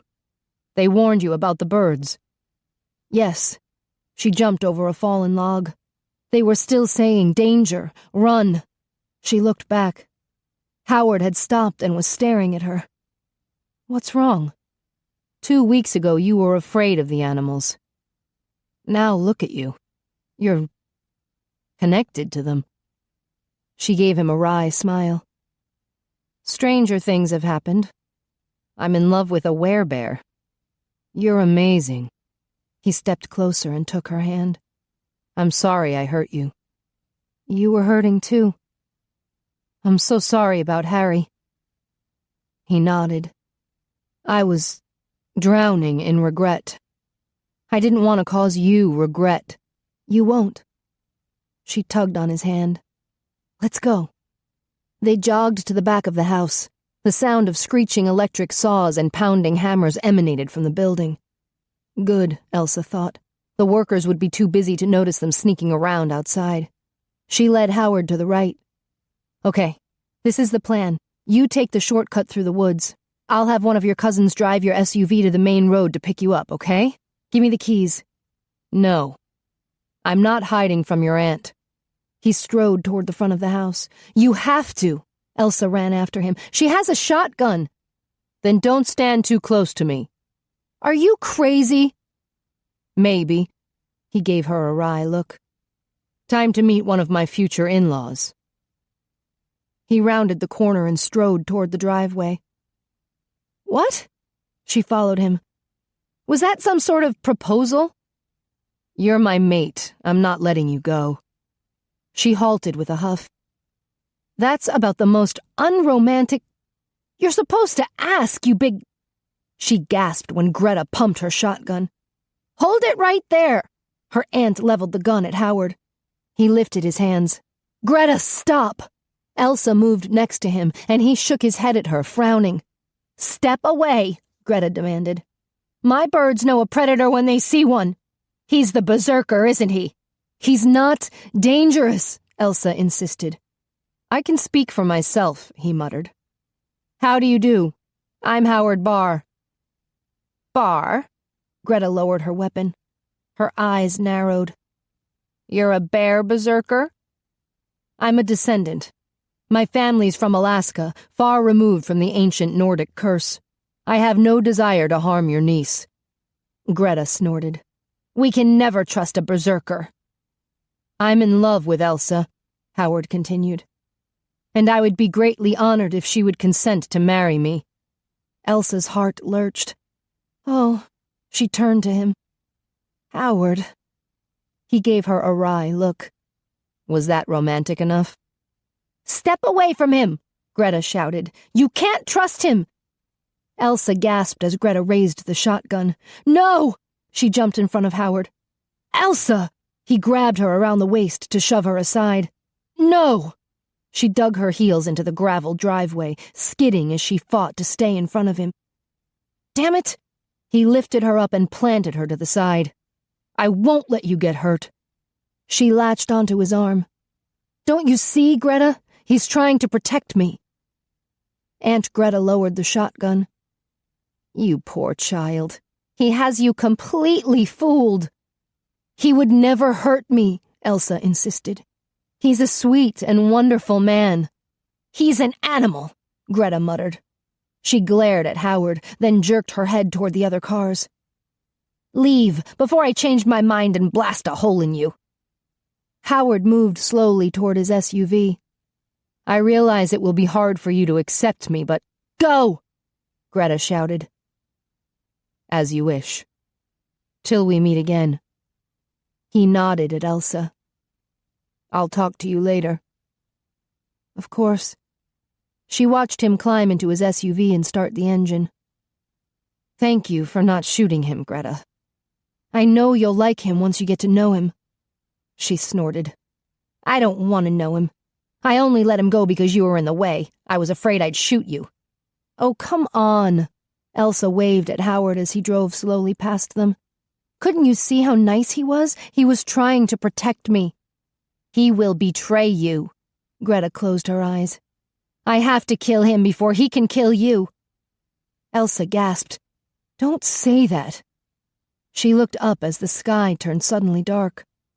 Hundreds of birds were circling overhead. Dozens of black crows gathered along the roof of the gatehouse. It was an army waiting for their orders. Her skin prickled with goosebumps. Greta, please don't do this. You wouldn't let me shoot him. She lifted her hands to the sky. I have another way. No! Elsa watched, stunned as a thick wave of birds moved across the sky, headed for the main road. Call them off! Greta ignored her, keeping her eyes on her birds. Elsa glanced around and spotted keys in the nearby convertible. She jumped in and started the engine. No! Greta shouted. I'm going to him, so call them off! Elsa yelled at her, then gunned the engine, spraying gravel as she zoomed down the driveway. She turned onto the main road, racing after Howard. It didn't take long to catch up with him. He'd slowed to a crawl, his SUV entirely covered with birds. The cawing and shrieking sounds were deafening. Large hawks dive-bombed his vehicle, slamming into the roof as if they wanted to rip their way through. Black crows crashed into the windows and tried to drill through with their beaks. She leaned on the horn, but the honking blast didn't faze the birds. Howard's SUV came to a complete stop. Maybe he could see her, though she wasn't sure he could see anything with his windows covered. She parked on the side of the road and searched the interior of the car for anything she could use as a weapon. An empty glass bottle on the floor. She picked it up. Bleer? What was that? It was better than nothing. She stepped out. Shoo! Go away! She waved the bottle, but the birds didn't budge. She didn't want to throw away her only weapon, so she pulled off a work boot and threw it. It hit the back of his SUV with a thud, dislodging a dozen birds and wounding a few that plummeted to the road. She took off her other boot. A dark shadow fell over her and she glanced up. Birds were circling overhead. Oh no. She was totally exposed. They spiraled down toward her. She shouted and threw her boot at them. Hooves clattered onto the road as a herd of deer ran toward her. She frantically waved the bottle overhead and managed to whack some of the attacking birds. The deer surrounded her, and she ducked down, letting them shield her. She winced as the poor animals were pecked and clawed. One of the deer kicked her bottle, and it rolled to the side of the road. Elsa! Howard shouted. She gasped as she saw him running toward her. His arms were raised to protect his head, but birds were bombing him, tearing at the bare skin on his forearms. Howard, stay in the car! A screech of brakes sounded behind them. Greta had followed them. She climbed out of her car. Elsa! Come with me! Call off your birds, she yelled back. I won't let them hurt you, Greta approached. Just come with me. The birds ceased their attack on Elsa and the deer and flew high into the air. She straightened. The deer sidled up against her, pressing their sides against her. Thank you for protecting me. Her heart squeezed at the sight of blood on their backs. You poor things. She ran her hand along a deer's back, then gasped when a sudden surge of heat shot down her arm from her birthmark. The heat gathered in her hand till her palm glowed. She skimmed her hand over the deer's wounds, and they healed. She pivoted, quickly touching all the deer. Elsa, hurry! Greta cried. Come with me! She glanced up. The birds were now flying straight toward Howard. No! She ran toward him, the deer following. Elsa! Greta shouted. Come with me and I'll stop them! Howard grabbed her by the shoulders. "Go with her so you'll be safe." "I don't—" She hesitated. Was this the best way to make her aunt stop and to keep Howard safe? "Okay." She retreated, moving slowly toward her aunt. With a great screeching sound, the birds shot away from the SUV and zoomed across the sky. She glanced back at Howard.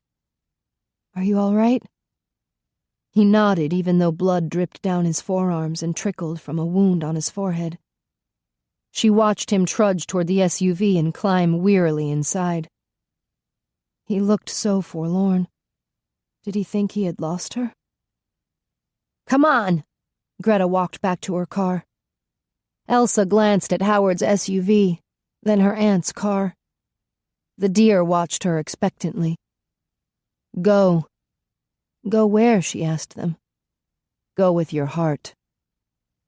She ran to the SUV and wrenched open the passenger side door. "Let's go." She jumped in and closed the door. Howard's eyes widened. "Are you sure?" "Yes, go." He stepped on the gas. She buckled up. "Is she following us?" He glanced in the rearview mirror. "No, your buddies are playing defensive linemen." "Huh?" She twisted to look out the back window. The deer had formed a line across the road. "You healed them." Howard glanced at her. "I saw it." She turned her hand over to study her palm. "I didn't know I could do it. It felt so strange." "You're coming into your power really fast." She winced at the blood dripping down his forearms. "Maybe I can help you." She touched a wound, but nothing happened. "Oh, I'm sorry." Apparently it only worked on woodland creatures, and Howard was currently human. "Don't worry about it. I'll heal as soon as I can shift." "I would shift now, but the bear is a lousy driver." "You let him drive?" "Only on Sundays." She snorted. Humorous, Howard. It was good to have him back. She pulled some tissues from a dispenser on his console and dabbed at his arm. "I'm sorry about my aunt." "So am I. She tried to kill me." "She doesn't know you." He drove for a while, frowning. Elsa bit her lip. "Please, don't tell me you're having second thoughts again." He sighed. "I don't want you to have to choose between your family and me. You would regret losing them, and I would be the cause of your regret." "I won't lose them, and I don't want to lose you." He pulled to a stop as the main road came to a dead end at a crossroad. "If I turn left here, we could go back to Cranville. I could drop you off at your hotel and continue to court you." She nodded. "We could do that." He shifted in his seat to face her. "If I turn right, I'll take you into the mountains to my cabin." "You have a cabin?" "I'll make love to you." She swallowed hard. "And you'll be mine. My mate." Her pulse speeded up. "What does that mean exactly? Do you expect me to become a bear?" "Only if you want to." He tapped his fingers on the steering wheel. "I'm not sure you can since you're the guardian. I can't predict the future other than the fact that I will always love you, and protect you, and cherish you for as long as I live." Her heart melted. "That's a fact?" "Yes." His eyes glittered an intense blue. "And it won't change whether you choose left or right. I'll always love you." She touched his face. "Dear, sweet Howard. Turn right." Chapter 25. Howard was already growing hard with anticipation. He would jump her in the bedroom, in the kitchen, in the woods. And that was just today. Tomorrow, he realized he needed to make some calls before they drove out of range. Reception could be sketchy at the cabin. He normally took a sat phone there, but all he had now was his regular cell phone. He called Jimmy. "You need to pick up Ian's car. It's on the main road." "How did it get there?" Jimmy asked.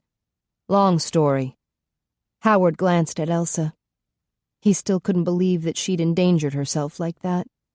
He'd almost had a heart attack when he saw her standing on the road behind him, trying to chase the birds away. He leaped from the SUV to protect her, but the deer had reached her first. She never ceased to amaze him. She'd fought for him. She'd healed the deer. And she'd chosen to be his mate. That had to be the end of the damned curse. They'd beaten it, and in another 15 minutes, he would be stripping her naked. He shifted his weight in the driver's seat. His pants were becoming uncomfortably tight. "I'm going to my cabin for a few days," he told Jimmy. "Let Ian and Shanna know. They won't mind. They wanted me to take some time off." "Okay." Jimmy passed the news to his brother and they both snickered. "You're not alone, are you?" He gritted his teeth. "Tell Alistair that Elsa is taking a few days off, too." Her eyebrows lifted. "A few days? Talk to you later." He hung up when his cousin started making strange barking noises. Crazy kids. He dropped his phone on the console. "I like them," Elsa said. "I gather they turn into bears like you?" "Yes." His mind raced. Did he have any food at the cabin? Enough to get by, he hoped. He didn't want to stop to buy groceries now. In 14 minutes, he'd be stripping Elsa naked. Thank God he'd taken care of business that morning. He had emailed the rest of his incriminating evidence to the editor at Northern Lights Soundbites. Mr. West had emailed back, claiming that the war on Rhett Blethen had begun. The first article on Rhett's embezzlement had been published in the morning edition. The mainstream media was predicting he would be arrested soon. "He's going down, Harry. You will be avenged." Howard turned onto the gravel road that zigzagged up the mountains. 13 minutes to go. "I sorta bumped into one of your cousins, and it made my birthmark burn," Elsa said. "I guess that happens with any berserker the first time I touch him." "You don't have to worry about them," he assured her. "They're harmless." "That's what I figured. They're really cute." He tamped down on an urge to growl. Her mouth twitched. "But no one is as handsome and sexy as you." "Damn straight." His grip tightened on the steering wheel. Another 12 minutes. To hell with that. He stepped on the gas. In 8 minutes, he screeched to a halt behind the cabin. "Let's go." He jumped out and ran up the steps to the back door. "It's very nice." Elsa approached slowly as she looked around. "Peaceful and rustic. Beautiful trees." "This is the back." He unlocked the door. "The view is better from the front porch." "Oh, I'd like to see it." She climbed up the steps to join him. "Later." He lifted her in his arms and carried her inside. She grinned. "You're treating me like a bride." He kicked the door shut and strode through the kitchen area to the front of the cabin. "Nice open floor plan. Can I have a tour?" "Later." He turned into the bedroom and deposited her on the bed. "Howard." She sat up. "You're forgetting. You need to shift to heal those wounds." "Later." He kicked off his shoes. "But your arms are bloody." "Oh." She might consider that a turnoff. He pulled his polo shirt over his head and used it to wipe the blood. She winced. "You're smearing it. Is there a bathroom where I can clean your wounds?" "There's a shower." "That would work." He grabbed her hand and led her into the adjoining bathroom. "Very nice." She looked around as he pulled off his socks. "Lovely tile work." She removed a hand towel from the towel bar. By the time she had it dampened in the sink, he'd dropped his pants and underwear. She turned toward him with the wet towel. "Okay, let me see." Her mouth fell open. He took advantage of her surprise by unzipping her jeans and pushing them down, taking her panties with them. "Step out of them." "Huh?" Her eyes were still focused on his erection. He turned on the water in the shower to give it time to warm up. "We're going to shower, right?" "I thought I was going to clean your wounds." "You can. in the shower. He grabbed the wet towel and tossed it onto the counter. Then he pulled her t-shirt over her head and unhooked her bra. "Let's go." He tested the water with his hand, then stepped into the tiled stall, leaving the door open for her. Quickly, he rinsed the blood off his arms and forehead. "Where do you keep the washcloths?" She peered in at him. He pulled her inside and closed the door. "Ugh!" The spray hit her in the face. He moved her against the tile wall, brushed her wet hair out of her face, and kissed her. With a moan, she wrapped her arms around his neck and kissed him back. He devoured her mouth as his hands slid up and down her wet, slick body. He palmed a breast and squeezed. "I want you," he whispered, nibbling on her lips. "I can't wait." Her breaths panted against his mouth. "I noticed you already." "How are you?" He slipped a hand between her legs and caressed the soft folds. She shuddered.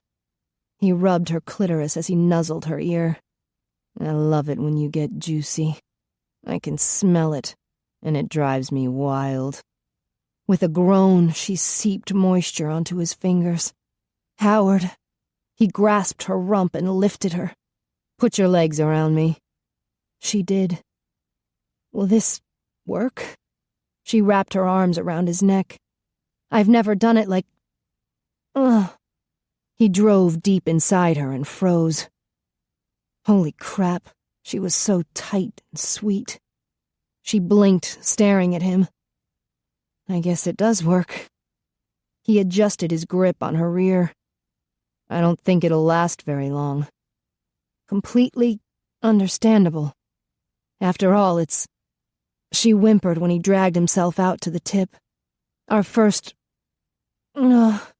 He plunged back in. "Oh, Howard, you're so..." She gasped when he pushed into her again. "So..." She gave up speaking altogether as he pumped harder and faster. Her fingers dug into his shoulders, and her heels pressed into his back. With each plunge, he ground her against him. She tensed, and her breath caught. He pulled her hard against him, and she cried out. Her body shuddered, her inner muscles spasmed, and with a shout, he thrust into her, releasing his seed. "Mine." He held her tight. The bear inside him purred like a kitten. "My mate." Elsa woke the next morning with the feel of Howard's big body pressed against her back, and his fingers gently teasing her nipples. She smiled to herself and closed her eyes. The man was insatiable. After the shower, he'd taken her to bed, claiming he needed to thoroughly examine his mate.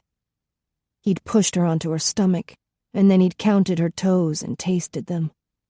He'd nibbled the entire length of her legs, tickling the backs of her knees.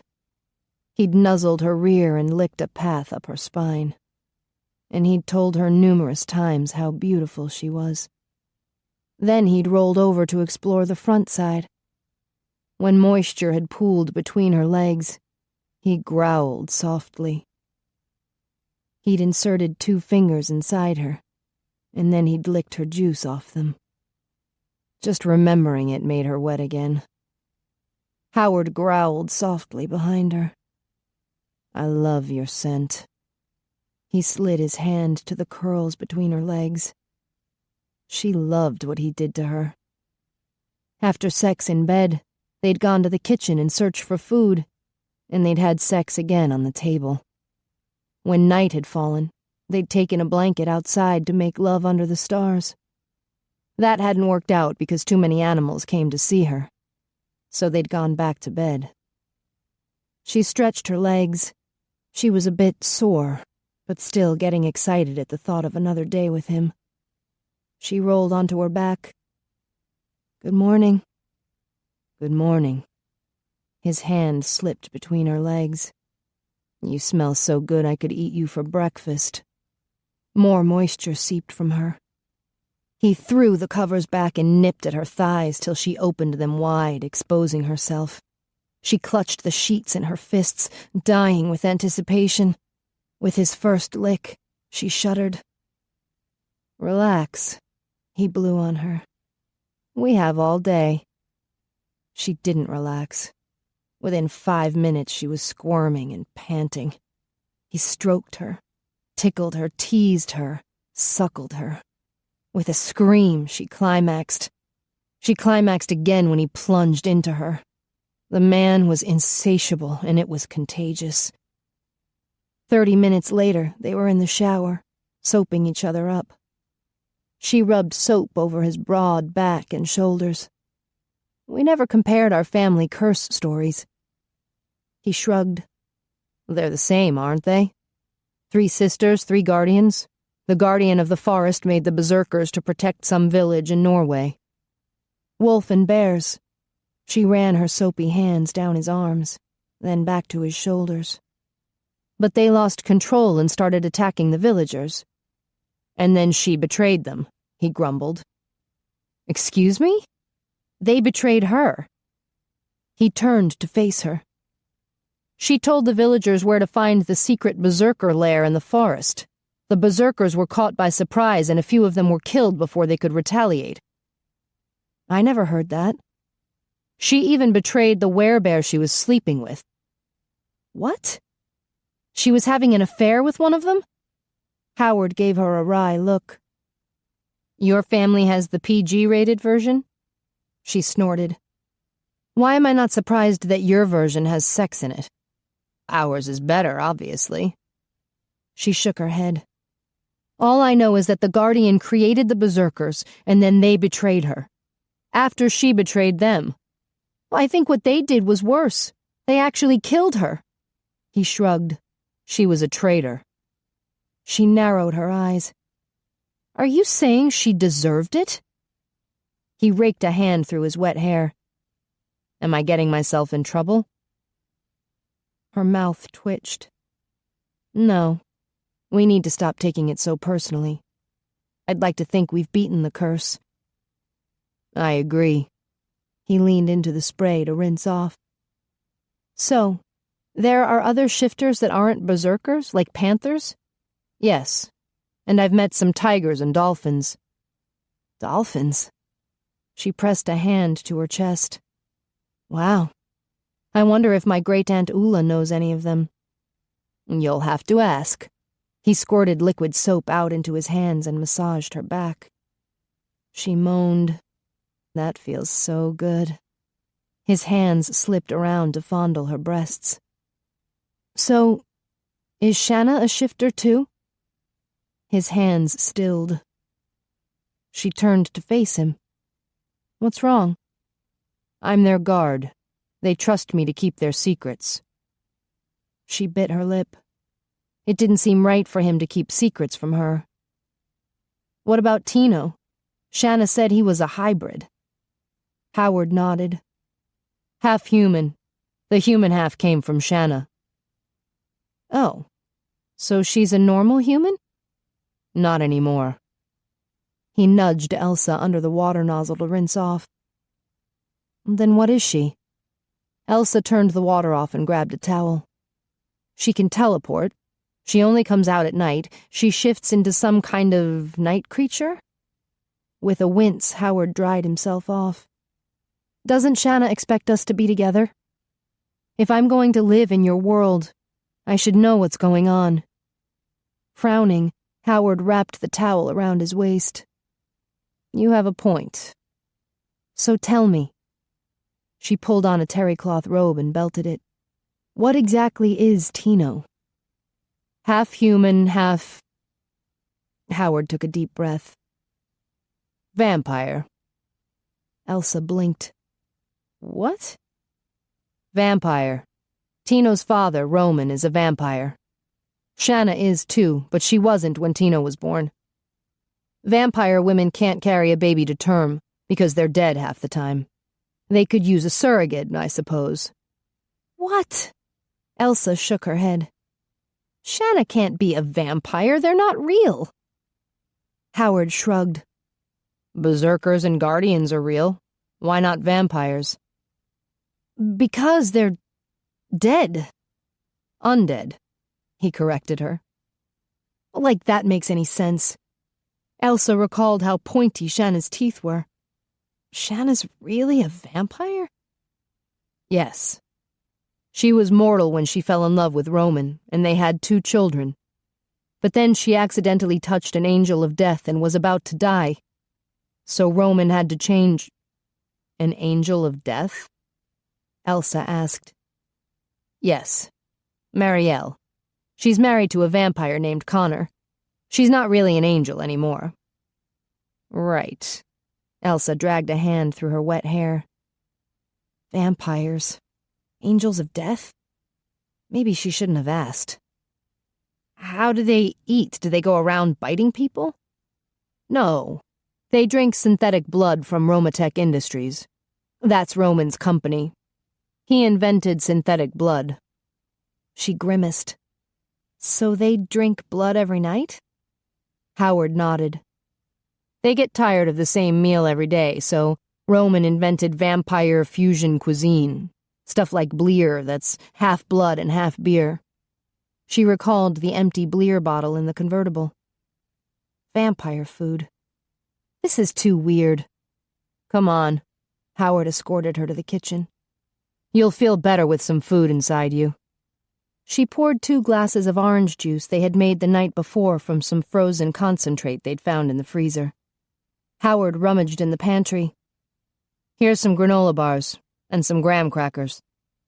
Is there any jelly or peanut butter? She finished her juice and bit into a cracker. It was plain food, but at least it was food. She shuddered at the thought of having to live on bottled blood. Aha! Howard's eyes lit up as he removed a plastic container from the pantry. It was shaped like a bear and held honey. She snorted. You would like honey. He glanced at the bear, then at her, then back at the bear. She backed up. You wouldn't dare. He stepped toward her, his mouth curling up into a smile. She made a face. But it would be so sticky. I'll lick you clean. Promise. With a squeal, she ran into the bedroom. Oh, sweetheart, he called as he ran after her. An hour later, she had to admit he'd kept his promise. She was licked clean. That night they were dressed in bathrobes and eating some warmed-up canned soup at the kitchen table, when a form wavered near the fireplace, then solidified. Elsa gasped. Howard stood. Is something wrong? The stranger set a bakery box on the coffee table. Shanna sends these with her regards. He nodded at Elsa. Delighted to meet you, lass. I'm Ian McPhee. Elsa sidled close to Howard. He's vampire, Howard finished. In a kilt? Howard smiled. There are a few of them like that.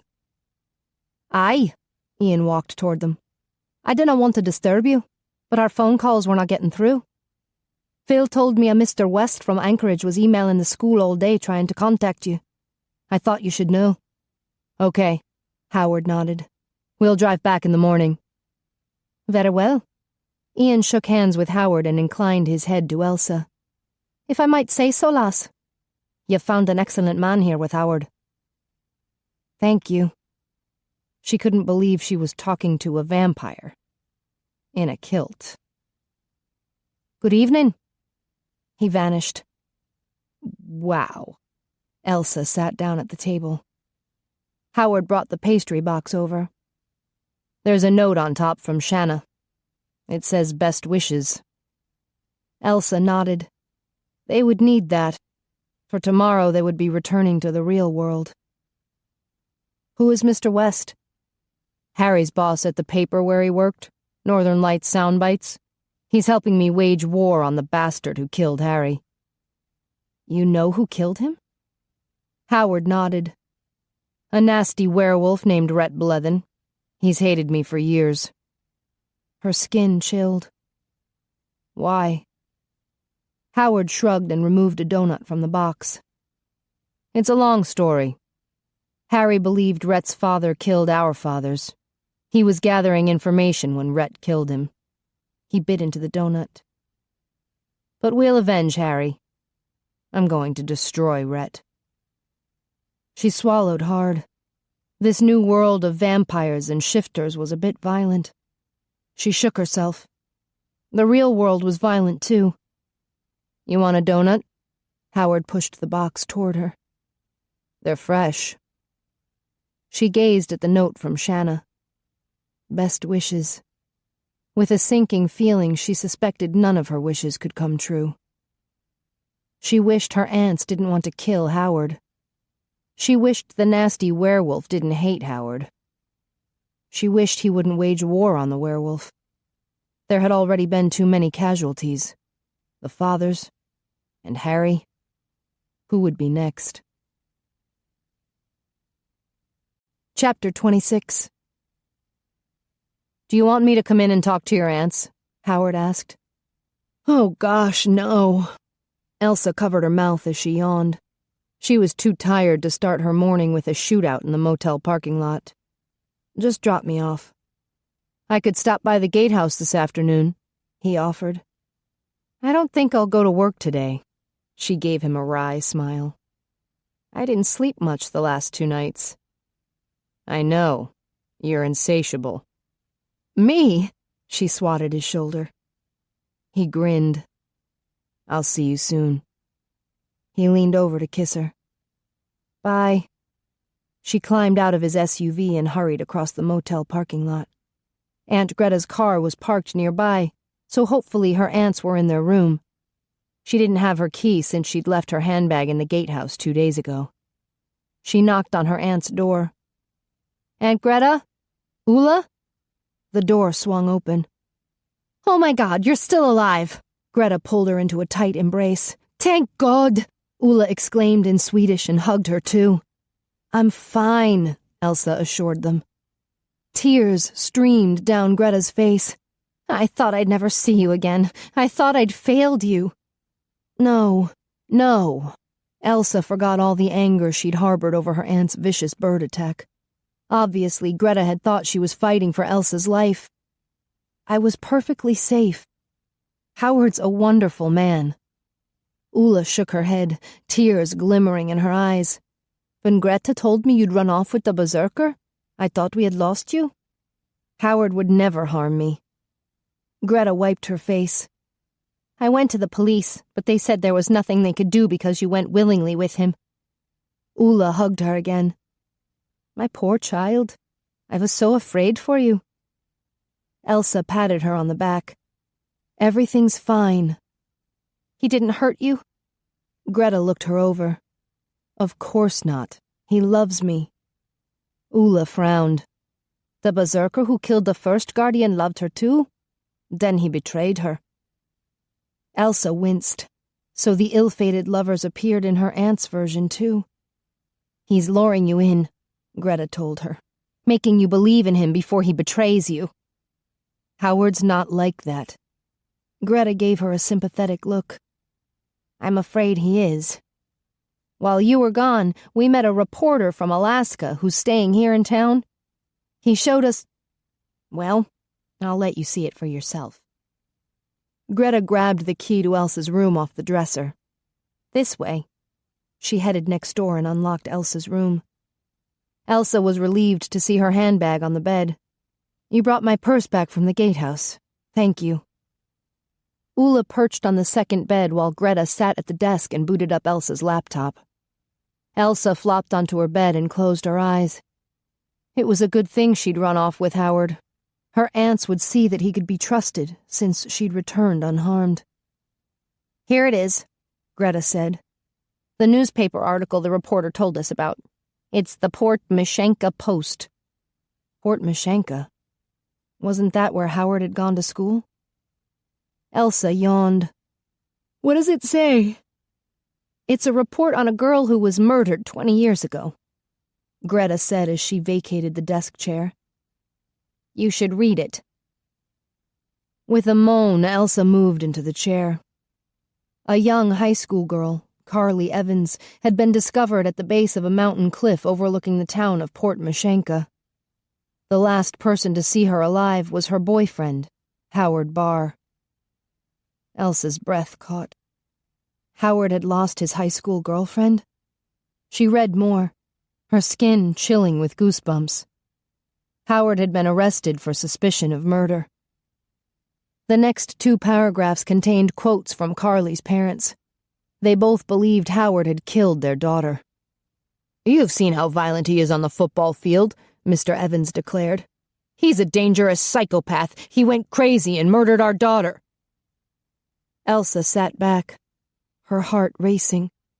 This couldn't be true. The parents were just desperate for someone to blame. She finished the article. Howard had been released for lack of evidence, but the people of Port Mashenka were convinced of his guilt.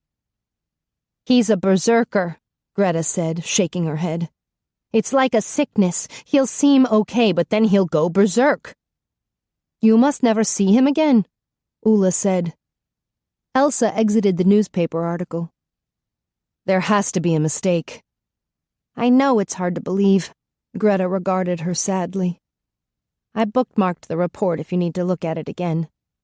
Elsa shook her head. "I don't want to see it." She collapsed on the bed and covered her face. "I don't want to think about it." "You're tired." Greta pulled the curtains shut. "Get some rest. Ula will watch over you." "Yeah." Ula turned off all the lights. "You'll feel better after some sleep." Elsa slipped under the bedspread. She wouldn't believe it. There had to be an explanation. Howard would never harm a woman. He would never betray her. He loved her. And she had so many sweet memories of him making love to her. A beautiful man came to her in the night. Large and powerful. He covered her body with his. His big hands roamed over her skin, setting her on fire. She wanted him. She cried out for him. She burned for him. His hands were magic, skimming the length of her legs, fondling her breasts, stroking her neck, tightening their grip, choking her. She thrashed against him, but he was too strong, too powerful. His face, half hidden in shadow, twisted in rage. Transformed, he roared like an animal. She gazed up at him in horror. In the flicker of firelight, she caught a glimpse of his head. A bear. She slapped at him, clawed at his face. No, not her lover. Words slipped from her mouth, then echoed in her mind. "I curse you and your kind for all time." Elsa sat up with a gasp. "Are you all right?" Ula opened the curtains to let in the afternoon light. "Did you have the bad dream again?" Elsa whispered the words that were repeating in her head. She didn't know the language, but somehow she knew what it meant. "I curse you and your kind for all time." "What?" Ula stepped closer. "What did you say?" She repeated the line. "I said it in my dream." "Oh my." Ula perched on the second bed. "That is an ancient Norse language." Elsa leaned back against the headboard. "How do I know ancient Norse?" Ula's eyes narrowed. "It must be an ancient dream, a memory passed down through the generations." Elsa gasped. All this time, she'd assumed the dream was a warning predicting her future. But it was the opposite. A warning from her past. She was remembering the murder of her ancestor, the first guardian of the forest. And she was remembering the murderer, Howard's ancestor, one of the first werebears to roam the earth, the guardian's lover. She closed her eyes. Howard's not a murderer. He's a sweet, gentle man. Then what had happened to his first girlfriend in Alaska? Howard went straight to the security office at Dragon Nest to check his messages. He'd barely started on his email when his cousins cracked open the door and peeked in. "He's back," Jimmy whispered loudly to his brother. "Without his girlfriend?" Jesse asked. Jimmy snickered. "I guess she wore him out." Can I help you? Howard asked dryly. Just checking in on you. Jimmy sauntered inside. Yeah, we wanted to make sure you were still alive. Jesse exchanged a glance with his twin. We heard that Viagra stuff can kill you. Jimmy snorted and slapped his thigh. Howard groaned inwardly. I'm not taking Viagra. Maybe you should, Jimmy grinned. You are kinda old. Yeah, Jesse agreed. I mean, you only lasted 2 days, dude. Don't you guys need to go to work? Howard asked. Oh, yeah, Jimmy sprawled in the chair. We're going. Sometime today, Howard muttered. Guess what? Jesse perched on the corner of his desk. After you ran off to your love nest, I got interviewed for the TV show. Me too, Jimmy added. Madge said we were cute. Congratulations.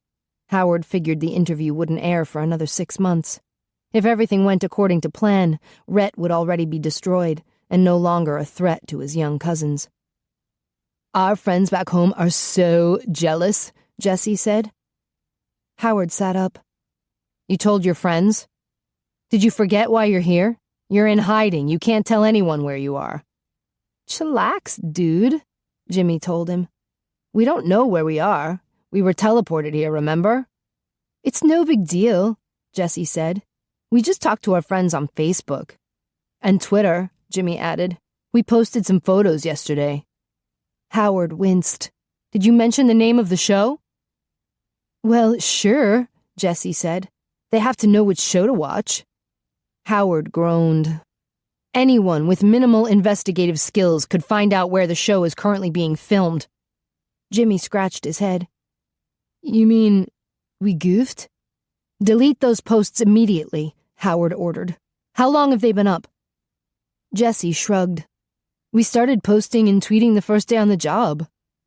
Damn. Howard dragged a hand through his hair. I should make you quit. It might not be safe for you at the gatehouse. Dude, Jimmy jumped to his feet. Nothing's going to happen to us. Yeah, Jesse agreed. The place is full of guys with saws and nail guns. Nobody's going to mess with us. Howard took a deep breath. Fine. But be careful. If any strangers come around looking for you or asking questions, call me immediately. Aye, aye, Captain, Jesse saluted. Do you really think Rhett and his minions would come all this way to get back at us? Jimmy asked. We're trying to destroy him, Howard replied. This is war, and he'll fight back. Remember what he did to Harry? The twins grew pale. We'll be careful. Jimmy headed for the door. Tomorrow's Sunday, Jesse said. No one works on Sunday. We'll stay here. Howard watched them go, wondering if he was being too lenient. If things worsened, he might make them quit on Monday. Hell, even the school might be at risk now. He'd ask Angus for more guards. He turned back to his computer to finish checking the emails. Mr. West had sent several messages the day before, and one included a link he wanted Howard to see. It was an article written by a mainstream paper that employed a lot of werewolf reporters who protected Rhett and the lichen community. The headline read, Madman Attacks Blevin. Beneath it, there was a large photo in color, shot at Harry's memorial service, showing Howard gripping Rhett by the tie. Howard winced. Apparently he was the madman. The article reported that Rhett Blevin had gone to a memorial service to pay his respects when a madman had attacked him. The madman was identified as Howard Barr, formerly arrested for murder. He snorted. So, Rhett was fighting back, using his reporters to make Howard sound like the enemy. He exited the article and read the latest email from Mr. West. Stockholders in Rhett's company were throwing fits, demanding that he be investigated for embezzlement. The police had not been able to find him. Rhett had gone into hiding. Howard nodded. Alaska was an easy place to hide in, especially for a werewolf with hundreds of minions sworn to protect him. A new email appeared from Mr. West, a link to an article published this morning.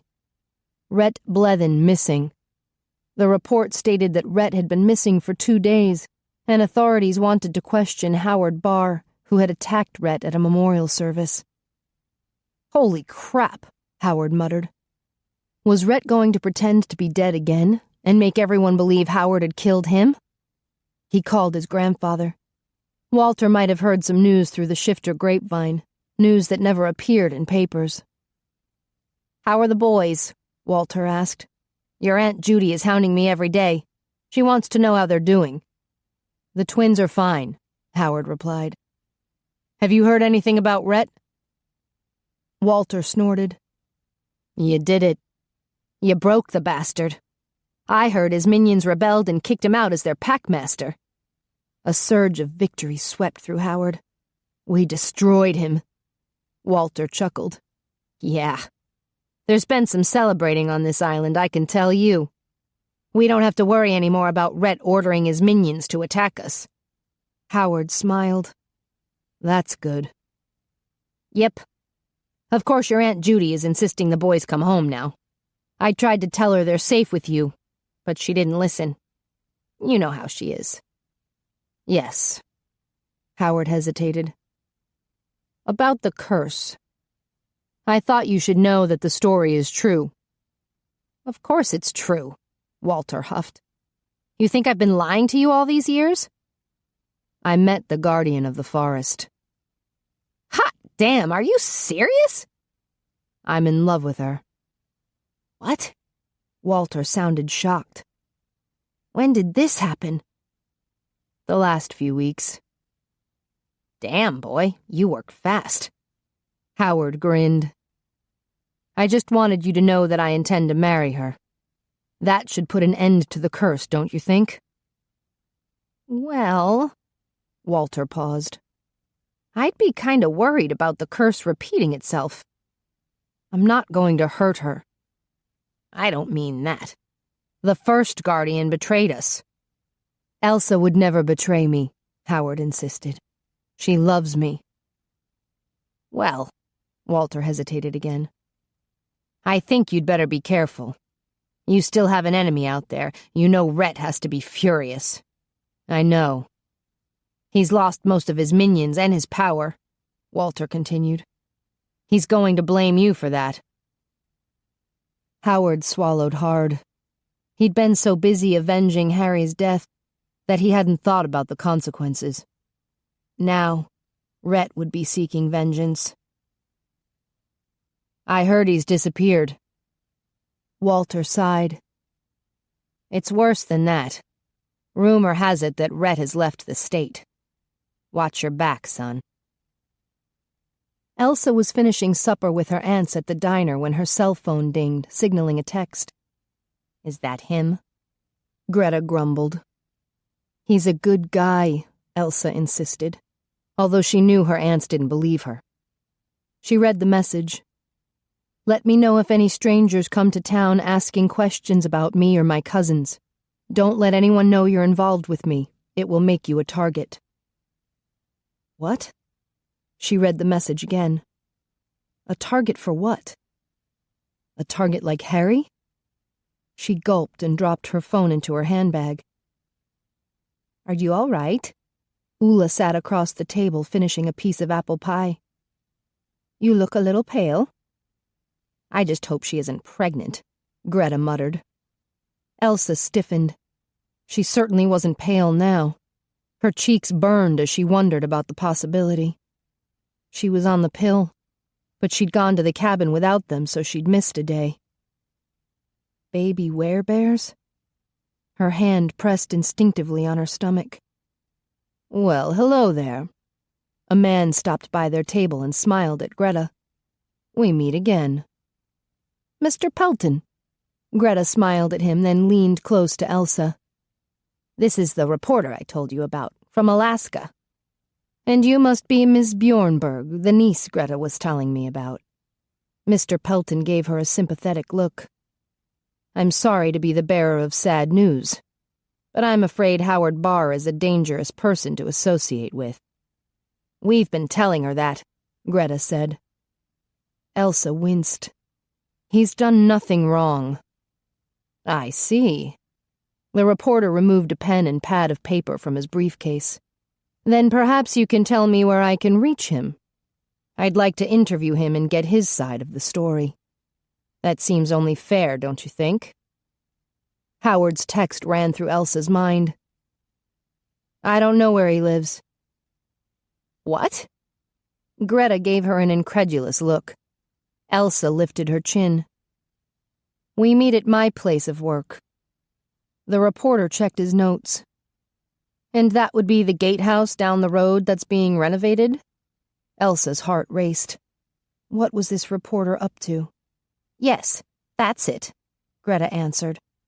Elsa nudged her aunt with her foot. Greta leaned close and whispered, "He's trying to help you." With a frown, Mr. Pelton dropped his pad of paper into his portfolio and removed a few pages of paper. "I can see you need further convincing." He set the papers on the table. "This one is a copy of yesterday's paper, and this one is from this morning's paper." Elsa saw the big headline, "Madman Attacks Blevin," and the photo of Howard seizing a man by the tie. The man had to be Rhett Blevin, the nasty werewolf who hated Howard. She studied the photo. Rhett had shoulder-length black hair and dark eyes. His mouth was twisted into a smirk. The article made it look like he was innocent, and Howard was a crazed criminal. The second paper said that Rhett had gone missing and authorities suspected Howard. She recalled his words in the cabin. "I'm going to destroy Rhett." "So, you still can't tell me where Howard Barr is?" the reporter asked. Elsa swallowed hard. "No." Her aunts shook their heads at her. Mr. Pelton scowled at her.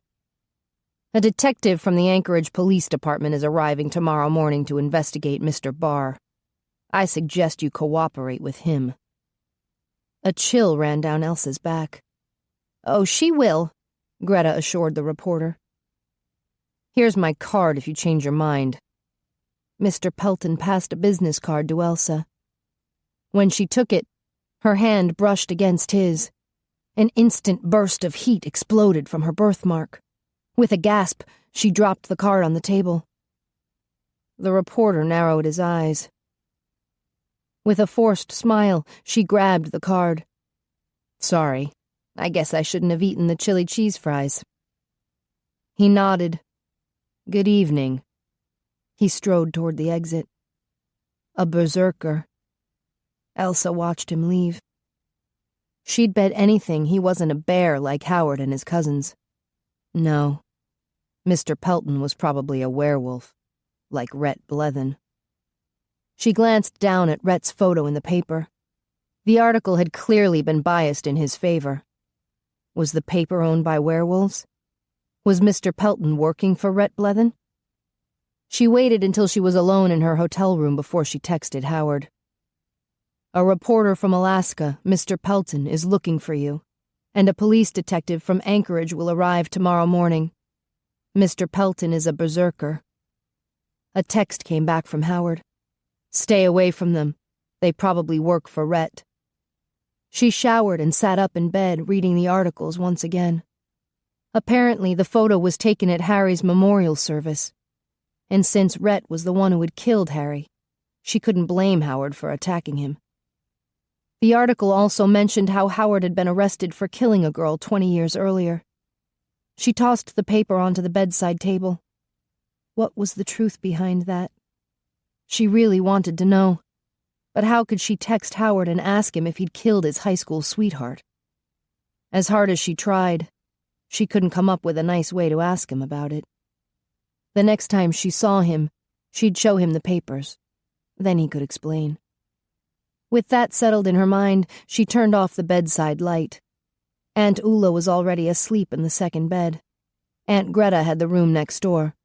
She was probably polishing her guns. Elsa snuggled under the covers and rubbed her birthmark. She would need to shake hands with the detective from Anchorage. If her suspicions were correct, he would make her mark burn. She tossed and turned most of the night, not fully falling asleep until the wee hours of the morning. A beautiful man came to her in the night, large and powerful. He covered her body with his. His big hands roamed over her skin, setting her on fire. She wanted him. She cried out for him. She burned for him. His hands were magic, skimming the length of her legs, fondling her breasts, stroking her neck, tightening their grip, choking her. She thrashed against him, but he was too strong, too powerful. His face, half hidden in shadow, twisted in rage. Transformed, he roared like an animal. She gazed up at him in horror. In the flicker of firelight, she caught a glimpse of his head. A bear. She slapped at him, clawed at his face. No, not her lover. Words slipped from her mouth, then echoed in her mind. I curse you and your kind for all time. She shoved at his shoulders, and his fur came loose in her hands. The bearskin fell off him, revealing her attacker in the firelight. Not her lover. The berserker who hated her lover. The wolf. Elsa sat up with a gasp. Are you all right? Ula turned on the light. It wasn't a bear who killed the guardian. Elsa jumped out of bed. It was a wolf. A wolf? Yes. Elsa paced about the room. I think it's always been wolves. The guardian was in love with a bear berserker, and the wolves hated him for it. They killed her, making her think her lover had done it so she would curse the bears for all time. Then you think your Howard is innocent? Ula asked. Yes. I think Mr. Pelton is a wolf berserker. He made my birthmark burn. Ula stood up. We must tell Greta. She rushed to the bathroom and got dressed while Elsa texted Howard. You're in danger. The wolves are coming for you. When Ula left the bathroom, Elsa dashed inside. 5 minutes later they were dressed and ready to go. She rushed outside with Ula and banged on Greta's door. Greta cracked it open. It's awfully early. You should go away.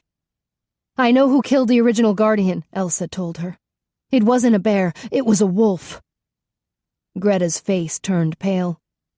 She mouthed the word, go. Then suddenly she was pulled back.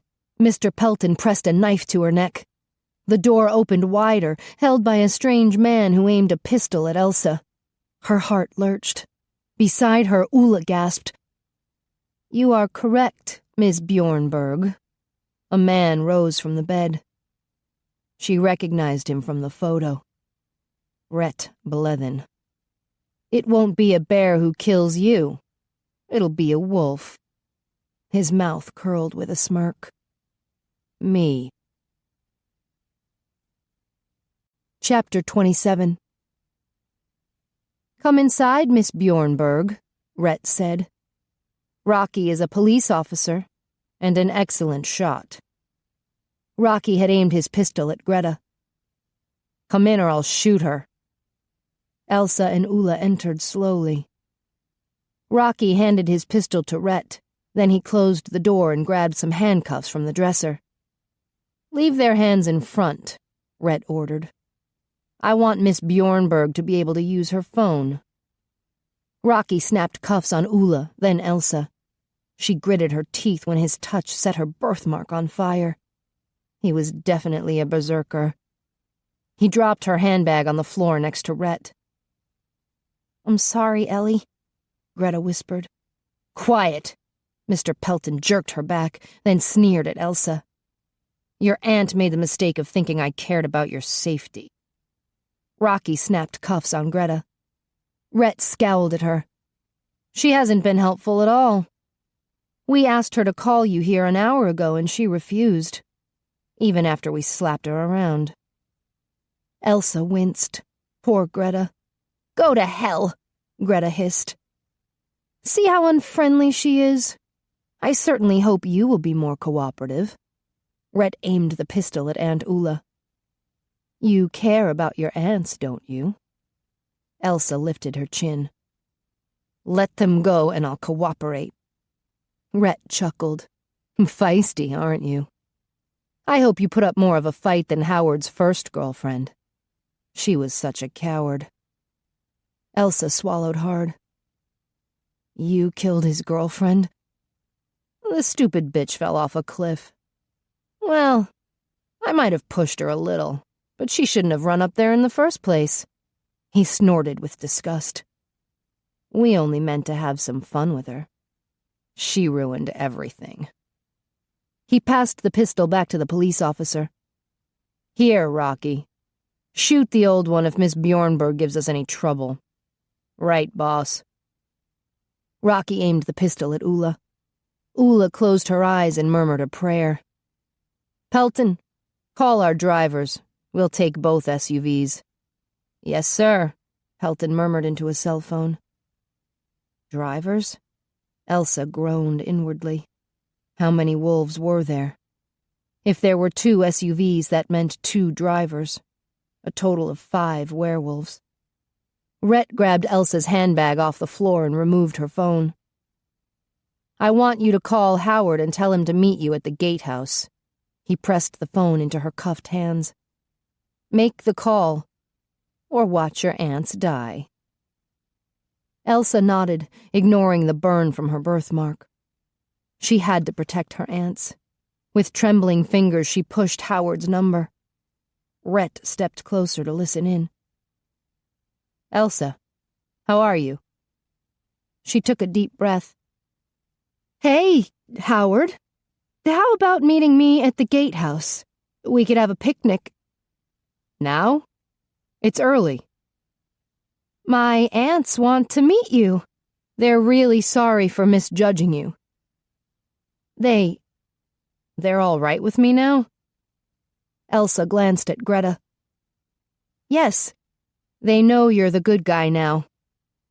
Greta nodded and Rhett snorted. So you'll come? Elsa asked. Right away?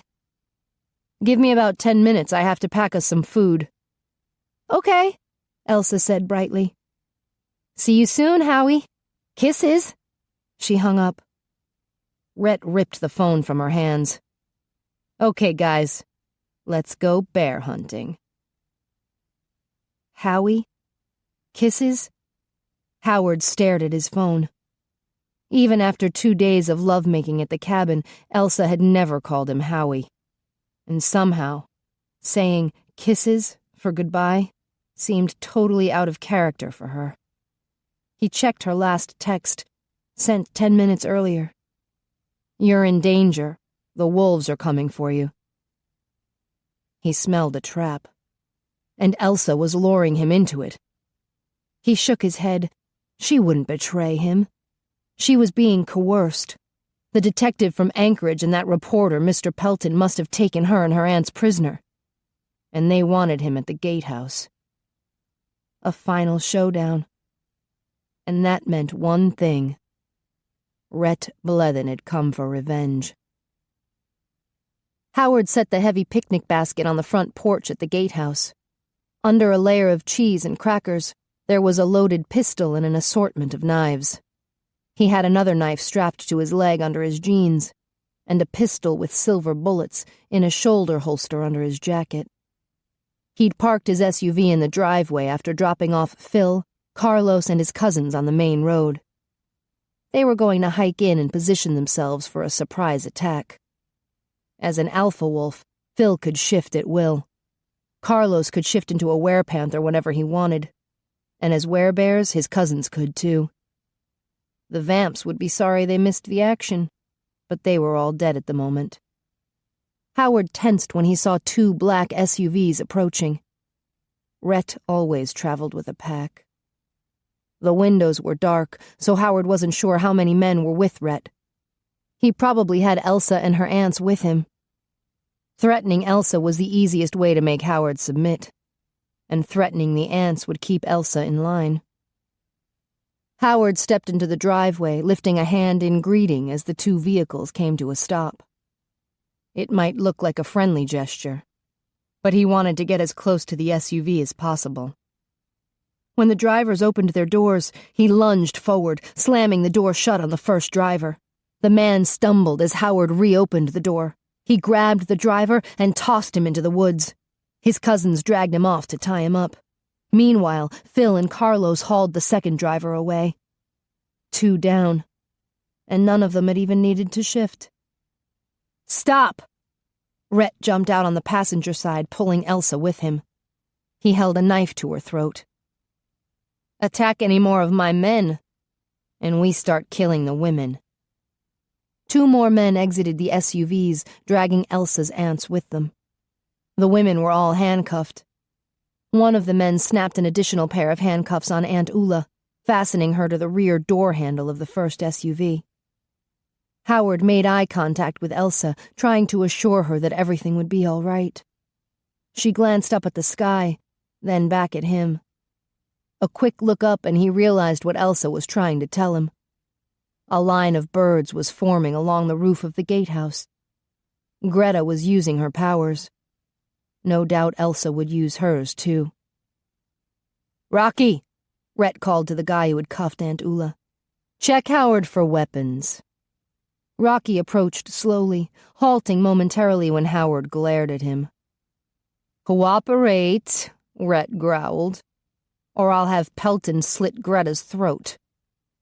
The other guy, Pelton, pressed the tip of his knife against Greta's neck till a bead of blood formed. "Fine." Howard lifted his hands. Rocky removed Howard's pistol and the knife strapped on his leg. "It's me you want," Howard said. "Let the women go." Rhett snorted. "No way. I want to watch you suffer while I torture them." "Only a coward picks on women. You hate me, Rhett?" Howard opened his arms wide. "Come and get me. A duel, 1-on-1. Rhett growled. "I'm unarmed. It's your chance to tear into me. Isn't that what you've always wanted?" "You bastard," Rhett hissed. "You've plagued me all my life. I should rip you to shreds." "Try it," Howard motioned with his fingers. "Come on, you coward," Rhett scoffed. "You think I'll fall for that? You're just trying to get me to release your girlfriend. You're scared to death I'll kill her, aren't you? You nearly died when I killed Carly. The pain was so bad." Howard clenched his fists. "I watched the car blow up, you know," Rhett sneered. "Saw your friend Harry explode into flames." Howard gritted his teeth. The bear inside him growled, urging him to attack. "Harry was right, you know. Your fathers were murdered. They refused to sell their land to my father, so he killed them." The bear inside him raged, demanding to go berserk. "Go ahead. Try to attack me," Rhett goaded him. "I'll slit her throat before you can reach me." "Let her go!" Howard spotted a group of deer in the woods along the driveway, large stags with antlers. They lowered their heads, ready to attack. "Maybe I should bite her like I did Carly." Rhett bared his teeth and hissed in Elsa's ear. "And when she shifts into a wolf, I'll make her my bitch." Elsa's eyes flashed with anger. "Let her go!" Howard removed his jacket and tossed it to the ground. "It's me you hate. Bite me." "I will. After you suffer." Rhett's head shifted into a wolf's head, and he opened his jaw to bite Elsa. Behind him, the deer lunged. Rhett cried out as antlers pierced his back. His knife plummeted to the driveway, and Elsa pulled away, running toward Aunt Ula. A flock of birds flew straight at Pelton, and he screamed, releasing Greta. The deer reared up, slashing at Rhett with their hooves. With a growl, he shifted and the wounds in his back healed. He charged after Elsa, but before he could reach her, Howard shifted and pounced on him. They rolled on the driveway, bear and wolf, Rhett twisting and snapping his jaws. He landed a few bites, causing Howard pain, but not any concern. As a werebear, he was immune to the lichen virus. He slashed his claws across Rhett's torso, then another slash across his neck. Rhett tried to wriggle away, but Howard pinned him down. "Stop!" Pelton yelled. Howard glanced to the side and froze. Pelton, his face covered with blood, had managed to knock Greta out, thus putting an end to the bird attack. He and Rocky held Elsa and Ula with knives pressed to their throats. A sharp pain pierced Howard's arm as Rhett clamped his jaws onto him, ripping into his flesh with his teeth. Howard lunged back, and Rhett scrambled away, retaking his human form. Phil and Carlos attacked Pelton and Rocky from behind, and Howard, still in bear form, dashed toward the women. "Watch out!" Elsa cried. Howard stumbled to his knees as Rhett leaped onto his back and plunged a knife into his ribs. With a roar of pain and anger, he flung Rhett onto the ground. Rhett waved his knife about wildly, cutting Howard wherever he could. With a swipe of his claw, Howard disarmed Rhett, then slashed him across the chest. The bastard had to die. He slashed again. Die for killing Harry. Another slash. Die for killing Carly. Howard kept swiping and clawing till he succumbed to dizziness and fell onto his side. He was losing too much blood from the knife wound and all the cuts and bites. If he didn't shift before losing consciousness, he could bleed to death. He changed back to human form and slowly sat up. Rhett was dead. He looked around to make sure Elsa was all right. She was standing next to her aunts. Carlos was in panther form and sitting next to Rocky's dead body. Phil had shifted and taken care of Pelton. The birds had flown away, but the deer remained gathered on the side of the road, watching Elsa. The twins, still in human form, rummaged through the shredded remains of Rocky's clothes till they found the keys to the handcuffs. "You're free." Jimmy unlocked the cuffs on the women. "Go in peace." Jesse retrieved some extra sets of clothing from Howard's SUV. Howard dressed, noting his wounds had healed, though he still felt a little sore. The blood would remain till he could wash up. Elsa stepped toward him. "Are you all right?" "Don't!" Greta pulled her back. "He's still a berserker. You saw how vicious he was." "He was protecting us," Elsa insisted. "He would never hurt us." Howard's heart swelled. She still trusted him, even though he'd been forced to kill in front of her. She ran toward him. "Thank you, Howard." He took her hand in his. "Guardian of the forest, I will protect you for as long as I live." She smiled, her eyes glimmering with tears. "Berserker, I will love you for as long as I live." She touched his face. With no regret. Epilogue. 5 days later on Friday night, Elsa drove Greta and Ula to Dragon Nest Academy for the small party Shanna had planned. "Oh my!" Greta peered out the window as they parked in front. "What a huge mansion!" "It's a school for special children," Elsa explained. "You mean berserkers?" Ula asked as she gawked at the impressive building. "There are all kinds of children, and adults here," Elsa said. "As far as I can tell, they're like one big happy family." Howard exited the front door and came down the stairs to welcome them. He looked dashing in a suit and tie. Ula kissed his cheek and he grinned. Greta shook his hand. "So, you're the head of security here?" "Yes, ma'am. I'll be happy to take you on a tour later, but for now we need to go to the party. It's already started." He took an aunt on each arm and led them along the front of the building. Elsa walked alongside them, amused at how much he was buttering up her aunts. He glanced at her and winked. "The party's in the gymnasium. That's the biggest room we have around here." "I thought it was going to be a small affair," Elsa said. He snorted. "When these guys party, everybody shows up." "And some of them are vampires?" Greta asked. "Yes, ma'am, but they're very friendly." Elsa bit her lip to keep from grinning. She and Howard had decided it was best to let her aunts know what kind of world she was marrying into. The women had taken it in stride, probably because they weren't exactly normal themselves. She gasped when they entered the gym. A crowd of people bustled about, talking and laughing. Colorful balloons floated along the high ceiling. She did a double take. Yes, that was Tino, floating in the air, laughing and batting the balloons around. A buffet table ran the length of one wall. Round tables were set up, leaving an open area in the middle for dancing, and a stage had been erected at the end of the room. A band was warming up. "We're going to have live music?" Elsa raised her voice to be heard over the noise. Howard nodded. "Those are the high-voltage vamps. They play at all the parties." A wave of exclamations swept across the gym as everyone realized the guests of honor had arrived. They lined up to meet Elsa and her aunts. Howard introduced one couple after another. Phil and Vonda, Austin and Darcy, Emma and Angus. The line went on and on. "I'll never remember all these people," Elsa whispered to Howard. "You will in time."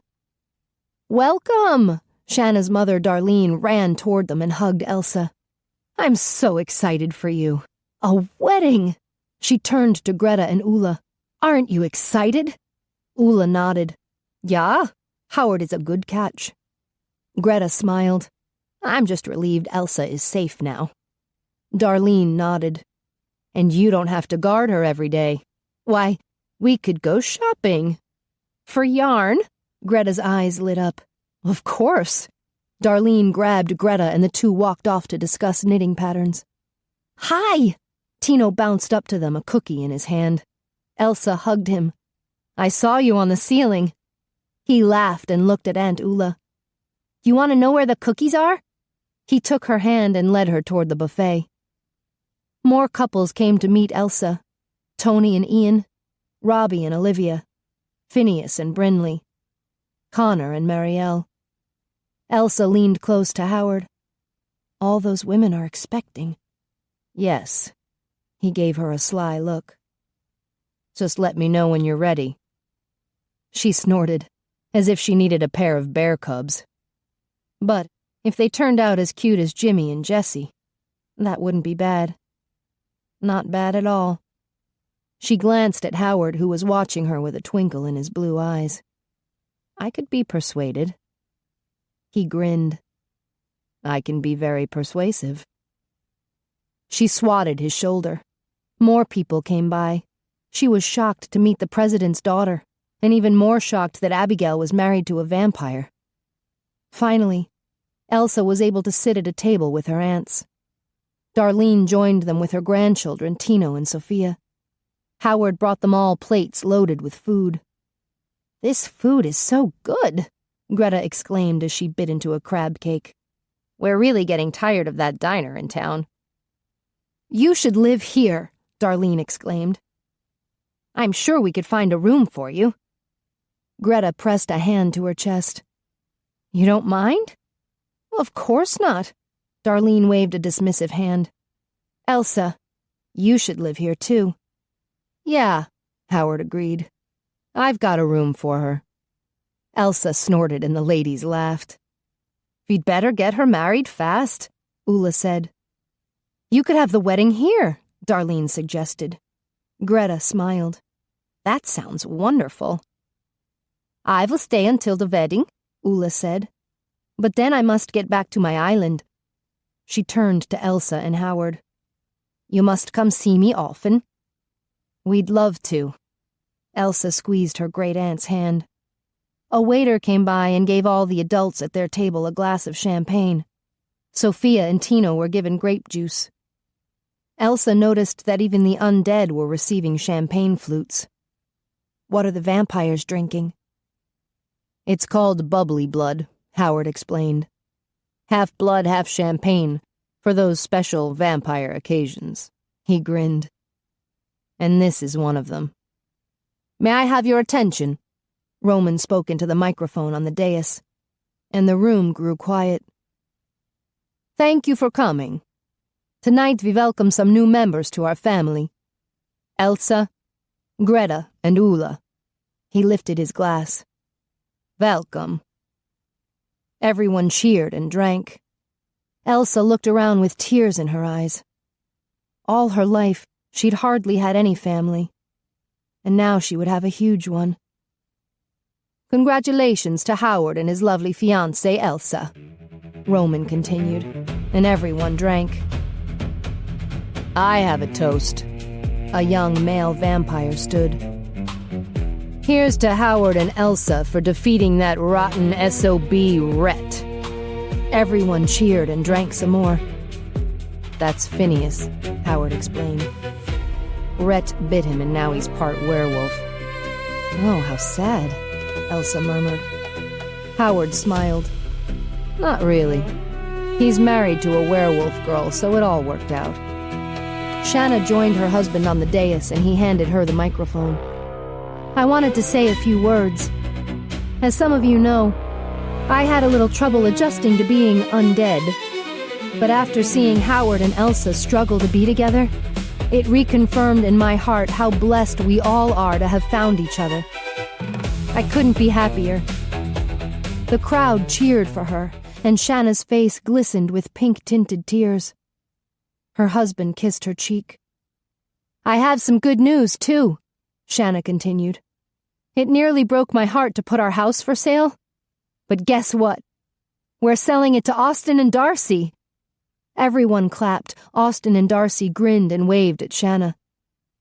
Austin will be the new head of security at Romatech, Shanna explained. And Darcy is working at the Digital Vampire Network in Brooklyn. They're moving into the house next week with their little boy and another baby on the way.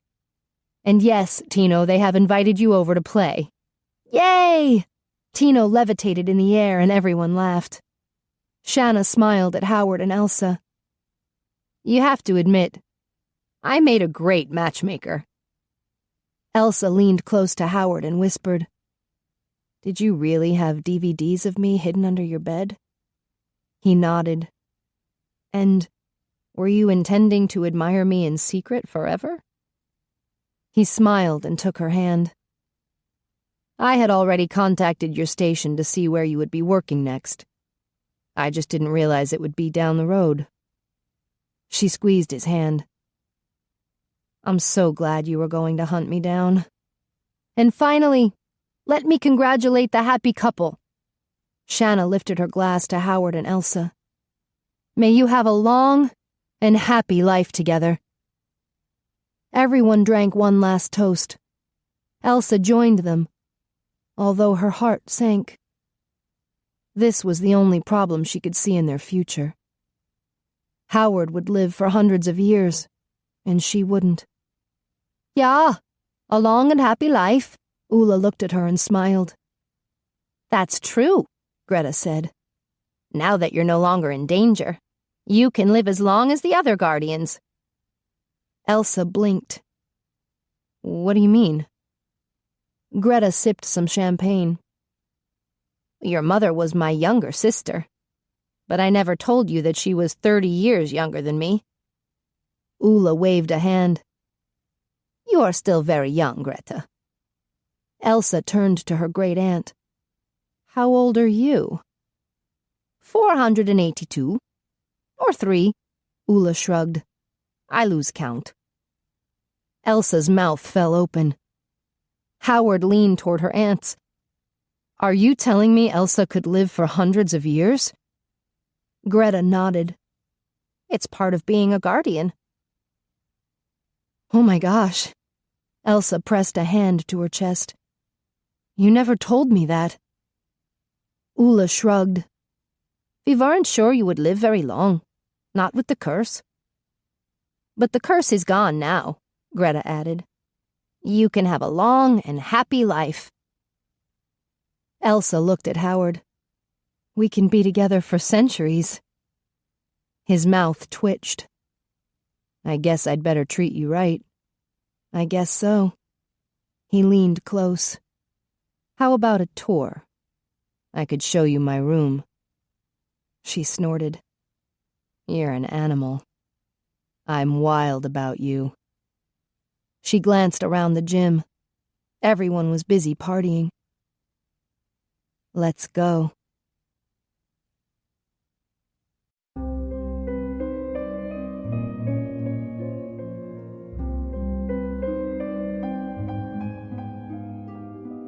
This is Nicole Zanzarella.